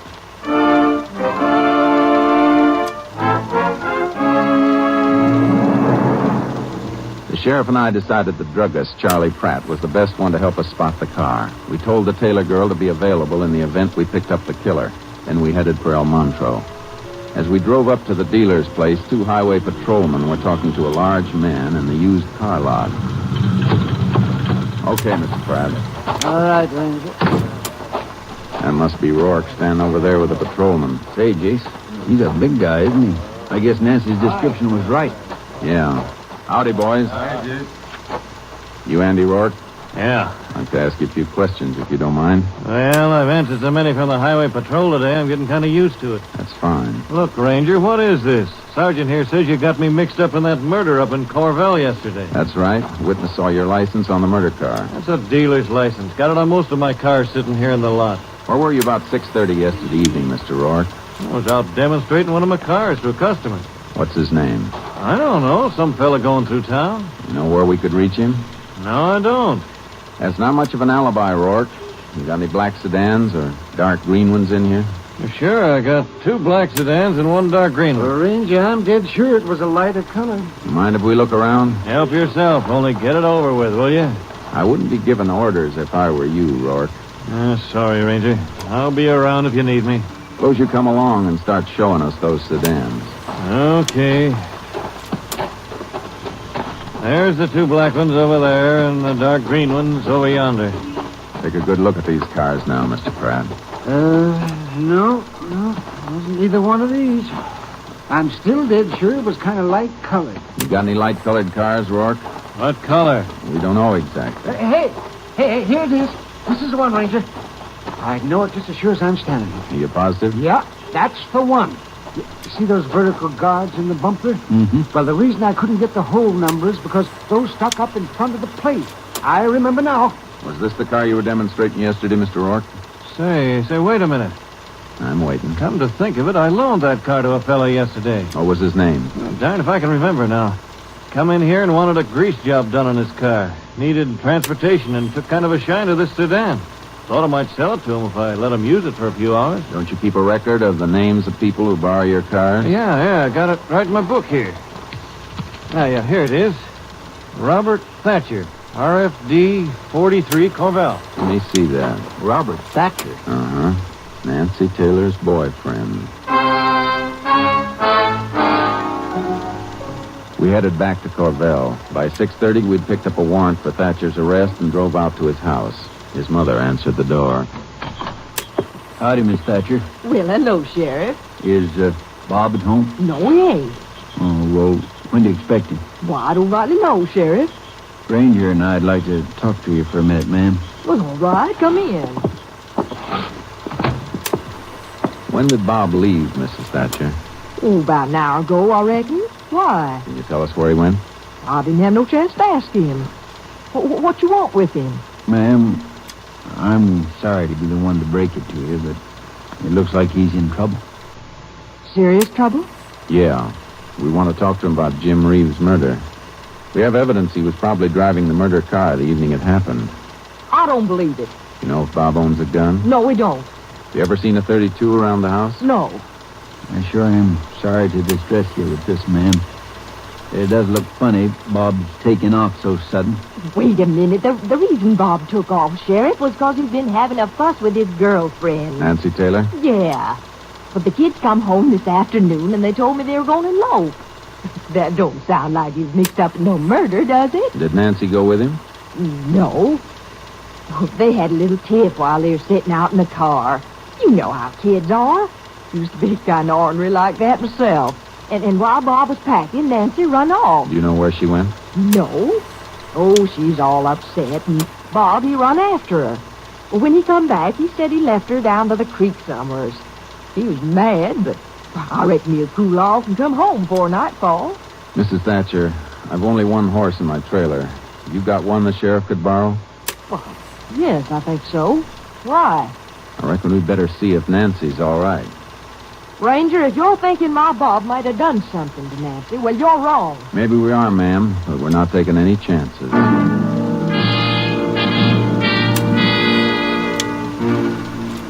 Mrs. Thatcher stood by the corral fence, staring after us as we picked up the double tracks and rode out across the field.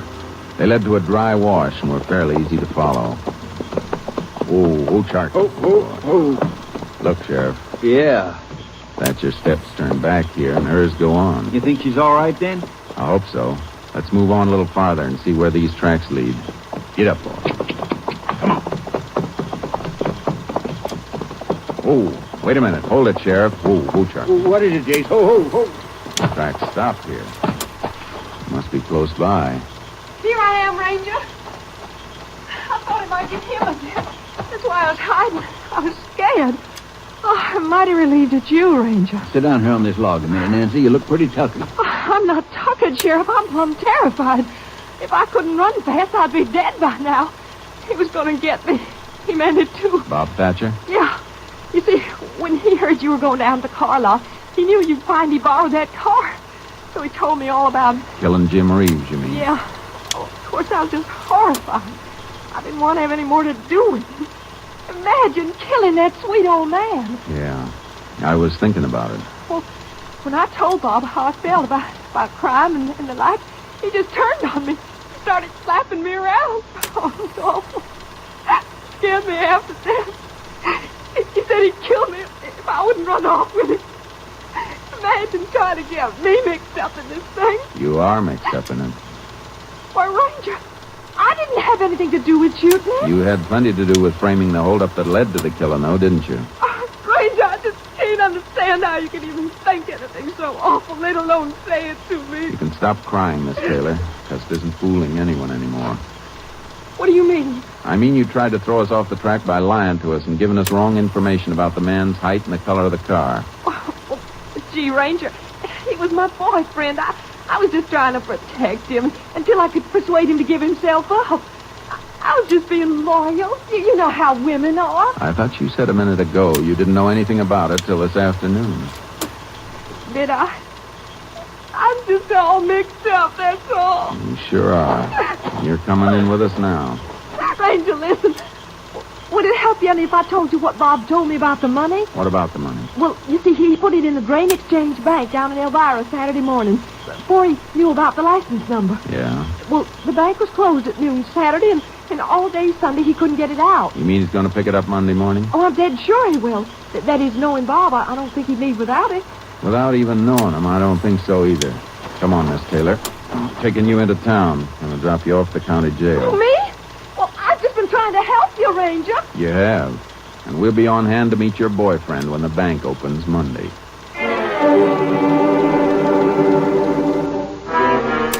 When the bank in Elvira opened Monday morning, the sheriff and I were staked out across the street and around the corner from the building so we could see Thatcher when he showed up. We told the manager of the bank our plan, and he gave us a key to the back door. 2 minutes after the bank opened, Thatcher appeared. As soon as he was inside, we moved up closer. You think we ought to grab him now, Jake? No, wait till he draws the money out. You go in the front, Sheriff. I'm going to hot-foot it around to the back door. You got the key? Yeah, right here.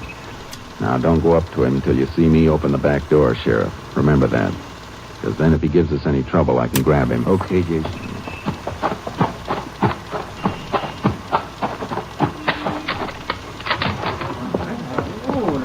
All right, Thatcher, let's have that cash. All right, Sheriff, don't you come any closer. I'm warning you. Put down that gun, Thatcher.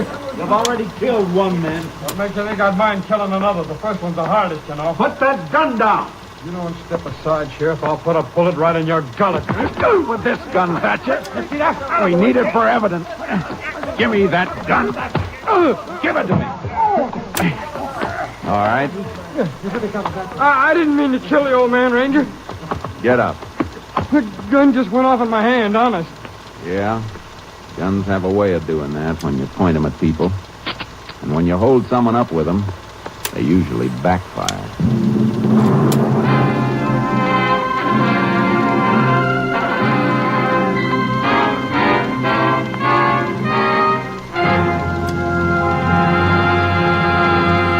In just a moment, we will tell you the results of the case you have just heard.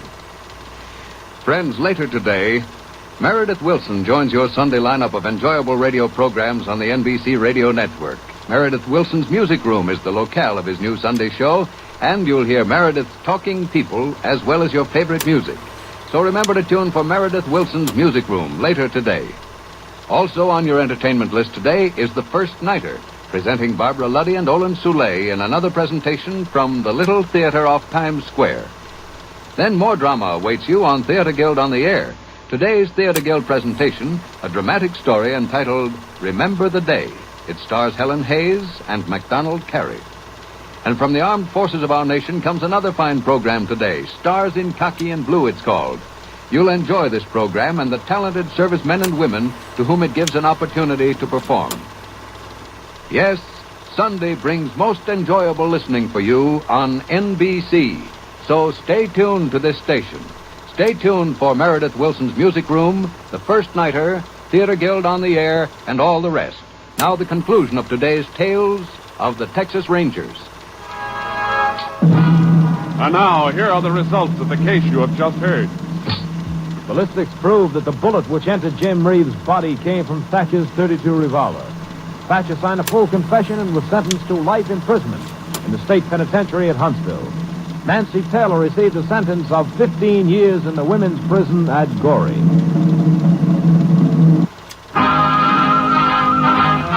Next week, Joel McRae in another authentic reenactment of a case from the files of the Texas Rangers.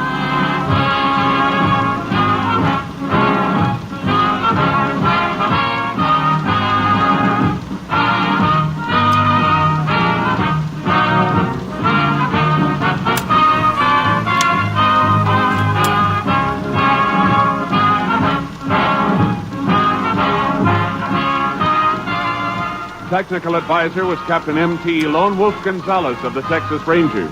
This story was transcribed and adapted by Betty Mears, and the program was produced and directed by Stacy Keach. Hal Gibney speaking.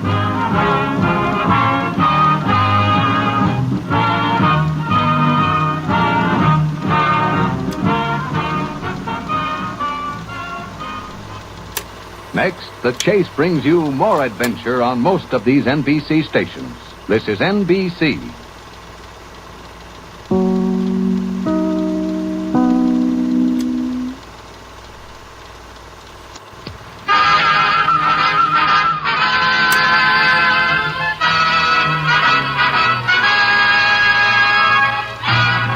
Tales of the Texas Rangers, starring Joel McRae as Ranger Jace Pearson. Another authentic reenactment of a case transcribed from the files of the Texas Rangers.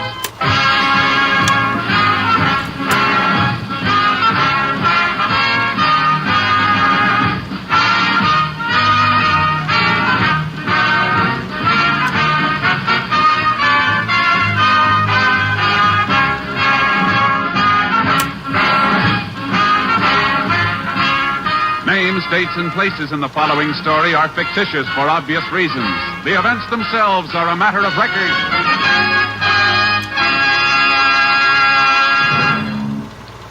Friends, every day, Monday through Friday, there's top entertainment all day long when you set your radio dial to NBC.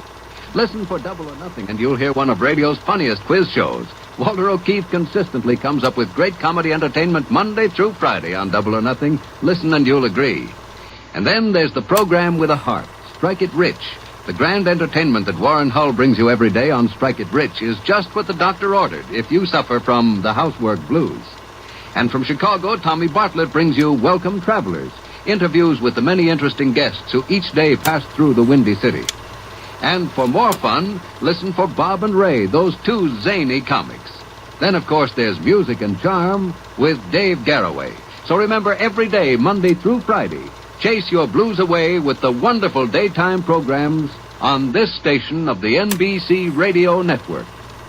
Now here's today's Tales of the Texas Rangers.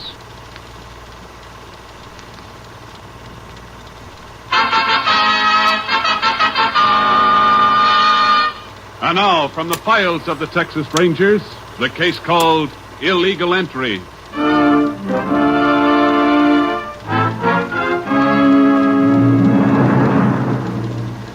It is 10:30 on a night late in August, 1940. In the southwest Texas town of El Corso, near the border, the streets of the Mexican section are dark and quiet. A man stands smoking a cigarette in a doorway on one of the darker streets. When he hears steps approaching, he throws his cigarette away. Hey, senor. See? I want to ask you something. See? What is it? You know some people named Gomez live on the street? Senor, on this street there are maybe 10 Gomez families. Which one you mean? They're supposed to live at number 624. I couldn't find the house. Well, this is no surprise. The house numbers, they go only to 500. This can't be. Here, look, it's written on this piece of paper, 624. Yes, it's too dark. I cannot see the paper. Can you see this man? Cállate. You make one move, you never move again. What do you want? Your money, give it to me, all of it. I got no money. Give it to me. I say I got no money. If I got money, you're not going to get it. Oh, you dirty. I'll kill you. Give me that knife. See, I give it to you. My arm. I'll kill you. Help! Help! Shut up! Help, thief! Come back here! Stop him! Stop this thief! There he goes around the corner!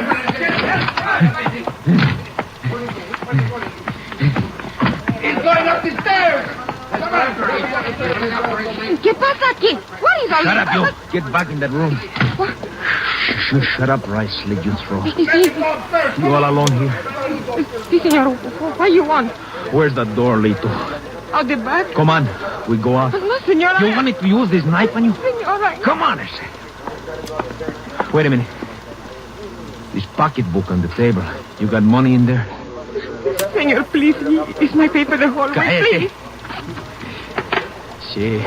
See, this is better. Now we go down. Oh, no.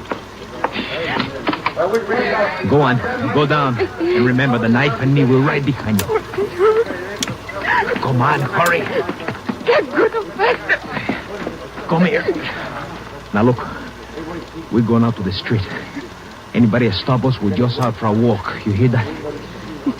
Now, put your arms through mine. The knife. See? And if you tip off anybody, I push that knife right through you. Now, come on. Walk. This way. To the right. Where are you taking me? Shut up and walk. Faster. Come on, faster.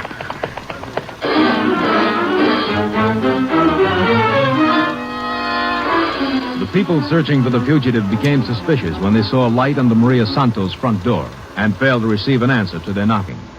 The sheriff was summoned. When he gained entrance to the room and saw the back door open, he phoned for assistance from the Texas Rangers. Rangers Jace Pearson and Clay Morgan were assigned. Ranger Morgan arrived first, and after a preliminary investigation, went out to his car to send a radio call. Can KDXA give lab crews approximate time of arrival? Lab crew will be at El Corso within 2 hours. 10-4, Unit 22 clear. KDXA Austin. Over here, Jace. Been here long, Clay? Oh, maybe half an hour. Left the sheriff in charge upstairs. The report I got said a hold-up man stabbed somebody. Yeah, and then took off. Happened about 2 hours ago. Fellow hurt bad? Just his arm. He helped chase the thief. People around here think the man went into this building. What do you think? Well, I know he's not here now. There's a room upstairs with a back door open. Man could have gotten in and taken the girl that lived there along with him for protection. Sure she wasn't in on the deal? Well, I thought of that, but the fellow who was stabbed said there was only one person. The stuff from the girl's purse is dumped all over the place. She could have been robbed, too. Anybody get a good look at the thief? Well, the victim said the man was Mexican. Couldn't see his face, though, too dark. Any possibility of prints up in the girl's room? Well, I found a few on her purse, pretty blurred. They could be the girl's. I called the lab anyhow. Uh-huh. Well, looks like our best bet's to find that girl. You have a description of her? Better than that. Found a picture in her room. Here, one on the left is her. I'm going to take it over to the sheriff's office now and put it on the wire. Anybody doing a house-to-house? Yeah, the deputies are taking care of that. Well, I better get moving. You coming along?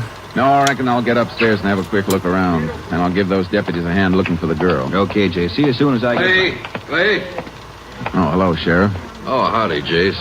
You're just in time. All right, what's up? My deputy called. They've located Maria Santos. She all right? I don't know. My men found her in a boxcar down at the freight yards.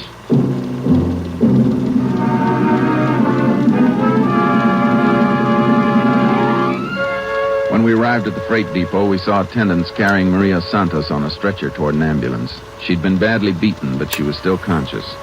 We decided that since she was the only person who had seen the man we were after, it was necessary to get a statement from her immediately. I got the doctor's permission to question Maria on the way to the hospital. As soon as she was settled in the ambulance, I climbed in. He could still be around the yard somewhere, Clay. Yeah, Sheriff and I'll go over the place with a fine-tooth comb. See you later, Jace. I'm Ranger Pearson, Miss Santos. Oh, do you find him yet? No. That's why I'd like to ask you a few questions. Will it hurt you too much to talk? I can talk, senor. It's only that... Oh, my side. Did he stab you? But when we walked to the freight yards, he held a knife at my side and he kept sticking me. You get a good look at his face? Oh, si, senor. The face I will never forget. Have you ever seen him before? No, senor. I don't think he's from El Corso. Maybe he's from Mexico. Can you give me an idea what he looked like? Something that'll help us identify him. Well, he had 2 scars. What kind of scars? One under his eye, a little one, and a bigger scar at the corner of his mouth. Make him look like he's always smiling. But this man, he's not the kind who smiles. Did he take you directly from your room to the freight yards? Si, senor. He made me walk through the streets with him. And sometimes we pass people. I want to yell, but he had the knife at my side. He kept sticking. What happened when you got to freight yards? Well, we walked and we keep on walking. I was tired, but he wouldn't let me stop. Then I hear the jeep cry. The sheep. See, on the freight train. The train began to move and... all of a sudden, this man, he get excited. He make me run over to a boxcar that stand by itself. Was that when he hit you? I think so. It's hard to remember now. Did you see where he ran after he hit you? No, senor. The last thing I remember, I see his face. His mouth that looked like he was smiling. And you don't have any idea if he ran toward that moving train? No. Senor, this man, you think maybe he'd get away on the train? That's hard to say, Miss Santos. We're going to do our best to find out.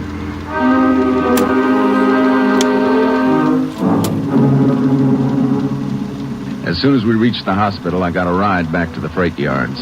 Our man had not been found. I figured it was more than an even chance he had escaped on the freight train Maria described. I checked with the trainmaster. He informed me that a train carrying sheep had left several hours before. It was a slow freight due in Lubbock at noon the next day. I picked up Clay and we headed north on the highway which paralleled the railroad tracks. Ought to be catching up with the train pretty soon, Jace. Uh-huh. What do you figure on doing when we come alongside? Not much we can do till it's light. I was thinking about that. If we try to stop the train now, he might get away in the dark, but it won't be light for over an hour. Yeah, no. Hey, bet that's it up ahead. Aren't those caboose lights? Looks like them. Not moving very fast. Gives you a funny feeling knowing our man might be riding that baby. Wish we could be sure, though. I got a hunch he had a train getaway in mind when he took the girl down to the freight yards in El Corso. What are we going to do, drive alongside the train till daylight? That's too risky. If he is aboard and happens to spot us, he'll get suspicious and skip. Be better if we stop someplace up ahead and wait for him. Got any ideas? Not yet. Get the map out of the glove compartment, will you, Clay? Yeah. What do you want to know? See if you can locate the next station the train's due to pass through. Let's see. Yeah, nearest town from here would be Hamlet, about 12 miles up ahead. 12 miles. That won't give us too much time. Anything north of that? Not for 40 miles. Well, then it'll have to be Hamlet. What do you have in mind? We'll need some advice about the best place to have the train stopped. We've got to get word to the engineer and warn him what's going to happen. Unit 10 to KTXA. KTXA to Unit 10. Go ahead, Unit 10. This unit now alongside northbound freight train number 24, positioned 12 miles south of Hamlet. Believe man who committed El Corso holdup aboard train. Can KTXA relay message immediately to Railroad Operations Chief? Can do. What is the message, Unit 10? In order to make search of train as early as possible after daylight, this unit requests that engineers stop train at some suitable point north of Hamlet, Texas. Suggest unpopulated open area to be selected to reduce chance of fugitives' escape. 10-4. This unit will check with Hamlet station master to learn if message was received in time for him to deliver it to train. 10-4. Unit 10, clear. KTXA. Now, there's the engine, Jace. Sure is a straining up that hill. Yeah, let's hope it keeps on moving slow. A lot of things have to happen before that train passes through Hamlet.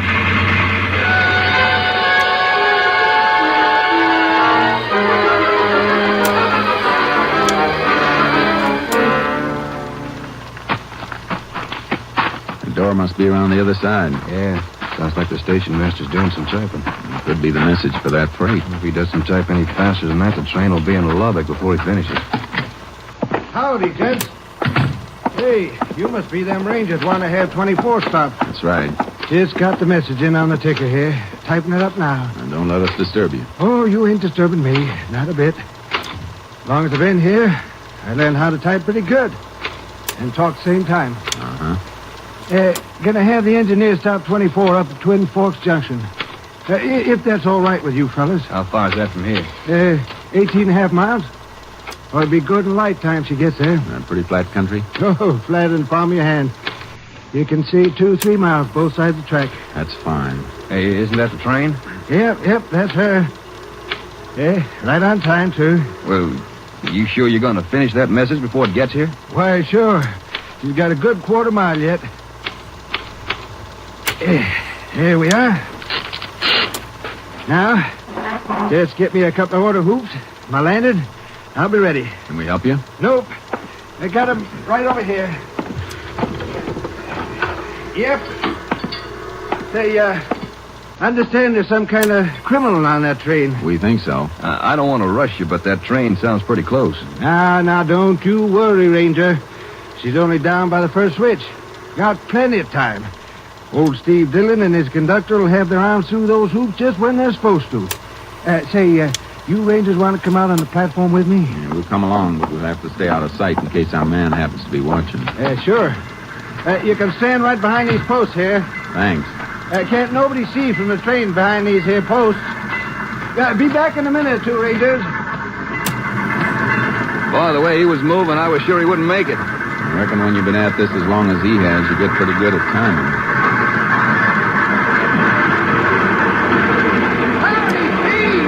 Engineer got the one hoop. Yeah, keep your eyes open, Clay. Maybe we'll spot somebody aboard. Not if he'll poke his nose out now. Probably sleeping. Maybe so. Most of these sheep cars, not likely he's one of those. It's hard to say. There's enough others for him to hide in. Grab her, John!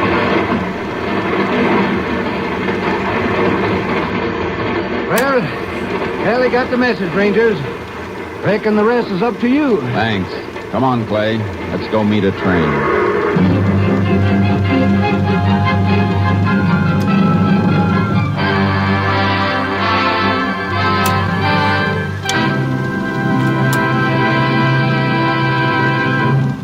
In just a moment, we will continue with Tales of the Texas Rangers, starring Joel McRae as Ranger Jace Pearson.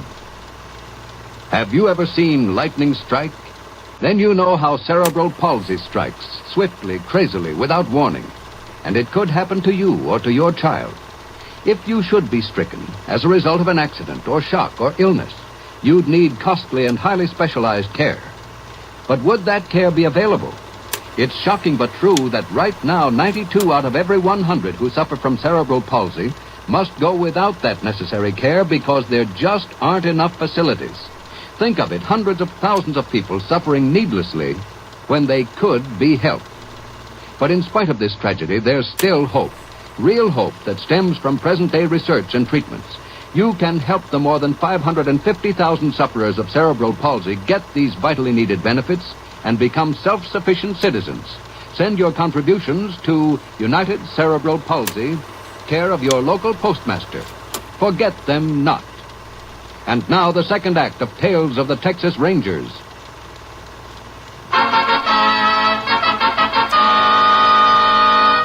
We continue now with Tales of the Texas Rangers and our authentic story, Illegal Entry.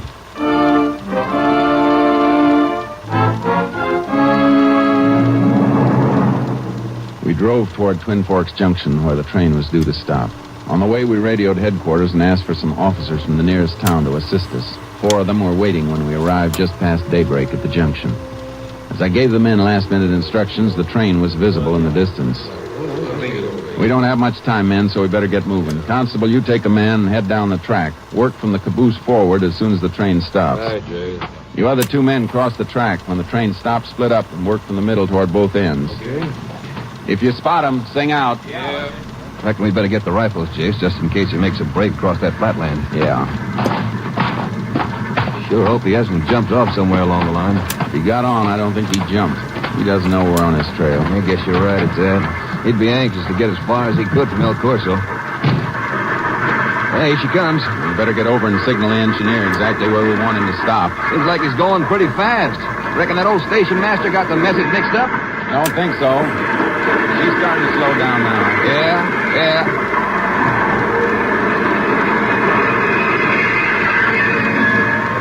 Let's go. Want to try this boxcar first? Uh-huh. Not in here.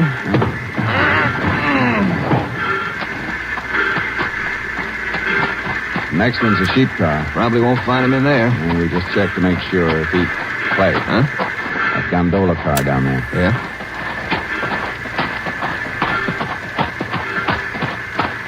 See? Somebody poked his head over the side. Just for a second. Come on, we know you're in there. Come on out. Sure you so? Hold this rifle. I'm going up and get him. Right. I'll keep it covered, Jace. But watch yourself. Okay, you. Come on, get up and get out of that corner. I said, come on. Drop that knife. Let me go. Let me go. I said drop that knife. That's better. Now I'll take it. My shoulder. Come on, get out of this car.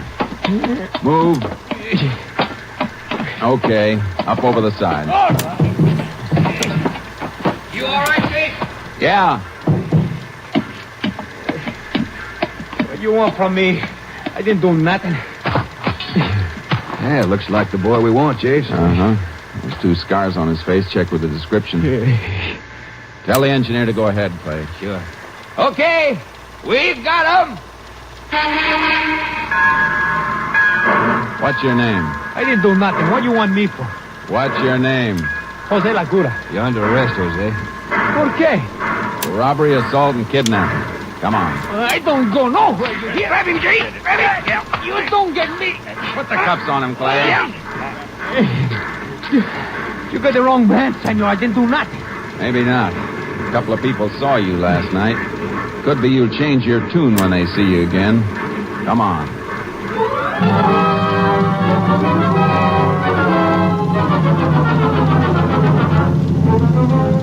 We took our prisoner back to El Corso and delivered him to the sheriff. For 2 hours, Jose denied all charges against him. At noon, the sheriff had him taken back to his cell. We phoned the hospital and learned that Maria Santos and Felipe Rivera, the man who had been stabbed, were both well enough to come down and make an identification.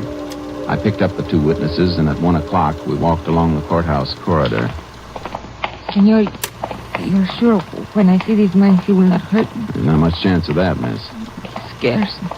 Just to remember him is enough to make my backbone cold. I'd like to have him alone for 5 minutes. Only 5 minutes. He is a bad one, this man.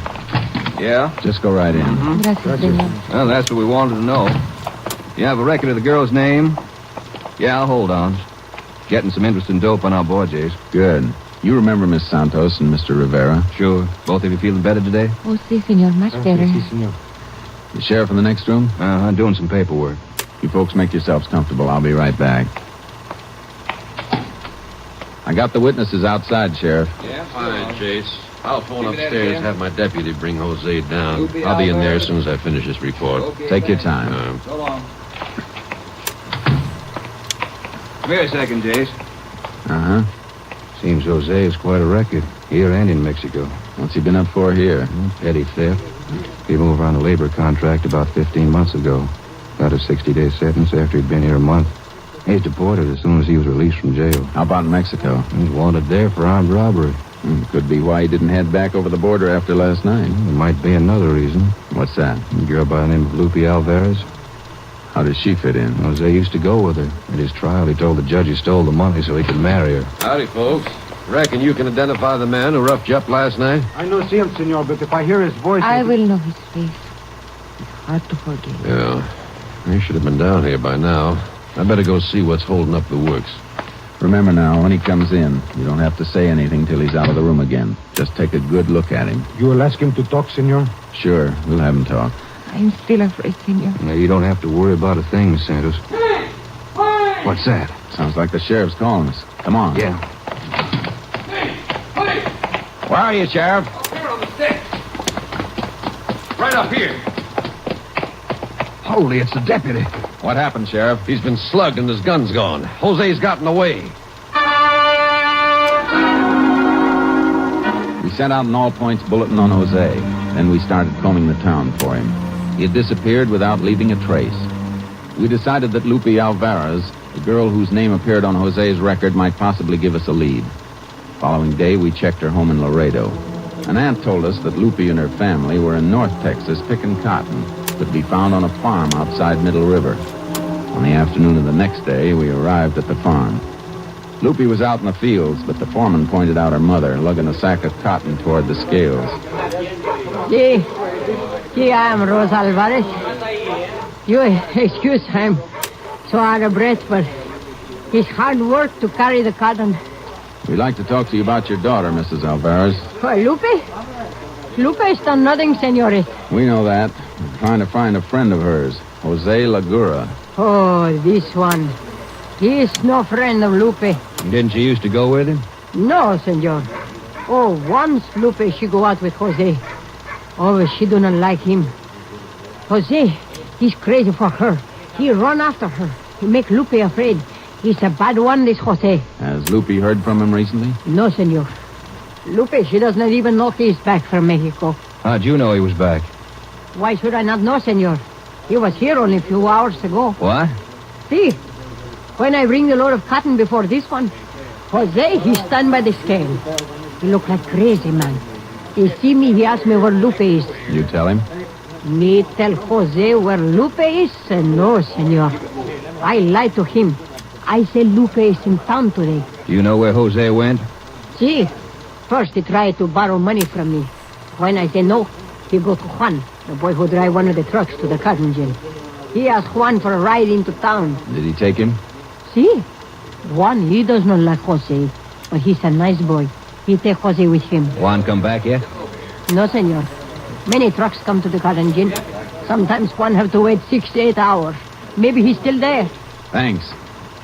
Please, senores, if you find Jose, you will not tell him where Lupe is. He will make trouble for her. Don't worry, Senora. If we find Jose, we're going to see he doesn't make trouble for anybody. Not for a long while.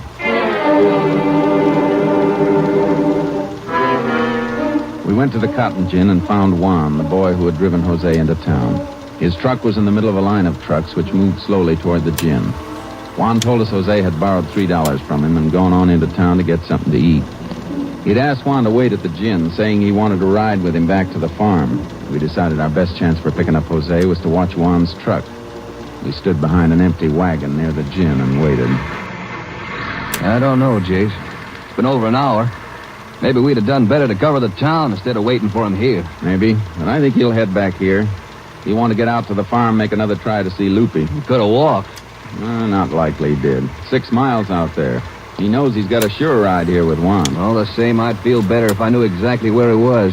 Don't forget he's got that deputy's gun and Clay. Huh? Walking toward the truck. Yeah. Look at the way he's staggering. Hey, Since he didn't use that $3 for food. Why you Let's sit go. up there like that, huh? Come on, you come have a drink with me, huh? Hey, Juan. You know good. You work all the time. What's the matter? You work all the time, Juan, huh? Forget about Juan. You can talk to us now. What? No. Stand still, Jose. Get the gun, Clay. Yeah. I got it. How you find it? The dirty one, he tell you, huh? Come on, Jose. You're a popular boy back in El Corso. We want to get you there fast. No, I don't go. Let's get moving. No, I don't go to El Corso. It'll only be for a little while, Jose. And I think the state will give you a more permanent home.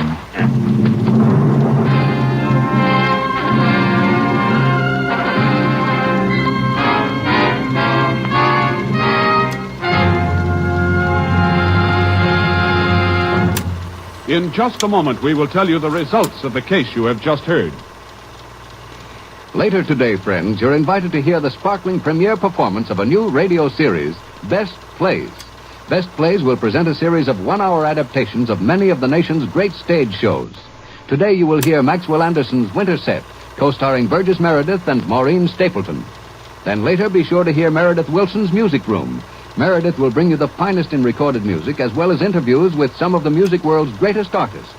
Yes, Meredith Wilson's Music Room is another new addition to your Sunday lineup of great radio listening on the NBC Radio Network. And tomorrow, you'll hear more top musical entertainment on NBC. Monday's musical offerings this week include Eleanor Stieber on The Voice of Firestone, Dorothy Warrenshold and Gordon MacRae on The Railroad Hour, and Michael Rabin on The Telephone Hour. So make your Monday evening listening a relaxing pleasure by tuning to all these wonderful musical shows. Now here is the conclusion of tonight's Tales of the Texas Rangers.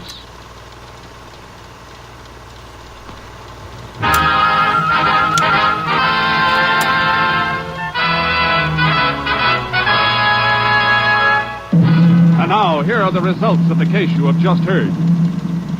Jose Laguro was tried and convicted on counts of armed robbery, felonious assault, and kidnapping. He was sentenced to 23 years in the state prison at Richmond, Texas. The Mexican government requested that upon his release, he be sent to Mexico to serve sentence for crimes committed in that country. Next week, Joel McRae in another authentic reenactment of a case from the files of the Texas Rangers.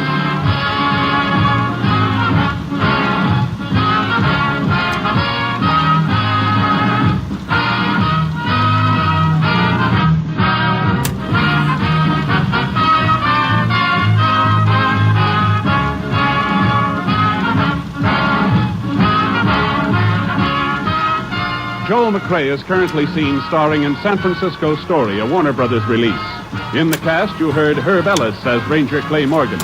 The role of Jose Lagura was portrayed by Tony Barrett, and Lillian Bayef was Maria Santos.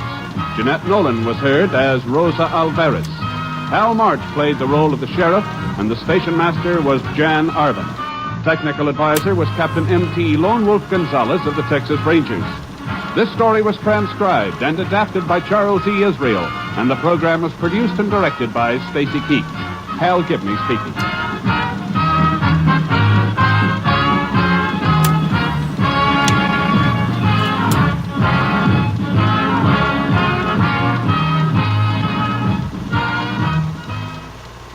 Tonight, The Chase brings you more adventure on NBC.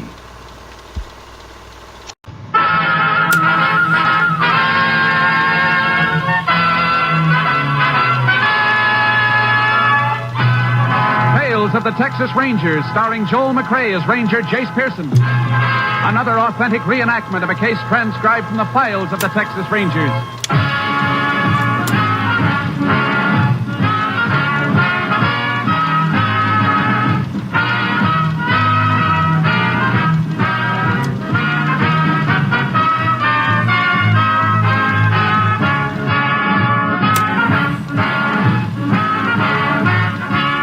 Names, dates, and places in the following story are fictitious for obvious reasons.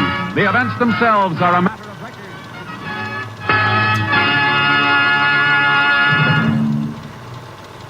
Every day, Monday through Friday, there's top entertainment all day long when you set your radio dial to NBC. Listen for Double or Nothing. You'll hear one of radio's funniest quiz shows. Yes, Walter O'Keefe consistently comes up with great comedy entertainment Monday through Friday on Double or Nothing. Listen and you'll agree. Then there's the program with a heart, Strike It Rich. The grand entertainment that Warren Hull brings you every day on Strike It Rich is just what the doctor orders if you suffer from the housework blues. From Chicago, Tommy Bartlett brings you Welcome Travelers and interviews with many interesting guests who each day pass through the Windy City. And for more fun, listen for Bob and Ray, those two zany comics.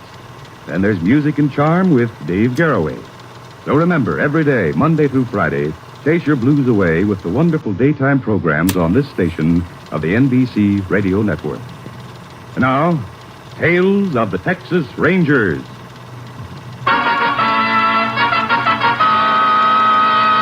And now, from the files of the Texas Rangers, the case called Travesty.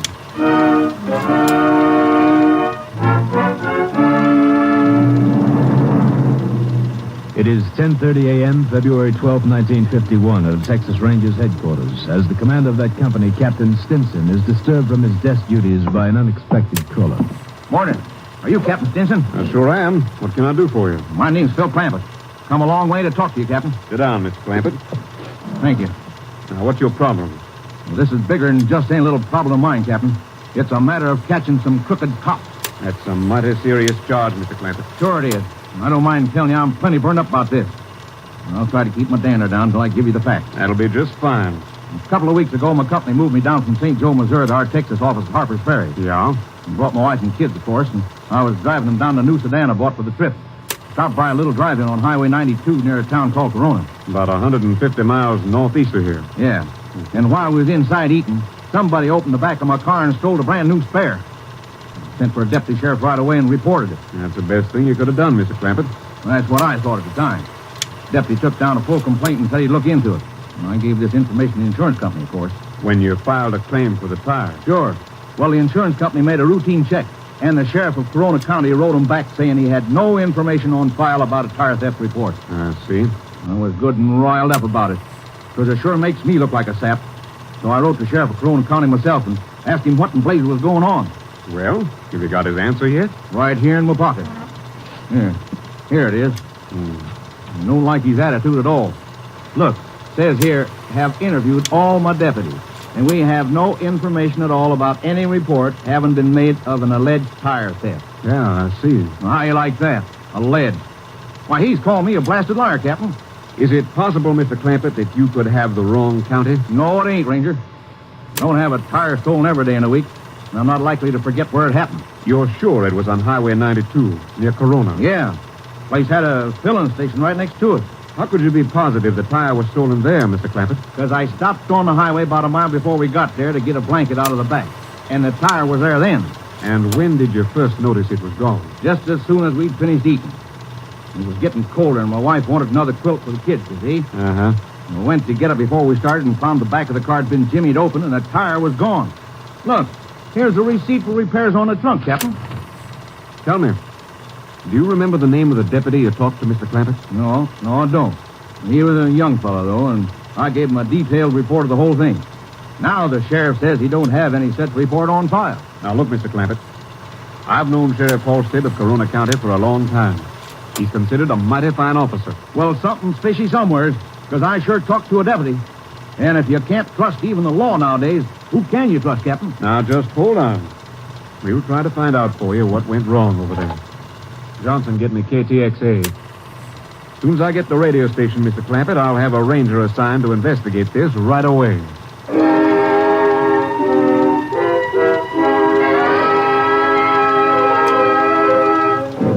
Within minutes, Ranger Jace Pearson had called in, was briefed on the case, and assigned to take over the investigation. He proceeded at once to the county courthouse in Corona and was told he could locate Sheriff Halstead at the cattle pens of a local stockyard. Pearson contacted him there about noon. Sheriff Halstead? Yo! Oh, hello there, Jay. Can I speak to you for a minute? Sure thing. Well, what you doing over this way? Come on over here where we can hear ourselves think, huh? You bet. Oh, Bud, I'll talk to you later. I got kind of a ticklish job in my hands, Jim, and I'd like to ask you a few questions. I hope you'll bear with me while I clean up a little misunderstanding here. Sure thing. Fire away, Jay. Okay, you got a letter on February 7th from Harper's Ferry, didn't you, from a party named Phil Clampett? Yeah, I did. Some fellow claims he made a report of a tire theft to one of my deputies. And I understand you wrote him that you'd interviewed all your deputies and none of them had taken any such report. That's right. Boys didn't know anything about it. Fellow must be some kind of a crank, I think. Well, I don't think so, Sheriff. He had a receipt for repairs on the trunk of his car, and Cap Stinson seemed to think he was telling the truth. Oh, so now he's pestering the Rangers about it, is he? Let me ask you something, Sheriff. Yeah? Have you ever had any complaints on any of your deputies before? Nothing to speak of. Oh, about 3 months ago, a fellow was picked up for vagrancy and claimed Jerry Matthews emptied his wallet before he brought him in. Did you check on him? Sure, nothing to it. Fellow was plastered. Is Jerry Matthews a young fella? Yeah, he is. Nice, clean-cut kid. How long has he been working for you, Sheriff? Oh, 6-7 months, I reckon. Good officer? Kind of hard-headed. Gives me a little static sometimes, but he's got plenty of nerve. Matter of fact, I'd say he's my best man, Jay. Well, Clampett's dead sure it was one of your deputies he talked with. How could he be sure? When he wrote me, he didn't even remember the name of the diner. There are dozens of chicken and burger joints on Highway 92. He's pretty definite about us being near Corona, Cap said. You know of any place on the highway with a filling station next to it? Well, sure, that's the roundup, but... Oh, Clampett didn't tell me that. Who covers that area, Sheriff? Jerry Matthews and myself. The same fellow you had the complaint on before? Yeah. But look here, Jace. Might as well accuse me. I'd bet my bottom dollar he's a straight shooter, that kid. Clampett said it was a young fella. I think I better talk to Matthews, Sheriff. Okay, Jace. I sent him up in the hills this morning. He's checking on a moonshiner. You want to ride up there? Yeah. I'd like to clean this up right away, Jim.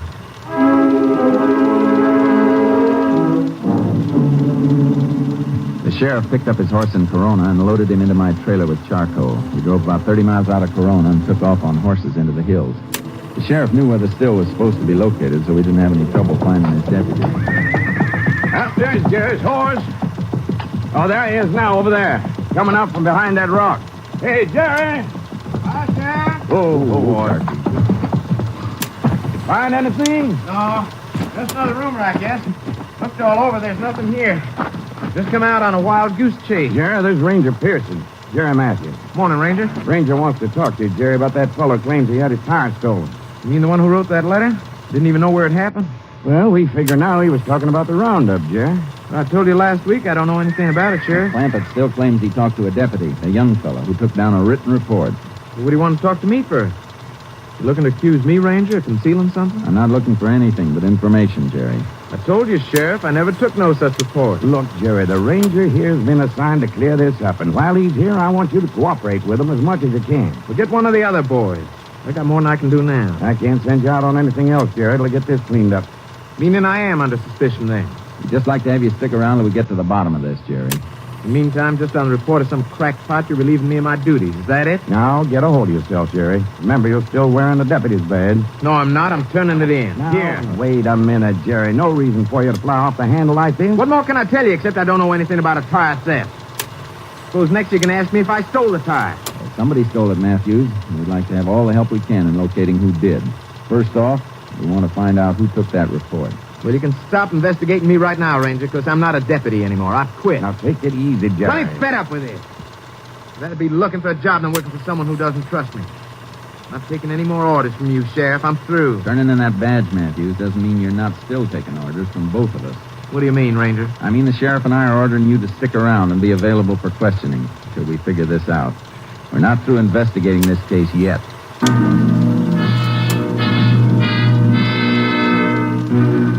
After we left Jerry Matthews, we headed for the Roundup Cafe to talk to the owner. We drove out to Highway 92 and got there a little past 1.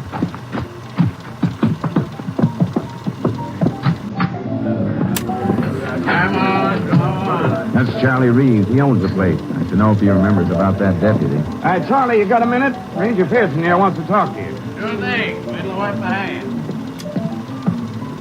Well, howdy, Ranger. Howdy. Mr. Reeves, do you remember an out-of-state car belonging to a fellow named Phil Clampett? Who? Phil Clampett. He claims he had a spare stolen out of the back of his car while he was eating in here. No, sir. I don't remember anyone having the tire stolen. When it happened? A couple of weeks ago. You don't recall one of your customers sending for a deputy sheriff at any time? No, sir, I don't, Ranger. You know a deputy named Jerry Matthews? Sure do. You remember if he's been around here lately? No, don't think he has. Used to drop in here for grub all the time before he got married. But I haven't seen Jerry more than twice in the last year, I reckon. Don't look as though you're going to be much help to us, Charlie. Sure sorry, Sheriff. Hey, maybe Vince knows something about it. Hey, Vince? Yeah? Take a piece out of that blueberry pie for a minute. Come over here, will you? That's my brother-in-law, Ranger. Takes care of the filling station next door for me. Might be able to tell you something. Vince, this is Ranger Pearson. Howdy, Ranger. I'd like to know if you can give us any information about a tire theft. Tire theft? Yeah, a fellow named Clampett says it happened here, and he sent for a deputy. You know anything about it? Search me. Never heard anything about a tire theft or a deputy coming here either, Ranger. Being outside, if a tire was stolen, seems like I sure would have known about it. Would you be able to recognize a customer if they come in here just once, Charlie? Well, that's hard to say. An awful lot of people drop by here in 24 hours. But I'd sure remember it if anything like that had happened. Maybe that fella's pulling an insurance racket, pick up the price of a tire. Hey, how about that, Jays? Could be. Maybe we better get Clampett over here, Sheriff, and be sure we got the right diner. Right. So long, boy. Sure sorry we can't be more help to you, Ranger. Okay, thanks. Yeah, it seems funny nobody remembers anything about it, don't it, Jays? Yeah, it does. And I'm feeling kind of bad now about Jerry Matthews turning in his badge. Tell you what, Sheriff. Let's go out to Jerry's house and take him over to Harper's Ferry with us to talk to Clampett. Darn good idea, Jace. Because if this does turn out to be a racket, Jerry might like to be on hand when we clean it up.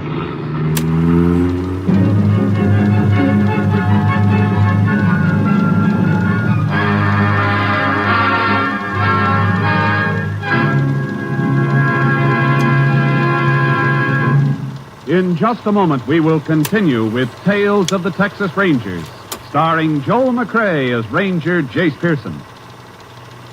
It's all right to build castles in the air, but don't keep them there. To bring that pet dream, a home of your own, down to earth, start saving. There's no easier way than through the payroll savings plan. That way, automatically, you'll build up that money you'll need. And what's more, money invested in United States defense bonds grows over and above the money you sock away in them, especially with the higher interest rate and quicker return that defense bonds now give you. Don't put it off. Authorize your employer to lay aside from your salary every week whatever sum you choose. As the money accumulates, he'll buy your bonds and turn them over to you. Or if you're self-employed, your bank will take care of you on the bond-a-month plan. There's no safer investment than United States defense bonds. And when you buy them, you're not only protecting yourself against possible future emergencies, you're helping to protect your country, too. They're now even better. Invest more in defense bonds. We continue now with Tales of the Texas Rangers and our authentic story, Travesty.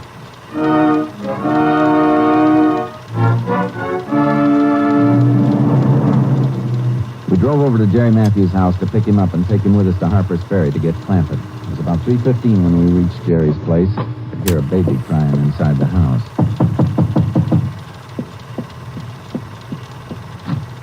Yes? Oh, hello, Sheriff. Hi, Miss Matthews. This is Ranger Pierce. Afternoon, ma'am. Come in, won't you? Jerry home, Miss Matthews?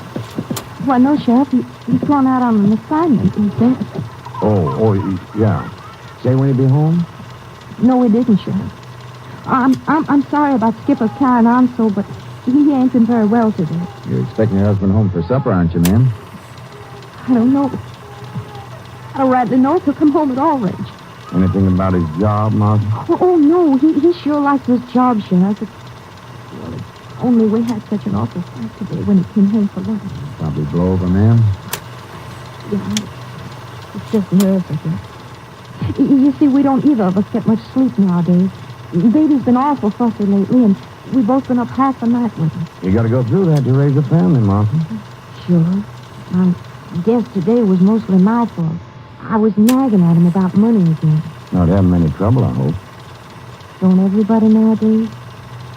You see, Jerry's still struggling to pay off the hospital bill for Skipper, and the washing machine and all. It's pretty tough on a policeman's salary. Gee, yeah.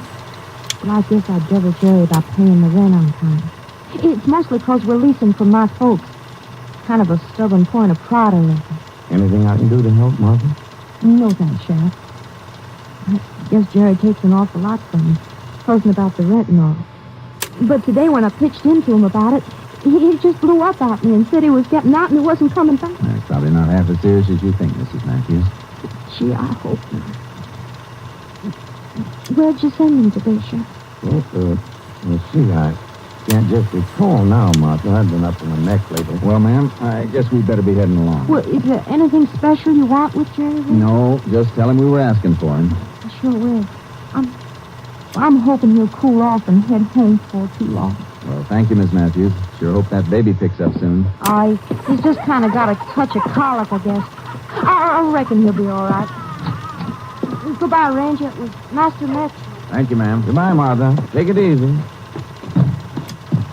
Don't like Jerry's heading out of town like that, Jace, when you told him to stick around. I don't like it either, Sheriff. It's like Jerry's getting a little too independent for his own good. Of course, I hate to admit it, but if they're having financial troubles, maybe Jerry did have something to do with that tire theft.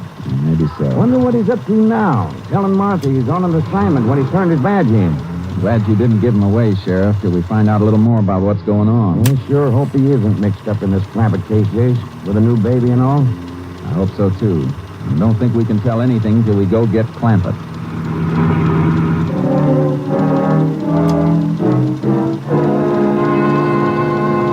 Sheriff and I headed for Harper's Ferry to pick up Clampett. We got to the house about 5:15 and knocked on his door. No one was home, so we walked around the garage at the back of the house. The car's not in the garage. Probably hasn't come home from work yet. Yeah. What'll we do, wait for him? In just a minute, Sheriff. What?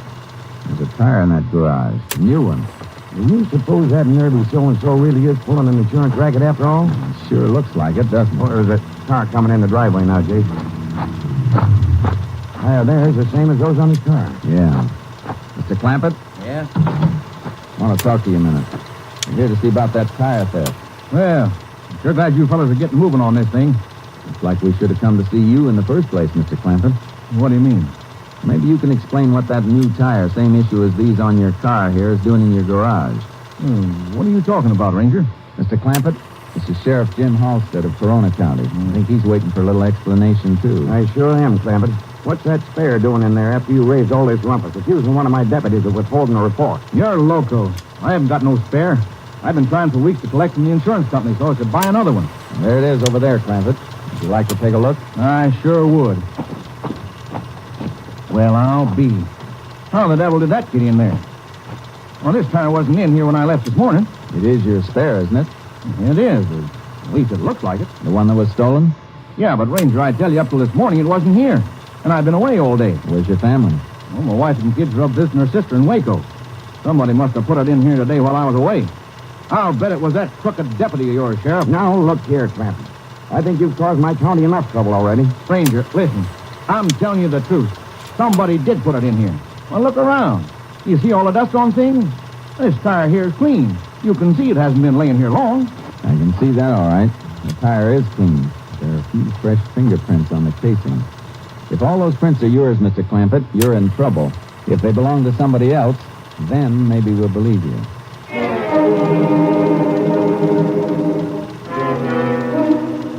I got my kit and lifted the prints from the tire. Then we fingerprinted Clampett at the constable's office in Harper's Ferry. We sent a copy of his prints along with the tire prints to the lab in Austin for comparison. Then we took Clampett with us in my car and headed for Jerry Matthews' house. Got there about 10 after 9. You stay in the car, Clampett. We'll bring him out here. Come on, Sheriff. Yes, there are times when I don't like my job too much. Yeah, I know what you mean. I have a feeling Clampett's telling the truth. Would have hidden the tire if he hadn't been. Yeah, Jerry's skipping off like that, telling Martha they had an assignment. Not too good with that tire suddenly turning up.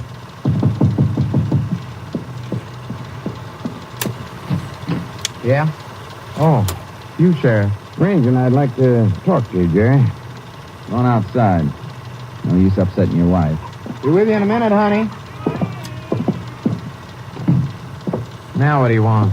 I'd like to know where you were from noon on today, Jerry. When you told Martha you were going on an assignment. Look, I'm not working for you anymore, Sheriff. I don't have to be badgered with questions like this. Oh, yes, you do. I'm here representing the county, and Ranger Pearson represents the state. All right. What do you want to know, Ranger? Were you in Harper's Ferry today, Matthews? No, I wasn't. Where were you then? Not going to answer that. I don't have to. Listen, Jerry. You know we're just doing our job. Why don't you tell us and be done with it? I'm not keeping anything from you that's any of your business. Where you were this afternoon is our business. Oh, look, you fellas. Haven't I any right to privacy at all? Why don't you want to tell us? Just don't want to, that's all. You know, Jerry, there's an old saying, the truth is a mighty powerful weapon. Yeah. It can't do anything but help you out of this mess. Now, where were you all day today? I was at my father-in-law's over in Junction. Had some things to settle with him. Well, I didn't want to tell Martha about it because I didn't want to upset her with Skipper's sake. You still don't believe me, do you? Just one more thing. Yeah? I want a fella sitting over in the car to take a look at you. What fella? Bill Clampett. Come on, Jerry.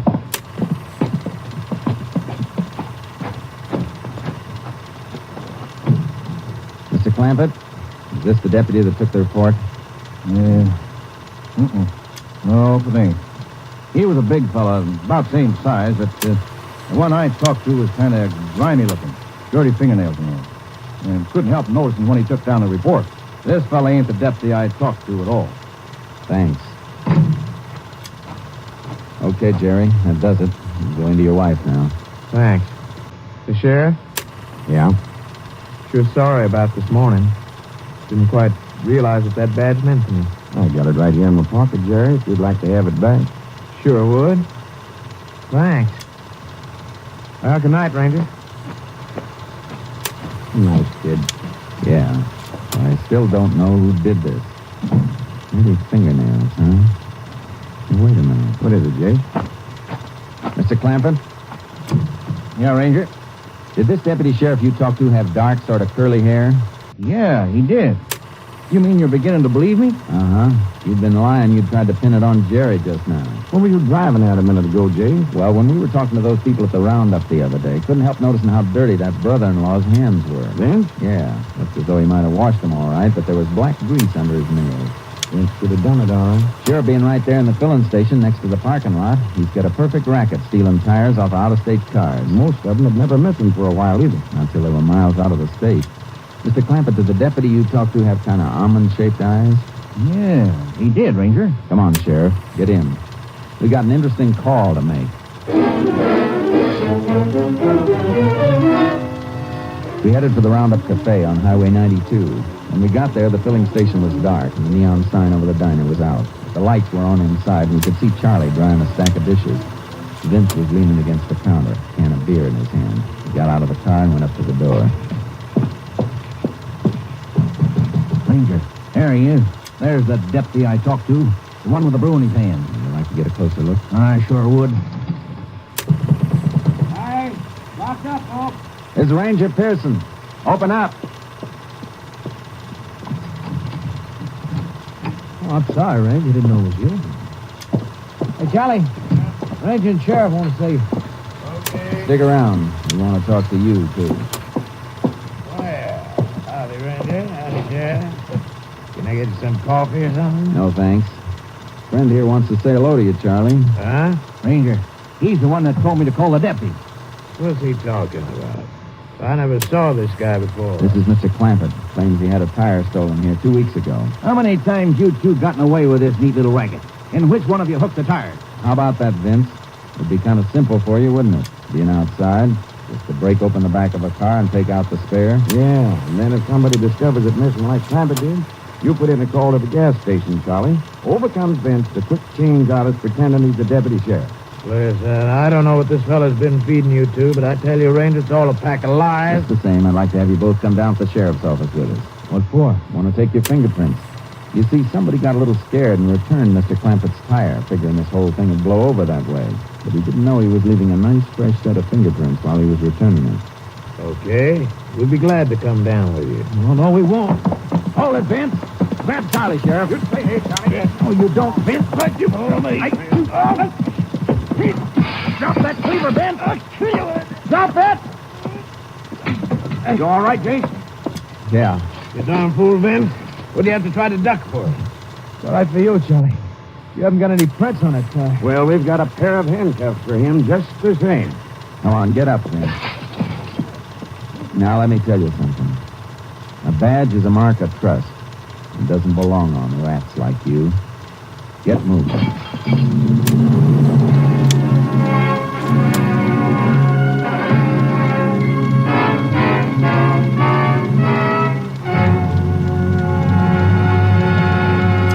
In just a moment, we will tell you the results of the case you have just heard.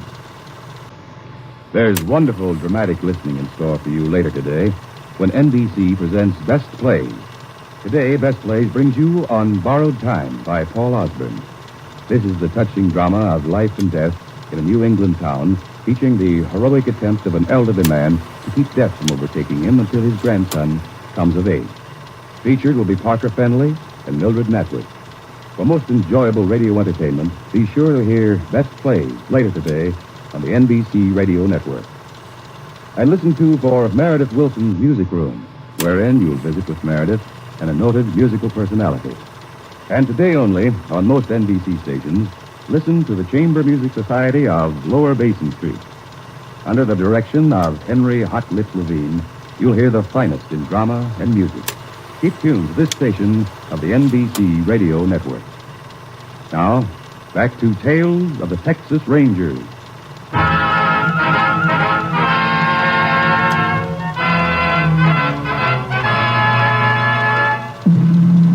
And now, here are the results of the case you have just heard.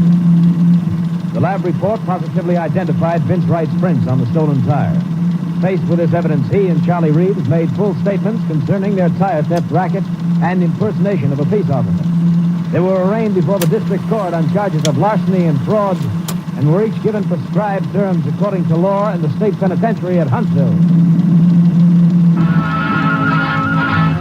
Next week, Joel McRae in another authentic reenactment of a case from the files of the Texas Rangers.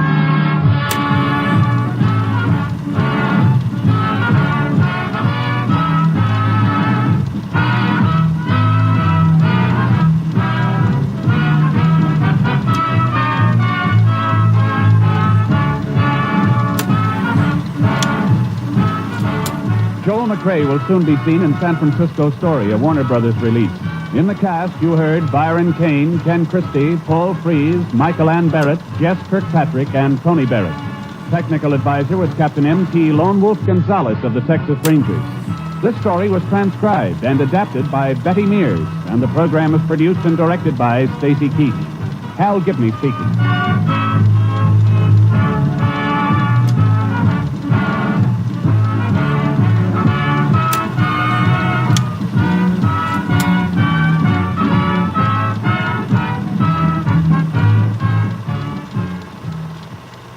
Tales of the Texas Rangers is heard each week overseas through the worldwide facilities of the Armed Forces Radio Service. Starting Wednesday, enjoy the best of Groucho on NBC.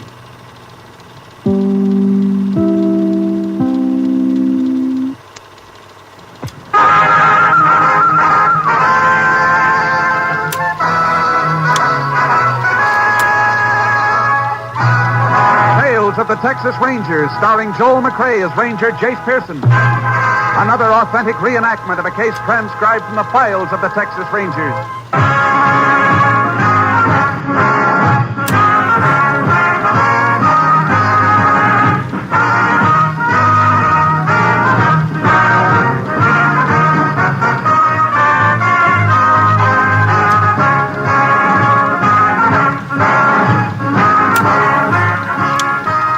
Dates and places in the following story are fictitious for obvious reasons.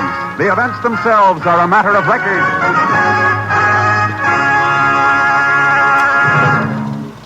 NBC will bring you 5 special feature programs prior to the Republican Convention. These special shows will consist of, first, Convention Preview on June 28th. This program will inaugurate NBC's advanced coverage. George Hicks, well-known radio news commentator and war correspondent, will be your host and bring you interviews with Republican delegates from various sections of the country. Then on Tuesday, July 1st, we bring you Convention City, a complete report on the preparations being made in Chicago to receive the thousands of people who will descend on the city in July for the conventions. Jim Hurlbut will serve as narrator and will offer you interviews with the people whose job it will be to house, entertain, and feed the convention delegates. And on Thursday, July 3rd, hear a headquarters report featuring NBC newsmen W.W. Chaplin, Merrill Muller, Richard Harkness, and Bob Letts. Consult your local newspaper for broadcast time and join us for complete convention coverage on NBC. And now back to Tales of the Texas Rangers.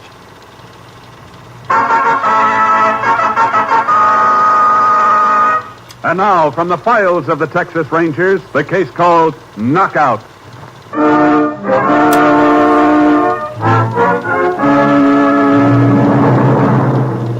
It is 10 o'clock on a Saturday night in July 1946.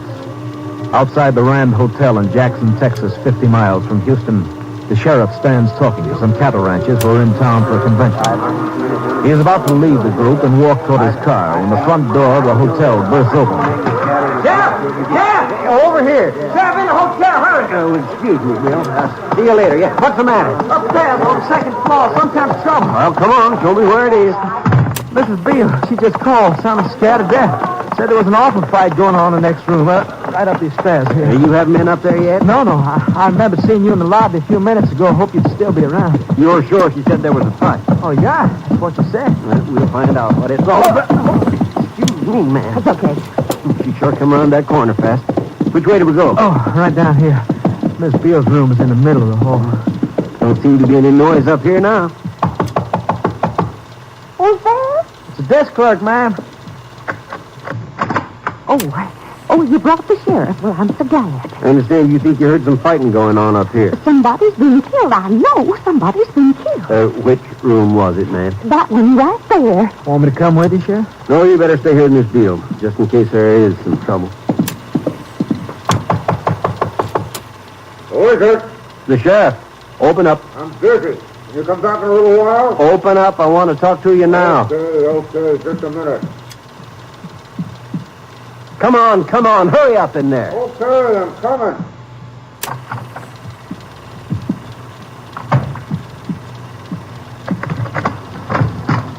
What's all the trouble, Sheriff? I heard there was a fight going on in this room. Fight? There must be some mistake. I'd like to come in and take a look around. Well, what for, Sheriff? There's nothing wrong here. Do you mind standing aside? Well, sure. That's the way you feel about it. Come on in. See, there's nothing wrong in here. Who's that in the bathroom? My father. He's taking a bath. What's that white powder on the floor next to the table there? Where? Oh, that was some of my father's medicine. He spilled it a while ago. I was just getting ready to clean it up when you knocked. Well, everything looks all right, I guess. You mind moving aside a second? Aside from what, Sheriff? Come on, mister, move. Well, sure. I just didn't know what you meant. How'd that trailer get broken? Sheriff, I tripped over it. Almost broke my neck when I fell. Matter of fact, that's probably what made people think there was a fight in here. I'm a big man, and when I fall, I really go down hard. I think I'd like to have a word with your father. Well, like I told you, he's taking a bath. Why don't you come back later? I'll talk to him now. Mister? Oh, mister? The old man's a little hard of hearing with the water running. Yeah, well, he'll hear this. Mister! I want to talk to you, mister. I reckon I'll just have to go in. No, you don't. Why, give me back that gun. Yeah, I'll give it back. Oh. Hey, mister, what happened to me? Hey, mister, where you going? Hey. Sheriff! Sheriff! Help! Help!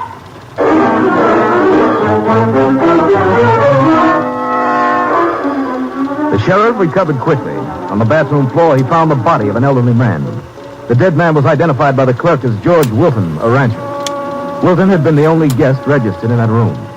After requesting the clerk to phone for the Texas Rangers, the sheriff left to see if he could pick up the trail of the assailant. 20 minutes later, Rangers Jace Pearson and Clay Morgan climbed the stairs to the second floor of the hotel. Looks like the room down here to the right, Jace. So stand in front of the door must be the desk clerk. Yeah, sure guarding for us. He's not letting that crowd get anywhere near. All right, folks. Excuse us here, please. Please stand aside here. Where's the body? It's in the bathroom, Ranger. Anything been touched? Oh, no, sir. No. Sheriff left special orders not to disturb anything till you got here. I didn't even turn the water off. The water? Yes, sir. Running in the bathtub. I had to pull the plug out, though, so it wouldn't run over on the floor. Did you get a look at the man who ran away? I sure wish I had.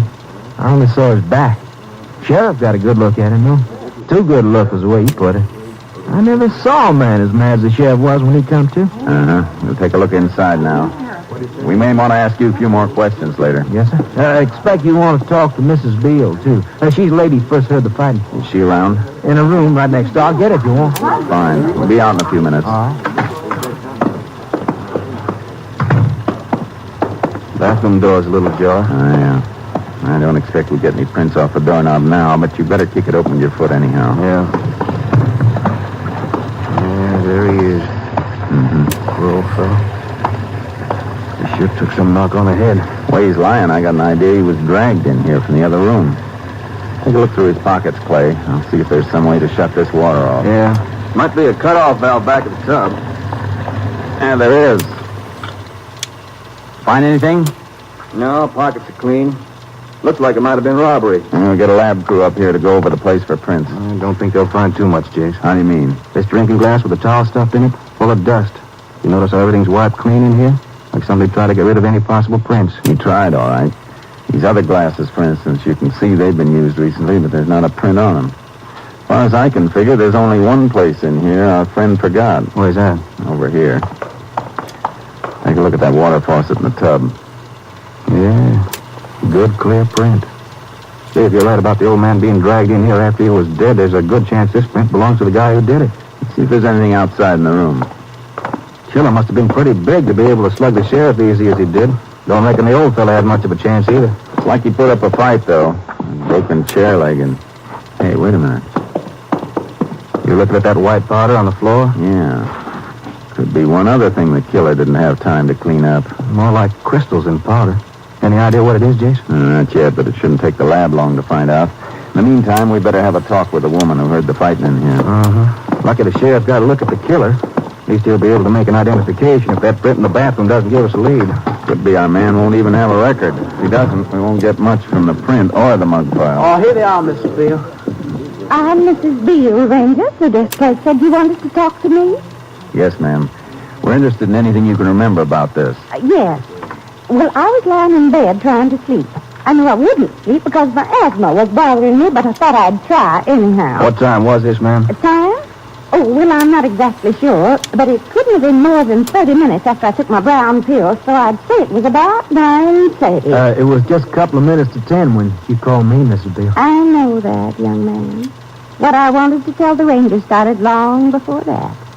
Now, let's see, where was I? You were lying in bed, ma'am. Oh, yes. Well, I heard the door open in the next room. I didn't want to listen, but you know how thin these walls are, and when those people come into the room, they made so much noise. How many were there? Well, there was an old man. I understand he was the one who died. And there was a younger man. He had a real deep voice. But the one I heard clearest was the girl.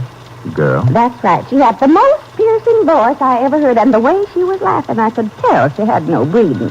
Did you hear what they were saying? Well, I think thought... that's your phone, Mrs. B. Oh, dear, just when I was... Well, I'll getting in- take it for you. Oh, that would be nice of you, young man. You tell whoever it is that I'm very busy. Ma'am, you were saying you could hear the people in the next room were talking? Yes, I could. They'd all been drinking. And then they started to tell the most awful stories, simply awful. I once put my hands over my ears. Yes, ma'am. Well, the old man was just fascinated by this hussy. Well, I'm sorry, Rangers, but that's the only word I know to describe her. He laughed at everything she said. And the things she said. Uh-huh. Well, all of a sudden, the old man stopped laughing and got real angry. He started shouting at the girl. Told her she'd put something in his drink. Then, before I knew it, the most awful fight started. Just awful. And the next thing I knew, someone banged against the wall, and I was almost thrown out of bed. Did you hear anything else? Yes. After that, they were whispering in there. But it was so low, I just couldn't hear what they were saying. That was so your I tried... headquarters, Ranger. They want you to get in touch with the sheriff by radio as soon as you can. Thanks. And thank you, Mrs. Beale. Oh, but I have some more to tell you about when the sheriff was up there. When you Well, we came won't here have with- to trouble you about that, ma'am. The sheriff will file it in his report. Oh. Come on, Clay. Yeah. Funny the way people enjoy getting mixed up in something like this. Scared to death and still get a kick out of it. Yeah. She did help us, though. At least we can be pretty sure now about our killer's racket. Confidence game? Uh-huh. The old man was probably lonely and got a little careless about showing how much money he had in his pocket. Yeah, sure sounds like the old story. I've got a hunch those crystals we found on the floor will turn out to be knockout drops. The girl must have skipped before the sheriff got there. Yeah, she could have gone out to set up their getaway. Well, I sure hope either that print in the bathroom pays off or the sheriff can make some kind of identification. Yeah. And if we don't get any lead tonight, we'll have the sheriff drive over to Austin with us in the morning and go through the mug files. Hey, Jace, I wonder what the sheriff wants us to call him for. Find out right now. Get that code sheet out of the glove compartment and see what his call number is, will you? Sure, Jay. Let's see. Oh, here it is, 692. Thanks.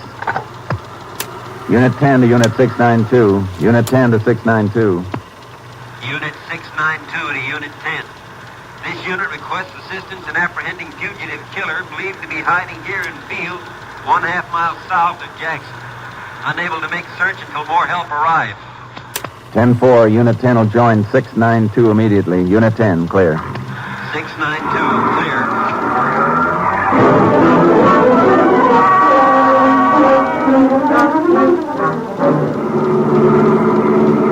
That must be the sheriff up ahead, Chase. There's swinging his spotlight across that cornfield. Yeah, looks like a barbed wire fence at the back. If our man's in there, he'll have a tough time getting out that way. Doubt if he can get out either end without the sheriff seeing him.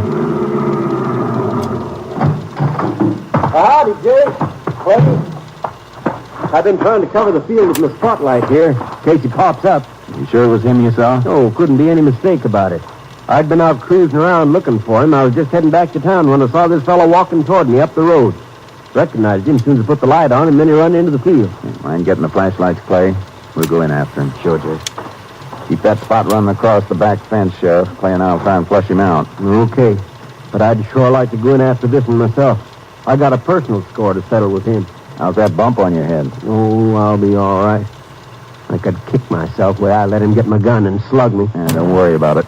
Let's just hope we can pick him up now. Here's your flash, Jason. Thanks. Any idea where he went in, Sheriff? And near as I can figure, it's about 30 feet up the road. Well, keep as far away from your spotlight as you can. If he thinks he's being cornered, he might take a shot at you. Yeah, that'd be something, wouldn't it? With my own gun. Well, lucky I had my rifle in the car. He makes a break across that fence, I'm going to make Swiss cheese out of him. Let's go, Clay. Better be careful with our lights, too. Yeah. Well, we know this baby. He's desperate enough to try anything. This could be where he went in. Mm-hmm. Corn stalks have been over all right. Watch yourself. You don't know how far in he might be. Yeah. Seems like he started veering to the right. Mm-hmm. Go that motel over there. Trail looks like it stops just ahead. No, it doesn't stop, Jace. He must have started crawling along the furrows here. Yeah, it could have been when the sheriff first threw his spot on the field. He shouldn't be too far away. He was making a beeline for that motel. Hold it a second. You hear anything? No. Here, let me lift my light. Jace, there he goes. Come on. Hold it, Joe. He's yelling at somebody. See if we can stop him. He's heading right for those motel cabins. Hold your fire, Clay. We're gaining on him. Yeah, but he's going around the corner of that cabin. You reckon we better split up? Uh-huh. You take the left and I'll... Hey, there's a car taking off, Jace. No lights. Must be him. Too far away, missed. Let's get back to our car, see if we can catch him.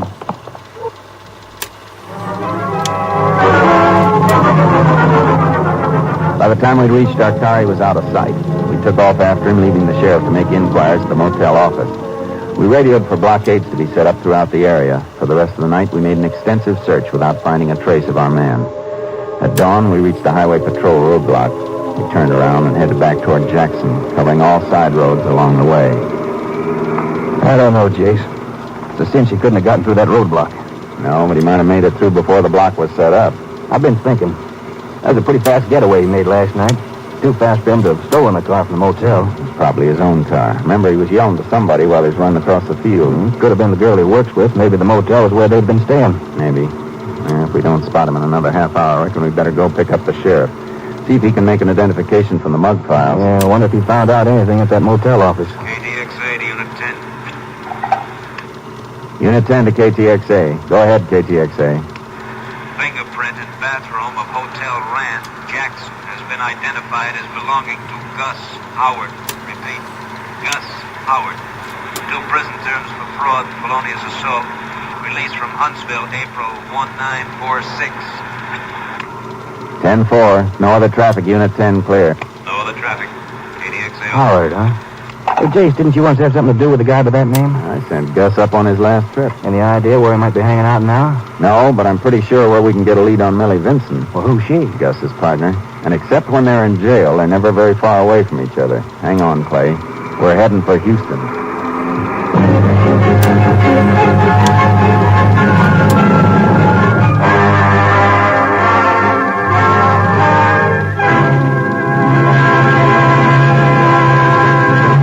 In just a moment, we will continue with Tales of the Texas Rangers, starring Joel McRae as Ranger Jace Pearson.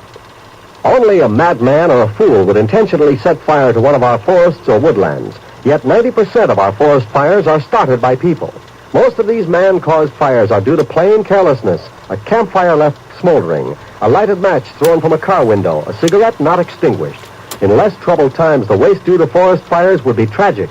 In these dangerous times, it can be disastrous. Forest fires destroy natural resources we need to keep our country strong. They impede the production and transportation of critical defense supplies, interfere with military training, and may destroy military installations. Join in the fight against carelessness. Crush out cigarettes, cigar, and pipe ashes. Break matches in two after using. Find out the law before using a fire. One moment of carelessness can destroy national beauty and wealth that can never be replaced. Forest fires are a shameful waste because they can be prevented. Remember, only you can prevent forest fires. And now, back to Tales of the Texas Rangers.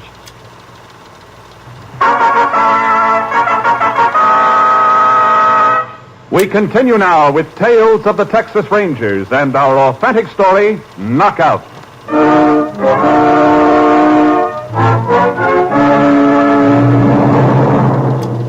It was a little before 10 that morning when we arrived in Houston. We parked the car a few doors away from the house where Millie Vinson's mother lived and walked toward it. It was a corner house in a poor neighborhood. Not the fanciest place in the world, is it, Jace? Millie's mother never went in for trimming. Yeah, hey. Jace through the side window. Girl sitting at the table. Yeah, we're lucky. It's Millie herself. What the devil's she doing with her foot up on the table? I don't know. Let's get around to the front. Think Gus is around somewhere? It's hard to say. In fact, I'm a little surprised to see Millie. Maybe she wasn't in on that job last night. We'll know that soon enough. It's open, Ma. What are you knocking for? Take your seat. Oh. What do you want? We want to talk to you, Millie. I've done enough talking to you. Where's Gus? Get on the light. That's what I'm doing. Where's Gus, Millie? Don't you ever get tired? How do I know where Gus is? I haven't seen him for 3 months. Well, we look around anyhow. As good as you can. This? I've known you'd have a warrant. Okay, go ahead. Look. I reckon you better walk around with us. Don't you see I'm doing my toenails? They'll wait. Come on. Okay. Is this the bathroom? It ain't the dining room. There's not in there. How about that room? Ma's room. Door's open. You can see there's nobody in it. What about this one over here? Is this your room, Millie? Yeah, and you ain't going in. Excuse me, miss. I said you ain't going in. Now, look. You stay away from that door. Come on, get out of I said keep away. Oh, I see why you didn't want us in here. What are you doing with all those clothes on the bed, Millie? You getting ready to go somewhere? I'm airing my dresses. You always keep a couple of suitcases handy when you air dresses? Okay, so maybe I'm going away. Where? It's my business. Hey, anybody got a cigarette? Here. Match? Here you go. Where were you last night, Millie? Right here. You sure you weren't over in Jackson with Gus? I told you I haven't seen Gus for 3 months. We think you and he might have been up to your old knockout tricks, only this time your friend Gus killed a man. I was right here all last night. Where's your mother? What do you want with her? Was she home last night, too? Sure. Then we'll see if her story's the same as yours. She's out. Won't be home for 5 or 6 hours. Sounds like you expected her when we walked in. We'll just stick around till she gets here. I told you she won't be... Sounds like somebody coming now. I'll get the door. Just let us do the talking, Millie. Get out! Get away! Get her gone! You call her, I'll kick you to your teeth right now. Get it. Oh, Millie, that's the last I'm going for groceries for you. Next time, you... Oh, you backed her again? We want to ask you a few questions, Mrs. Vinson. Tell him I was here last night. Tell him, Ma. I said we'd do the talking. Mrs. Vinson, where was Millie last night? Right here? Were you with her? Why, sure, of course it was. Think I go running around nights? How about yesterday afternoon? I was here. So was Millie. I suppose Gus was here, too. Why, sure, you was here, too. Ah, what's the matter? You dumb... Gus wasn't here. Well, how am I supposed to know? You want to tell me who's supposed to be here and who ain't. You stupid. All right, Millie. Get your shoes on.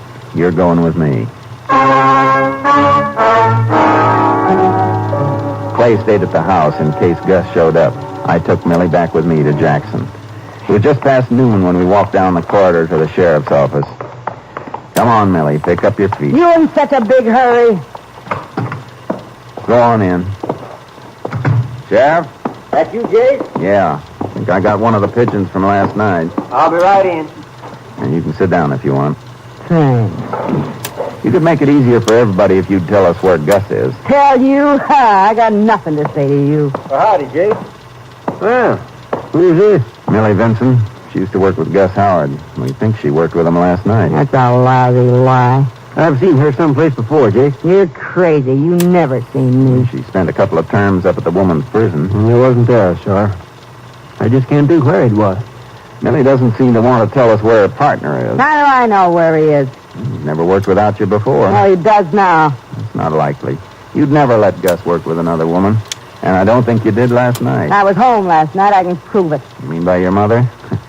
And after that slip she made. Ma gets mixed up every now and then. She'll be all right in court. If you ever get me to court. You'll be there. Because last night you and Gus went with an old man to his hotel room. When he caught you slipping knockout drops into his drink, there was a big fight. And Gus killed him. That's a lot of... Hey, wait a minute. Now I know where I've seen you. It was in the hotel last night. I bumped into you when I was coming up the stairs. You're crazy. You were coming down from the second floor, probably from the room where Gus had just killed the old man. How you going to prove that? There was a hotel clerk with me. He'll remember you, too. Suppose I was at the hotel. That don't mean I was in on any killing. It's no use, Millie. We know you and Gus always work together. And we know Gus was in that hotel room. How do you know? From his fingerprints. That ain't true. Gus wiped... You were going to say Gus wiped off all the fingerprints. He did, Millie. All but one.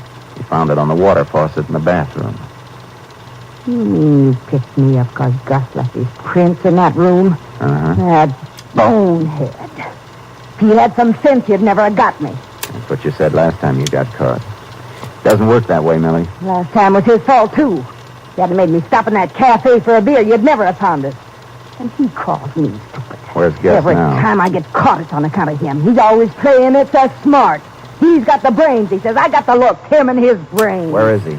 Now he want me to sit still and take the rap for him. Well, I ain't gonna do it. If I get caught, he goes up along with me. Is he in Houston? No.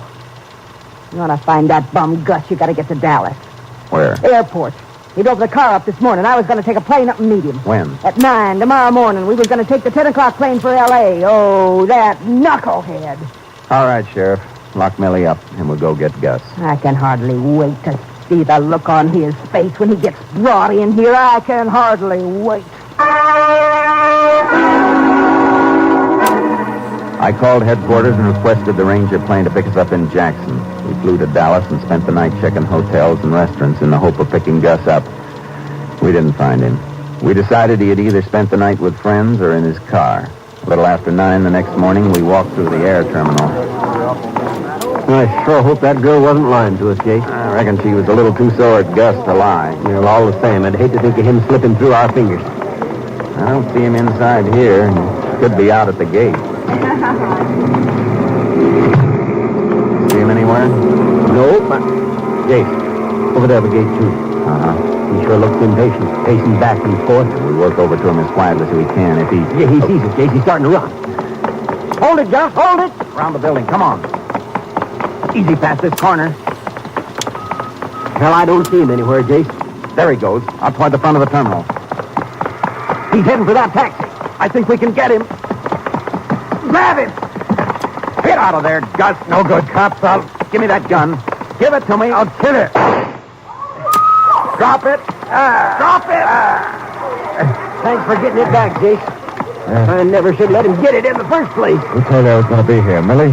Put out your hands, Gus. That did be Dame. Every time I get caught, it's on account of her. Funny. She thinks the same thing about you. Hadn't been for being so clumsy with those knockout drops, I wouldn't have been caught. Never should have taken that dizzy dame for a partner in the first place. Don't worry about it, Gus. I've got an idea the judge is going to dissolve that partnership of yours anyhow. For good.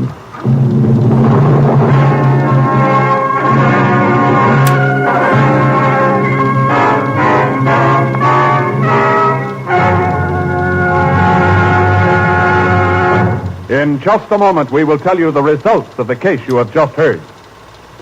An important part of our job here at NBC is to inform and bring news to our millions of radio listeners. We do this by offering you news and commentary programs throughout every broadcast day. And now, we invite you to listen more than ever to the special programs we are preparing to send your way over NBC. We invite you to follow the campaign of the next president on NBC. Here, for example, are some of the programs you will soon be hearing. On Saturday, June 28th, NBC will present a convention preview. George Hicks will serve as your narrator on this program, and he will interview Republican delegates from various sections of the country. Then on Tuesday, July 1st, we present Convention City, direct from Chicago, with Jim Hurlbut interviewing all the many people responsible for feeding and lodging the thousands of delegates to the conventions who will converge on Chicago in July. Consult your local newspaper for broadcast time, and join us here on NBC for a complete report on the conventions. And now back to Tales of the Texas Rangers.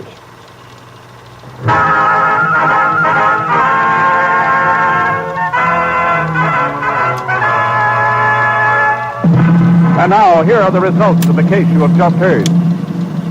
Millie Vinson and Gus Howard were tried and convicted for the murder of George Wilson. Millie Vinson received a 45-year sentence in the women's prison at Goree. Gus Howard was sentenced to Huntsville Penitentiary for the rest of his life. Next week, Joel McRae in another authentic reenactment of a case from the files of the Texas Rangers.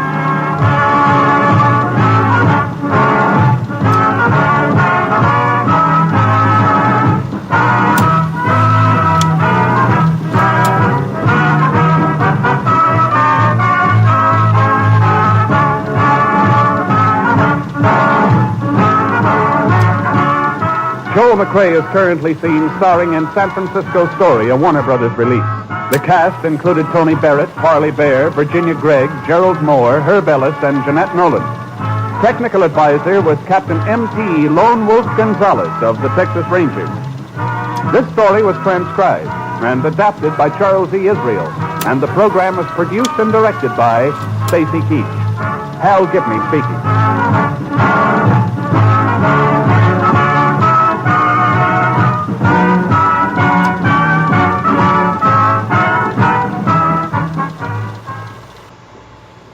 Thursdays, enjoy the best of Groucho on NBC.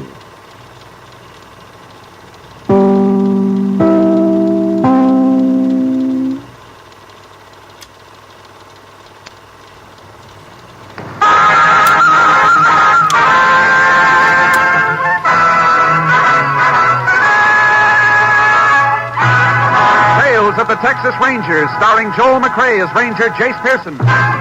Another authentic reenactment of a case transcribed from the files of the Texas Rangers.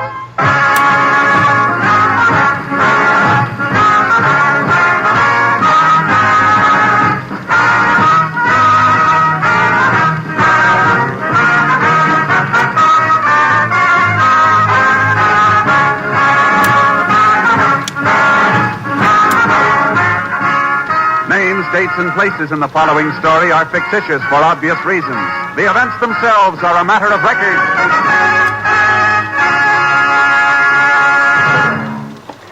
In this election year, this station is making it possible for you to follow the campaign of the next president on NBC.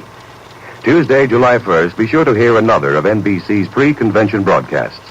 This program is called Convention City. It will offer you a complete description of the arrangements being made in Chicago, the host city of both the Republican and Democratic conventions this year.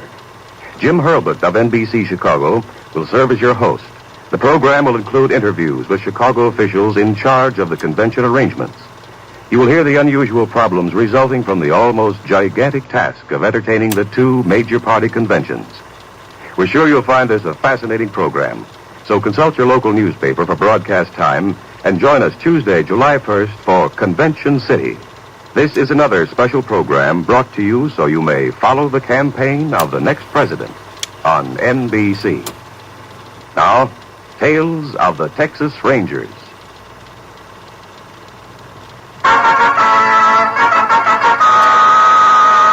And now, from the files of the Texas Rangers, the case called Ex-Con.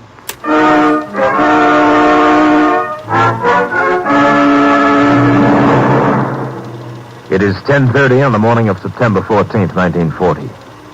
10 miles outside the town of High Point in southwest Texas, a thin, worn-looking woman sits in the back room of a rundown house. She is sewing a patch on a pair of child's dungarees when she hears the front door open. Who's that? It's me. Tom? What you doing home this time of day? Where are the kids? Not playing somewhere? Why ain't you down at the packing house? Didn't the new job work out? Oh, it worked out real good for an hour. A whole hour they let me clean up the place. Nice of them to do that, now wasn't it, Liz? What happened? Same thing that's happened before. I seen somebody whispering to the boss and pointing at me. Tom. I could see this guy's fat mouth making the words killer, ex-con. Same words everybody always whispers when they look at me. And the boss comes out and says he got somebody else from a job. Did he pay you? Yeah. Here. 70 cents. Get some meat and milk for the kids, and don't forget to put what's left in the bank. Talking like that ain't gonna help, no? You don't know what helps. And quit nagging. I'm sick and tired of it. Telling me what I should and shouldn't do. Mom, why don't you... Shut up, I tell you. Oh. Liz. Oh, Liz, honey. Tom. I didn't mean it, honey. I'm sorry. I know. It's just... everything's all wrong. I don't know what I'm going to do. I got a feeling everything's going to be all right. But there was even a man here looking for you this morning. What kind of man? He had real good clothes on and a pretty car. Maybe he's got some work for you. Could be that fella from over at the brickyard. He almost gave me a job when I got out of the pen. Yeah, that's who it must be. Maybe he's got a job for me loading bricks. He must want you awful bad way he was talking. Loading bricks ain't bad work. I ought to get a buck an hour. Easy, maybe $1.25. Sure you will. And we won't have to worry no more about what Ain't that somebody outside? Sounds like it. Oh, I can't let him see me in these dirty clothes. It won't make no difference. Do a look all right. Just fine, Tom. Run your hand over your hair and smooth it down a little. Yeah. There. Oh, you look just fine. I got a funny feeling in my stomach. Now, don't be nervous, honey. I'm coming. I'll be right there. Sorry, keep... Oh, it's you. I want to talk to you, Dawson. Just a second. I'm going outside, honey. Don't you want to bring him? How many times I got to tell you to stay away from me? Now, look, It ain't enough you come clawing around me in town. Now you got to come up to my house. I'm only trying to offer you a job. I come to your farm for a job. You turned me down. Well, that was different. But it's okay to ask me to do your dirty work, huh? Don't look at it that way, Dawson. We're just helping each other out. I told you before, I don't go for killing. Suppose I give you 1,000 for the job instead of 500. Why? Now, wait a minute. There's a business proposition, Dawson. I know you can't get a job. I'll get along. They even fired you down the packing house. You never get a job around here. You let me worry about that. Well, you're already worrying plenty. I can see that. Now, listen, there's an old lady in a town north of here, and all you got to do is get rid of her. Why'd you come to me? Because you're the only one I know can do it. I ought to beat your lousy face. Now, will you look? Cut out that stuff. This is business. $1,000 for easy job. How about it, Dawson? All right. Well, that's more like it. Now, look. Here's a name and address on a slip of paper, and here's a gun. I don't care how you do it, but try and make it look like robbery. What about the money? Here's $100 now. Get the rest when I read about it in the papers. Where are you going to be? Away with friends for a few days. I'll need money to get up there and back. All right. Here, there's another $100. Now, don't waste any time getting started. I want to be reading good news in the papers soon, yeah? Dirty, lousy. Did you get the job? Here's some money. 100. You ain't even started work yet. How come you give you Never mind. Now take the money. Will you shut up? I gotta go up north for a day, so. Not gonna work at the brickyard? No. And quit asking questions. What'd you just put in that sack? Nothing. I want to see. Now keep away from here, Liz. Keep. What are you gonna do with that gun? I told you to keep away. You're gonna do something bad. You're gonna get in trouble again. Get out of the way. Don't do it. You'll go back to the pen, and this time they won't let you out. I'm in a hurry, Liz. Think about the kids. You want them to grow up knowing the fathers are... Yeah, go ahead. Say it. Knowing their father's a con. Well, they're right. 3 years in a pen and you get the name for life anyhow. That ain't so. We'll make out. We will, Tom. I'll see you as soon as I get back. No, Tom, please. Leave me alone. Tom, don't do it. Come back, please.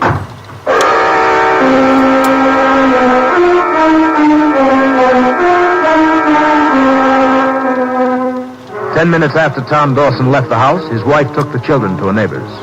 At noon, she appeared at a Texas Ranger Company headquarters. The distressed woman told her story to Ranger Jace Pearson. I'm sorry, Ranger. I don't mean to keep bawling like this. That's all right, man. Tom ain't bad.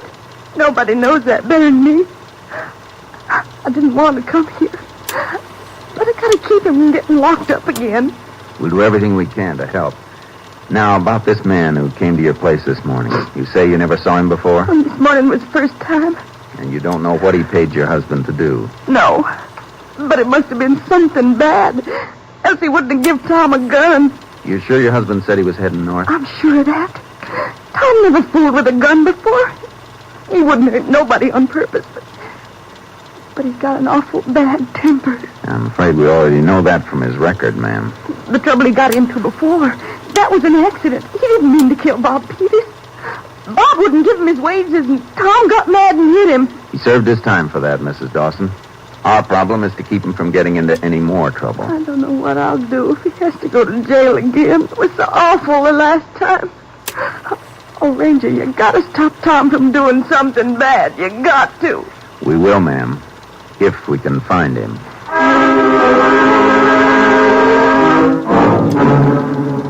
I put out an all-points bulletin on Tom Dawson, then took Mrs. Dawson home. Sheriff Sims in High Point agreed to help me in the search. We decided on the bus station as the first likely place to check. At 2:15 that afternoon, we entered the Trailways bus depot and walked toward the ticket window. Yeah, you'd think a fellow like Dawson would have learned enough to keep out of trouble. What do you figure he's up to now? Yeah, might be anything, Sheriff. Burglary, stick-up, even a killing. Whatever it is, I hope we can get to him before it's too late. I sure hope we can get a lead here. Can I help you, Ranger? Sheriff and I'd like to ask you a few questions, miss. Sure. Oh, excuse me a second. I gotta announce that bus. Bus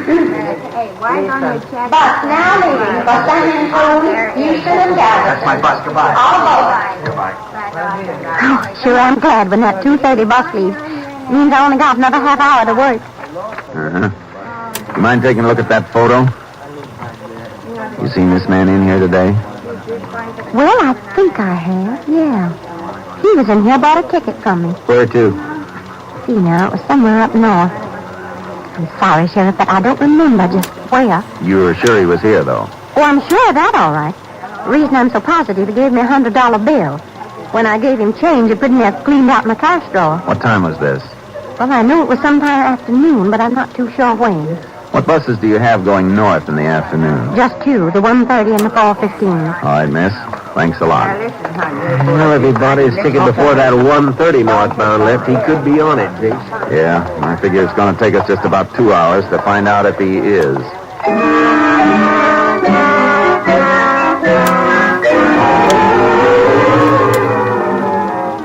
We drove north and overtook the 1:30 bus after it had traveled a little over 100 miles. Dawson was not aboard. We checked the 4:15 bus. He wasn't on it either.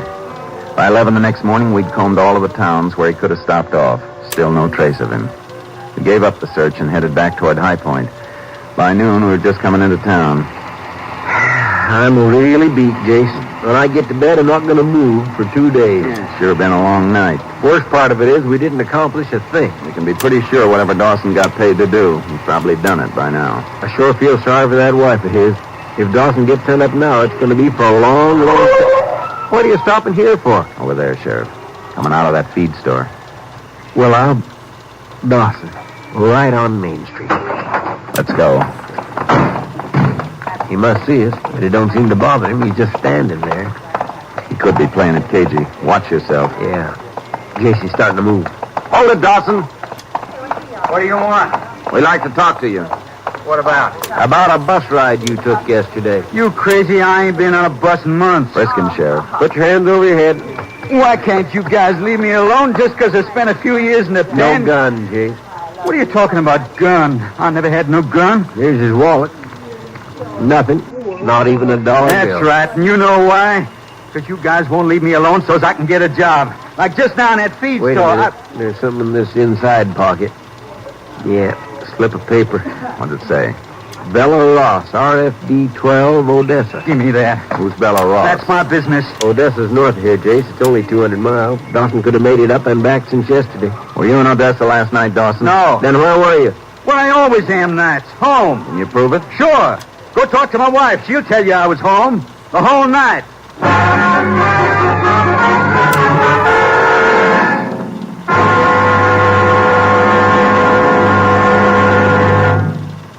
In just a moment, we will continue with Tales of the Texas Rangers, starring Joel McRae as Ranger Jace Pearson. There's a price tag on almost everything. Whether you drive a shiny new 1952 model or a pre-war jalopy, you had to pay the price.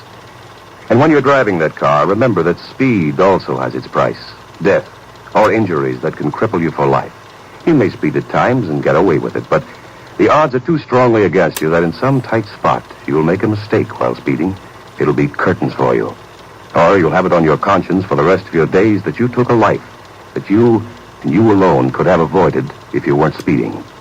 The price tag on speed violations last year was 15,000 killed and 500,000 injured. This year, thousands of lives can be saved if you and millions of other motorists come to the sober realization that speed is the biggest killer on the highways. You can do your part. At all times, drive as though your life depends on it. It does. Now we return to the Texas Rangers.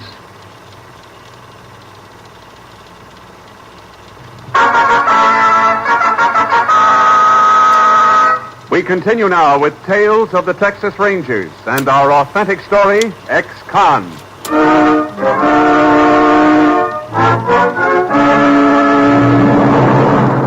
Tom Dawson continued to insist that he'd been home the night before. He wanted to check his story, so we left him at the sheriff's office and drove out to see his wife. Can we come in, Mrs. Dawson? Yeah. Yeah, you can come in. Thanks. What do you want? Just like to talk to you about your husband. Tom ain't done nothing. We're not saying he has, but after talking to him in town, we got a few things we want to clear up. You talk to Tom. Where is he? The sheriff's office. He ain't done nothing, I tell you. Wish I'd never come to you. I should have known it wouldn't bring nothing but trouble. Where was your husband last night? He was here, home with me the whole night. Yesterday, you told me he left the house carrying a gun. You were afraid he was going to get into trouble. I don't know why I come and told you that. once in a while I get thinking things that never happened, like I've been dreaming. You told the ranger a man came up here and paid your husband to do something for him. Was that a dream, too? I don't know. Maybe it was. I don't know nothing no more. Mrs. Dawson, do you know a woman up in Odessa named Bella Ross? No. Ever hear your husband talk about it? No, why do you keep picking on Tom? Why don't you leave us be? I got a feeling, ma'am, you're not telling us everything you know. Ain't nothing to tell. I made a mistake yesterday. Can't force you to tell us anything. But we'll find out what we want to know. And if your husband has done something wrong, we'll... I tell you, he ain't done nothing wrong. All right, ma'am. We'll be going now. Ranger? Yes, ma'am? Nothing. Goodbye, Miss Dawson. Jace, that woman's story's full of holes. She's lying. I know. I was kind of hoping she'd save us that trip to Odessa. You need to check on Bella Ross? Yeah. Let's get up there and see if she fits into this.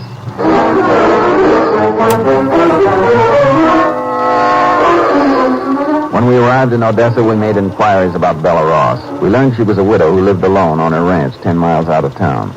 Oil had been discovered on her land several years before, making her a wealthy woman. We drove to her ranch. The main house was locked and the blinds were drawn. We began to suspect that Dawson's connection with her might have been robbery or even murder. Just as we were about to return to town and get a warrant to enter the house, we spotted a cloud of dust a few miles away. We took the car and headed across the range. As we approached, we saw that the dust was made by a group of men branding calves in a makeshift corral.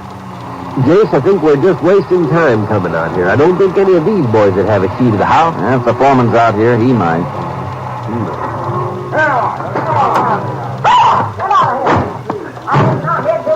Hey, you men over there. Any of you got a key to the Ross Ranch house? Who wants the key to my house? Case? Yeah. Are you Bella Ross? Yeah, what about it? I'm Ranger Pearson. This is Sheriff Sims. We'd like to ask you some questions, ma'am. Well, sure, go ahead. Have you noticed any strangers around your place the last day or so? No, can't say as I have. Why? You know a man named Dawson? Excuse me a second, Ranger. Jim! You, Jim! Be careful how you handle them tags. They cost money. Oh, these hands nowadays just got no respect for stock. What's that fellow's name you was asking about? Dawson, Tom Dawson. No, don't think I know him. Is he from Odessa? From High Point. Oh, only one I know down there is my nephew. Nephew? Art Finch, my dead sister's boy. Only kin I got. You know him? I've met him, Mrs. Ross. Oh, he's a fine boy, ain't he? Well, Bet your life he is. I set him up on the truck farm 2 years ago. Told him if he was going to get all my money someday, he'd have to prove he could make some on his own. How's he been doing? Oh, just fine. He'll from him every week. Then you haven't been down there lately. No, but I'm figuring to go down there soon. I wrote and told her a couple of weeks ago I was coming down. Look, I said I didn't mind answering questions, but I'd kind of like to know what this is all about. I don't want to alarm you, Mrs. Ross. I may be wrong, but we think someone's trying to make trouble for you. Make trouble? Who'd want to do anything to me? That's something we can't say till we do a little more checking. But in the meantime, we'd like you to stay in your house till we can get you a police guard. Police guard? What? That's downright crazy, Ranger. I can take care of myself. I'm afraid we'll have to insist on it. If you don't mind, we'll take you back to the house with us right now. Well, you probably know what you're doing, but I still think it's crazy. Maybe I'll talk to my foreman, then I'll be right back with you. That nephew of hers, Jace. If he's made a success of his farm, the bank sure don't know about it. How do you mean? Finch has got the farm mortgaged up to the hilt. Bank's about ready to take it over. You ever been out there? Once. Place is in a shambles. I don't believe I ever worked it. Well, maybe he's got other interests. I know he has. He's got a reputation around town for being a no-good playboy. We've had him up on drunk charges a couple of times. He sure managed to fool his aunt. Yeah. Jace, you starting to think the same as me, that maybe it's Finch who's trying to get his aunt out of the way? Maybe. He's got everything to gain from it. And then you reckon maybe we better pick him up and talk to him? We need something on him first. And the only person who can help us with that is Tom Dawson.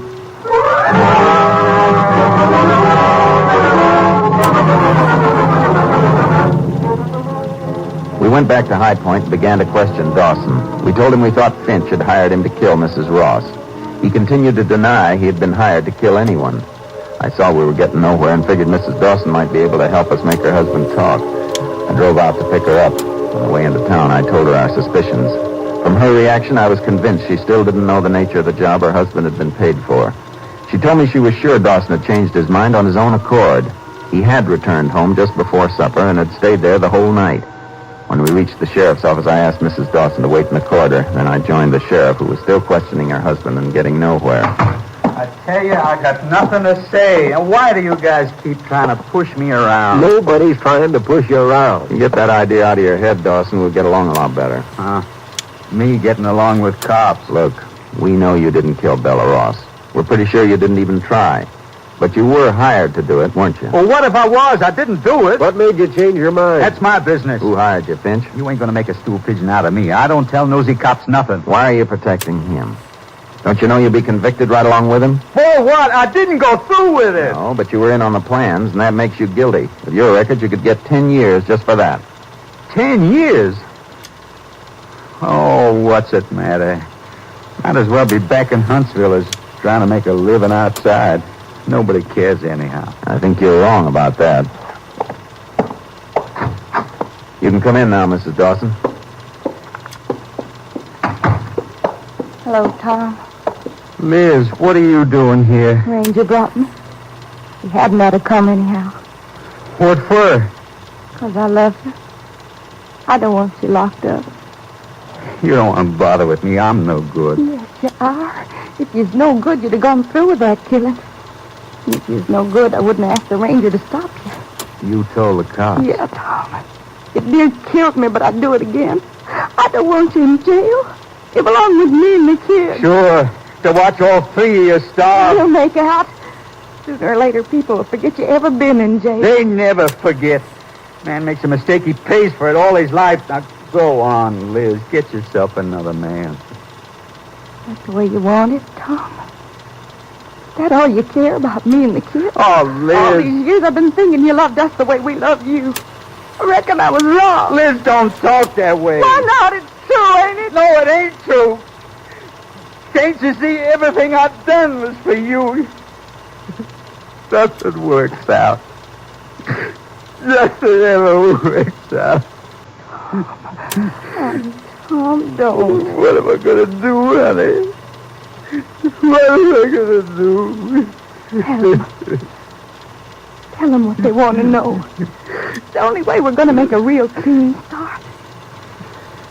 Tell them, Tom. All right. Finch hired me. I couldn't go through with it. I cashed in the bus ticket, and then I took the gun and the money back to his farm. What did he say? He wasn't there. I forgot he was going to be away a few days. I wrapped him up with a note and gave him to Finch's neighbor. And as far as Finch knows, you're still going through with the job. I reckon so. Dawson, it's not going to be easy to catch Finch. There's nothing that says you have to do this, but we need your help. How about it? Tom? All right. I'll help you. We picked up the package containing the gun and money and took it back to Dawson's house. I figured it wouldn't be long before Finch got curious and showed up there. Our job was to get the evidence that would convict him. I sent for a couple of lab men and had them rig a camera and a hidden microphone in the brush near the house. We placed the tape recorder inside the house, and we coated the gun and money with a dye that would come off in a man's hands and could only be seen under ultraviolet light. We sent Mrs. Dawson and the children over to a neighbor's, and then we waited. The first day, nothing happened. On the evening of the second day, just after dark, Sheriff and I were standing in front of Dawson's house. I don't know, Jace. Could be when he didn't read in the papers about his aunt being dead, he figured Dawson backed out of the job. And you want to know why? Maybe so, but I still think we ought to get out of all points on it. Suppose we did pick him up. He'd say Dawson dreamed the whole thing up. And in court, it would just be his word against Dawson. Well, I reckon we do need more evidence with regard, but all the same, I don't... What? Oh, yeah, I see the headline. This could be him, boys. You ready with the camera? Yeah, right. Let's get inside. I wish it was still daylight. Those flash bulbs will only give them one chance to get the picture. Anybody can get it, they can. Is he coming, Ranger? Somebody is. Better get ready. And get over by the recorder, Sheriff. Keep low so he can't see us through the window. Yeah, you want me to switch on the recorder, Jake? Not yet. Dawson. Yeah? Be sure to hand him the gun so he won't know the bullets are missing. Okay. Let him knock again. Now. I won't talk to you, Dawson. Okay. I'll get the recorder. Okay, Jase. Been watching the papers. Haven't seen any good news. I ain't going through with it. You what? You better get somebody else. Here's a gun and the money here. Give me. Oh, wait a minute. It's more money that you There's want. only $190 here. I used 10 for groceries. I'll have to pay you back when I can. Dawson, look, I'll give you $2,000. Dirty scum. Yeah. It's no use. Oh, $3,000. Here, you want this stuff? Now listen to me. That woman's my aunt. She's gonna leave me a lot of money. Good for you. But now that she finds out I haven't done anything with that farm she gave me, she'll be down any time now. Dawson, listen to me. I'll give you $10,000 to kill Bella Ross. If you don't take this stuff, I'm gonna drop it on the ground. Now take it and get out of here. 10,000 buys a lot of food. Take it.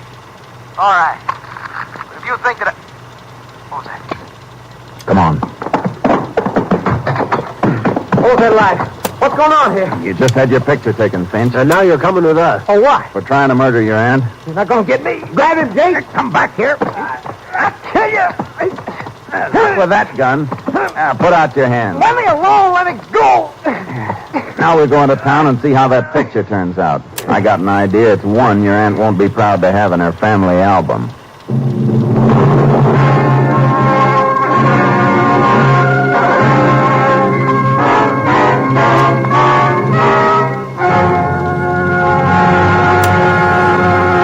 In just a moment, we will tell you the results of the case you have just heard. On Thursday, July 3rd, NBC will bring you the third in the special series of broadcasts in advance of the Republican National Convention, which will take place in Chicago. The program will feature well-known NBC newsmen assigned to the headquarters of the major candidates. You'll find your favorite commentators and reporters in Chicago, W.W. Chaplin, Merrill Muller, Richard Harkness, and Bob Letts. These NBC newsmen will describe campaign headquarters operations, and they will interview campaign managers and other key figures in the camps of Taft, Eisenhower, Warren, and Stassen. Yes, the NBC microphones will listen in to every detail and report it to you. Consult your local newspaper for broadcast time, and be sure to join us Thursday, July 3rd for Headquarters Report. This program is another step forward, making it possible for you to follow the campaign of the next president on NBC. Now, Tales of the Texas Rangers.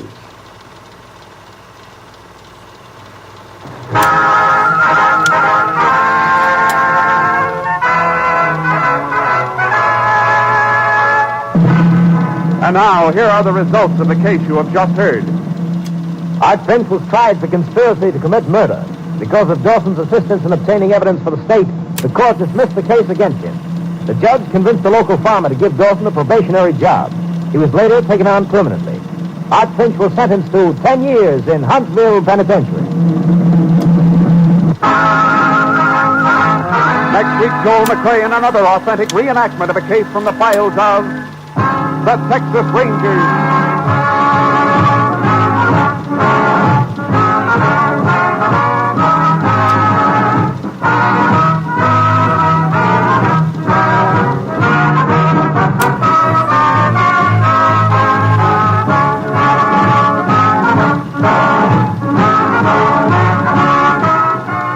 Technical advisor was Captain M.T. Lone Wolf Gonzalez of the Texas Rangers. This story was transcribed and adapted by Charles E. Israel, and the program was produced and directed by Stacy Keach. Hal Gibney speaking.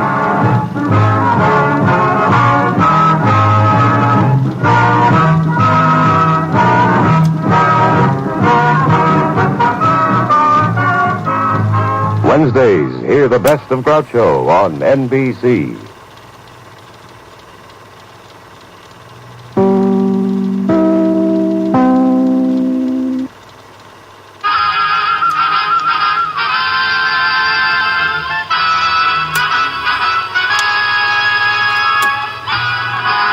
Of the Texas Rangers, starring Joel McRae as Ranger Jace Pearson. Another authentic reenactment of a case transcribed from the files of the Texas Rangers.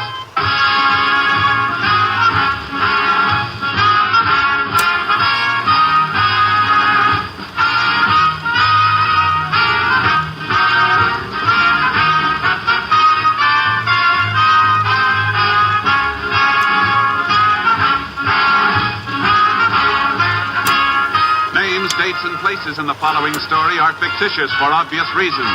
The events themselves are a matter of record.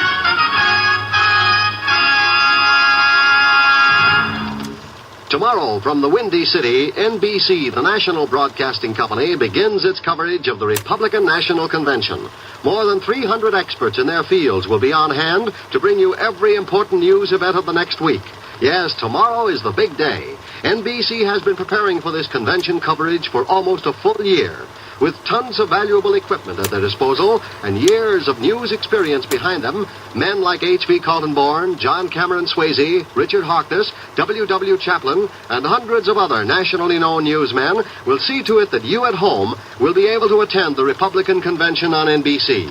You'll be closer to the activity than many of the people at Chicago's International Amphitheater, where NBC will take you to the convention floor, to smoke-filled rooms, and to news studios built especially for convention use.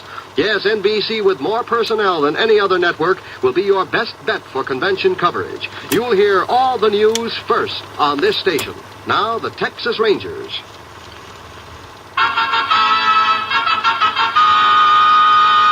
And now, from the files of the Texas Rangers, the case called The Boomerang.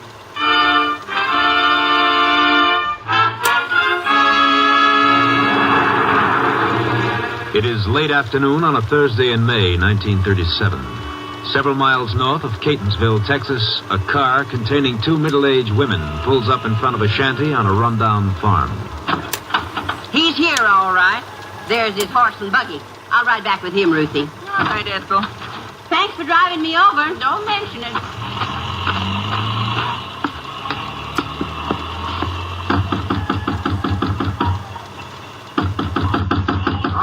All right. Don't break it down. I'm coming. Oh, Mrs. Hadley. What do you want? Is my father in there? No, he ain't. Don't lie to me. That's his buggy. I said he ain't around. Now get out of here. Don't tell me what to do, Sam White. I'm coming in to get my paw. You take one step beside my place and I'll bust you in the teeth. What? Why, when my Harry gets back from his sister's, we'll see who gets busted in the teeth. Your husband ain't going to do nothing to me. Oh, no? Oh, no. Harry's just as tired of your nagging as your pa is. Oh. He only went to Oklahoma to get away from you for a couple of weeks. That ain't so. Now, you tell my pa to come out of there. Why don't you get on your broom and fly off my property? You're just asking for trouble, Sam, and you're gonna get it. Pa! That you, Ethel? You out back? Yes. What do you want? I'm taking him home, and he ain't never coming here again. Why don't you ask him if he wants to go? He don't belong around no filthy, sloppy pig like you. The way I live's none of your nosy business. Hey, Roscoe, the warden's come to take you back. What's the matter this time, Ethel? How many times have I told you not to come over here? And what are you doing with your feet in that tub of dirty water? It's for my rheumatism. It's got sassafras roots and kale in it. Something Sam fixed up for you, I suppose. I'd like to fix up a pine box for you. Shut your mouth, you. Hey, ain't that Pa's watch chain you're wearing? Well, what of it? He gave it to me. Pa, why did you give him that gold chain? Well, he liked it. I never heard of such a thing. Sam, you hand over that chain right now. You just try and make me, woman. My mother give that to Pa. And he gave it to me, so I'm keeping it. Let's cut the arguing, Ethel.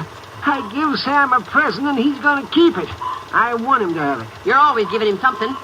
Suppose you give him that box of canned goods out by the back door, too. I just loaned Sam the money for that until his pension check comes through. We bought the stuff because he invited me for supper. What for? So he could get some more of your money? It's your pa's money, not yours. If he helps me out once in a while, it's his business. Well, it's my business, too. Come on, Pa, get your feet out of that tub. Are you going to let your daughter push you around like that? There ain't no use in arguing with her. She always gets away. If she was mine, I'd put her over my knee and whale the living daylights out of her, like she was a spoiled kid. Come on, Pa. You can put your shoes on in the buggy. Oh, all right, Ethel. Sure, go on, both of you. Darn crazy woman. Look at you, letting her lead you around by the nose. Go on home, don't come back. Oh, you don't mean that, Sam. You're darn right I do. Get off my property or I'll throw you off. See? I told you he was only after your money. Go on, get up in the buggy, Pa. I don't believe it. Why, Sam ain't that way. Sure I am. She told you so. You see? You're not giving him nor anybody else no more money. I won't give him no more, Ethel. I know you won't. Shouldn't keep all that money around the house anyhow. First thing tomorrow morning, you're going to get in this buggy and take every penny of it to the bank. Yeah, you better do it, too, or she'll send you to bed without your supper. Old fool. Get up, Rusty. Get up.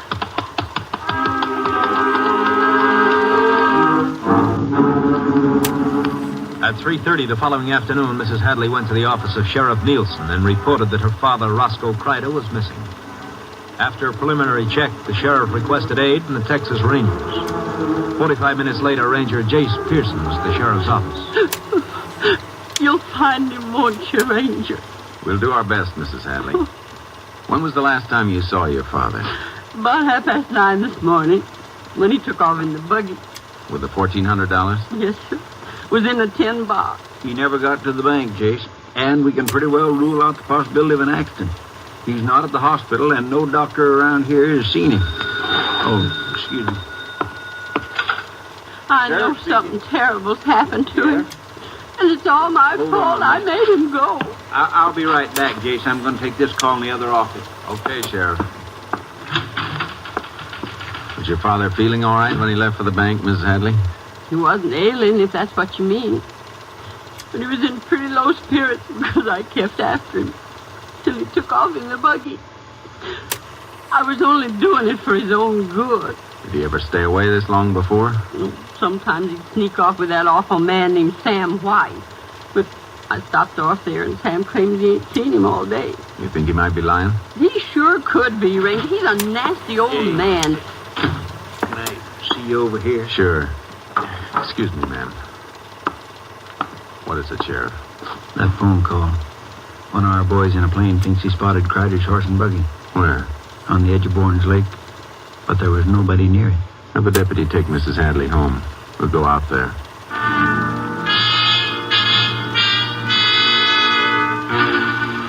We drove out to the lake. The horse was grazing about 50 feet from the unhitched buggy.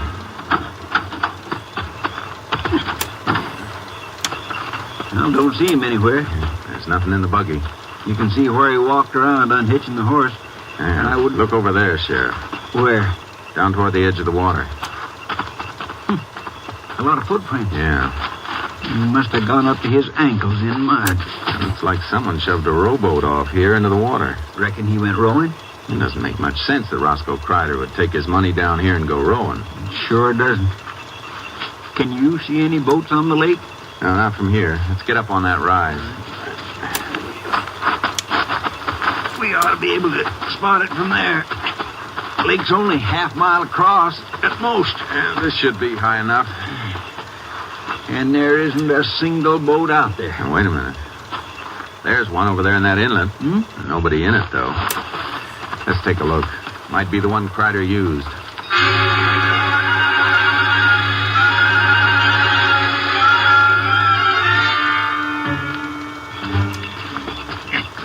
Fine place to leave a boat. Yeah. Looks like it just drifted into these reeds.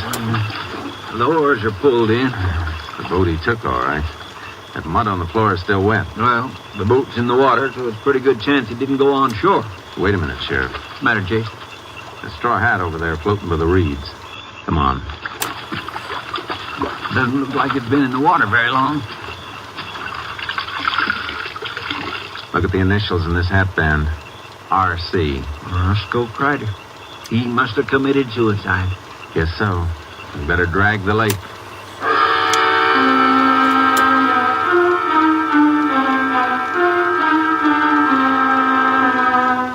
We told Mrs. Hadley the news. She broke down and bitterly blamed herself for her father's death.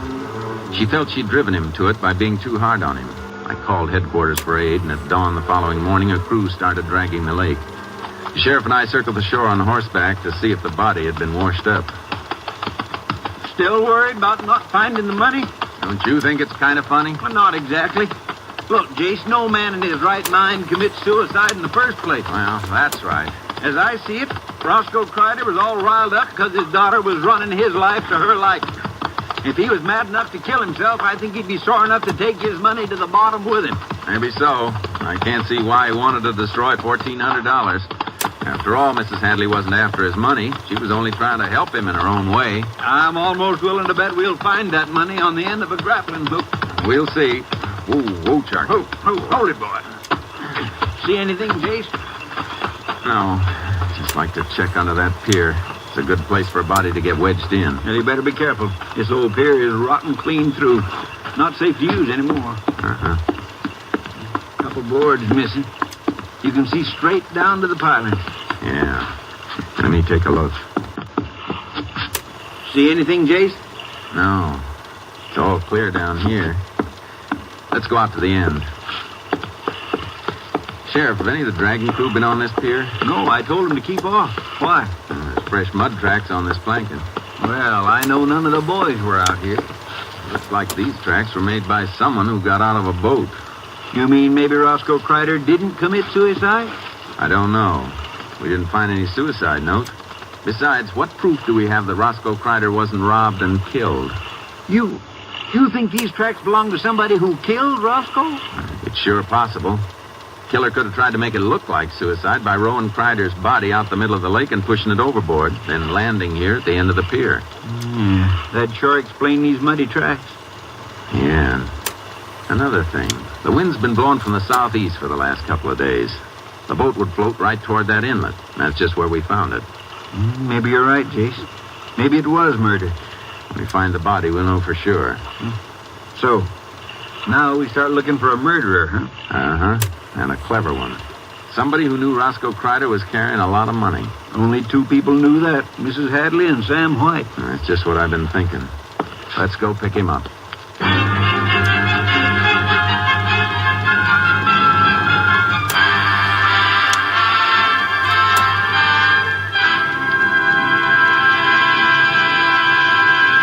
In just a moment, we will continue with Tales of the Texas Rangers, starring Joel McCrea as Ranger Jace Pearson. At this moment, throughout the country, millions of motorists are beginning to wend their way home along crowded highways from a long Independence Day weekend. It is at times such as these when accidents happen more frequently, when death and driving draw closer together. You can help to decrease the accident and death rate on our nation's highways. Excessive speed for driving conditions is a major cause of many motor accidents. Control your speed at all times to keep within the safe speed, not just the legal limit. America's professional truck drivers are taught to drive ahead of themselves and to avoid accidents by seeing them threaten before they can happen.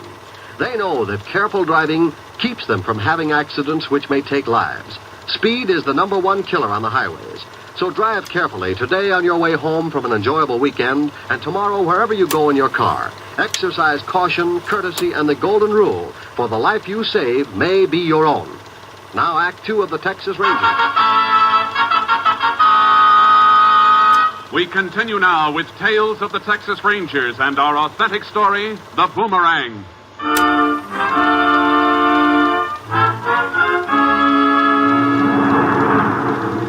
We left the crew at the lake and drove to Sam White's dilapidated farmhouse. Outside, we saw an elderly woman trying to lead a mule up a ramp into the back of a truck. I wonder who that woman is. Sam isn't married. Probably a neighbor. Howdy, boys. Howdy, man.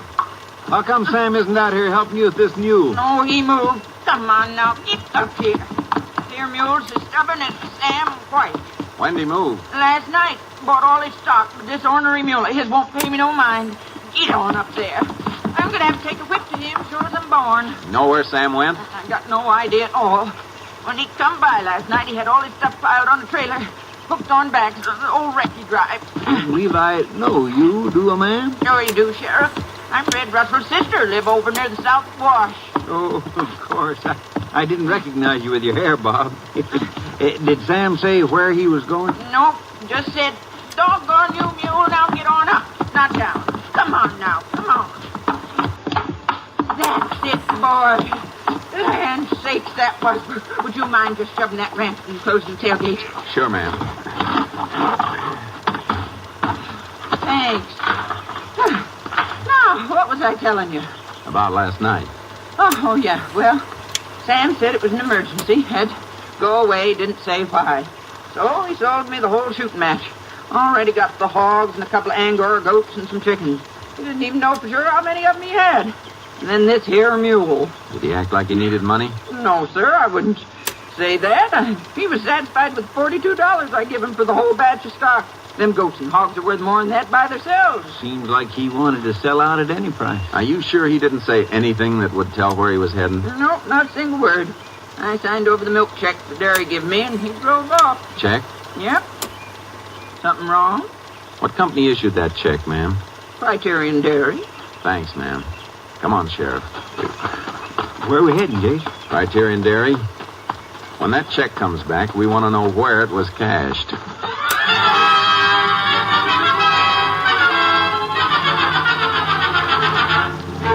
We went to the dairy company. They arranged with their bank to notify us when the canceled check came back. Meanwhile, we continued our search for Roscoe Kreider's body without success. A week later, the check came through. It had been cashed 300 miles away in Tucker, Texas, by a real estate broker named John Cooney. We went there. That's it, Jace. There's your sign, John Cooney. Maybe Sam White bought some property. Yeah, I'll get it. Thanks. Good morning, gentlemen. What can I do for you? You, Mr. Cooney? Yes, sir, I am. You remember cashing this check? Let's see now. No, sure. I took it as a rental payment a few days ago. From a man named Sam White? That's right. Rented him a little place out on York Road. He gave me the check for part of the rent. Is something wrong with the check? No, it's okay. How do we get to Mr. White's place? Well, it's about 3 miles out on York Road. But if you want to see him, he's probably in town. What makes you think so? Well, when he rented the farm, he asked me where he could pick up some stock. I told him to go down to the auction yard today. They have sales every Monday, you know. I'm sure he'll be down there. That's about it, Jake. Yeah. Let's get over to that auction.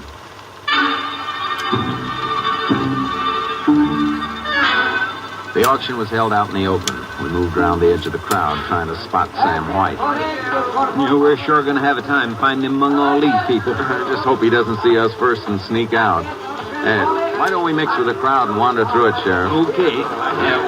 Could we get through here, please? Sam's a big man, Jace. Easy to... Hey, Jace, I think I see him. Where? Right up front, wearing that checkered shirt. Uh-huh. Come on. Excuse me, please. Pardon me. Let us through, please. He sees us, Jace. Look, there he goes. Keep an eye on him, Sheriff. Would you let me through here, please? Please, mister. Thanks. He's running past that pen full of hogs. Sam, hold it. He's making for the parking lot. Sam White. Hold it, White.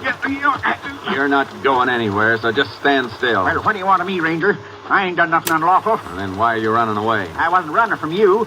Fact is, I didn't see you. I forgot I had to meet a fella. I was in the rush to get there. You ain't going to hold me back, are you? You're darn right we're going to hold you. You've got a lot of answering to do. About what? I don't know what you want me to tell you. Why did you leave Catonsville in such a hurry? Well, there's no crime in moving. It's a free country, Ranger. How come you picked the day Roscoe Kreider disappeared? Well, when I heard poor Roscoe drowned himself, I didn't feel like staying around no more. Are you sure you didn't leave because you murdered him? Ranger, you ain't serious, are you? Me kill Roscoe? Why, we is closer than most kinfolk. He had $1,400 on him the day he disappeared. Outside of his daughter, you were the only one who knew that. That don't make me no more a murderer than a blue-nosed mule. Where'd you get enough money to be stocking another farm? Sold all my livestock before coming here. I can prove it. You don't have to. We know you only got $42 for it. How about it, Sam? You want to tell us the truth? You're digging a dry well, Sheriff. I wouldn't rob or kill Roscoe, rest his soul, no more than I can fly like a bird. Sam, if we find that money in your house, you're in for a lot of trouble. You know that, don't you? Now, you stay away from our house. There ain't nothing in it to interest you at all. Quit stalling, Sam. We think you murdered Kreider and took his money. You're going to have to prove it. Maybe we will. Sheriff, let's lock him up.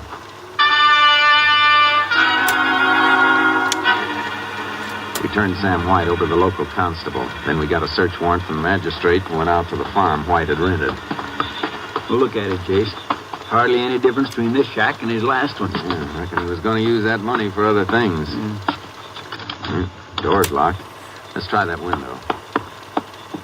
It's open a couple inches. Good.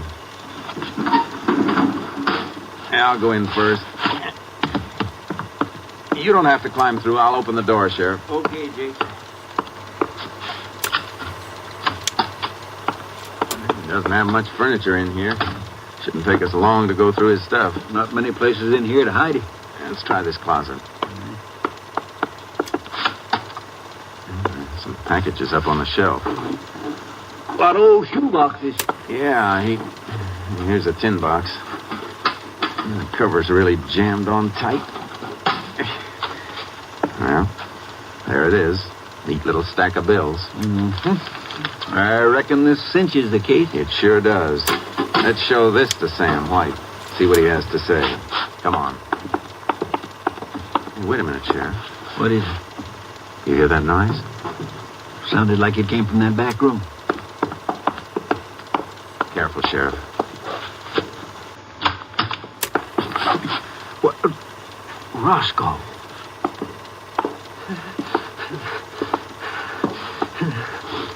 What are you doing here, Mr. Crider? Please don't take me away. I don't want to go back home. Are you all right? Ethel sent you to bring me back, didn't she? Please tell her you couldn't find me.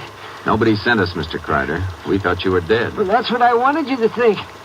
If there's some way you can forget you've seen me. How about telling us what this is all about? You promise I can stay here? You're an adult. You got a right to do anything you want. Yeah, my daughter don't think so. Everything I done was wrong. I couldn't smoke in the house. I had to eat only what she liked. I had to go to bed when she had company. Treated me just like a kid. Well, you had money. Why didn't you move out? I did. I moved in with Sam once. Ethel come after me and made me go back home. You know what I mean? She took me by the arm and she dragged me. She said my place was with her. You didn't have to pretend you were dead. There must have been some other way. Oh, I don't know, Ranger. Ethel would never give up on me unless I was dead. I ain't never going back. Did Sam talk you into that fake suicide? Yeah. You sure he didn't do it just to get more of your money? Oh, no, Ranger. Why, Sam always pays back what he owes me. And the only money I spend now is for my own keep. I see. Mr. Crider, you know your daughter has to be told you're alive. No. It'd just be the same thing all over again. Nagging me and bawling me out. Please don't tell her. We have to, Roscoe. She filed a missing persons report. She has to know you're alive. Well, do you have to tell her where I am? That part's up to you. Well, then I don't want her to know. She's been miserable blaming herself for your suicide. She don't care. She does, Mr. Crider. She does care. She thought she was doing the right thing for you. She knows now she was wrong. Yeah, not Ethel. She'd never own up to being wrong about anything. If you could see her now, you'd know how sorry she is for the way she treated you. But I wish I could believe that. It'd make me feel a lot happier. Will you give us a chance to prove it? Well, maybe, but how? You leave that up to us.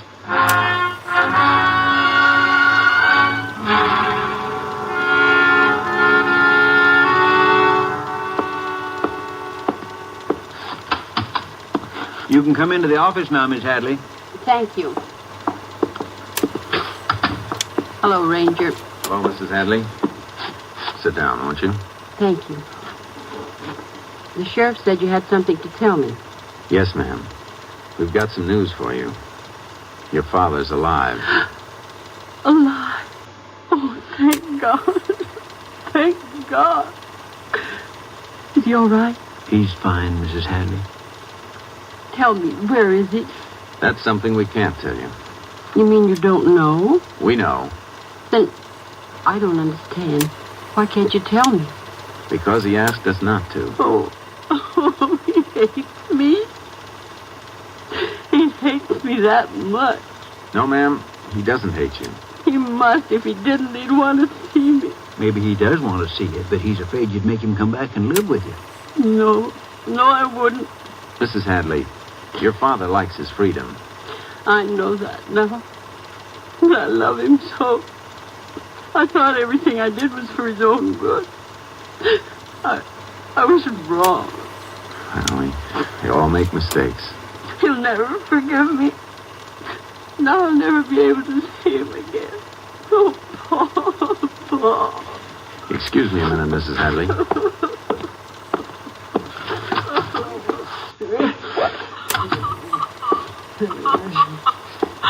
Did you hear what she said, Mr. Crider? Yes, I heard. You believe us now? I believe you, Ranger.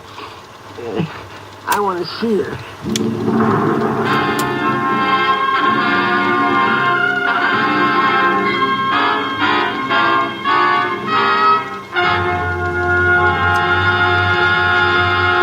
In just a moment, we will tell you the results of the case you have just heard. Tomorrow, the Republican convention begins in Chicago.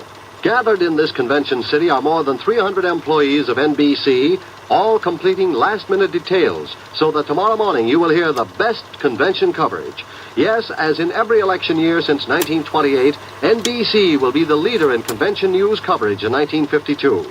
Top news reporters, men like H.V. Kaltenborn, John Cameron Swayze, Morgan Beatty, W.W. Chaplin, and a dozen more will be on a round-the-clock basis to bring you all the convention news when and as it happens.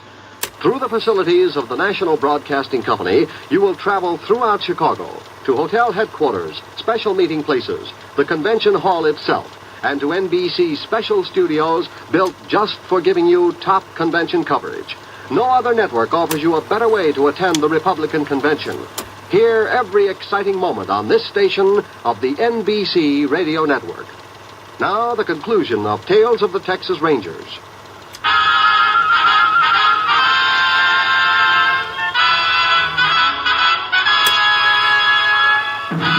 And now, here are the results of the case you have just heard. Mrs. Hadley kept her word. Her father continued living quietly with Sam White on their rented farm. Until his death 7 years later, Roscoe Crider made periodic visits to his daughter in Catonsville. And here again is the star of our show, Joel McRae. Folks, today is a red-letter day for Tales of the Texas Rangers. It marks our second anniversary on the radio. And as we go into the beginning of the third year, we want to tell you listeners how much we've appreciated your letters and wonderful comments. Most of you know that it takes a lot of work to put on a show of this type. From the gathering of the research material to the sign-off of the actual broadcast, there are dozens of people who help to put over Tales of the Texas Rangers. To the Ranger Force, to all our wonderful friends at the Department of Public Safety, to Captain Gonzalez, to the staff at NBC, and to the local stations that make up this great network, we say thanks ever so much. And to you, the listeners, our grateful appreciation. We hope we'll be with you for a long time to come. And we hope you feel that way, too. Good night, folks, and thanks. See you next week. Next week, Joel McRae in another authentic reenactment of a case from the files of the Texas Rangers.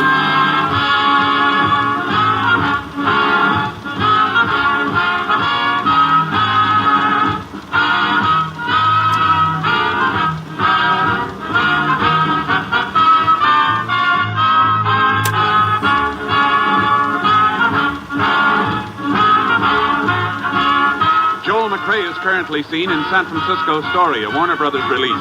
The cast included Tony Barrett, Elizabeth Slifer, Ralph Moody, Howard McNair, Parley Bear, and B.J. Thompson. Technical advisor was Captain M.T. Lone Wolf Gonzalez of the Texas Rangers. This story was transcribed and adapted by Bernard Ederer, and the program was produced and directed by Stacy Keats. Hal Gibney speaking.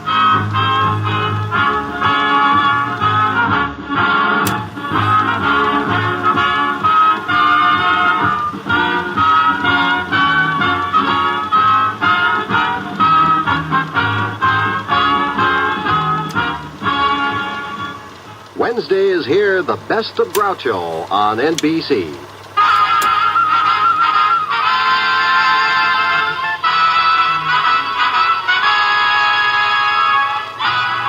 Tales of the Texas Rangers, starring Joel McRae as Ranger Jace Pearson. Another authentic reenactment of a case transcribed from the files of the Texas Rangers.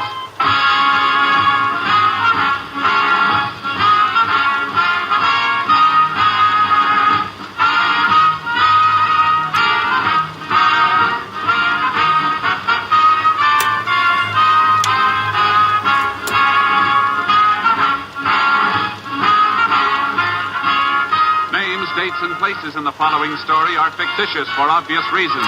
The events themselves are a matter of record.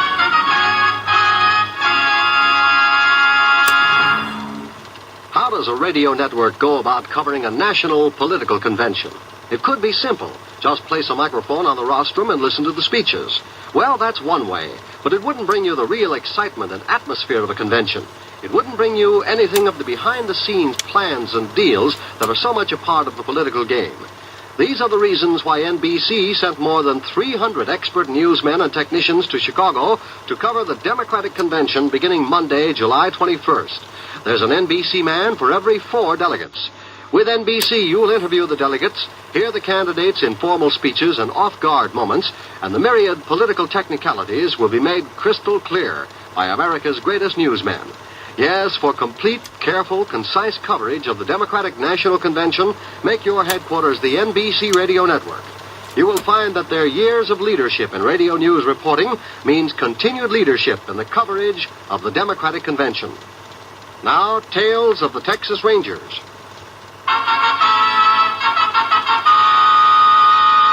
And now, from the files of the Texas Rangers, the case called Finger Man.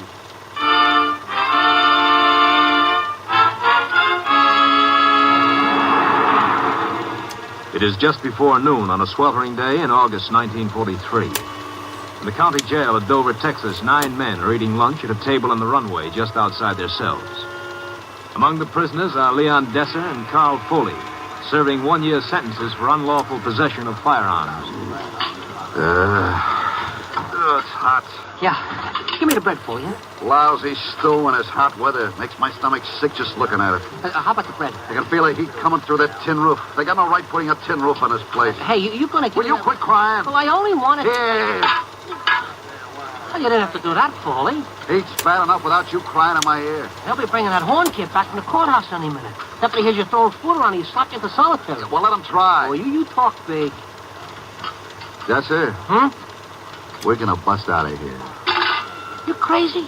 We already done 6 months. Another 6 and they'll let us out. I ain't spending another day in this hot box. We're busting out. Foley, look. Just 6 more months. It ain't long. Then we start knocking over stores again, and they won't be looking for us. You're chicken, Desser. I don't know why I ever picked you for a partner in the first place. You know why? You like the way I open safes. Ain't that it, Foley? You're chicken. Look, I said we're busting out. Okay. How do you figure to do it? All these guys have got to be with us. Otherwise, it won't work. Hey, you guys. Listen. Desser and me is busting out of here. You with us? How you gonna work it, Foley? Now, listen. It won't be tough. Deputy will be bringing that horn kid back. We'll hear him when he unlocks the outer door. Minute he opens the door into this runway, we jump him and get his keys. That don't sound so easy. Shut up. You guys in? Yeah. All right. Now let's keep talking like we always do so we don't tip our hands. Where are we gonna go when we get out? First thing we gotta do is get out. Yeah, well, if he yells... Will you shut up? Time the sheriff gets upstairs, we'll be out. And if we ain't? Sheriff don't want his deputy killed, does he? He's coming. Okay, you guys, now get ready. Don't jump till I give the word. Keep talking. You got a match there? Yeah. You got a light. All right, get in there. I'll bring you some food in a few minutes. Now! Hey, what's going on? Don't let him close that door. You can't do this. He's getting away. Help! Come on. He's gonna throw them keys outside. Grab him. Oh, give me them keys. Hey, you ain't gonna get him. Hold on to him, Desser. No, you don't. He threw him out. You dirty cop. Sheriff!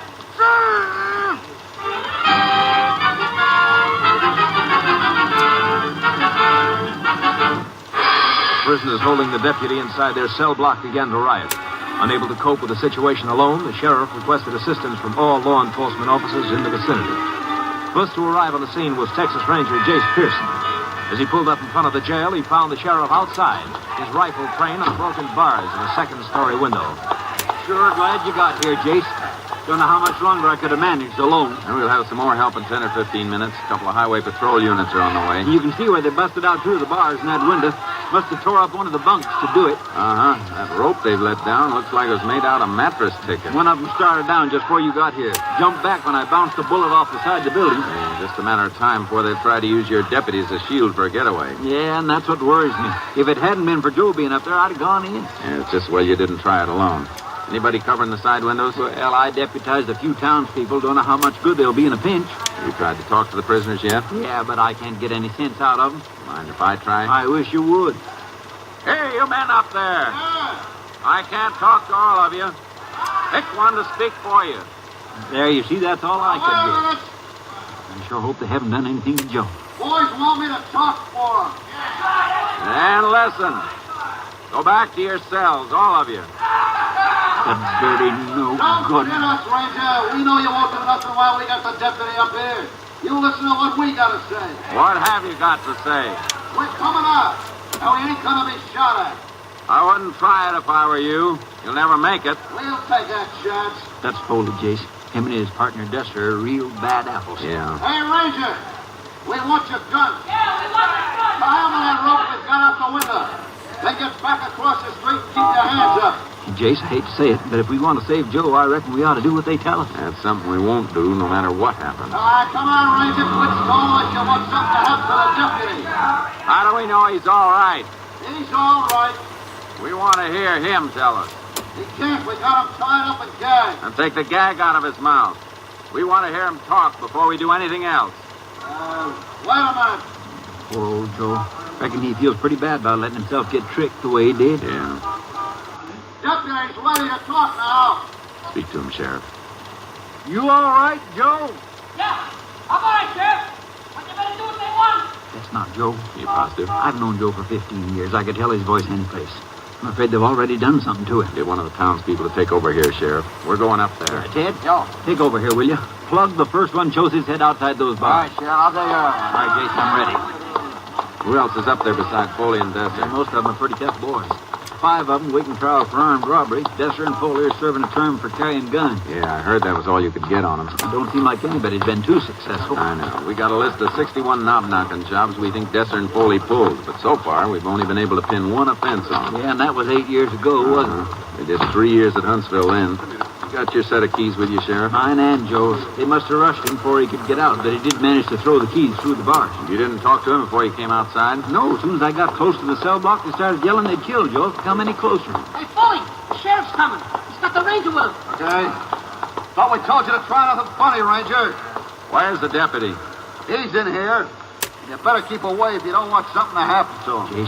Jace, there's just a chance Joe might still be alive if we go in there. Foley, I'll give you 10 seconds to bring the deputy out here where we can see him. Otherwise, we're coming in. Keep out of here, Ranger. I'm warning you. Get back from this door, all of you.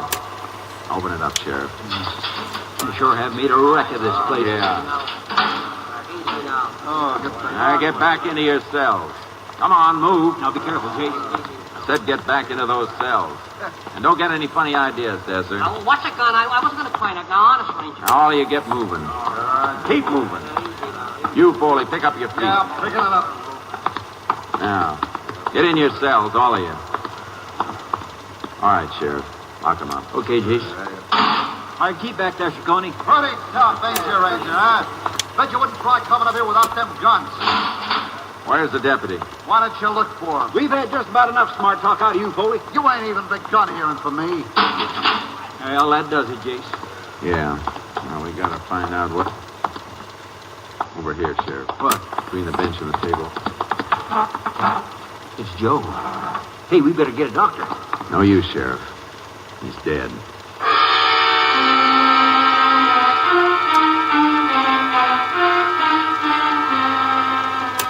The deputy had been stabbed to death.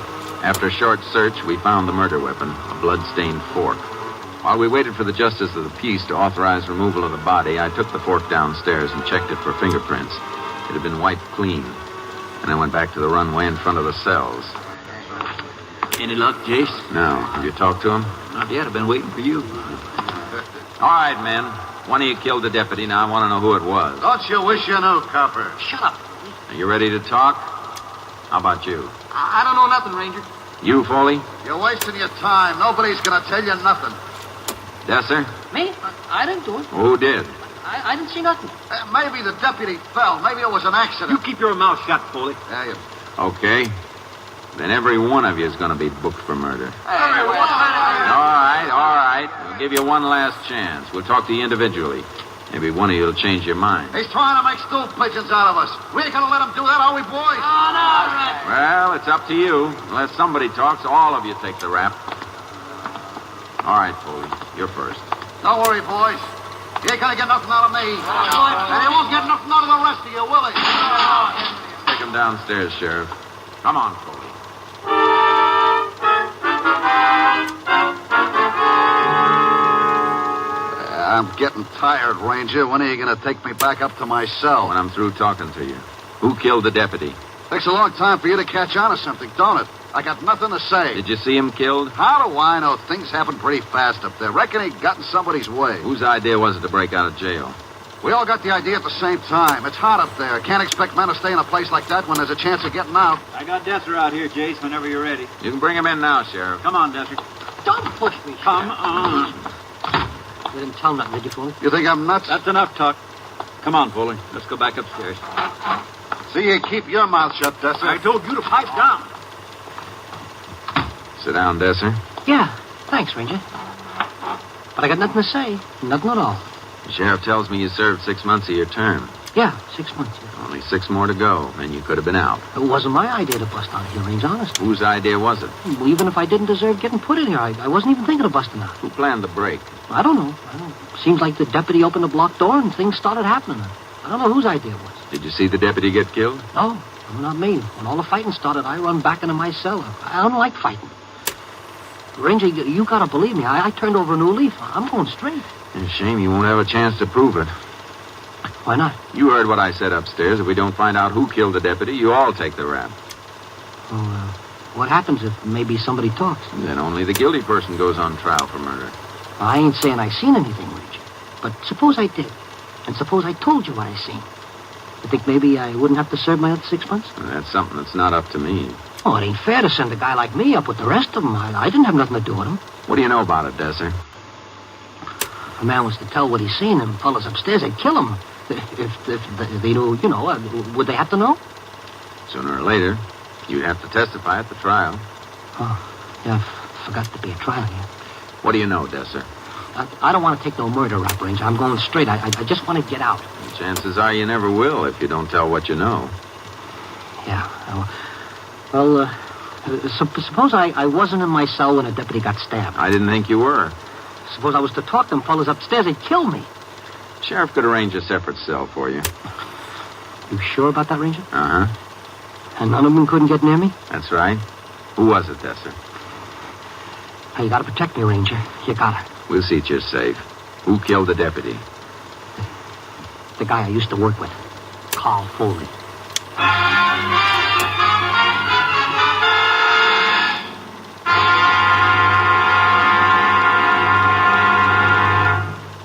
In just a moment, we will continue with Tales of the Texas Rangers, starring Joel McCrea as Ranger Jace Pearson. Only a madman or a fool would intentionally set fire to one of our forests or woodlands. Yet 90% of our forest fires are started by people. Most of these man-caused fires are due to plain carelessness. A campfire left smoldering, a lighted match thrown from a car window, a cigarette not extinguished. In less troubled times, the waste due to forest fires would be tragic. In these dangerous times, it can be disastrous. Forest fires destroy natural resources we need to keep our country strong. They impede the production and transportation of critical defense supplies, interfere with military training, and may destroy military installations. Join in the fight against carelessness. Crush out cigarettes, cigar, and pipe ashes. Break matches in two after using.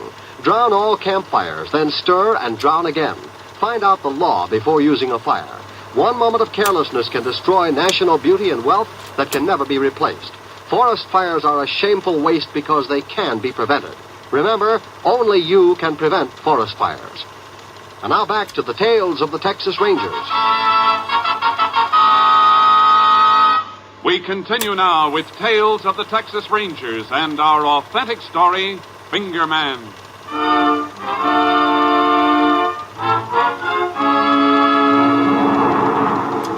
We called in 2 townspeople as witnesses and took Leon Desser's statement naming Foley as the killer. But we knew Desser's word alone wouldn't be enough for a conviction. We began questioning the other prisoners. No one would admit he'd seen anything. The last one to be brought in was a boy in his early 20s. This is Johnny Horn, Jace. He was the one Joe was bringing back from the courthouse when the break started. Sit down, Johnny. Yes, sir. Did you lose something? No, sir. I was just looking for a cigarette. I must have left them in the cell. I reckon I got a pack somewhere in this drawer. Yeah. Here, take one, Johnny. Oh, thanks. Got a match? Yeah. I guess you know why you're down here. Ranger, I didn't kill the deputy. I swear I didn't. We know you didn't. Johnny's up for 2 months, Chase. First offense. I didn't mean to take those tires, Sheriff. It was just Elaine and the kid hadn't been out for a ride for so long. I didn't have the money to... Oh, what's the use? I did wrong. I got what I deserved. We're not talking about what you did before, Johnny. What we want to find out is who killed the deputy, and we think you can help us. No, sir. I don't believe I can. You're not being fair to yourself, son, nor to your wife and little boy. There's no reason why you should have to go up on a murder charge. I'm not going to talk, Sheriff. That's all there is to it. Why don't you want to talk? Ranger, don't ask me any more questions, please. You're afraid something would happen to you if you told us who the killer is, aren't you? Sure, I'm afraid. When the sheriff took me out of this cell just now, I could feel them staring at me, all of them. I knew what they were thinking. I know what they'll do to me if I open my mouth. I can promise you, Johnny, nothing's going to happen to you. Oh, that's easy for you to say, but I know those men. I've been listening to them talk. They'd kill me. You'd never have to see you again, Johnny. I'm scared, Ranger. I'm scared. What would you say if I told you one of the other men has already talked? I'd say you were trying some kind of trick. Oh, now, Johnny. One of them has talked, Johnny. Which one? I'm afraid we can't tell you that. We have a statement right here. Well, then why do you want me to talk? You've got what you need. One witness wouldn't clinch our case. We need at least 2. Well, then you better find somebody else. Listen to this, Johnny. When the deputy came in with Horn, we run at him and kept him from closing the block door. He busts away from us and run to the outside door. Is that the way it happened? Yeah. I'll read a little further. Foley and some of the others run after the deputy and caught him at the outer door, but he threw his keys through the bars and we couldn't get out. Then he started hollering for the sheriff. Foley tried to shut him up, but he kept hollering. Then Foley stuck the fork in his back 2 or 3 times. We seen he was dead.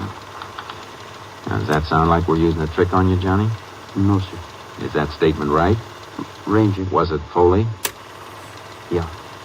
Foley killed me. Take care of Johnny, Sheriff. We're booking Foley for murder.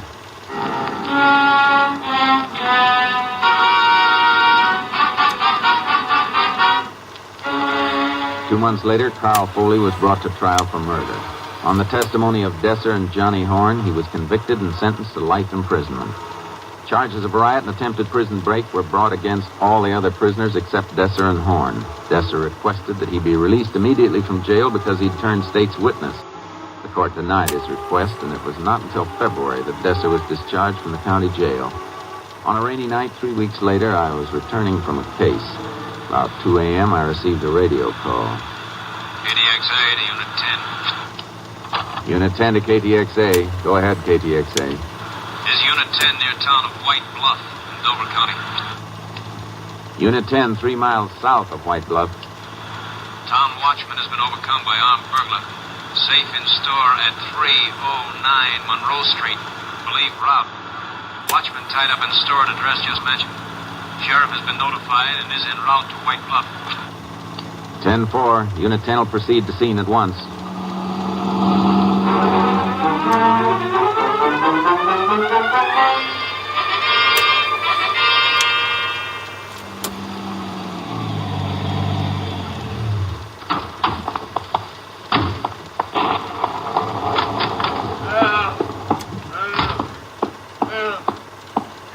You're okay now.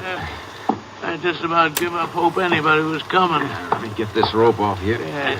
Where's the person who put in the call? I did it myself. Worked the gag out of my mouth, and I rolled over to the phone and nudged the receiver off the hook with my head. There we are. Yeah. Much obliged, Ranger. Now if you just help me get up. Thank you. You look like you taking a pretty bad bump on the head. Want me to get you a doctor? No, I'll be all right. Just a little stiff from being tied up. You better sit down over here a while. Yeah, I believe I will. Where's the safe? Over in that corner. Yes. You got it all right. Knob's knocked off. I was afraid of that. He conked me on the head. When I woke up, I was tied up and gagged. Did you get a look at the man? Now, first, he come up behind me, jabbed a gun in my back, grabbed my... that you, Sheriff? Gee, I saw the ranger car outside, but I didn't know it was you. I just got here a few minutes ago. Well, you look like you've had a little going over, Harry. I'll be all right. Did you see the fellow who did it? We were just talking about that. You said you didn't see his face at first. No, sir, not till he took my keys and started opening the door to this place. Then I got a good look at him over my shoulder. Little fella he was. I was kind of surprised he had so much strength. Did you notice if he blinked his eyes every now and then? Yeah. How'd you know, Ranger?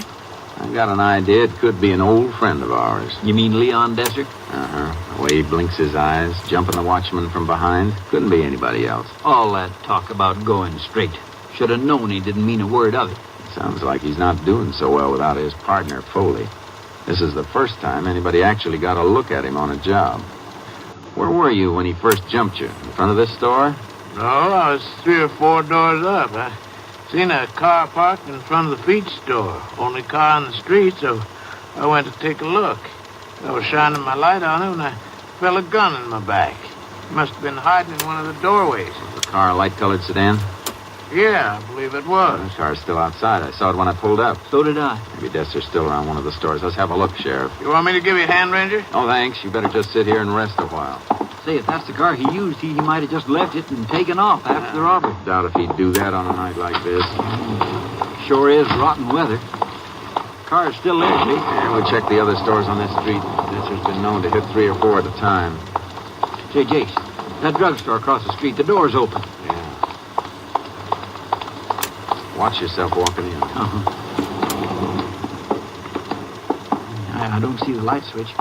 Maybe he... Never mind the lights. The back door's open. Come on. There's no doubt about his going out this way. You can see his muddy tracks plain as anything. Right out into the alley. Just a second, Sheriff. What? He went up here to the right. There's not a thing up here but a garage. And the field beyond it. Yeah, he could have taken off across the field for those hills. If he did, we'll have a rough time finding him out there on a night like this. Hold it, Sheriff. What? The tracks stop here. Pretty close to the garage. Reckon we'd better check inside. Yeah.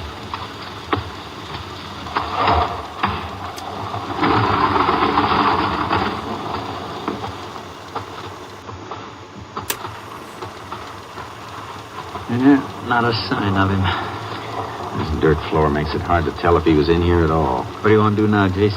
Put out an APB? Yeah, and I'll take my horse and... Wait a minute. What's the matter? The wrong side ladder going up to the loft. Fresh mud. Yeah. Cover me. I'm going up. Oh, now be careful, Jace.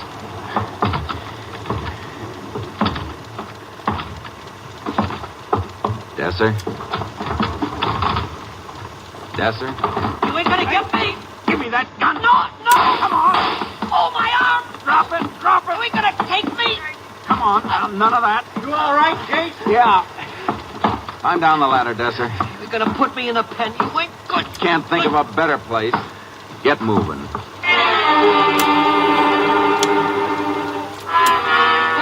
Leon Desser was brought to trial in the district court at Dover, Texas. Under terms of the Habitual Criminal Act, he was sentenced to life imprisonment at Huntsville. The sheriff requested that I assist him in delivering Desser to the penitentiary. It was about 11 o'clock on a warm morning in May when we approached the Huntsville wall. Well, just a couple of more minutes and we'll be there. Yeah, You sure they're gonna keep me here at the main wall, Ranger? that's what we were told. That's good.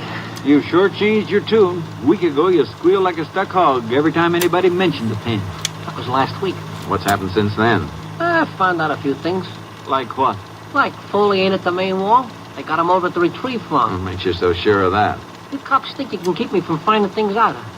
I got ways of knowing. You have, huh? Sure. And as long as Foley ain't where I am gonna be, I ain't got nothing to worry about.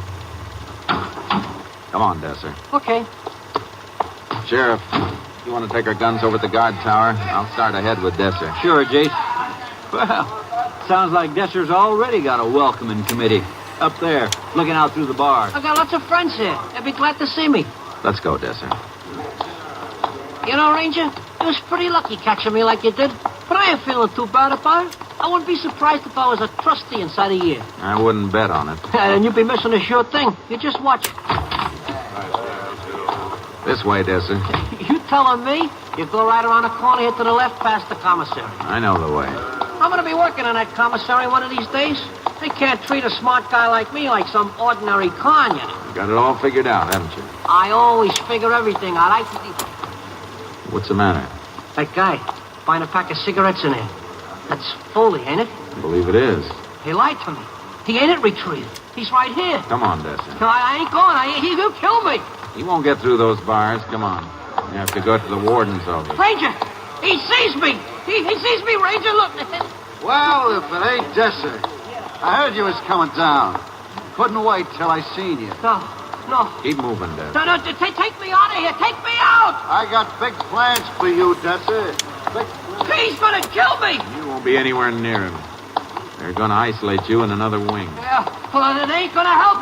You'll be safe enough. Yeah, but he'll be in this building, figuring out how he can get me. If he's trying to get me all the time I'm here. If you'd have meant what you said about going straight, you wouldn't be here at all. Come on.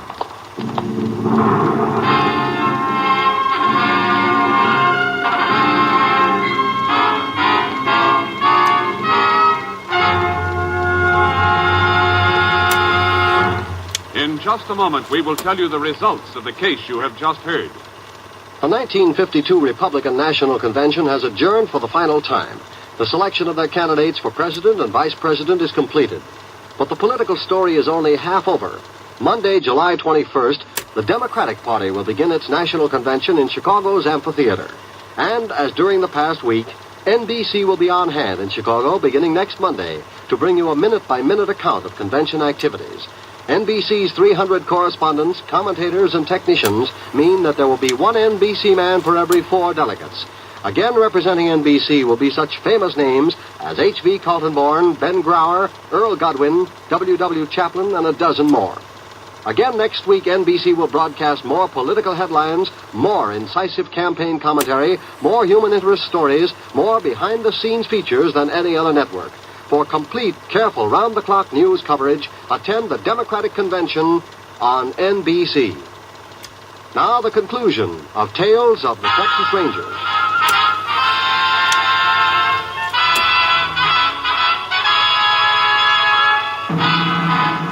And now, here are the results of the case you have just heard. Leon Dessa was confined in an isolated wing of Huntsville Penitentiary. Throughout the years, he has been carefully guarded. As an additional precautionary measure, Carl Foley was transferred to the retrieve unit of the penitentiary system. Next week, Joel McRae in another authentic reenactment of a case from the files of the Texas Rangers.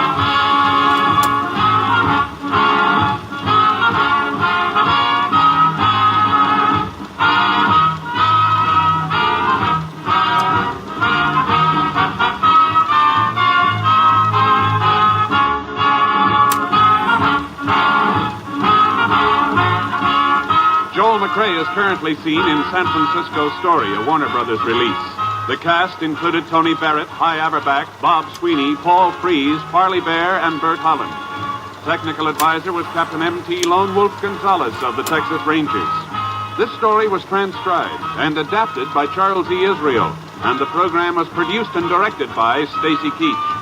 Tales of the Texas Rangers is heard overseas through the worldwide facilities of the Armed Forces Radio Service. Al Gibney speaking.